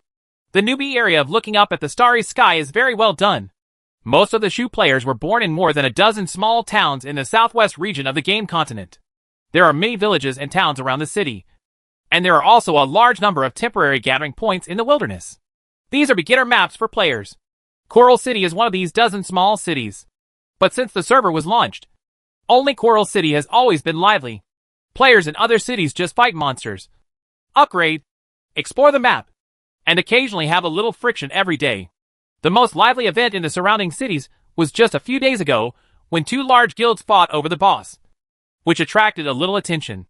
And every time something happens in Coral City, it will attract countless players from other cities to join in the fun. Under this post, a player replied, if we all live in a novel, then Coral City must be the place where the protagonist comes. Nonsense. How can we live in a novel? The game is almost the same. If it is really a game, please give the player who controls me a first deposit of 6 yuan. In terms of city size, Coral City is indeed slightly larger than other novice cities. Forget everything that happened before. But today, Coral City actually released a large-scale mission for the entire map. This made many players excited, and some even wanted to directly open a Trumpet account and come to Coral City to hang out. Of course, the specific content of this task is also one of the hotly discussed topics. Please choose your camp. Machine race or human resistance? Many players stand in the natural position of the human race and are somewhat disgusted with the requirements of this mission. Some people think that this is a game after all, and as long as you can earn equipment and gold coins, you can join whichever camp you want. Players are all immortal, so the cost of trial and error is not high. But there are quite a few players who object, especially those who have descended on the resistance organization's territory. Even putting aside the natural positions of the two races, both sides still have to argue for their own interests. In reality, You can stay as far away from disgusting things as Sigideo. But this is a game. What I said upstairs is wrong. In the game, you have to hide as far away as possible. Who knows when he will stab you in the back? In the heated discussion, more and more players took on the task. The players who randomly arrived at the Resistance Organization's camp were not idle either. They actually formed a Resistance Camp Player Alliance, and even established groups on various communication platforms. This mission actually unknowingly divided the originally chaotic players into two distinct factions. In the past, everyone just took advantage of it. This time I don't do it. I'm hurting myself. I have to take action. If divided by a map, this mission basically forms two camps, city and wilderness. Some even shouted the slogan, "For the Alliance." It's like going back many years ago overnight. Su Xia didn't care about these things for the time being. He took a taxi all the way to the office building in the city center. In the past, Su Xia had various ways to sneak in. But this time, he came to take up his post in an upright manner. There is a facial recognition system at the door of the building. Su Xia walked to the door and passed the recognition in less than a second. The cold machine also said, "Welcome. Employee number 9528. It went very well. It seems that Qi Lang has entered his identity into the employee system. Su Xia entered the building and asked the front desk. The receptionist immediately pointed him in the direction and said, "Go forward and turn left, and you will find Minister Wu's office." "On the first floor?" "Yes, it's on the first floor." The front desk was very patient and explained Su Xia with a smile. Just a few days ago, for some unknown reason, the city lord Qi Lang suddenly moved his office on the top floor to the first floor. When he moved, other departments could only follow suit. The hierarchical system and ideology in this city are very strict. Those ministers did not dare to sit on Qi Lang's head all day long. So they immediately brought the people in their departments down to the first floor. The rooms on the first floor were definitely not enough. So many departments moved directly to the basement. There is not enough basement. So a huge underground garage can only be converted. In this way, managers in most cities can only work in dark underground garages. And every garage floor is crowded with people. Su Xia was stunned and couldn't help but ask, "So weird. Shh. Keep it down. You're new here, right?" The little girl at the front desk looked around carefully, her big eyes full of caution, and whispered to Su Xia, "Don't comment on this matter in public." "Oh, I understand." Su Xia understood that it was rare for this city to be in such a bad state. It was completely hopeless, and could only be described as being K's 3 consecutive attacks. He thanked the little girl and left, heading straight to Wu Zhonggui's office. The office on the first floor was very small, because there were so many people coming down. Wu Zhonggui had to divide the original office into two, and give half of it to the minister of another department. The midday sun is very warm, and shines into the office through the glass, dispelling part of the cramped feeling. Wu Zhonggui was sitting on a simple stool, looking at the computer screen and browsing some of the information left by Zhao Si. Cg Dao was sitting aside, looking in a good mood, and seemed to have gotten over the shame of yesterday. After all, he is the first player to trigger a large task. This honor is enough to be engraved in the history of the game. No matter how this game develops in the future, people will remember him as a person named Cg Dao. Dong dong. Su Xia knocked on the door, and then pushed the door open directly. Wu Zhonggui raised his head. A trace of surprise flashed in his eyes, but he quickly squeezed out a smile, and said to Su Xia, "You're here just in time. I have some intelligence information here. Take a look." In fact, he doesn't need a deputy at all. It's enough to have a Sigideo to discuss with him. But he also understood what Yutu meant. The mechanical boss wanted balance, so he had to find something for Su Xia to do. Wu Zhonggui opened the drawer and took out a large pile of paper materials. "Take a look. If you have any questions, you can tell me." He patted the pile of information at random, and some tiny particles flew out in the sunlight. "Good." Su Xia didn't refuse. The more information about Coral City, the better. But he did not forget the purpose of coming.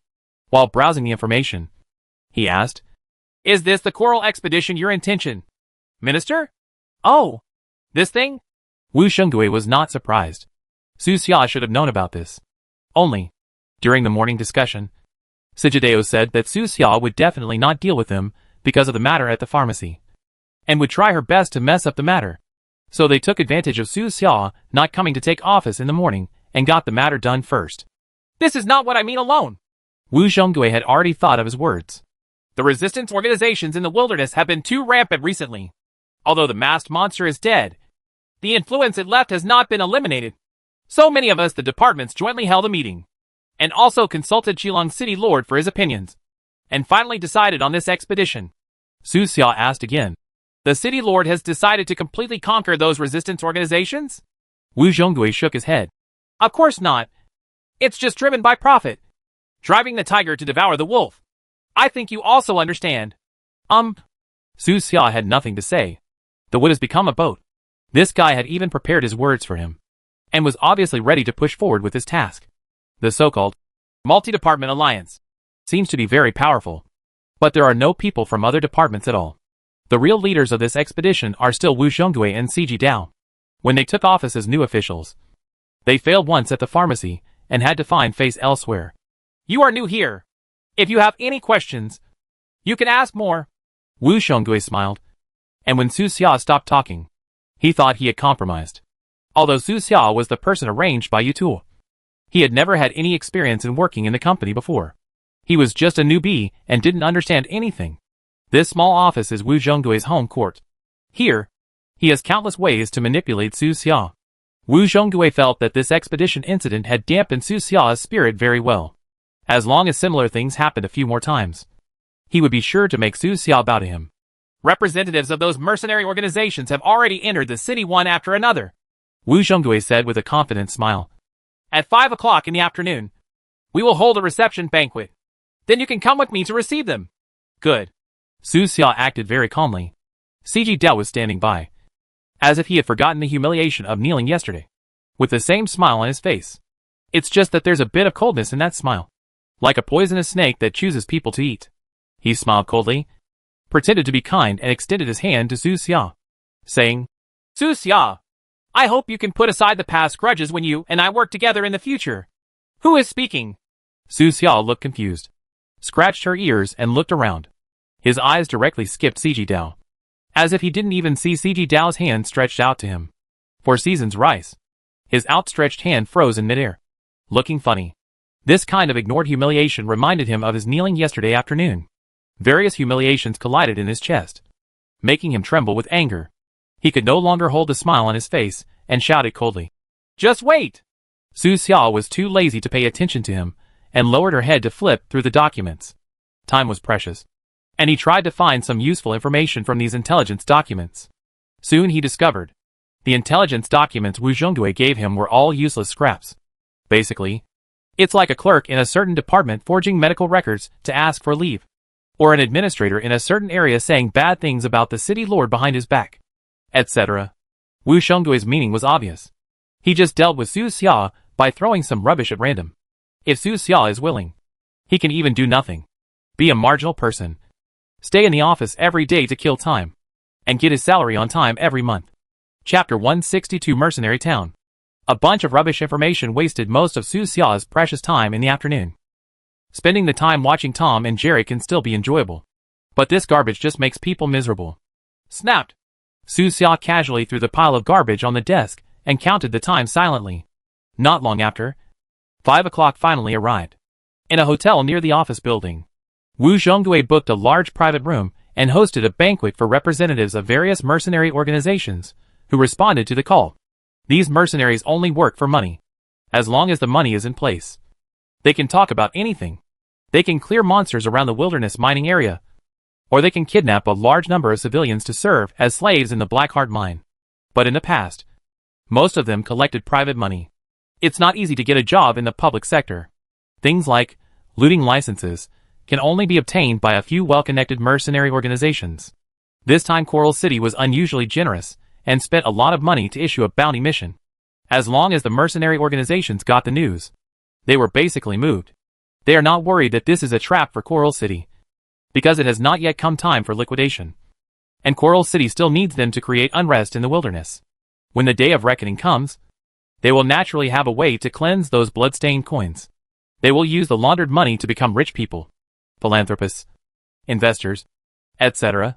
in the new era to build a money empire that destroys the bones and sucks the marrow, and continue to plunder the civilians at the bottom of the empire in another way. There are more than 20 representatives of mercenary organizations present now. This number is really shocking. Some of these organizations have dozens of people. Some have hundreds of people, and some even have complete stations. There are a large number of abducted civilians living in those camps. They are forced to go to handicraft workshops to make firearms and bullets, and to grow various prohibited plants. Their children will become new servants under the inducement of guns and addicted drugs. Soldiers. Welcome everyone!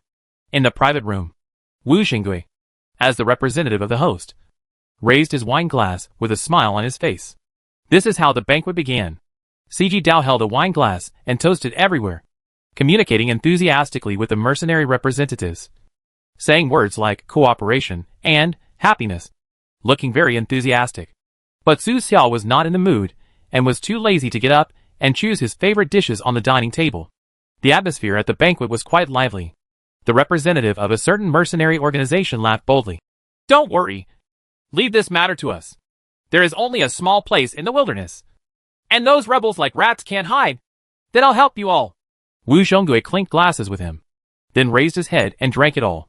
It's just a pity that the masked weirdo has been beheaded. The representative's tone was a little more unwilling. His brother died in his hands. If he is still alive, I must let him know what pain is. Oh, is this happening? Wu Zhonggui expressed concern in time and poured the man wine with his own hands.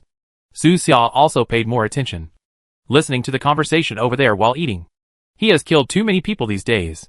He has wiped out several mercenary organizations. It is normal for him to have many enemies. I only heard the mercenaries say, my brother Wu Di also has a team. Not long ago, he went to assist the city lord in blocking those refugees, but he was seen by that damn masked weirdo. Alas, he was a good man who died for a just cause. Wu Zhonggui sighed repeatedly and looked distressed. And his performance was quite good. Everyone knows that Coral City has never let anyone stop the refugees fleeing into the wilderness. This man's younger brother was probably interested in the heads of those refugees, and wanted to use them as a stepping stone to get a looting permit from Coral City. But he was unlucky, and met the masked weirdo, who was escorting the refugee team. Wu Di! Su Xia still remembers this name quite clearly. The guy led his men to disguise themselves as a resistance organization, and tried to deceive the trust of the refugees. Fortunately, he saw it at that time. Otherwise the group of refugees would have been in danger. Wrong. That group of refugees was accepted by the Scimitar organization. Later, the location of the Scimitar organization was carried out saturation bombing by the Coral City army. Only a few people such as Jia Dao survived. So, those refugees still died. Moreover, CG Dao, the culprit who betrayed the machete, is in this private room. Things are unpredictable, and accidents and coincidences happen at any time. Su Xia glanced at the mercenary's personal panel. This man's name is Wu Yong, and his psychic level is only level 3.0. How can he have the confidence to deal with him with this little ability? At this time, another mercenary representative also breathed out alcohol and said loudly, that masked weirdo has been targeting us. I have wanted to compete with him for a long time, but I never thought he would die so quickly. Yes, I wanted to cut off the head with my own hands. Yes, I just wish I didn't have this opportunity. The voices of these mercenaries were getting louder than the others, holding up their wine glasses and loudly demonstrating their personal bravery. Su Xia finally understood. He had heard the same words by chance in the tavern before. Some killers are jealous of the 10 million bounty, saying that if they had known that the masked monster's defense was so weak, they should have tried it. Over at the Ministry of Defense, there were also high-level psychic creatures who said similar things. After the masked stranger dies, everyone has the courage to be a weirdo without wearing a mask. Su Xia felt like she had turned into Lu Bu. The banquet lasted until about 7 o'clock in the evening, and several more representatives of mercenary organizations came in the middle of the night. The guests of honor and guests on both sides had a great time, and had a great time chatting. Wu Zhonggui even promised on the spot that he would get at least 5 looting licenses from the city lord to reward the mercenary organizations that paid the most. When the banquet was about to end, Su Xia suddenly received a system task. Abnormal loss of control task 3. Task description: after Coral City issued a call, a large number of players and mercenaries began to search for traces of resistance organizations in the wilderness. If things go on like this, many new and old locations of resistance organizations will be exposed. Members of the resistance with psychic powers will be arrested and become tools for the experiments of the machine race. Please use the power of thunder to crush each mercenary organization. Task requirement: defeat at least 5 mercenary organizations. Task reward: elementary psychic potion X19. Intermediate Psychic Potion X10, Advanced Psychic Potion X3, Skill, Metal Will. This recruitment actually led to a series of tasks that were abnormally out of control. It is obvious that if Su Xia does not intervene, many resistance organizations will fall. Currently, the two largest resistance forces in the wilderness are the Oasis Camp and the joint camp built by Shirsishi. In addition to these two, there are many small resistance organizations scattered everywhere like sparks. The mission requires defeating 5 mercenary organizations. And in this room alone, there are nearly 30 representatives of mercenary organizations. These mercenaries will also be in constant contact with each other. There are several special, mercenary towns in the wilderness that serve as material exchange venues, similar to Oasis camps. And many mercenaries will be temporarily stationed there. Even if there is no mission, Su Xia will take action. These mercenary organizations are all very fat, and their supplies are exactly what he needs. After the banquet, the mercenaries plan to leave. They must return to the wilderness in person so that the people in their organization can safely join this mission. If they stay here for a long time, even if they report that they are safe, they will be suspected of being detained. Wu Yong burped and said with a smile, "Thank you for the hospitality. We will go back and mobilize our troops right now. It's still early, so don't be so impatient. There are some good places in Coral City that you haven't been to yet." Wu Zhonggui offered words to persuade them to stay, and seemed to intend to take these mercenaries to the pleasure areas of the city to enjoy themselves. These mercenaries understood what he meant and looked at each other. They wander in the wilderness all year round and rarely experience the prosperity of big cities. Now it is a rare opportunity. "It's indeed early," Wu Yong laughed. "Then I'll have to help Master Wu." "It should." Wu Zhonggui was smiling and seemed a little drunk. Su Xia made an excuse to leave. "The pharmacy has a heavy task, and I need to go back to make medicine." "No problem. Wang Yongqiang and I are enough here." It was already time to get off work.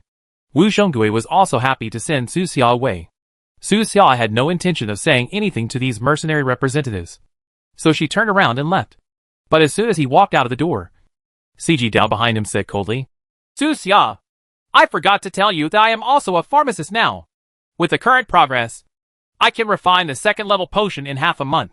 Su Xia. "Huh? Who is talking again? Why do you always have auditory hallucinations recently?" He patted his ears and walked away with a puzzled look on his face. Behind him, CG Dao, who was ignored again, was furious, and his blood-red eyes seemed to be spitting out fire. "You?" CG Dao's chest rose and fell, and his fists slowly clenched. But Wu Zhonggui held him down and said calmly, "Calm down. Now that he has entered my department, you can deal with him any way you want. Take your time. Haste makes waste." "Yes, Your Excellency is right." CG Dao let out a sigh of relief and endured it again. You can even endure the humiliation of kneeling down. So what does it mean to ignore it? He took a few deep breaths and warned himself like this, thinking again of the soldier immortal Han Xian back then. One day, he will return the current shame to Su Xia twice as much. Of course, Su Xia didn't really want to go back to refine medicine. After leaving the hotel, he walked into a dark and narrow alley. After making sure that no one was following him, he immediately changed his clothes. He did not act immediately, but quietly hid in the darkness, like a silent hunter. It didn't take long before Wu Zhonggui took the mercenaries to have fun. A group of them went to an entertainment venue southeast of Coral City. Wu Zhonggui told these mercenaries to let go. Anyway, it was not spending his own money, and the final accounts would be recorded under the department. Su Xia waited quietly outside, and called the pharmacy on the way to tell her father that she had something to do outside, and would most likely not go back tonight. Dad didn't ask what it was, and just said, "Okay, pay attention to safety." Then he hung up the phone. Su Xia put away her phone and waited until 12 o'clock in the evening. The mercenaries finally came out, their faces all flushed, smelling of alcohol, talking and laughing. Wu Zhonggui and CG Dao took them to the parking lot and watched them drive away. Looking at the motorcade going away, Wu Zhonggui wiped the sweat from his forehead, breathed a sigh of relief, and said, "There should be no problems this time." Chapter 163 Industrial Waste. Drive after drunk? Su Xia hid in the dark and stared closely at the mercenaries leaving the city. This is dangerous behavior and is not advisable. Along the way, the patrol soldiers in Coral City stopped these mercenaries many times, but the mercenaries only needed to show the certificates given to them by Wu Zhonggui and they would be released. Fortunately, It was already 12 o'clock in the evening, and there was no one on the street. More than 20 off-road vehicles were like a group of mechanical beasts, roaring on the empty night street, their engines roaring. And it was unknown how many residents along the street were awakened. Woo Young drove the car at the front, smelling heavily of alcohol, and laughed. Ha. Shutan, life in this city is just different. When we make enough money in the future, my brothers will come to the city and become rich men. What do you think? Korean Angkor is right. Making money is for enjoyment. The arrogant personality determines the wanton behavior of these mercenaries. At the beginning of the war, Woo Young was just a murderer sentenced to life imprisonment. Later, the prison was damaged in the war, and the guards fled. He became entangled with a group of prisoners and established an organization that robbed houses and houses. They robbed empty jewelry stores and robbed fleeing civilians, and gradually developed into the current mercenary team. The other mercenaries' fortune-making experiences were similar to his. The path to the rise of every mercenary organization is paved with blood and corpses. Some organizations seem to have corrected their evil ways, and now they only help some wealthy businessmen guard the mines in the wilderness. But as long as they are given enough money, they will still take action again, no matter whether they kill good people or bad people. In front of money, there is no good or bad. Woo Young took a bottle of liquor from the passenger seat, took a sip, and said with a smile, "Did Woo Zhongdui say that every rebel will count extra money in their head?" "Yeah. Brother Ong. What do you think?" asked a mercenary in another car. "You all think the same as me." "Right. Ha. Heroes think alike." Without much communication, these mercenaries have already unified their ideas. Since every head counts, it is natural to find a way to get more heads. What is the difference between the heads of rebel organizations and the heads of civilians? Oh, no. There is still a difference. The heads of civilians are better cut off. This mission takes a long time, and the bounty is rich. As long as you take your time, there are many ways to make money. Woo Young smiled and said, "Then Woo Zhongdui is also a bad person. I heard that he used to be a member of the resistance army, but later betrayed the organization and climbed to his current position." "That's right. The manager of the club he took us to just now is an acquaintance of his." Another mercenary also said, "That's why he let us eat and drink as much as we wanted. The money was all recorded in the public account. It was worth spending it." The more commission he makes. When the time comes, just talk to him and share the money you earn with him. And that's it. The mercenaries all understand that everyone can earn something, so that long-term development can be achieved. As long as you do it reasonably, you may be able to turn hunting rebels into a long-term business. If you do it for a few years, your pockets will be full. They were talking and laughing, rushing at extremely fast speeds, without even paying attention to the traffic lights along the way, and rushed out of the city limits into the dark suburbs.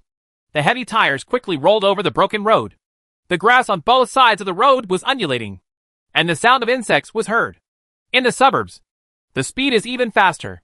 These guys never imagined that the masked weirdo they thought was dead was right above them, watching them quietly as they drove towards the wilderness. For them, the trip was pretty smooth. Woohoo! They opened the car windows and yelled into the vast night, like a group of incompletely evolved apes. The strong wind was blowing freely inside and outside the carriage, and even the wind carried a strong smell of alcohol. In order to avoid alerting the enemy, Su Xia did not take action against them for the time being. He followed these guys from the suburbs into the wilderness. The time slowly came to around 4 o'clock in the morning. After this wild ride, Woo Young and others' destination was near. Because she was flying very high, Su Xia could already see a dimly lit area on the dark land in the distance. Mercenary Town. There is a temporary gathering place and garrison area for a large number of mercenaries. Su Xia speeded up and arrived at the town before Woo Young and others. A long string of withered heads hangs on the town's entrance plaque. When the wind blows, the hair on those people's heads sways like withered grass. The houses in the town are made of steel frames, stained with rust, as if they were built with dismantled mechanical parts from scrap metal from the old era. Clockwork springs and gears are ubiquitous decorations, and broken metal pipes are used as decorations. The seats on both sides of the road were in ruins, dilapidated and desolate. Crunchy, rough and original rusty plaques were hung outside the shops on both sides of the road, swaying in the rough wind and making a tooth-aching sound. The lights in the town are dim. The roads are dilapidated, and the ground is full of garbage tumbling in the wind. Bars, casinos, exchanges, etc. can be found everywhere. Heavy metal-style music blasts in many bars. And a large number of mercenaries drink alcohol to drown the madness in their hearts. In addition to alcohol, they were also burning illicit drugs. As soon as Su Xiao walked into the town, she smelled an unpleasant smell. It was the smell of drugs, alcohol, vomit, blood, etc. mixed together. Even the constant wind in the wilderness could not dissipate it, as if it had been deeply infiltrated into every inch of soil in this land. Boom! The door of the bar nearby was suddenly smashed, and two mercenaries smelling of alcohol struggled with each other, their bodies covered in blood. The rest of the people cheered the two of them crazily, with laughter and curses intertwined, echoing under the night sky. Hot blood spatter, and some even splashed onto Su Xiao's shoes. He ignored it and continued walking forward. At a corner, he saw another man and a woman. The two of them seemed a little delirious. They didn't know if they had taken too many drugs. There is no trace of normal order here. Chaos, blood, violence, and sex are the surface here. And hidden under the surface are countless disappearing lives and flowing money. The only areas that can be called normal are the rest area in the distance and the town's trading center. In the trading center, many mercenary organizations will conduct normal communication and exchange supplies. Su Xiao walked into this area and looked around. There was a dazzling array of all kinds of goods. Only those that were unexpected. Nothing that these mercenaries couldn't get. It looked like a large vegetable market. Weapons are the most common. Other than that are slaves. Bullets of various calibers. Artillery SH. LS. Firearms. Artillery. Etc. Infantry fighting vehicles and tanks are all sold. And there are even imitation combat robots created by reverse research of the mechanical race. In fact, the small items in this trading area are basically imitations made in small workshops. Large objects such as infantry fighting vehicles are left over from many wars. And most of them are second-hand goods that have been repaired after being scrapped on the battlefield. Su Xiao walked to a stall, picked up a gun and looked at it. The automatic rifle has a hammer-rotating firing mechanism, which can achieve single shot and continuous shooting. It uses a mechanical sight and is judged to be a replica of the AL-46 automatic rifle of the Terran Onlua Company. The imitation material is cheap and the workmanship is rough, so it cannot be used for a long time. A glance at the waste, identified as pure industrial waste. Su Xiao knows Onlua Company. Some of the modules for his previous set of third-level humanoid armor were produced by this company. It was a large arms research company of the human race. But now it has been split. Almost all managers and old employees have surrendered to the mechanical tribe. The headquarters is located in the giant whale city in the north. Now it only provides weapons to human soldiers in the area ruled by the mechanical tribe.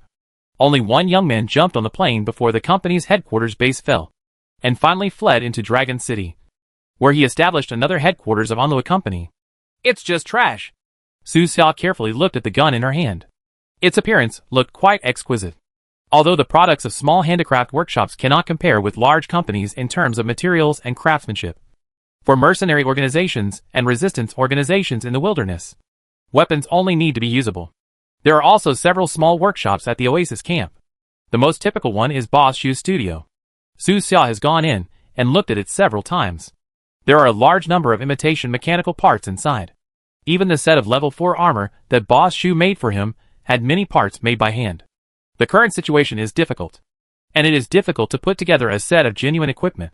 Su Xiao put down the gun and looked at the small caliber mortar next to the stall. Another rubbish.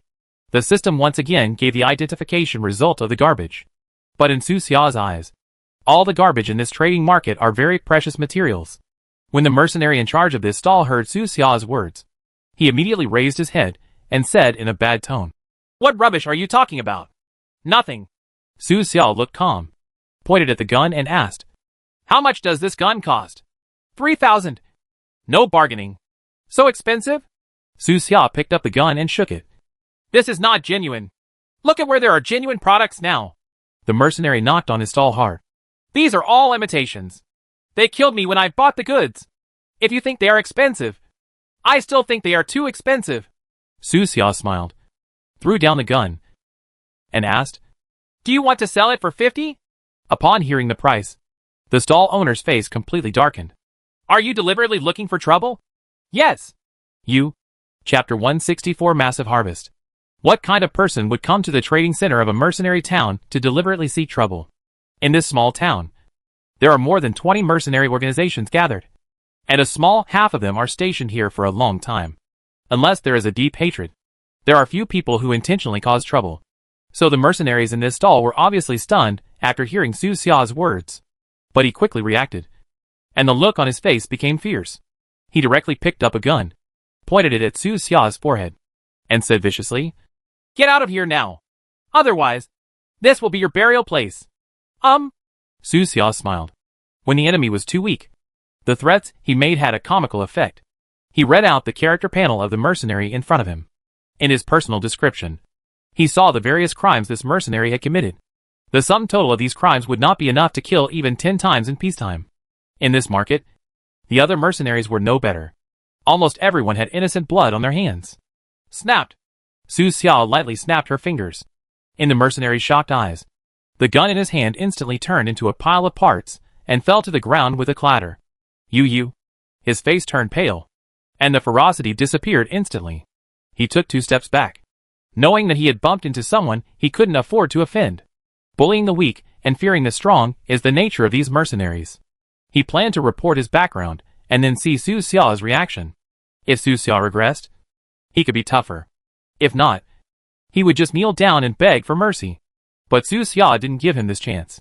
She just said calmly, "Whether guns are garbage is debatable, but people are definitely garbage." After saying that, he waved his hand casually. The mercenary was horrified, and when he took a step back, his vision blurred. Then, he slowly fell to the ground, with a bloody hole between his eyebrows. Warm blood flowed on the ground and soaked into the cracked earth, adding a touch of blood to this bloody town. After a while, someone didn't know who shouted, "Killing!" The atmosphere in the entire market instantly became tense. Unlike ordinary people who would panic in this situation, these mercenaries immediately took out their weapons and either laid down or hid behind cover. No one ran in panic, and the area gradually calmed down. "Where is the enemy? Damn it! I didn't even hear the gunshot. Who the hell screamed kill?" It is normal for several people to die every day here, and everyone has long been used to it. There are very few people who deliberately cause trouble, but some organizations have internal infighting, and some use force to kill people purely because of a temporary dispute of words. After discovering that there was no big problem, these mercenaries got up and walked out of their hiding places. They soon discovered the dead mercenary, but they didn't pay much attention to it.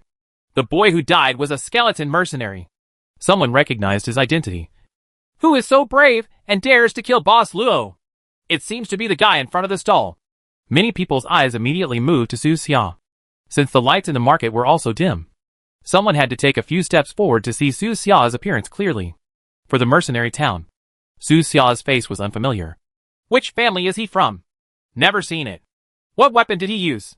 I didn't hear any gunshots just now. Even a silencer would have made a sound." Some people are curious about Su Xia's killing methods, while others are curious about Su Xia's background. The boss Luo, they call him, is the leader of a mercenary group called Skeleton. He has a spiritual power level of 3.5 and has many subordinates. He has also opened a separate station not far away. In the eyes of everyone, Su Xia, who had just killed someone, acted very calmly, as if she had just killed a chicken.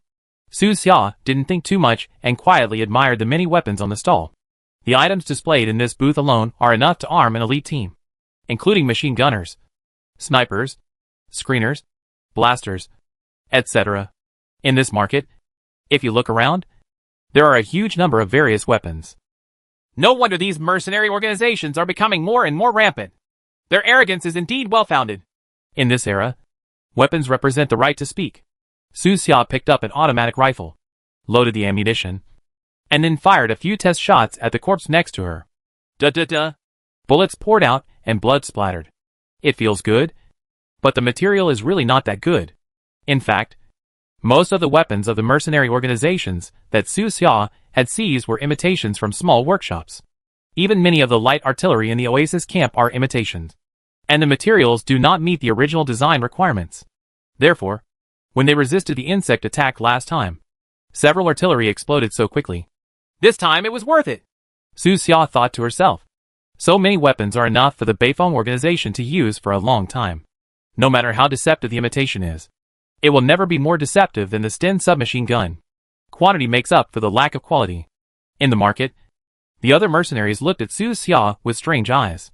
Is this guy mentally ill? They saw that Su Xia first scanned the corpse with an automatic rifle, and then changed to several types of pistols, as if using the corpse as a target. He seemed to be living in his own world, and he picked up a semi-automatic rifle for test firing, as if no one else was watching. No one knew what he was doing. Just wait. We'll find out later.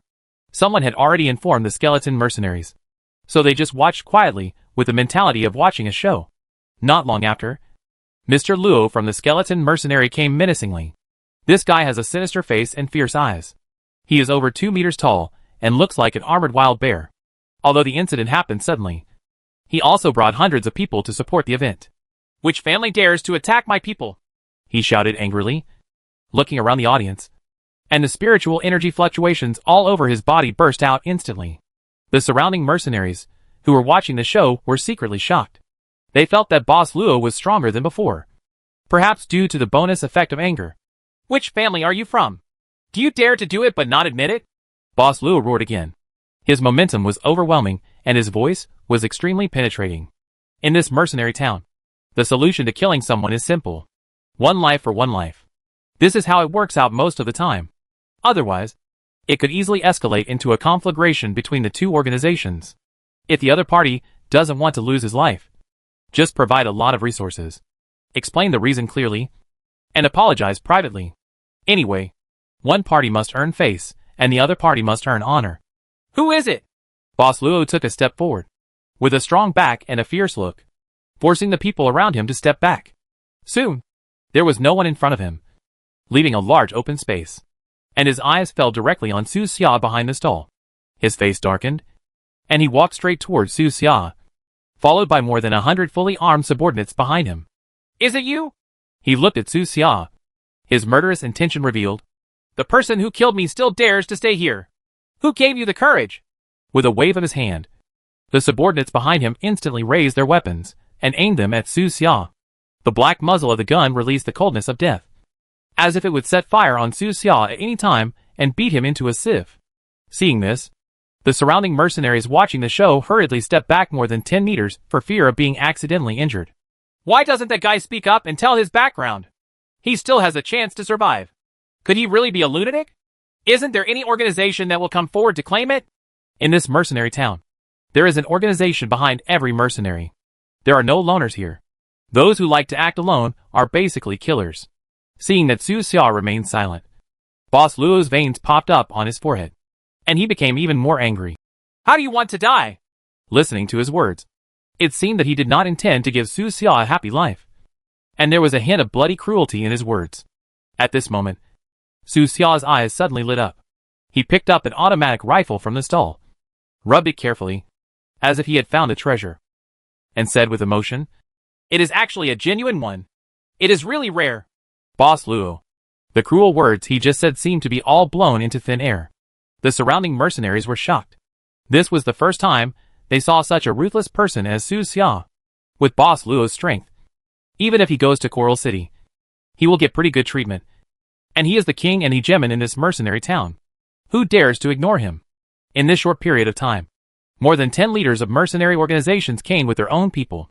They heard that someone had killed Boss Luo's people, and they were afraid that things would get serious. So they came to take a look and happened to see the scene. The dozen or so leaders looked at each other and shook their heads, confirming that Su Xia was not one of them. Go and call people from other organizations. No matter who ordered it. This is too much. They speculated that someone wanted to target Boss Luo and disrupt the existing order of the mercenary town. Things are different now. Coral City has issued a large number of bounty tasks, and everyone wants to take advantage of the chaos. Boss Luo was not stupid. He immediately thought of this and looked at Su Xia indifferently, as if looking at a dead person, and asked, "Who ordered you to do this?" But Su Xia didn't seem to be on the same channel as him, and was still observing the automatic rifle in her hand. "Try this piece of junk again." Su Xia aimed at the body next to her, turned on the safety, pulled the trigger, and fired a string of bullets instantly. His sudden movement made the people behind Boss Luo tense instantly. But Boss Luo raised his hand to stop his men from further action, strode forward and shouted angrily, "You said my people are trash? Su Xia seemed to have just come back to her senses, and finally set her sights on Boss Luo. He smiled easily, put down the gun in his hand, and said, Isn't it normal for a garbage man to lead a group of garbage men? In front of Su Xia's eyes, Boss Luo's personal profile was clearly visible. The sum total of this guy's various crimes would be more than enough to kill him 1,000 times. Boss Luo was furious. He was getting closer and closer to Su Xia, and a blue light was faintly glowing on his fist. You dare to call me trash? No, don't get me wrong. I'm not targeting you. I'm talking about everyone present. Su Xia didn't like nonsense, but she gained a lot today and was in a good mood. So she deliberately said a few more words, and even came up with a classic line. After saying that, it was natural to take action. Call! Boss Naluo's fist flashed with blue light. Was as big as a sandbag, and the wind roared from his fist, which was already close to Su Xia's face. It seemed that the next second he would be splashed with blood and knocked to the ground. But suddenly, a cold light flashed through. No one saw anything clearly before they heard a pop sound and something fell to the ground. That is, with the dim light, everyone could see the thing clearly after a moment. That was a bloody severed arm. Chapter 165 Natural Disaster. My hand! Mr. Luo screamed, and blood spurted out of his right arm, like a faucet that couldn't be turned off. That sword strike was too fast. It wasn't until his arm fell to the ground that the pain slowly began to appear. And now it has turned into severe pain. No one present clearly saw how Su Xia did it. He stood still, his expression not changing at all. With one blow, both sides came to a standstill. So strong! In this place where the weak is afraid of the strong, this blow is enough to shock anyone who lives there. Those mercenaries, who had the mentality of watching a show, were dumbfounded. What kind of weapon is that? The leaders of more than a dozen organizations around them looked at each other, and saw the shock and fear in each other's eyes. The moment the cold light flashed through, all of them felt a chill in their hearts. No matter who was in Boss Luo's position, they could not block this blow. The entire trading market seemed to have pressed the pause button and fell into an eerie silence. Some people's eyes moved slightly, quietly looking for a way out. Others carefully drew their weapons. They all know that a powerful creature of this level cannot be driven by anyone here, so their previous guesses are invalid. You dare to cut my hand? Mr. Luo's eyes were red. He immediately gave himself a shot of painkiller and bent down to pick up the severed arm. Nowadays, medical technology is advanced. Even in this small mercenary gathering place, there is technology to reconnect severed limbs. If it is not possible, you can just replace it with a more powerful robotic arm. He was about to let his men turn on Su Xia, but perhaps in response to his question, another cold light flashed through. Snapped! His left arm is also broken. In his left hand, he still firmly grasped the broken right arm. This scene looks very scary and a little funny, like something that would only appear in a low-budget plasma movie. Ah! Boss Luo roared angrily, and his spiritual energy exploded. Like a bull, he suddenly rushed towards Su Xia. He seemed to know no fear and had lost his fear of death. But Su Xia could feel that something was wrong with this guy, as if he had just taken some kind of drug. And now the drug was overpowering him, and he was in an extremely excited state. So he rushed forward desperately. Moreover, in this person's character panel, there is a passive skill called Psychic Shield, but he has not activated it at all. Die! Boss Luo stamped his foot on the ground and rushed towards him, like a tiger attacking a sheep. If his arms weren't broken, this move would still be fun to watch. But now it looks ridiculous. Su Xia's face didn't change, and she took 2 steps back. The next moment, the guy hit him hard where he was standing before.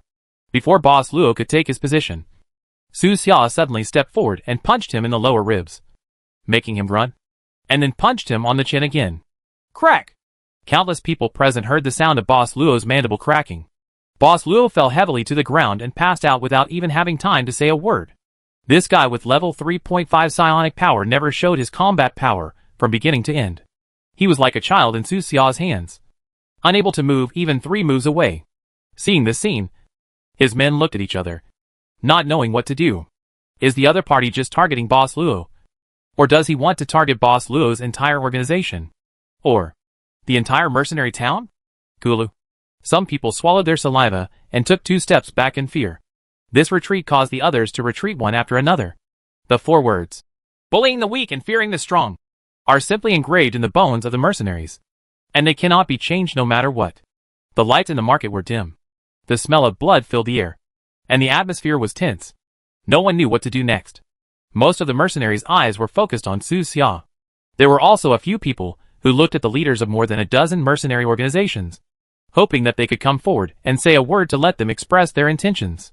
Finally, one of the leaders gritted his teeth, walked out of the crowd and said, "This friend who came from afar.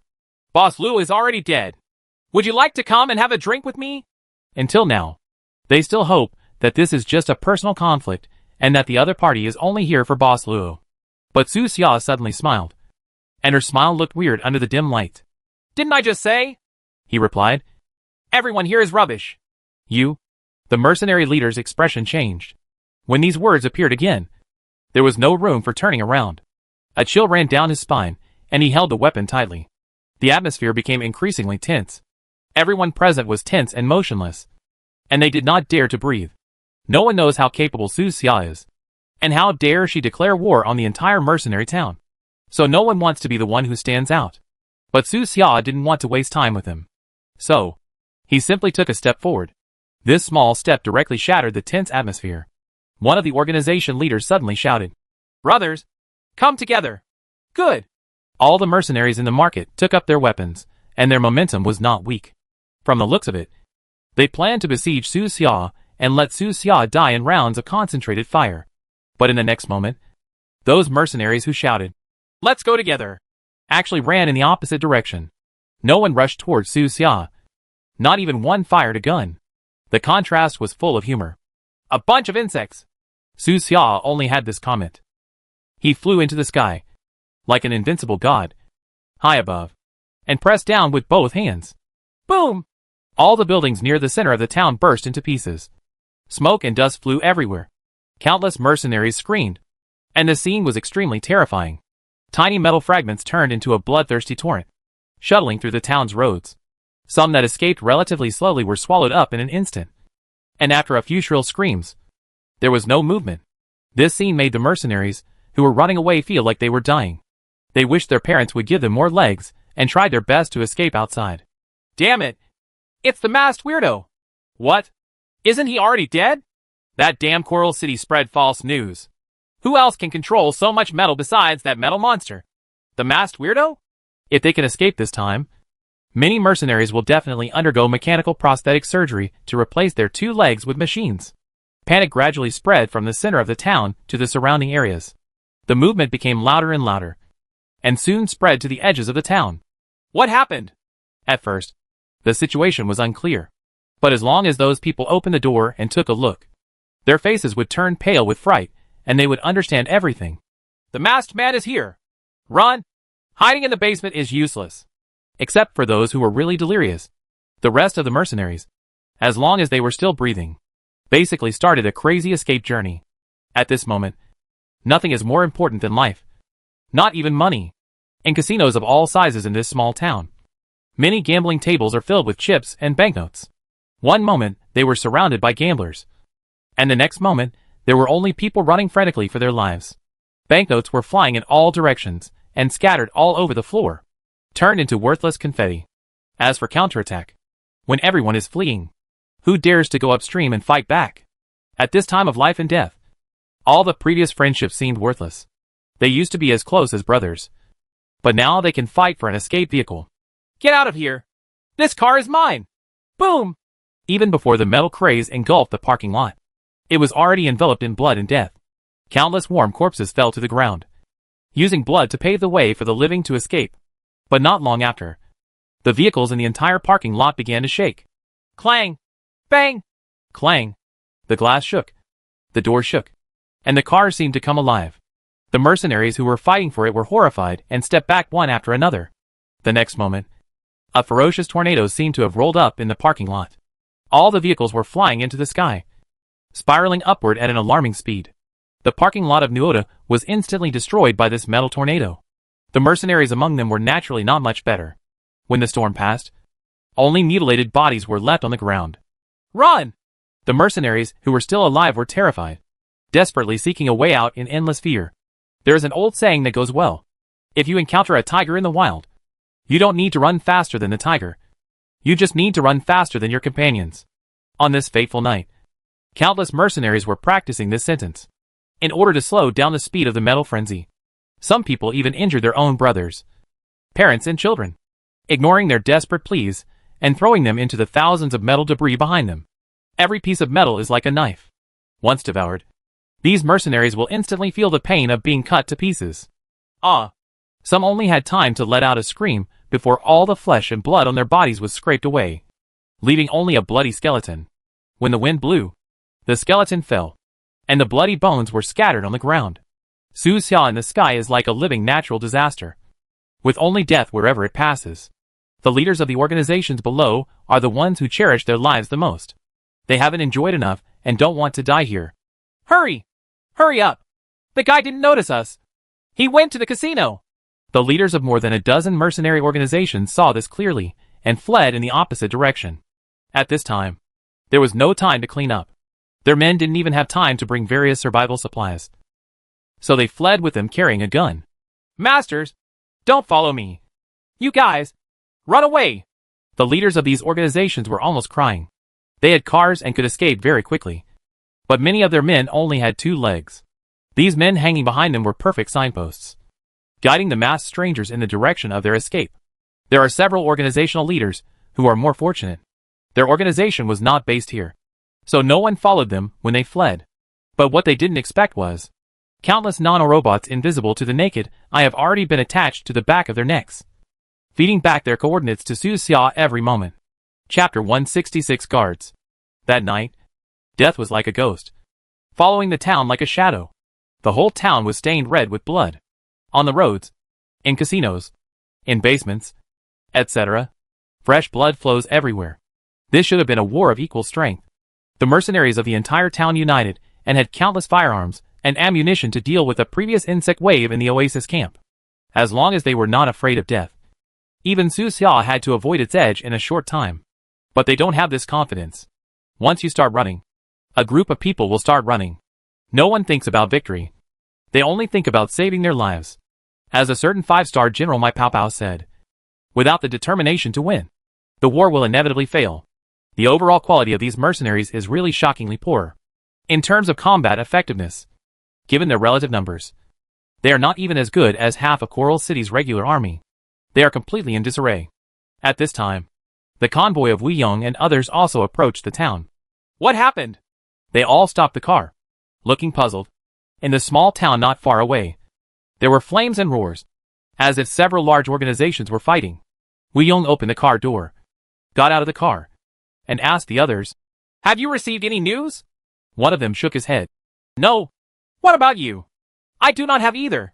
Many of their organizations are stationed in mercenary towns. Logically speaking, if something happened, they would get the message. But now there is nothing. "I've only been away for a day. Are those guys fighting among themselves? Damn it. We all said we should distribute the benefits reasonably. This time Coral City offers such a big cake. Who can eat it in one bite? Aren't you afraid of being choked to death?"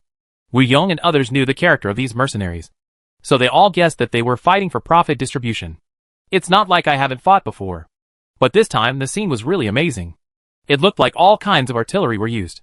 When this time is completed, the entire town's infrastructure will probably have to be renovated, which will cost a lot of money. "Let me see what's going on." Wei Yong opened the trunk and took out a telescope. Before he could even take a look, he heard a warning from a companion who was good at reconnaissance. "Someone is coming. Stay alert." They all took out their weapons and opened their safety guards. 2 guys even opened their psychic shields. In the distance, 2 fleeing cars were speeding towards them. The engine roared and black smoke billowed. After seeing the convoy of Wei Yong and others, the 2 cars showed no signs of slowing down, but continued to speed up. Everyone in the car was secretly happy. They didn't expect that there were fools here who didn't know the situation. If they delayed for a while, the masked stranger might not be able to catch up at all. At this time, Wei Yong shouted to them, "Brother, wait a minute. What happened?" "Fine," the driver replied casually, then stepped on the accelerator. 2 cars sped past everyone. Seeing this, Wei Yong's eyes flashed with a stern look. He raised his hand and blew out the tire with one shot. Boom! The car was going too fast and couldn't control it after the tire burst. It suddenly rolled over and rolled on the ground more than 10 times, leaving metal and glass shards on the ground. The entire car was misshapen. The fuel tank was leaking and sparks were flying. Before the people in the car had time to escape, The car exploded and turned into a ball of fire, burning fiercely. After a few screams, there was no movement in the car. The other car stopped hurriedly upon seeing this, for fear that Wu Yong and others would continue to attack. Don't shoot! You have something to say! The driver opened the door directly, raised his hands, and got out of the car with a pale face. He was once a ruthless man who killed people. But when he met someone as ruthless as Wu Yong, he had no choice but to admit defeat. Wu Yong walked straight over, punched him in the face, and said fiercely, I told you to wait a moment. Are you hacking deaf? Brother, it's not that I don't want to wait. It's important to escape now. The driver ignored the pain and was anxious, covering his swollen face, and said. Wu Yong asked, What happened? The masked man is calling. What? Wu Yong was startled, and then glanced at the mercenary town in the distance, where the flames were rising into the sky. His fellow travelers also came over, one of whom was from the same mercenary organization as the driver. The man frowned and asked, Old Wang, what did you say? How can the masked weirdo be still alive? They have all been to Coral City. Even Coral City executives like Wu Zhongdui felt that the masked weirdo was dead, and there was no way this news was false. Since Coral City wants to cooperate, it is impossible to trick them with false news. The driver surnamed Wang said anxiously, He is really still alive, and he is killing people in the back. Did you read that correctly? It's absolutely true. You should leave quickly. If you don't leave, I will. Before he could say anything, his eyes fell blurry.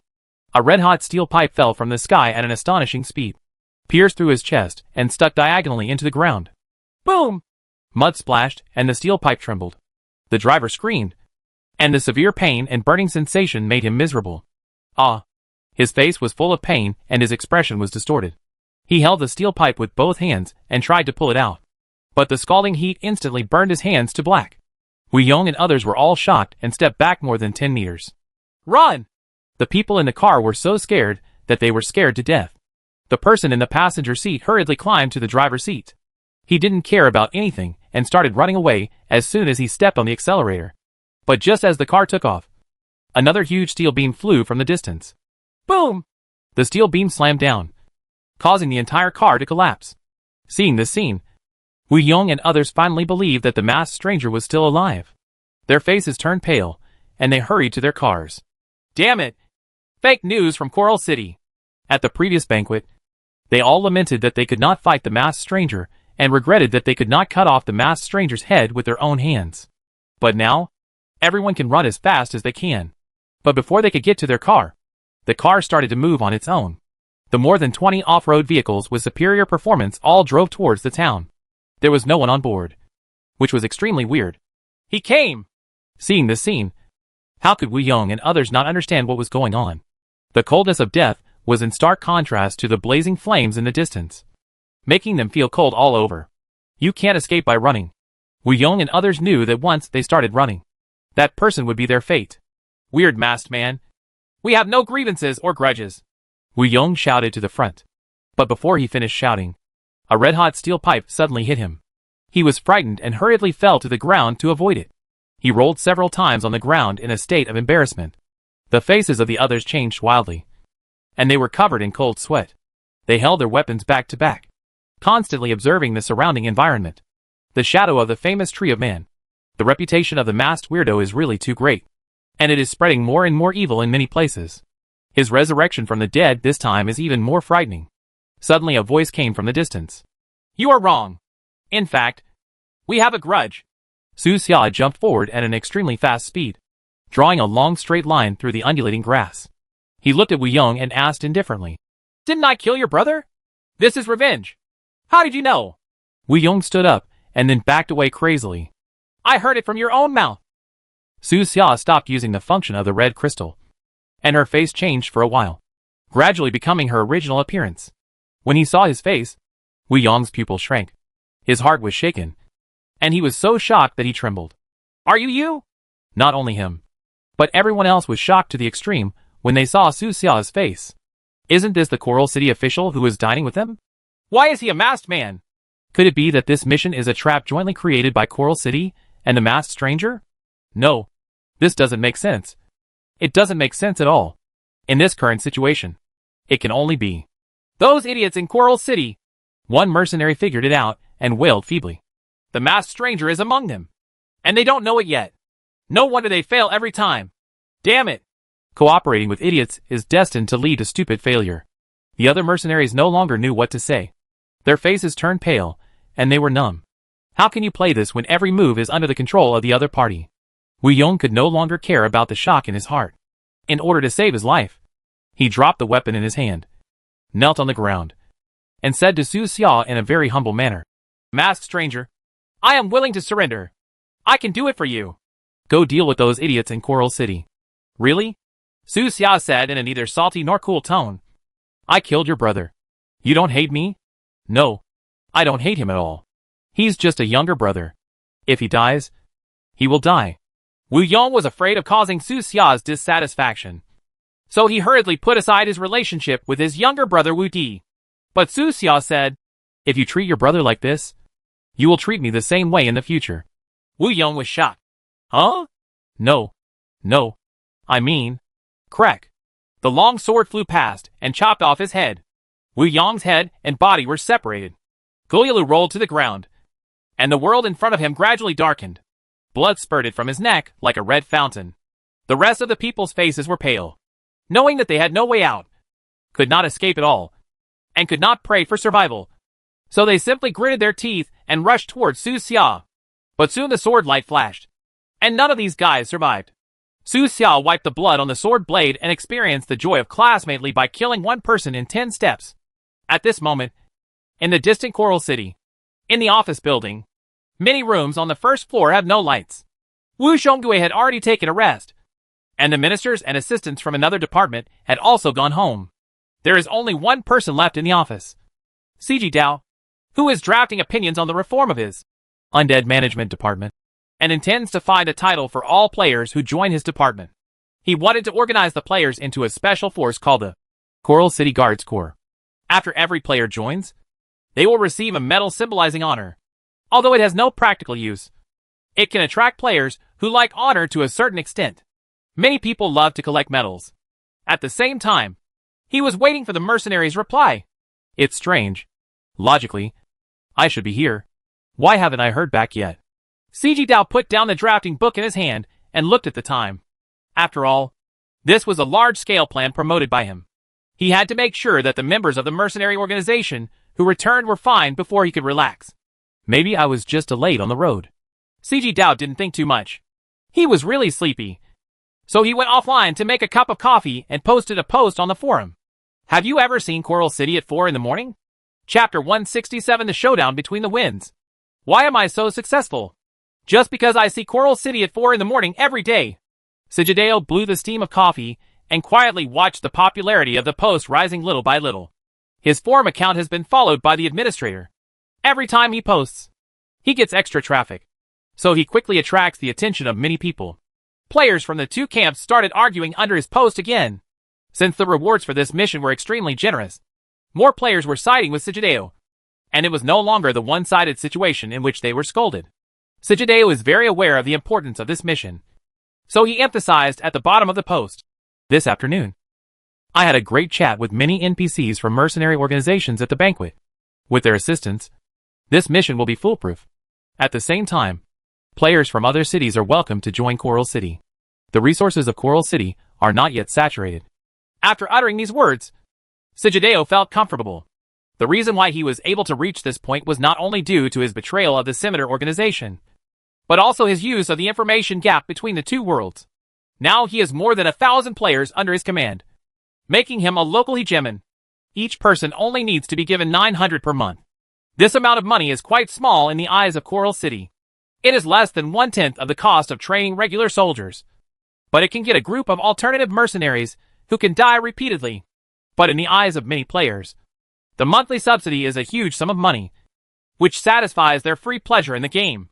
Cg Dao doesn't just accept people randomly. He has more than 10 years of gaming experience, and will consciously identify the all accounts of the money-making studio to prevent people from being stuck in bugs and using money. At the same time, as more and more players joined, he also began to gradually eliminate those who had not been online for a long time and had low levels. There are less than 500 people in Bikini Castle now. How can you fight against me? Sigideo arranged a secret line in the Bikibo team and knew every move of Li Defu and the others. Once the war begins, the two sides will be 1,000 versus 500. As time goes by, as long as he is still in this position, his advantage will gradually expand. Sigideo finished his coffee, closed the forum, and went back to the VR room to go online. It was around 4 o'clock in the morning and Coral City was quiet. He sat in Wu Zhonggui's seat and looked out the window at the dimly lit empty square, feeling a sense of satisfaction from power in his heart. Stargazing is a perfect game, tailor-made for people like him. In reality, there would be no intersection between him and a rich man like Master Lu. But in the game, he can even be one level above his opponent. It's a pity that idiot Qi Lang insisted on lowering the height of his office. Now he can't see the night view of the entire city. Sigideo lamented that he once envied the location of Zhao Xi's office and thought about how he would work there countless times. Now that he finally came in, the office was lowered to the first floor. I can no longer stand in front of the window and experience that high and lonely feeling. Evil Bubble. You must have rested already, Sigideo said with a gloomy look. While you were sleeping, I was working. This is the difference between us. He was talking to himself to the reflection in the glass window, as if Su Xiao was standing outside the window. Of course, Su Xiao would not have thought that there was still a man thinking about him so late. He was around the mercenary town, chasing down the mercenaries who escaped one by one. Pieces of metal gathered in front of him and turned into a cold mask. After being caught up, some mercenaries fell to their knees, weeping in pain, and cried, "Please let me go. I don't want to do this. They force me to kill. If I don't kill, I will. Being killed, I have no other choice. Have you been trained in this rhetoric in advance?" Su Xia had no expression on her face, and with a wave of her hand, she took away a bunch of heads. The mercenaries' pleas for mercy were all very similar. Basically, they were forced, sold, controlled by drugs, etc. Every one of them burst into tears, crying about their miserable life, as if there were no more miserable people in the world. But what they didn't know was that Su Xia could see through their panel information and see their character descriptions. At the end of many mercenary character descriptions, the system will add, "Scum, you deserve to be killed." More than 60% of the people here were already criminals before the war. Su Xia had killed so many people, but she only saw 2 people who were really forced to do so and had the intention to take the right path. But they were always controlled by the organization's threats. He temporarily let these 2 people go and asked them to return to the mercenary town to open the cages holding slaves.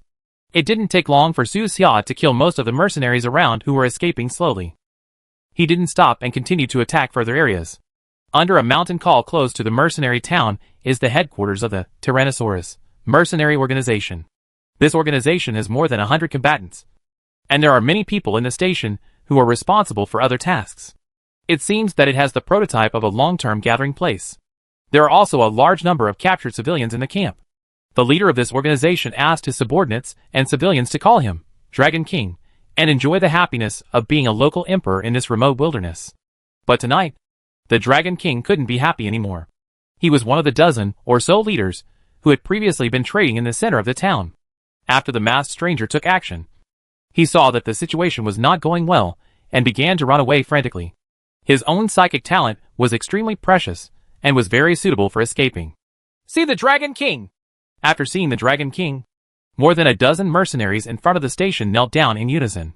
The man among them said, "Dragon King, according to your instructions, we have released those slaves and let the brothers mix with the slaves and escape.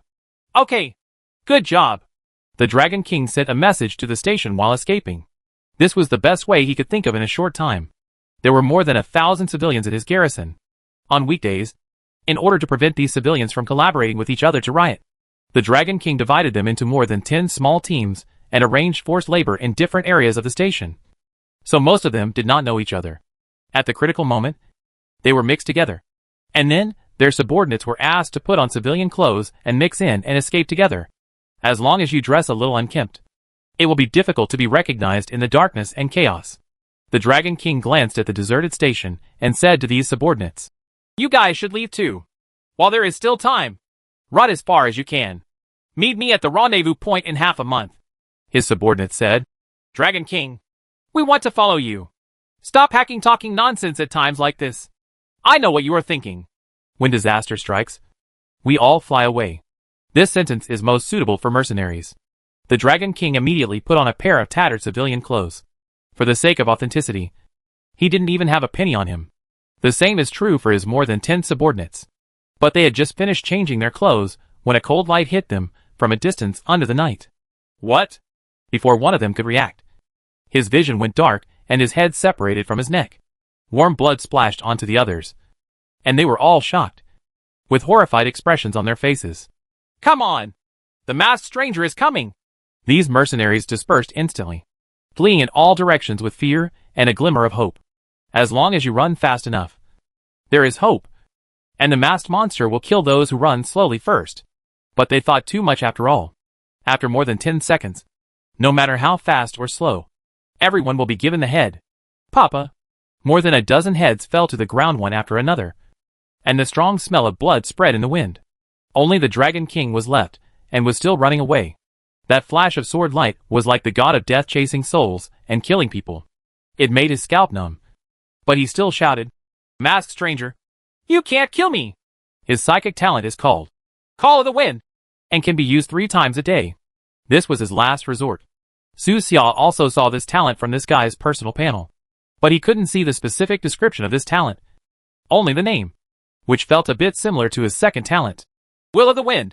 We'll meet again! Masked stranger! Dragon King shouted. Next time we meet, I will cut off your head with my own hands. As soon as he finished speaking, he disappeared. It seemed to have turned into a wisp of breeze and disappeared without a trace. The skeleton sword traveled back and forth several times in the area where he disappeared, but did not gain anything. Is that so? Su Xia withdrew her sword, her expression unchanged, and she silently sensed the surrounding situation. A few seconds later, he directly activated his second talent, the Will of the Wind. The skill lit up and his body also disappeared. From an outsider's perspective, it is as if neither of them ever existed, unable to be seen or touched in basic physical terms.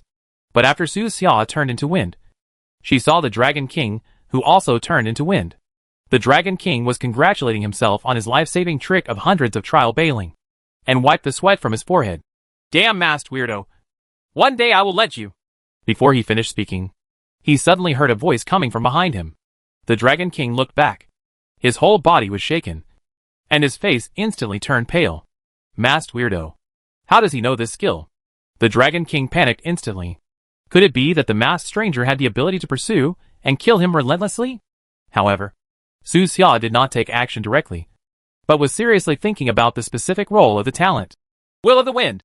It doesn't look like I turned into a gust of wind, but more like I entered a special space, which is independent of the existing space. So I can't be physically attacked. But as long as I enter this space, I can see and contact other people who enter this space. Creatures of space. This feeling is very strange. It's like a creature in the painting, walking out of the painting. The creatures in the other paintings cannot see him. They can only see the world in the painting, but not the world outside the painting. And various attack methods are meaningless. But standing outside the painting, you can see the situation in the painting. Just as Su Xia was thinking, the Dragon King who was fleeing in front suddenly fell out of this space. Boom! He fell to the ground and rolled around several times. From start to finish, it only lasted 22 seconds. But Su Xiao's talent can last for 30 seconds, which is obviously stronger. Chapter 168 Where to Go. 22 seconds. In a life and death duel, even a second can determine the winner. In the past, the Dragon King had used this move to attack and kill countless opponents. If Su Xia hadn't been too strong this time, he would definitely have tried it too. This move is even more magical when used to escape. After turning into the wind, his body is light, and he can float more than 10 meters away in an instant. And the enemy has no idea where he is gone. But today, this move was broken by the same move. What makes the Dragon King desperate is that Su Xia can last longer than him. He can't escape. He can't fight. God is going to take his life. A wisp of cold light shot through the sky, and it was murderous. Don't kill me. I'm still useful. The Dragon King panicked and shouted that he didn't want to die. But he also knew that begging for mercy was useless. Facing this kind of murderous god, one can only exchange one's own value for a life. Sure enough, after shouting these words, the incoming sword light stopped. The Dragon King trembled. His face turned pale, and cold sweat broke out on his forehead. because the sword was only 0.01 centimeters away from his throat. The coldness that penetrated the sword blade spread from his neck to his whole body, making the skin all over his body tighten. Su Xia came from a distance and asked indifferently, "What are you good for?" "I know the locations of several other mercenary towns, and I can work as an undercover agent for you." Undercover? Su Xia was speechless. Do people nowadays only know this?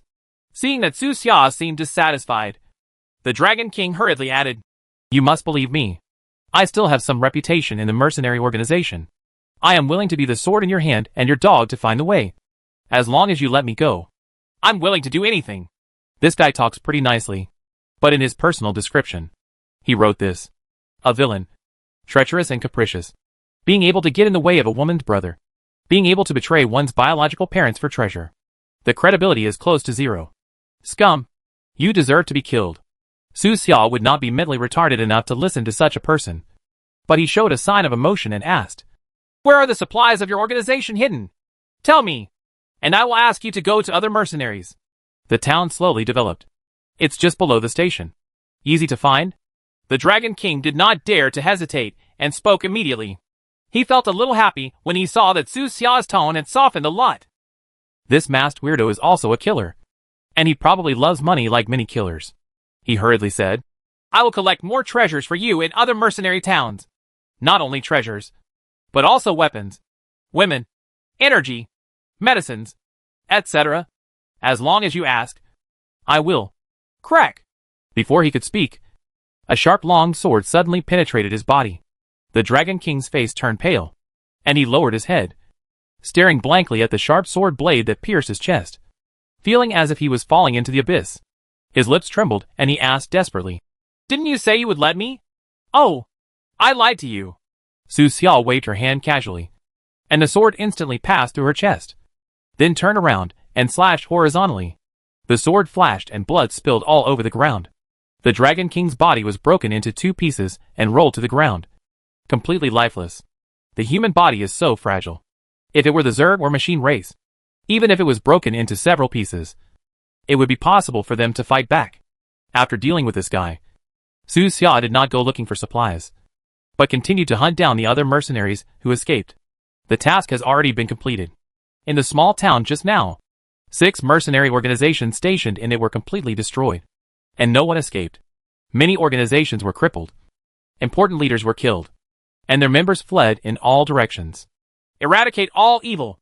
Su Xia was indeed too weak on his own, so he could only kill as many as possible. Even if there are thousands of pigs, they cannot be killed so quickly. If there is help from teammates, tonight's efficiency will be even higher.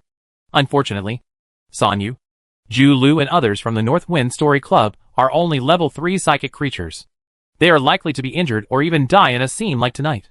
Their ability to protect themselves is far inferior to Su Xia. That guy from Zhongfang has a better ability to save his life. He has reached level 3.9 in the past 2 days, but he is far away in the Oasis camp. Here in Coral City, Su Xia can only fight alone. The killing lasted from 4 o'clock in the morning to dawn. Call. Su Xia took a psionic replenishing potion and felt a little tired. He stood on the blood-stained wilderness grass. The dawn in the distance was crimson, like wisps of softly floating red gauze, complementing the blood on the earth. The soft morning breeze blew away some of the bloody smell. Su Xia asked some mercenaries for the locations of the other mercenary towns, and after cross-comparison, she determined that those locations were correct. But the news of the town's destruction is probably spreading soon. There were too many mercenaries who escaped, and Su Xia couldn't kill them all. There are always some who slip through the cracks and notify other towns. Those mercenaries are all greedy for life and fear of death. Once they get the news, they will definitely run as far as they can and disappear into the wilderness. Su Xia didn't think about the other towns for the time being, but took out the skill book that was the mission reward. Name, Metal Will.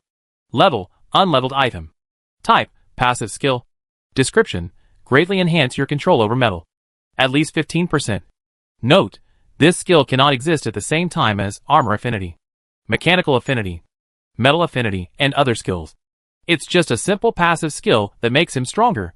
Su Xia didn't think much and started learning directly. He closed his eyes, silently sensed it, and found that his ability to control metal was indeed a little stronger. Next time I meet you to I guess I can forcibly affect most of the mechanical modules in Utuo's body. However, he is still far from reaching the peak performance of Magneto in the comics. Magneto does not control metal, but controls magnetism, and can even make the entire planet stop autobiographical. That is the real bug-level ability. Kong! Su Xia thought, and returned the sword to its sheath. He held the scabbard casually, stepped on the bloody grass, and walked back to the mercenary town step by step. The buildings in the entire town were in ruins, and turned into metal ruins. There were a large number of corpses of mercenaries lying in the ruins. Walking in from the direction of Su Xia, we happened to reach the ruins of the former casino area. He bent down and picked up a blood-stained $100 bill from the rubble. Looking around, there are scattered banknotes everywhere. If they can be cleaned up, it will definitely be a huge sum of money. Rise! Su Xia's thoughts moved, and the surrounding scrap steel flew up. The scene was quite spectacular. With this ability to control metal, no matter where you go, you can become a seen person. With a wave of his hand, the steel was thrown far away. More bills were revealed on the ground, many in bundles. It looks like we can have a good meal at noon today. These are all income from labor, and Su Xia will not let them go. He picked up a bundle of banknotes, measured the thickness, and simply judged that it was a bundle of 100 banknotes. Now on the game platform, those money-making studios have set the exchange rate between game currency and real currency to 16:1, which is much lower than the official channel's 10:1, and it is expected to continue to drop in the future. The bundle in Su Xia's hand is worth 10,000 yuan, which is 625 yuan in real currency. Not only can he have a good meal today, but the entire dormitory can have a good meal. This makes money much faster than refining medicine. The golden belt of murder and arson is true. Su Xia put away the bundle of banknotes, and then continued to bend down to pick it up on the ground. At this time, he just lamented that he did not have the skill to control banknotes, and it was quite troublesome to pick them up one by one. After he destroyed those mercenary organizations, he not only harvested firearms and ammunition, but also harvested a small amount of cash and some gold and silver treasures. However, the insect crisis was still there at that time, so he took all these things to the Oasis camp and gave them to New Taipei. The Wind organization has been used as a reserve fund. Once the Oasis camp collapses, whether he can keep his own commander account is a question. Now that the camp is safe and the new Beifeng organization has developed, it is able to obtain supplies on its own. The crucial first battle is to face Enlon. While Su Xia was picking up the money, rows of data kept popping up in front of his eyes. You get money plus 100. You get money plus 10,000. You gain. This is simply the most delightful statistic in the world. But not far away, the civilians who were released were dumbfounded. Thousands of released civilians have gathered in the entire town, and many more are arriving from other mercenary stations around them. Now they are no longer slaves and have become free. The two mercenaries who were released by Su Xia were the ones who let them out. One was named Chu Tang, and the other was Mu Yang. These two people, along with thousands of civilians, plan to follow in the footsteps of their benefactor Su Xia and wait for Su Xia to show them the way. Why hasn't my benefactor come over yet? They looked eagerly at Su Xia, who was picking up the money. This gaze lasted for more than 10 minutes. But Su Xia had no intention of coming over. They knew nothing about Su Xia's character, so they didn't dare to disturb Su Xia at will. After more than 10 minutes, after discussion, Chu Tang walked outside the ruins of the casino and asked cautiously, Benefactor, do you need us to help you pick up the money? Oh, is it you? Su Xia raised her head and felt her neck was a little sore. He asked, Have all the civilians who were kidnapped been released? Everyone has come out. Chu Tang replied truthfully. Benefactor, now everyone wants to wait for you to say a few words. There's nothing to say. Just ask them to come over and pick up the money. Su Xia waved her hand and threw away all the metal objects in the surrounding ruins. When the wind blows, hundreds of dollar bills dance in the wind, and the air is filled with the smell of money and blood. Chu Tang breathed a sigh of relief and found that Su Xia was easy to talk to. So he hurried back and called on all the civilians. Let's go and pick up money for our benefactor. In this way, a vast team of civilians joined the money-picking operation. A lot of the money here was actually robbed from them. Su Xia stood on the high ground of the ruins and looked around. There were figures picking up money everywhere. And there were also people starting to clean up useful materials from the remaining ruins. Food, drinks, knives, guns, machine tools, etc. As long as they could be used, they were cleared out by the civilians. Most of these people's hometowns have been destroyed, and most of their relatives have been slaughtered. After experiencing long-term torture in the mercenary organization, their mentality has long been different from ordinary people, and they cannot return to the ordinary days of the past. They still have a blood debt that they have not settled with those mercenary organizations. Chu Tang walked to Su Xia with a pile of money and asked in a respectful tone, Benefactor, where should they go? Don't worry. Let me think. Su Xia thought of the words in a war documentary he had watched. Times are different from the past. Now, no matter whether they are the elderly, children or women, even pregnant women, as long as they pick up a firearm, they become a militia. Chapter 169. The only way to relieve worries is to get rich suddenly. Times have changed. Anyone can be a warrior. Under the Crimson Dawn, more and more people were walking towards the town, as if they were on a pilgrimage, looking up at Su Xia standing high on the ruins with hopeful eyes. He remained motionless, like a tall sculpture, covered with a layer of blood-like glow. This scene is imprinted in the hearts of many people. If the war subsides in the future and some of them can survive, perhaps such a statue will be erected in the center of the peaceful city to tell today's story to future generations. Everyone was waiting for Su Xia to speak and their future fate. This is a world of the weak and the strong. They were all slaves. Now that Su Xia defeated the people who enslaved them, Su Xia became the new master.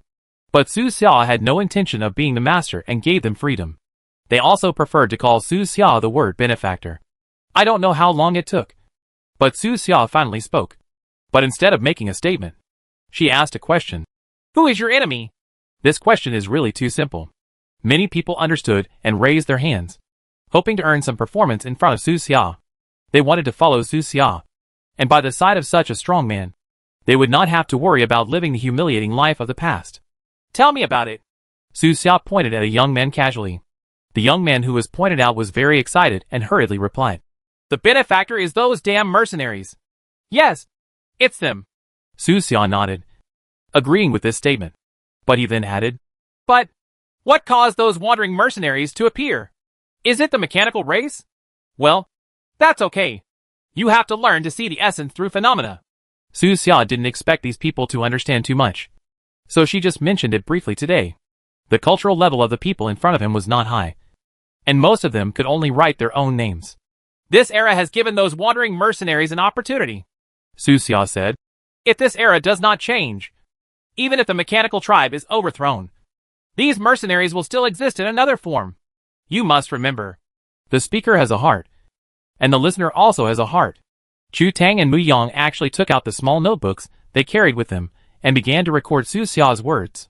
If the wheel of the times can really roll in the right direction as Su Xia thought, perhaps in a few decades, students will quote his famous quotes when writing essays.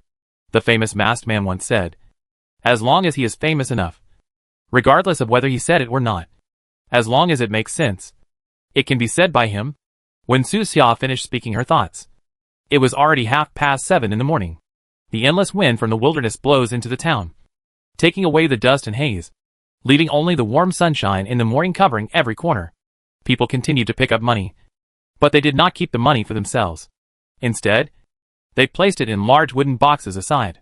In addition to banknotes, various gold and silver jewelry, antique calligraphy and paintings, precious wood, etc. were all packed roughly.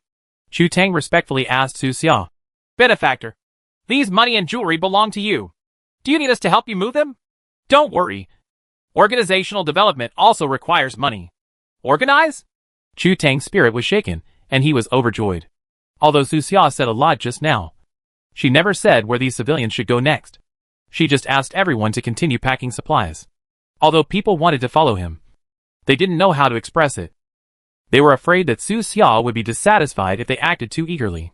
But now that Su Xia said the word organization, it was obvious that she had a plan.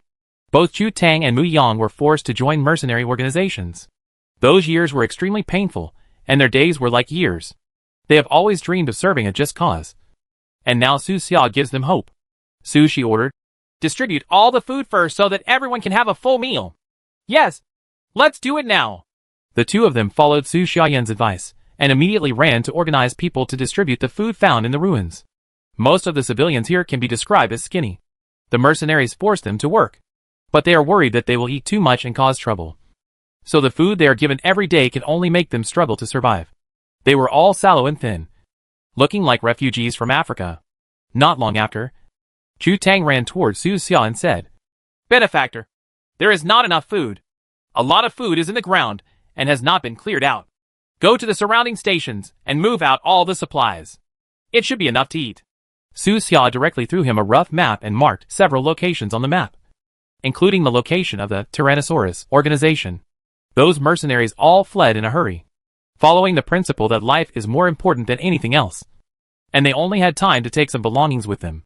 Originally, gold was the most convenient thing to carry when running away, but because Su Xia's ability to control metals was so terrifying, the mercenaries who escaped did not even dare to wear a large gold chain. Chu Tang took the map and immediately organized several groups of people to carry the materials separately. There are also some complete vehicles in the town that can help them speed up the transportation. Buzz! The engine roared and the wheels spun. They drove the vehicles that once belonged to the mercenaries and galloped on the vast grassland in the wilderness at extremely fast speeds. Everyone had a smile on their face. Many people opened their hands in the wind, their hair and robes flying, like free-flying birds. It didn't take long for truck after truck of supplies to be delivered. Mu Yan began to record the quantity and number of supplies in batches, and arranged for manpower to continue distributing food. 1 piece of bread for each person, and everyone takes 2 tablets of multivitamins. The fresh water is drawn from underground wells and boiled before drinking. Give these candies to those children. Keep the fruit. Mu Yan had a hunch that he might be going to a faraway place next, so everyone must be fed and drunk enough to be energetic enough to set out on the road. At the same time, cleanup work is also underway in the town, thanks to the fact that a large number of buildings in this town are made of pure steel structures. The walls of many houses are just simple iron sheets and plastics, which are easy to clean. Su Xia could make those heavy steel beams fly away with a wave of her hand, leaving only the simplest part of the work for everyone to do. Don't be anxious. Take your time. Those mercenaries will not dare to come to this town again in a short time. After things in the town stabilized, Su Xia went offline to eat. While eating, he registered an account on the trading platform provided by the game and filled in his identity, bank card and other information. In the past 10 minutes, he had picked up a full 1 million in cash, many of which were in bundles of 10,000. Now was the time to take action. The rules of the trading platform are very complete. You can switch between real name and anonymous transactions, and you can also bind passwords to the traded goods, ensuring the safety and privacy of players. Account transaction, equipment trading, special item trading, game currency transaction. Su Xia browsed briefly and found that the most popular area is still the game currency trading area. Some only have more than 10 game coins, while others have thousands or even tens of thousands. There are many ways to make money in this game, not just boring monster hunting, but some players have discovered gray channels such as underground casinos and smuggling goods.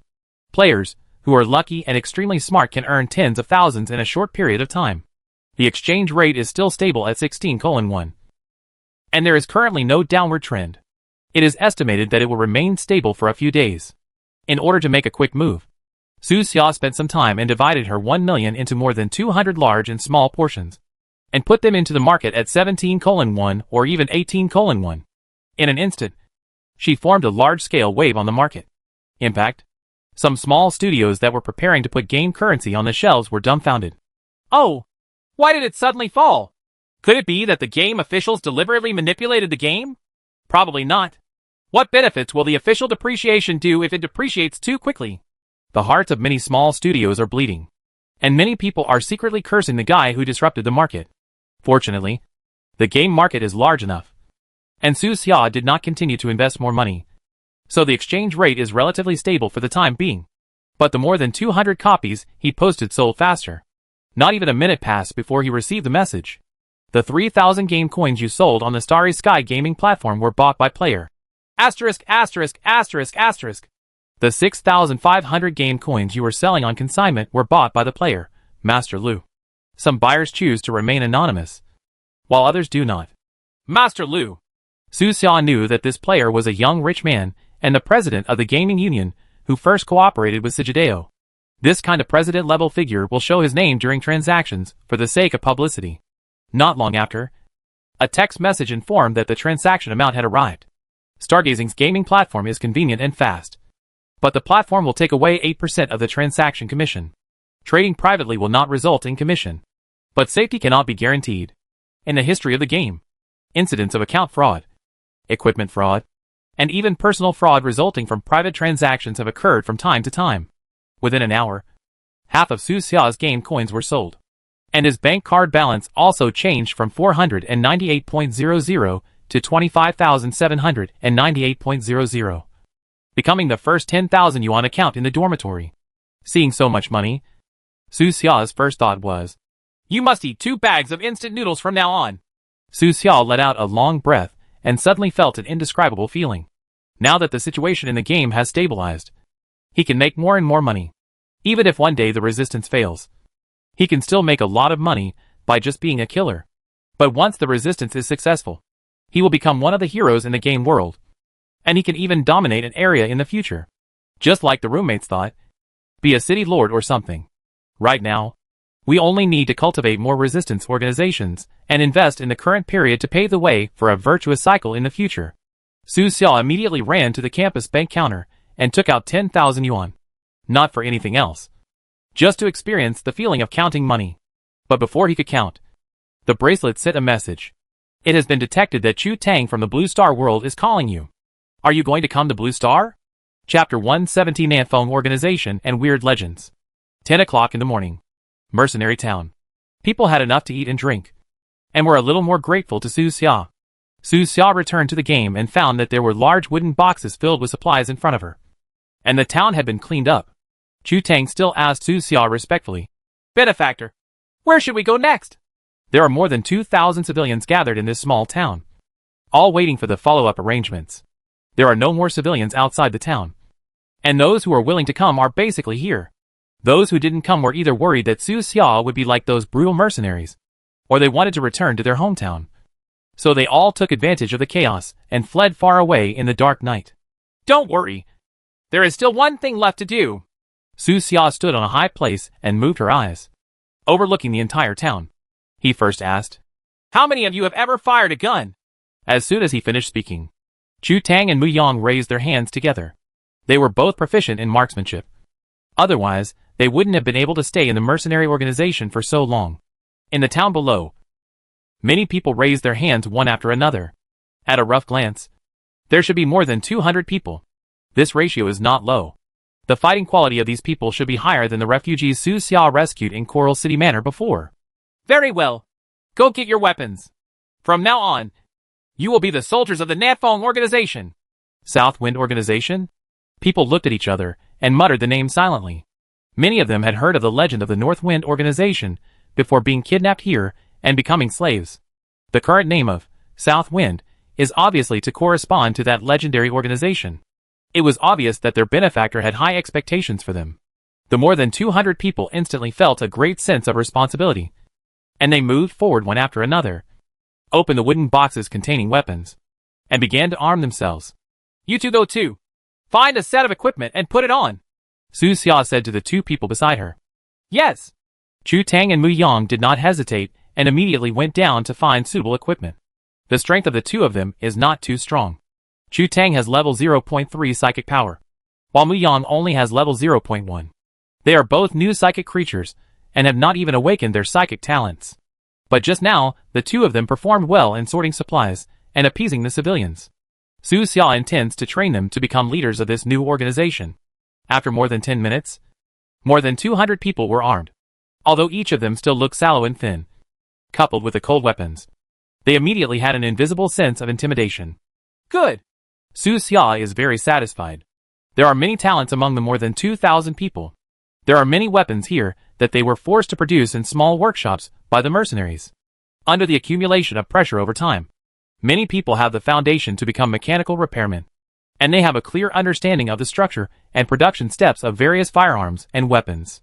Next is the matter of residence. "We have to leave this place." Su Xia looked at everyone and said, "I know many of you want to take revenge now, but we need a stable location and a period of stable development before we can gather a considerable amount of energy. The power of..." After saying that, he lightly snapped his fingers. In an instant, thousands of metal fragments rose into the air, like a dense swarm of bees, covering the sky and the sun, rising and falling, and it was extremely spectacular. Although they had seen Su Xia's power in the early morning, countless people were still shocked when they saw this scene again, as if they were witnessing some myth. Those metal fragments gradually freeze in the air, forming an upside-down regional map. The part in the lower left corner of the map is the mercenary town where everyone is. Further to the lower left corner, further to the southwest, is the location of Coral City. And the upper right corner is the abandoned armor city. Between the two cities lies endless wilderness. Su Xia marked a hilly area and said, "This is where we are going. It is far away from this town. It should be about 3 days' journey." This area was deliberately chosen by Su Xia. It is less than 1 day away from the new location of the Oasis camp, and less than 1 day away from the United Organization's location. If you connect 3 stations, you get a nearly equilateral triangle. No matter what happens to one party, the other 2 parties can quickly rush to rescue. The most likely place for trouble right now is the joint camp. The old guy Shirsishi didn't listen to his advice, and it was useless no matter what he said. Su Xia must make a complete plan to deal with any possible crisis. Does anyone have questions? If you do, you can ask them now, Su Xia asked loudly, and her voice echoed in the town for a long time. But these people didn't even understand the current basic situation. So naturally there was no problem. After a long time, no one came forward. So Su Xia took back all the metal fragments and said, "That's it. Let's set off now." Yes. After having a goal, everyone has more hope for the future. This road is quite far. Even if we just walk in a straight line, it will take close to 2 days. Su Xia's route selection was very complicated. She needed to cross 2 rivers, pass through a small forest and bushes, and then walk through a canyon before reaching the final hilly area. This is naturally done to prevent being tracked.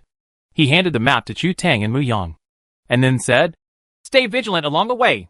If you encounter an enemy, fight if you can. If the enemy is too strong, you can abandon some supplies and do your best to ensure that most people reach the station. Benefactor, won't you come with us? I still have something to do. I believe you can do it." Good. Chu Tang held the map tightly, feeling a heavier sense of responsibility in his heart. Once Su Xia leaves, the 2 of them will become the leaders. If there is a slight deviation, the new organization will be completely wiped out. This 3-day journey was also a trial. Su Xia can't always be a nanny. He needs these people to grow up as soon as possible. After a few more instructions, he rose into the sky like a black bird and quickly flew away from the mercenary town. Why is my benefactor gone? Where is he going? Has our benefactor abandoned us? Everyone in the town was anxious and ran in the direction of Su Xiafei. From a high altitude, they looked like a group of ants chasing their target. The time has come to test the abilities of Chu Tang and Mu Yang. They stood on a high place and said loudly, "Everyone, the benefactor did not abandon us. He just went to save more people." Su Xia did not fly far and stayed quietly in the clouds on the horizon to observe. Those 2 did not disappoint him. It didn't take long for the mood of the people in the town to stabilize, and they began to move supplies in an orderly manner. A small number of soldiers with weapons set off first to explore the way forward, while others went to the left, right and rear to conduct reconnaissance, while the rest were responsible for protecting the entire transfer team. Everything is in order, and it seems that the prototype of a large organization has been formed. Su Xia was relieved and then really left, heading to the station of a distant mercenary organization. This was one of the stations he left deliberately. The supplies inside were still intact and had not been given to the new Nanfeng organization in the town. Boom! He struck hard and directly broke the door of the warehouse, where the organization stored supplies. The door fragments flew and dust flew, and a large amount of supplies behind the door appeared in front of Su Xia. He was unceremonious and sent everything back to the Oasis camp for use in the battle against Enlon 2 days later. Then he set off again, heading to the next mercenary organization's location. Before lunch, he visited the sites of 5 organizations and returned countless supplies to the camp, which directly filled 3 large warehouses. Now that all the organizations in the camp have moved away, empty warehouses are everywhere, which saves trouble. While Su Xia was searching for supplies, news of the destruction of the mercenary town had spread quickly. In the wilderness, the remaining mercenary towns were the first to get the news. The masked weirdo is alive? The news is shocking and frightening. Countless people watched the masked weirdo being killed during the live broadcast. Various legends about masked monsters are becoming more and more terrifying. Hell's messengers, undead warriors, headless horsemen, etc. are as weird as possible. Many mercenaries who escaped from the mercenary town confirmed these rumors. In a tavern in a small town, a frightened mercenary said, "I saw with my own eyes that masked stranger falling from the sky. There was no head on his neck at all, and his hands were like the devil's withered claws. He killed Boss Luo in an instant, torn in half." "What? Then why is he wearing a mask? It's just a mask floating out of thin air. There's nothing behind the mask." "No," said another mercenary who escaped. Behind that mask was a ball of fire. A dark red fire, which set the whole town on fire. With the accounts of these witnesses, more and more people began to believe in the ghostly legends. In this chaotic era of scientific collapse, any weirdness is acceptable. The 4 words, "masked stranger," began to be linked to symbols such as death, darkness, and curse, as if they had become the spokesperson of the god of death in the world. Even a crazy mercenary with blood on his hands can't help but shudder when he hears this name. "Let's go!" Maybe his next target is our town. "Tell everyone to leave." In the atmosphere of fear, people in the remaining mercenary towns in the wilderness all began to evacuate. Many mercenary organizations even gave up their own bases and took a lot of supplies to find more secluded bases, for fear of being found by the legendary headless monster. However, the fact is, many of the mercenaries who escaped had never met Su Xia face to face. They only remembered the countless screams behind them, and the crazy sounds of flesh and blood being cut by metal. Occasionally, when they looked back, they could only see the blazing flames above the town. The fear of death engulfed their minds, causing them to imagine a headless monster crawling out of the flaming purgatory. Qilang was having brunch when the news reached Coral City. The death of the masked stranger made him feel much more relaxed these days. "Even my appetite has improved a lot." Occasionally, he would wonder who killed the masked stranger. After all, the flattery hit the horse's hoof that night, and it didn't look like Yutuo's hand. Sijideo was also in this office, describing his plan for the guards corps to Qi Lang. "Lord City Lord, what do you think?" Sijideo asked humbly. "We only need to give a false honor to get more undead to serve us." "Sounds good." Qi Lang didn't take it seriously, and his tone was casual. He reached for a toothpick and continued. "But you haven't accomplished much recently. Come to me when you have achieved results." "Sir, this expedition plan will definitely succeed." Sijideo swears that this is his achievement. As soon as he finished speaking, Secretary Chayan walked into the office. Chayan looked at Sijidao coldly, showing no interest in such villains. He walked straight to Qi Lang and said, "Sir, I just received a message." "Oh." Qi Lang picked up the tea and asked, "Good news or bad news?" After saying that, he took a big sip of tea in his mouth, using the tea to clear away the bad smell in his mouth after the meal. He looked carefree and seemed to be waiting for good news.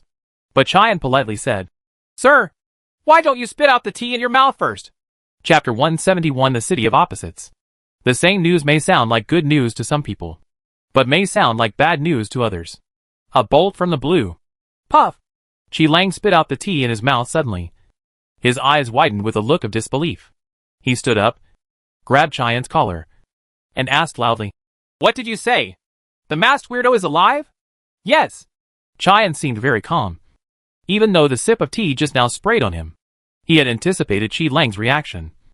Even he was shocked when he first learned the news. But after all, he wanted the masked stranger to live. And Qi Lang really just wanted the masked stranger to die. As long as the masked stranger was still there, his position was unstable. He even regarded the masked stranger as his lifelong enemy for a period of time. During that time, he would dream about masked strangers. Impossible! Absolutely impossible! Qi Lang's head was buzzing and his face was pale. He let go of Chayan's collar and sat back on the office chair. When the masked stranger died, he was still a little unwilling. After all, he wanted to get rid of the masked stranger himself so that he could wash away the shame he had suffered. But now that he was used to this kind of carefree life, he didn't want to live in the shadow of the masked weirdo again. Alive? How come you're alive? Qi Lang murmured to himself, still looking unbelievable, and his eyes lost some sparkle. He could survive even if his head fell to the ground. So what else could kill the masked weirdo? Another piece of news accompanying this news made Sijidao on the side stunned. The mercenary town was destroyed. What? Sijideo's face froze. Which town is it? He secretly prayed that it would not be the mercenary town related to the expedition mission. Now only the mercenary organization in that town sent people to attend the banquet, while other towns were still watching. Chayan said indifferently, "If the news is correct, The various mercenary organizations stationed in that town sent some representatives to the city yesterday to sign an agreement. How could it happen? CG Dao swayed and retreated to the wall. Why is it such a coincidence? Why doesn't the resurrected masked weirdo deal with other mercenary towns? Is the news not wrong? He asked with a glimmer of hope. You are from the intelligence department yourself. Why don't you go ask Wu Zhonggui? Cheyenne was rude and showed no regard for the friendship of his colleagues. I'll ask. CG Dao, with a face as pale as earth, hurriedly bid farewell to Qi Lang and hurried to his office. But as soon as he ran to the door of the office, he saw Wu Zhonggui with the same ugly face. On Wu Zhonggui's desk, there is the latest news. The news coming back from several channels is exactly the same. And they all indicate one thing. The masked monster is alive and scarier. Just looking at these few messages, the masked stranger is the god of death walking in the world. A strange legend that cannot be defeated. The mercenary organizations that cooperated with Coral City this time have basically disappeared, leaving only 2 or 3 small fish and shrimps, who fled to other mercenary stations. Do you also know the news? Wu Zhonggui seemed to have had most of his energy taken away.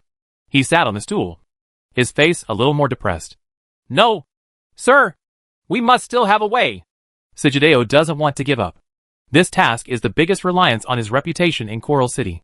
In these forums, more and more players are siding with him, just because he can bring benefits to the players. But the biggest advantage of this mission is that it has attracted a large number of mercenary organizations. Without those mercenaries, will the players have to deal with countless high-level monsters in the wilderness? Is it really possible to find the locations of the rebels just by relying on players? Why did the masked weirdo massacre the mercenary town so coincidentally? Could it be that he had been paying attention to what was happening in Coral City? Well, Wu Zhonggui's current mood is no better than Sijideo. When a new official takes office, everything goes smoothly for others. So why is it so difficult for him to do so?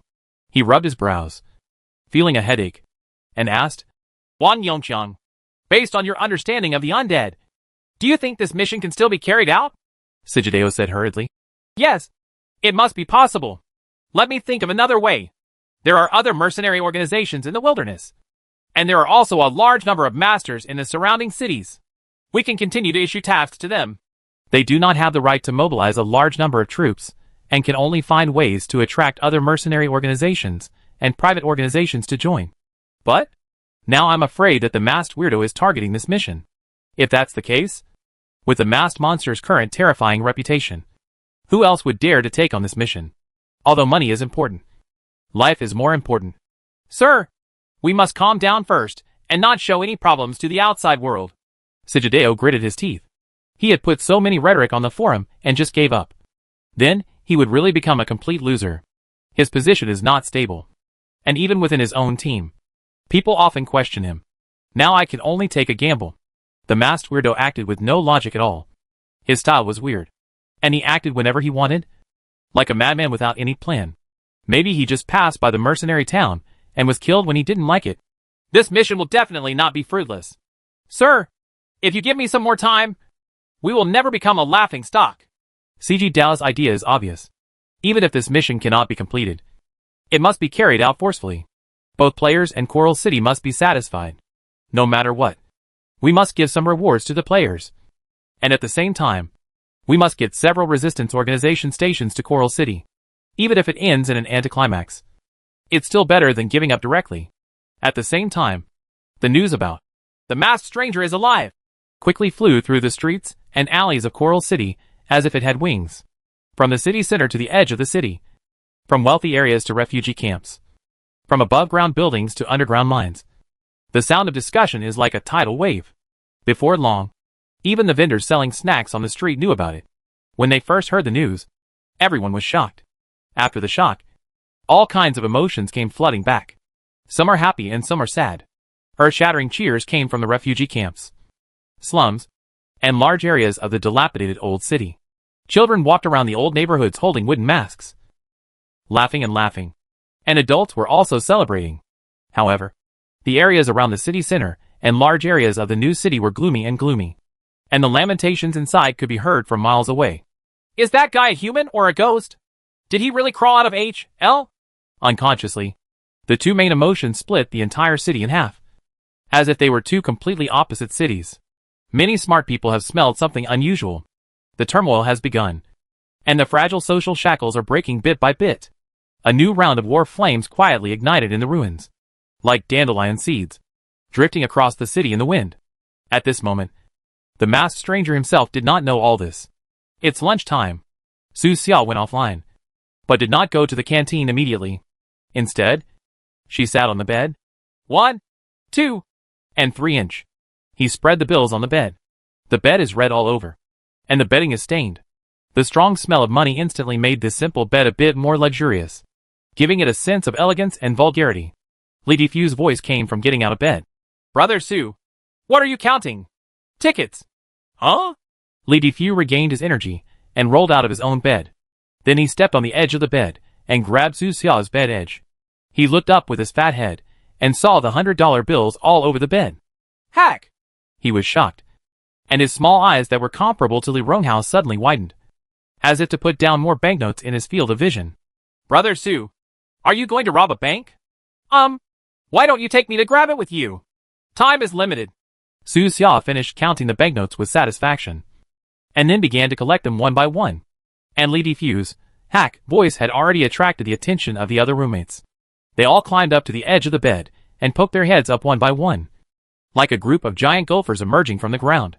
They were all amazed. After living for so many years, this is the first time they have seen so much money. Li Sihua directly hugged Su Xia's thigh and asked excitedly, Brother Su, can you hit me in the face with money? Su Xia. The brothers in the dormitory have been struggling on the edge of poverty since childhood. It is a miracle that they can go to college. The money in their bank cards rarely exceeds 4 digits. The bed full of banknotes gave them a great visual impact. She asked, Brother Su, is this the money you got in the game? Su Xia nodded. Yes. Li Defu asked, Did you rob the bank in the game? Not long after, Su Xia collected all the money, just stacked together. It's actually not that thick, he said to several roommates. How about going out for a meal today? No problem. I'll listen to you. Several people nodded in unison and acted in unison. So Su Xia opened the Bad Virtue map, searched for nearby hotels on the map, spent a few minutes selecting one, and then went out with her roommates. The sun is just right at noon and the sky is blue. They left the dormitory, walked on the campus roads covered with sycamore leaves, passed through the old campus with Soviet-style buildings, and felt the reality of the real world under the warm sunshine. After leaving school, we arrived at the hotel not long after. Li Defu asked for steak from 1982, which almost caused everyone to be kicked out.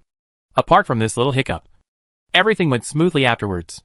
However, the head of the room, Yuan Shuxia, raised his glass in the middle and said, I always feel like something is missing. Healy deeply agreed. Well, all 6 of us in the dormitory are single now. Brother Su, do you want to be single? Li Defu asked. I have a sister who I can introduce to you. Su Xia asked. Your biological sister? Li Defu. Yeah. Forget it. Su Xia refused without thinking. Since she is your biological sister, she must not be good looking. Brother Su, what are you doing? Chapter 172 Mercenary King. On the way back, the breeze was gentle.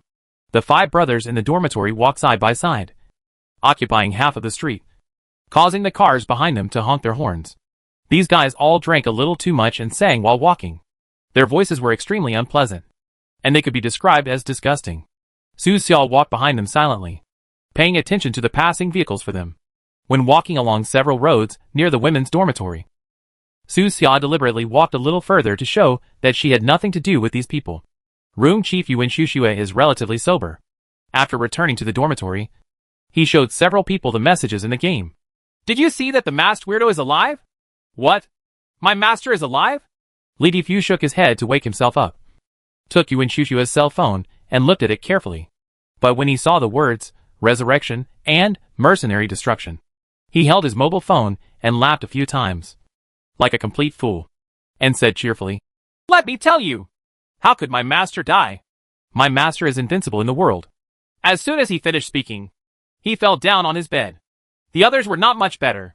It seems that this afternoon, the entire core members of the Bikini Castle team will have to miss the leveling and monster fighting activities. Fortunately, Bikini Castle has now grown to 500 people, and there are other pillars of the team, so they don't need to be online at all times. Su Xia went to the campus hospital to buy some hangover medicine. hung it on the door handle of her dormitory, and then climbed into her upper bunk. Oddly enough, he drank the most at the dinner table just now, and drank a mixture of red, white, and beer. He drank as much as 3 people by himself. In the past, the roommates would have had to carry him back. But today, he didn't feel anything at all. Not right either. I went to the toilet more often, and the urge to pee every few minutes was the only thing I felt. Could this little thing also have the function of relieving hangover? Su Xia patted the bracelet and was instantly shocked. A stimulating electric current paralyzed most of her arm. But he had already gotten used to it during this time, and found a comfortable feeling in it.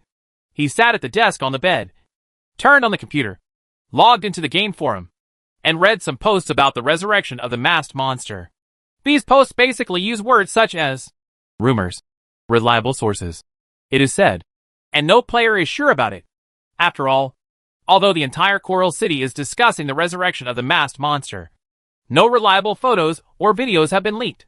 And what most players pay attention to is not the resurrection itself. But, can the Coral expedition continue? This post has the highest popularity, far exceeding those with the resurrection tag. This task is related to the vital interests of countless players. Many people have already accepted the mission and left the leveling area in the city to head into the dangerous wilderness. The first players have even arrived in the wilderness. Someone shared his experience of being instantly killed by a high-level monster in the wilderness. The small map in the wilderness is full of fog. If you enter, you will die. There are no basic monster areas marked. How can you explore it? Do you have to pay for your life? Every time you die, you will lose 5% of titanium particles. Can the mission rewards make up for the dropped titanium particles? Aren't those mercenaries supposed to assist us? Why were they all killed by masked monsters? Is there a bug in the mission? Questions one after another pressed against CG Dao and the task itself. Players can afford to die once or twice, but not more. In the large-scale insect swarm mission in the Oasis camp that targeted the entire map, almost every player died more than 10 times during the subsequent cleanup phase, but their gains far outweighed their losses. Until now, the player level in Oasis camp is still 3.1 levels higher than the average level of other beginner maps. Under heavy pressure, Sigideo finally gave an explanation. There are no bugs in the mission. Everything is the result of the natural evolution of the plot. I have contacted other high-level NPCs to help us complete this mission. In the post, he reassured all players and reiterated that the rewards for the mission are extremely generous. He even went to Wu Zhongdui to temporarily borrow a batch of psychic potions and equipment, and then posted screenshots to the forum. But he miscalculated. As soon as this post became popular, it encountered an organized attack by a group of special players. The Resistance Alliance is here. For the Alliance. Long live the Alliance. They are members of the Resistance Organization Player Alliance. They concentrated on posting a lot of meaningless comments and directly destroyed Sigideo's post. Players who supported the mission immediately left the field and began to fight with members of the Alliance. The two sides once again started a war in the forum. And the fighting was fierce. If this current trend continues, one day, the two sides will have an unprecedented showdown at the junction of the city and the wilderness. Su Xia is quite satisfied with the current situation. He closed the forum, went to the bathroom again, then returned to bed and activated the bracelet. In Coral City, the afternoon sun is not as bright as the morning. More and more gray clouds accumulated in the sky, making the whole city look sickly. Even the staff in the office building were in low spirits, dealing with the afternoon work in the midst of afternoon difficulties. Su Xia also came to work. Another pile of rubbish information. After casually browsing for a few times, he lost interest and directly handed the body over to the bracelet, and then returned to the Oasis camp. The weather here at the campground is still sunny. The greenery is green, and the air is fresh. Looking around, countless players are fighting and leveling up in the forest. Lin Shan, the highest level player, is already level 23. He looks like a master. The power given to him by titanium particles allows him to crush low-level rats to death with his bare hands. Snapped. He squeezed it hard, and a level 3 ground mouse died instantly. Beside him, a very well-behaved female player clapped her hands. Wow! Brother Lin Shan is so awesome! A piece of cake! Lin Shan looked calm and said it was nothing. But Su Xia knew very well that this guy must be happy. New people arrived at the Oasis camp every day, and the gophers around the camp were killed one after another, as if they were being killed endlessly. The vacant houses in the camp have also been used by players. High-level players began to set up stalls inside, selling equipment, materials, and other items to low-level players. There were also a few players who were very lucky and succeeded in becoming apprentices. 2 became pharmacist apprentices, and 2 became chef apprentices. The entire Oasis camp is thriving, and everything is developing in an orderly manner. Su Xia waved. Lin Shan! Come here! Come on! Lin Shan immediately left behind a few novice female players and ran towards Su Xia. In that low-level leveling area, many players followed the sound and looked at Su Xia. Is it him? The NPC in the promotional video? Yes, it's him. He's even more handsome in real life than in the promotional video. Seeing Lin Shan running towards Su Xia's back, these novices were a little envious. After all, Lin Shan got all the opportunities in the early stages of the game, and his equipment was the best proof. Now it's not that easy to get close to an NPC of Commander Beifeng's level. Su Xia pointed to the 3 warehouses where he had piled supplies in the morning and told Lin Shan, "Bring a group of people and clean out all the supplies in those warehouses. Be careful. There are many explosives in them. After the cleaning is completed, I'm here to receive the reward." Yes. After getting the mission, Lin Shan immediately called on the outside players of the Beifeng organization. Su Xia found Cheng Ping'an and asked, "How have the undead people recruited been doing in the past few days?" "Outstanding." Cheng Ping'an gave high praise and said, "They are growing very fast. And after a while, they will be no worse than our regular members." "Can they tell the difference between various thermal weapons?" "Yes. We have done special training these days." "That's good. Go and watch them." Su Xia looked at the areas of the warehouses. Players belonging to the Beifeng organization were gathering outside the warehouses. Thanks to the skill of Ordinary Punch, they level up faster than the other players in the Oasis camp. 2 days later, facing him on, these 100 players were the key to reducing our own casualties. Cheng Ping'an ran over and was responsible for ensuring that they classified the materials correctly. Crunch.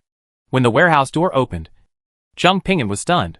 The 3 warehouses are full, including firearms, ammunition, food, fresh water, medical supplies, etc. Where did the commander get the supplies? Cheng Ping'an thought of the warehouse last time. The commander has obviously been in the camp these past few days.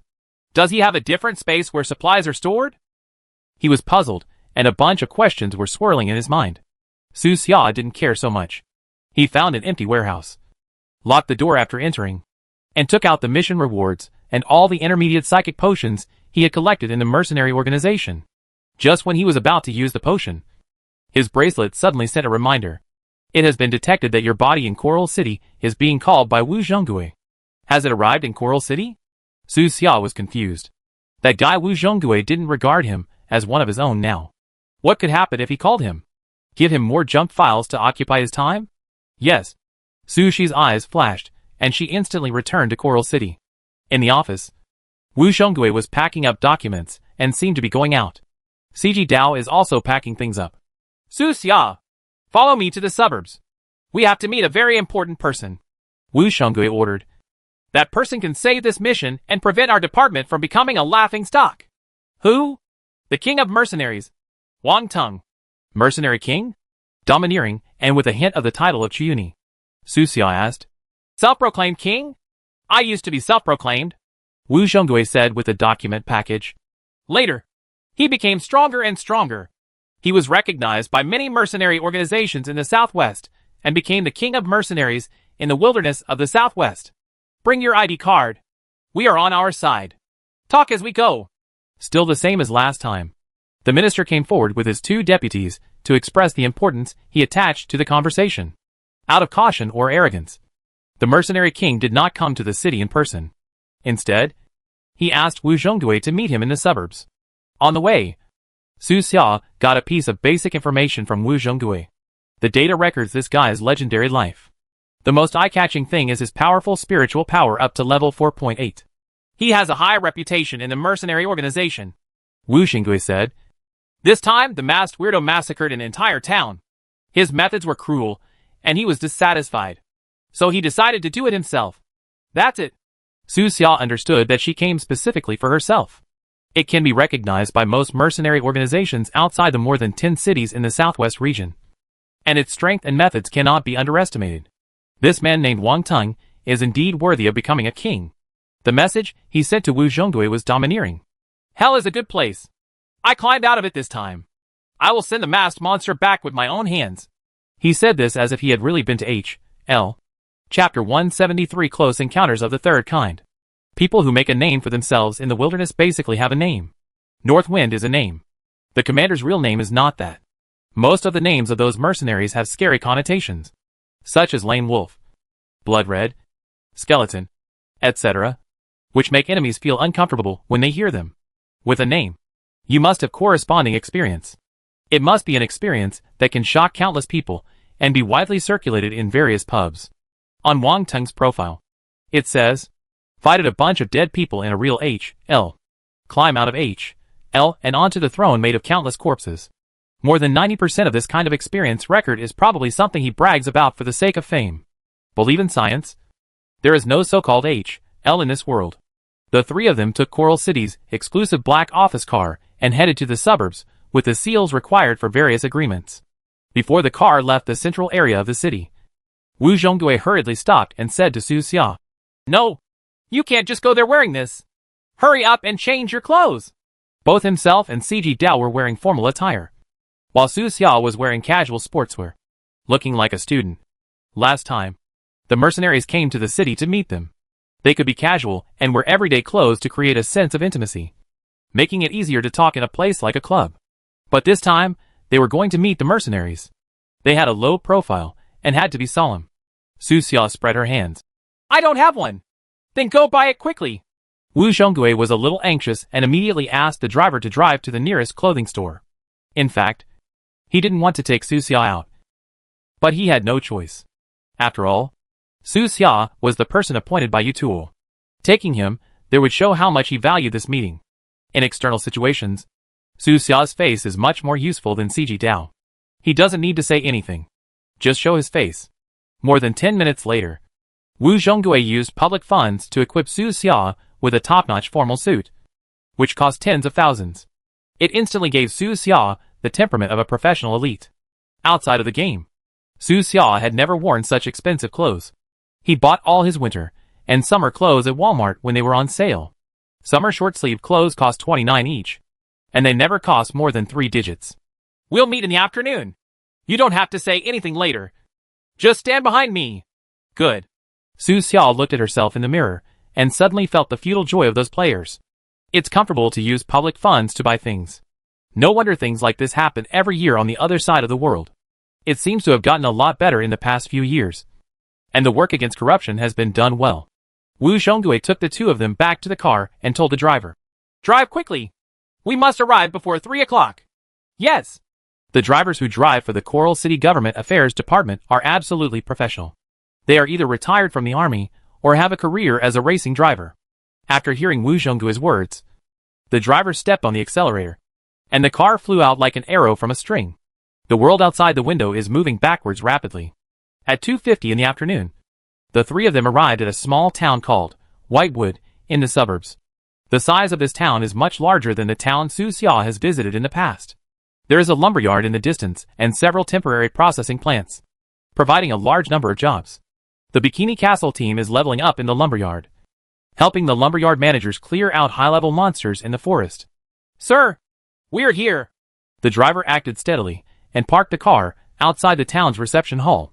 The mayor and a group of town employees were already waiting here. "Sir, the gift you asked us to prepare is ready." The mayor respectfully stepped forward and said to Wu Zhonggui, "Take a look. I will definitely satisfy you." He had several large boxes brought in. As soon as the box was opened, Su Xia's eyes were almost blinded by the flashing jewels. It is recorded in the data that Wang Teng had an extraordinary love for treasures. Many of the furniture in his fortress were made of gold and silver, and there were countless crystal gems. In his eyes, wealth is also one of the manifestations of strength. Only creatures that are powerful enough can protect their treasures. Just like the legendary dragon. "Well done." Wu Zhonggui was very satisfied. With a smile on his face, he nodded and said, "I'll ask the Human Resources Department for you later. I think you have enough qualifications. Maybe you can be transferred to the city to work." "Thank you, sir." The mayor looked happy and respectfully invited several people into the reception hall. The hall is splendid and resplendent, with many decorations glowing with gold. Those who don't know may think it is some kind of royal place. Now just wait for the mercenary king to arrive. The message he sent said it was 3 o'clock sharp. But time passed slowly. And 3 o'clock passed by quietly. Unknowingly. It was 3:15. And there was still no one. This man is exactly as the information says. Confident and arrogant. Su Xiao was not in a hurry. She had nothing to do in the afternoon anyway. And there were all kinds of fruits in the living room that you could eat for free. He picked up the grapes and ate them leisurely. Wu Zhonggui and Ciji Dao were more anxious. Wang Tung promised to get rid of the masked stranger. This was their hope for this mission. The masked stranger behaves casually, and no one knows whether he is targeting the mission. Sir, do you want to send him a message? Sijideo couldn't help but ask. No hurry. Just wait. Wu Zhonggui took a deep breath and suppressed the anxiety in his heart.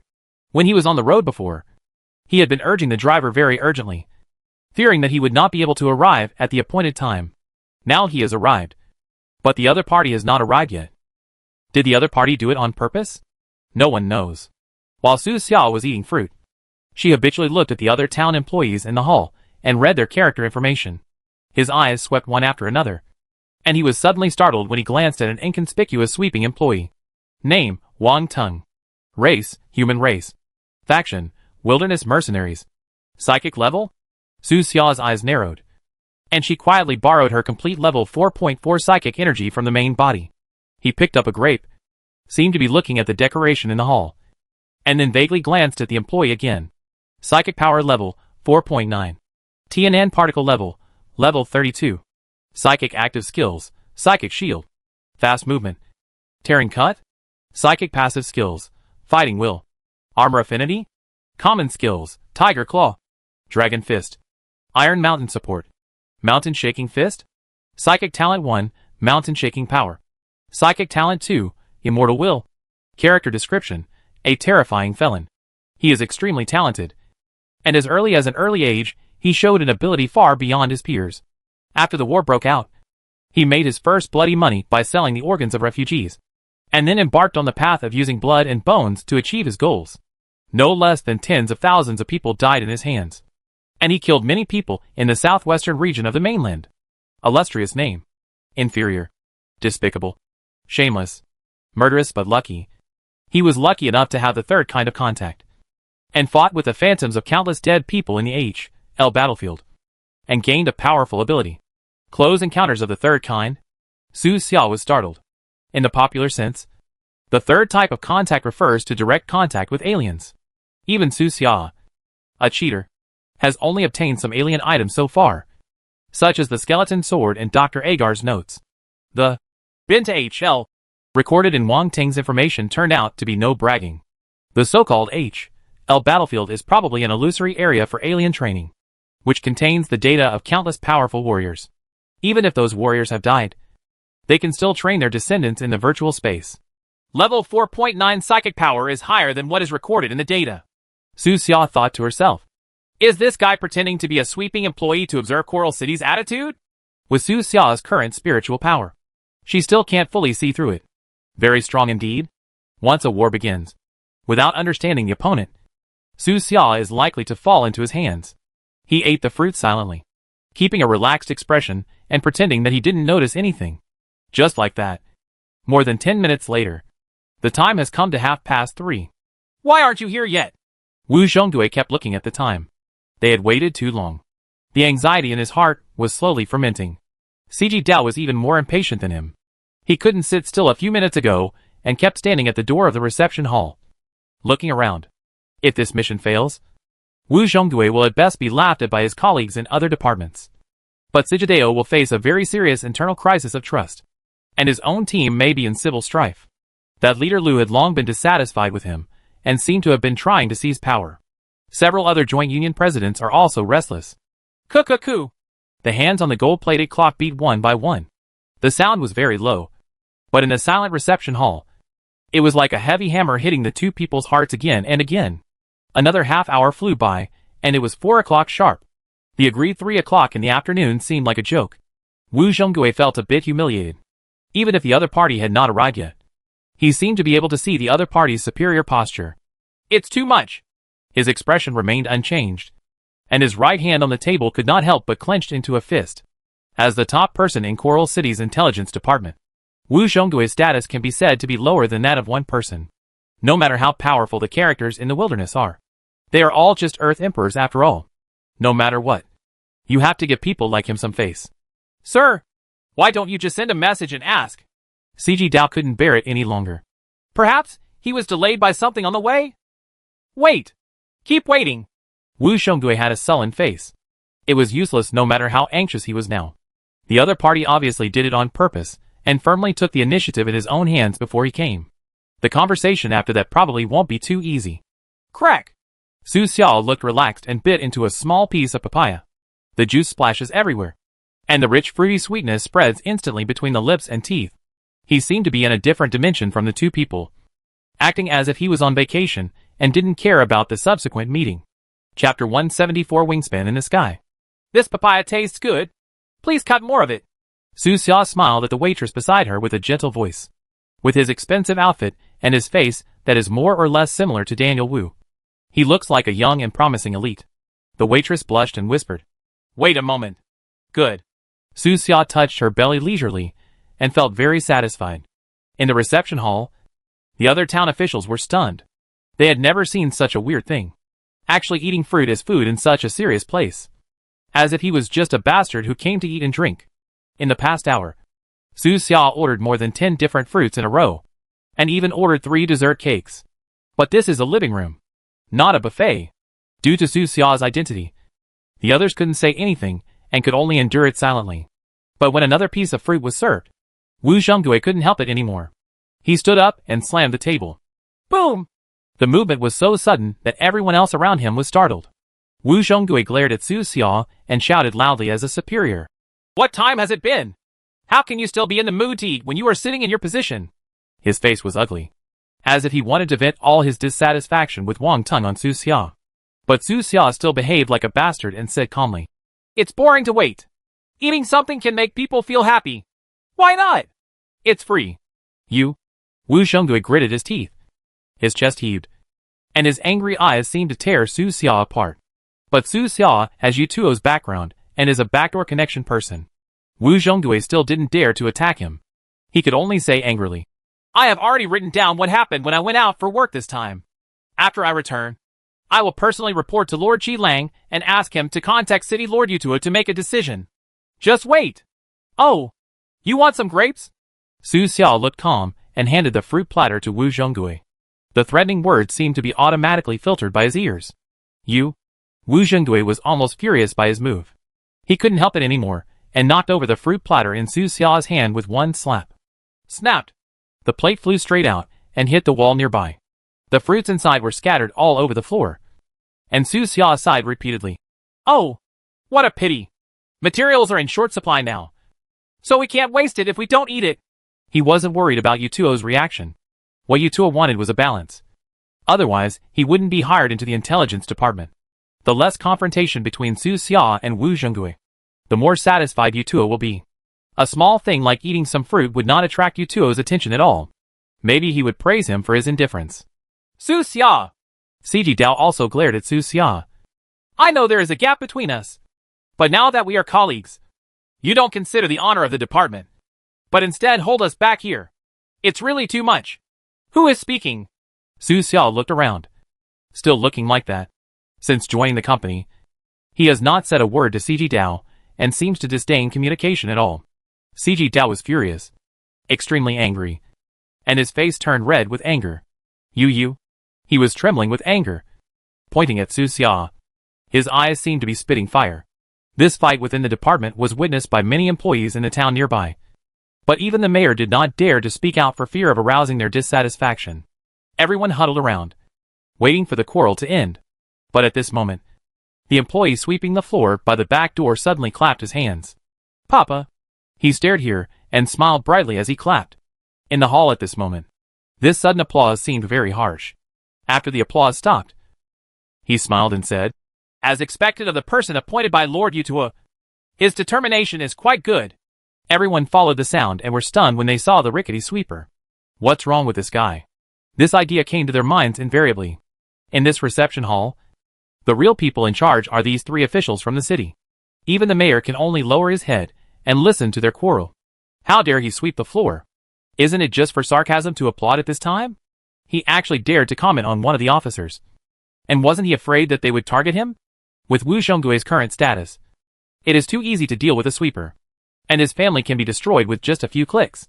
But Wu Zhonggui did not show anger as everyone expected. He was not stupid after all. He reacted immediately after being stunned for a moment and asked, Mr. Wang? It's me. The sweeper walked towards the crowd with a faint smile, his rickety back gradually straightening. Even the simple and shabby employee uniforms he wore could not cover his tall and strong body. A wave of spiritual energy that shocked everyone suddenly burst out. He was so powerful that it seemed as if he was not a creature of the same race as the others. And he seemed to have used a special skill that caused his terrifying pressure to envelope the entire hall. Snapped. Several clerks present had their legs weak and couldn't bear the pressure, so they collapsed on the spot. One of them passed out immediately. This appearance was really domineering, without any regard for anyone's face. Su Xia saw it clearly. This guy released his psychic energy, and it was concentrated the most on those few staff members. It would be strange if they didn't fall down. Wu Zhonggui hurried forward to greet him. Despite the pressure, he put on a smile on his face and said, Mr. Wang is really interested. He came long ago. I am blind and I really didn't see it. Please forgive me. Ah.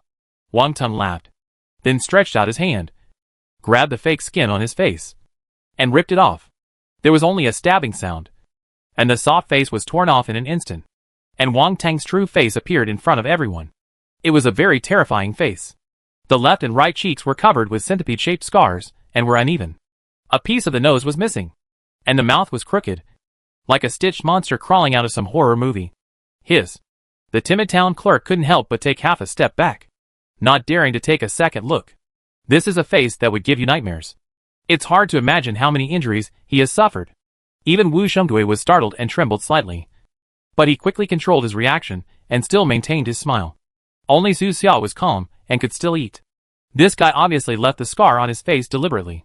At his level, he has extremely strong recovery ability and can obtain various potions.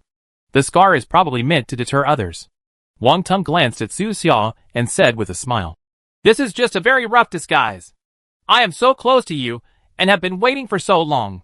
But no one can see that the masked weirdo is still wearing a mask. What can you do? Are you sure that he is the one who died? He actually got straight to the point and got down to business. And this opening tells the situation closest to the truth.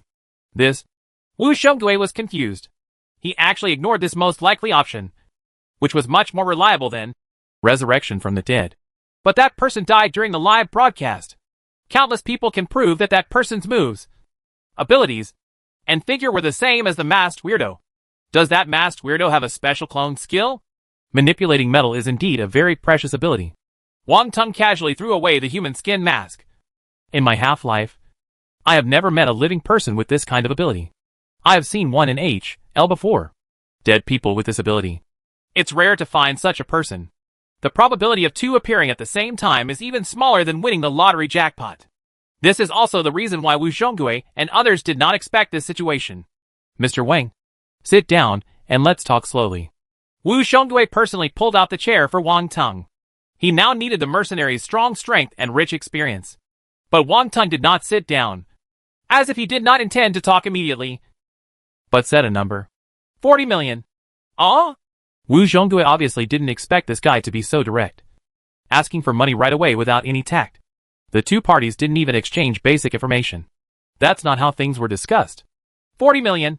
Is it too much? He looked embarrassed and seemed to be planning to keep the price down.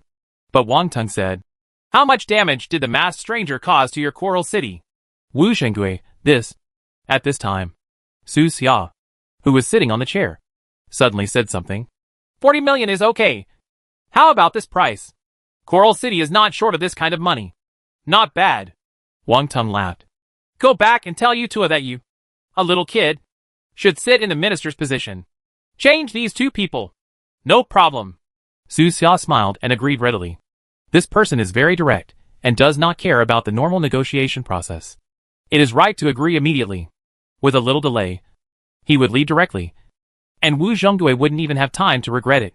If Xiaoxi were here, he would not hesitate at all and would agree directly like Su Xia.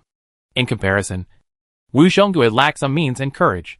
No wonder he entered the management of Coral City before Zhao Si, but ended up becoming Zhao Si's subordinate. Well then, let's just use this number. Wu Xiongui gritted his teeth, glanced at Su Xia, and said nothing more. Su Xia was very pleased.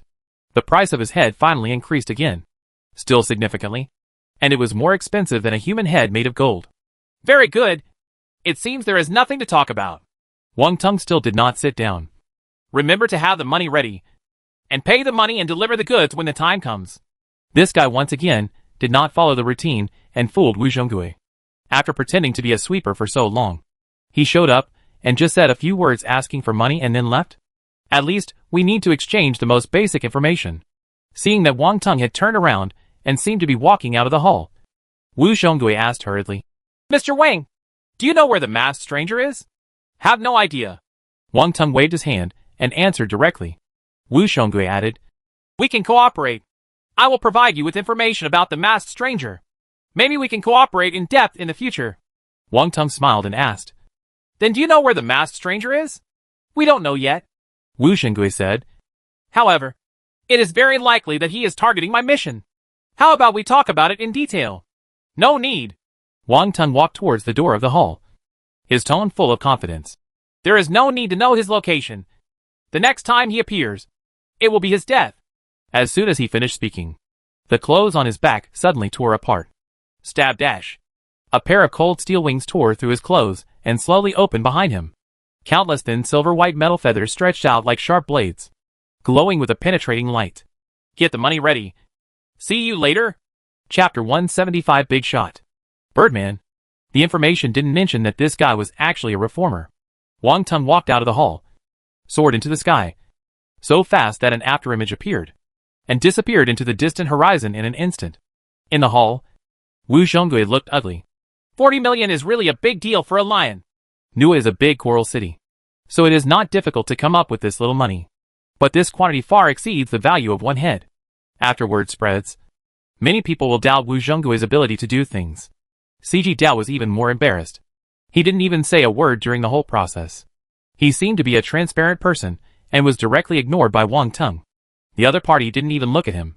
The one who really stole the show was the useless Su Xia. 40 million. You agreed readily. CG Dao glanced at Su Xia fiercely. Is this kind of thing as simple as just talking? What are you thinking? This star fruit tastes good too, with a moderate amount of sour and sweet. Su Xia ignored CG Dao as usual, looked relaxed, and continued to taste the free fruits here. CG Dao was furious and stepped forward with clenched fists, intending to imitate Wu Xiongui and knock over the fruit platter in Su Xia's hand. But he had just taken 2 steps when he suddenly felt a sharp pain in his knee. Grass! Come again!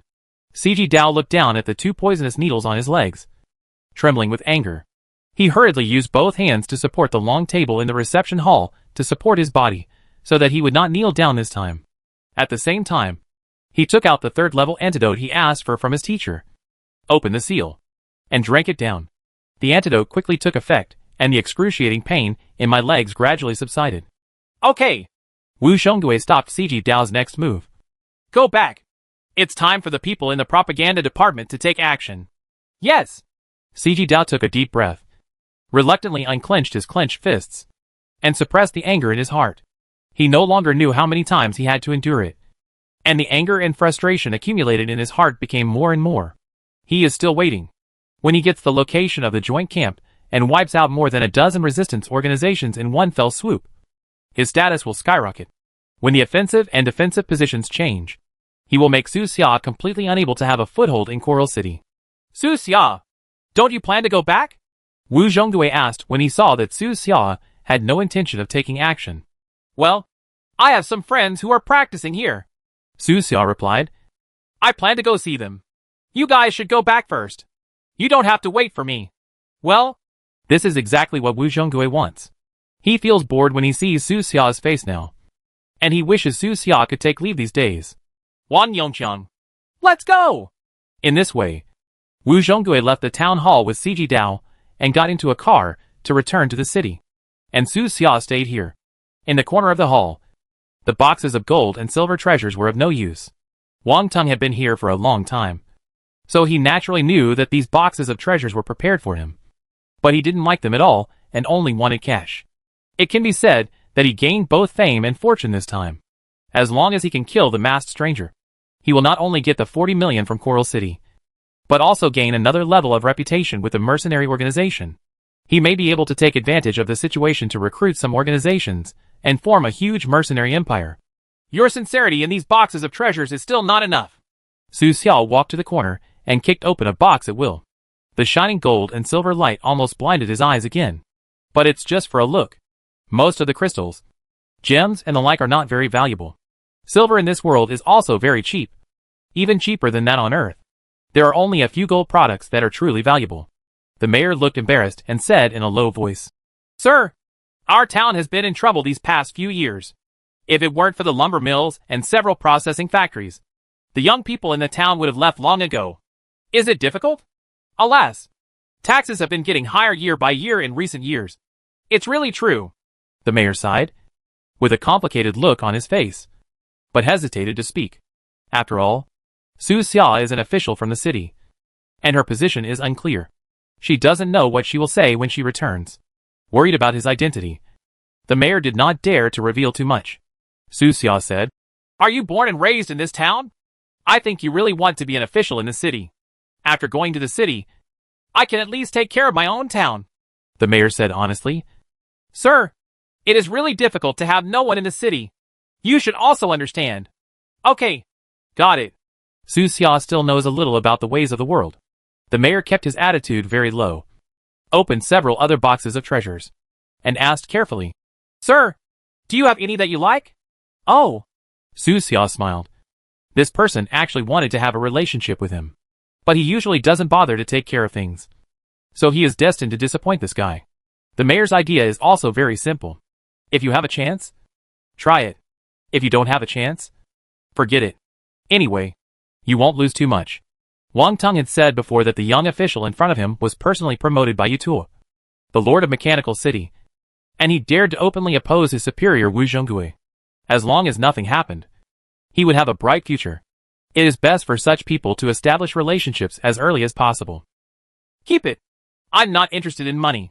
Su Xia smiled lightly, picked up a fruit plate, and walked out of the reception hall, planning to go to the lumberyard to see the members of the Bikini Castle team. The mayor hurriedly called a group of employees to follow him. Someone was guarding the surroundings. Someone was carrying the rest of the fruit plate. And someone was even holding an umbrella aside to shield Su Xia from the not-so-bright sunshine.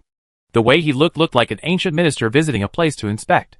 The mayor guessed Su Xia's thoughts and asked, Sir, do you want to prepare a car for you? The lumberyard is still some distance from here. Okay, prepare one. Su Xia didn't refuse and stood on the roadside waiting quietly. In the lumberyard far away from Baimu town, the noise of sawing wood continues all day long. The old trucks left deep and shallow marks on the road, and sawdust was everywhere. Workers set up temporary work sheds on both sides of the road to rest. The nearby forest has been cleared, leaving only wooden piles, like stubborn scars on the earth. There are monsters in the forest further away, which are very difficult to deal with. So the administrator here allows a large number of players to enter the forest to hunt those tricky things. Call out! A wooden arrow shot through the jungle and plunged straight into the eye of a wild boar monster. The monster roared, and the hair on its body stood up like steel needles. The pig rushed forward, madly rushing towards the direction from which the arrow was fired. Hold the monster and shoot a few more arrows and it'll be fine. Bing Lei, the captain of the Frozen Cross, shouted, organizing the players in the team to cooperate in the fight. He was blocking the front. His equipment was covered with scars. His arm was pierced by the monster's hard hair, and his health bar was only 1/5 left. The iron shield in his hand was scarred and dented in several pieces, and it looked like it would disintegrate at any time. Bing Lei took out a second-level potion and drank it in one gulp. Gula Gula. This is a healing potion refined by Hong Bafu, under the influence of a spiritual talent. It has a 17% potency bonus, which instantly brings Bing Lei's health bar back to more than half. The combined efforts of their team soon brought this level 18 wild boar monster to the ground. They had a clear division of labor. Immediately, members of the low-level mixed team rushed forward to skin the wild boar, while high-level members recovered blood and sorted out equipment. The money for potions is enough now, but the money for repairing equipment is still huge. A team member sighed. This game is really too difficult. After playing for so many days, I didn't save a lot of money. No. Know when to start making money. Don't worry. Our current level is high enough. Bing Lei smiled and said, Except for the cheating guys in the Oasis camp. We and the people in Bikini Castle are the highest level. In the future, there will be more and more novice players. We can make a lot of money even if we just sell the eliminated equipment. This game has a future, so you have to be patient. Another team member said.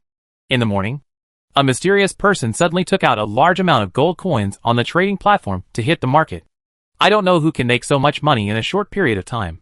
It should be money from gray channels. So let's just leave it alone and just develop it steadily. In the Frozen Cross team, 1/3 of the players are from professional studios. So the overall online rate has been very high for a long time and is not much weaker than the Chibao team. They sat there, talking and laughing, talking about the future in the jungle halfway up the mountain. The realism of Starry Sky is his most praised game, and players have benefited a lot from it. When you are running freely in the jungle, you really forget that you are in the game. Most people in the real world live under high pressure and live in cramped reinforced concrete cages for so long that they have forgotten this unrestrained feeling. Look over there. It seems like a big shot is coming. One member pointed to the road far down the mountain. On the road was a motorcade. In the past, there were only big trucks going back and forth on that road, dragging their rusty and old bodies to transport various types of wood. Let's go down and take a look. Just in time to repair the equipment. Bing Lei waved and called a group of core members to come down the mountain. Now the Frozen Cross team has more than 200 people, and its momentum is not small. Its overall combat effectiveness is no less than that of some weakened-old game unions. On the way down the mountain, they happened to meet Snow, the captain of Sixth Heaven. Snow also happened to take a group of core members down the mountain to repair equipment. The two sides walked together, all the way down. In a temporary settlement at the foot of the mountain, there are people selling and repairing equipment, as well as merchants for potions, food, temporary accommodation, etc., as well as a large number of open spaces where players can trade freely. The motorcade escorting Su Xia stopped next to this station. The mayor got out of the car first and opened the car door for Su Xia. Bing Lei and others were surprised when they saw the scene in the distance. Can the mayor open the door? Is he a big shot from the city? They have been leveling here for a while, and occasionally go to town for a stroll. So they naturally recognized the mayor's face. When Su Xia got out of the car, they were stunned. And I'm Ma. It's Pharmacist Su.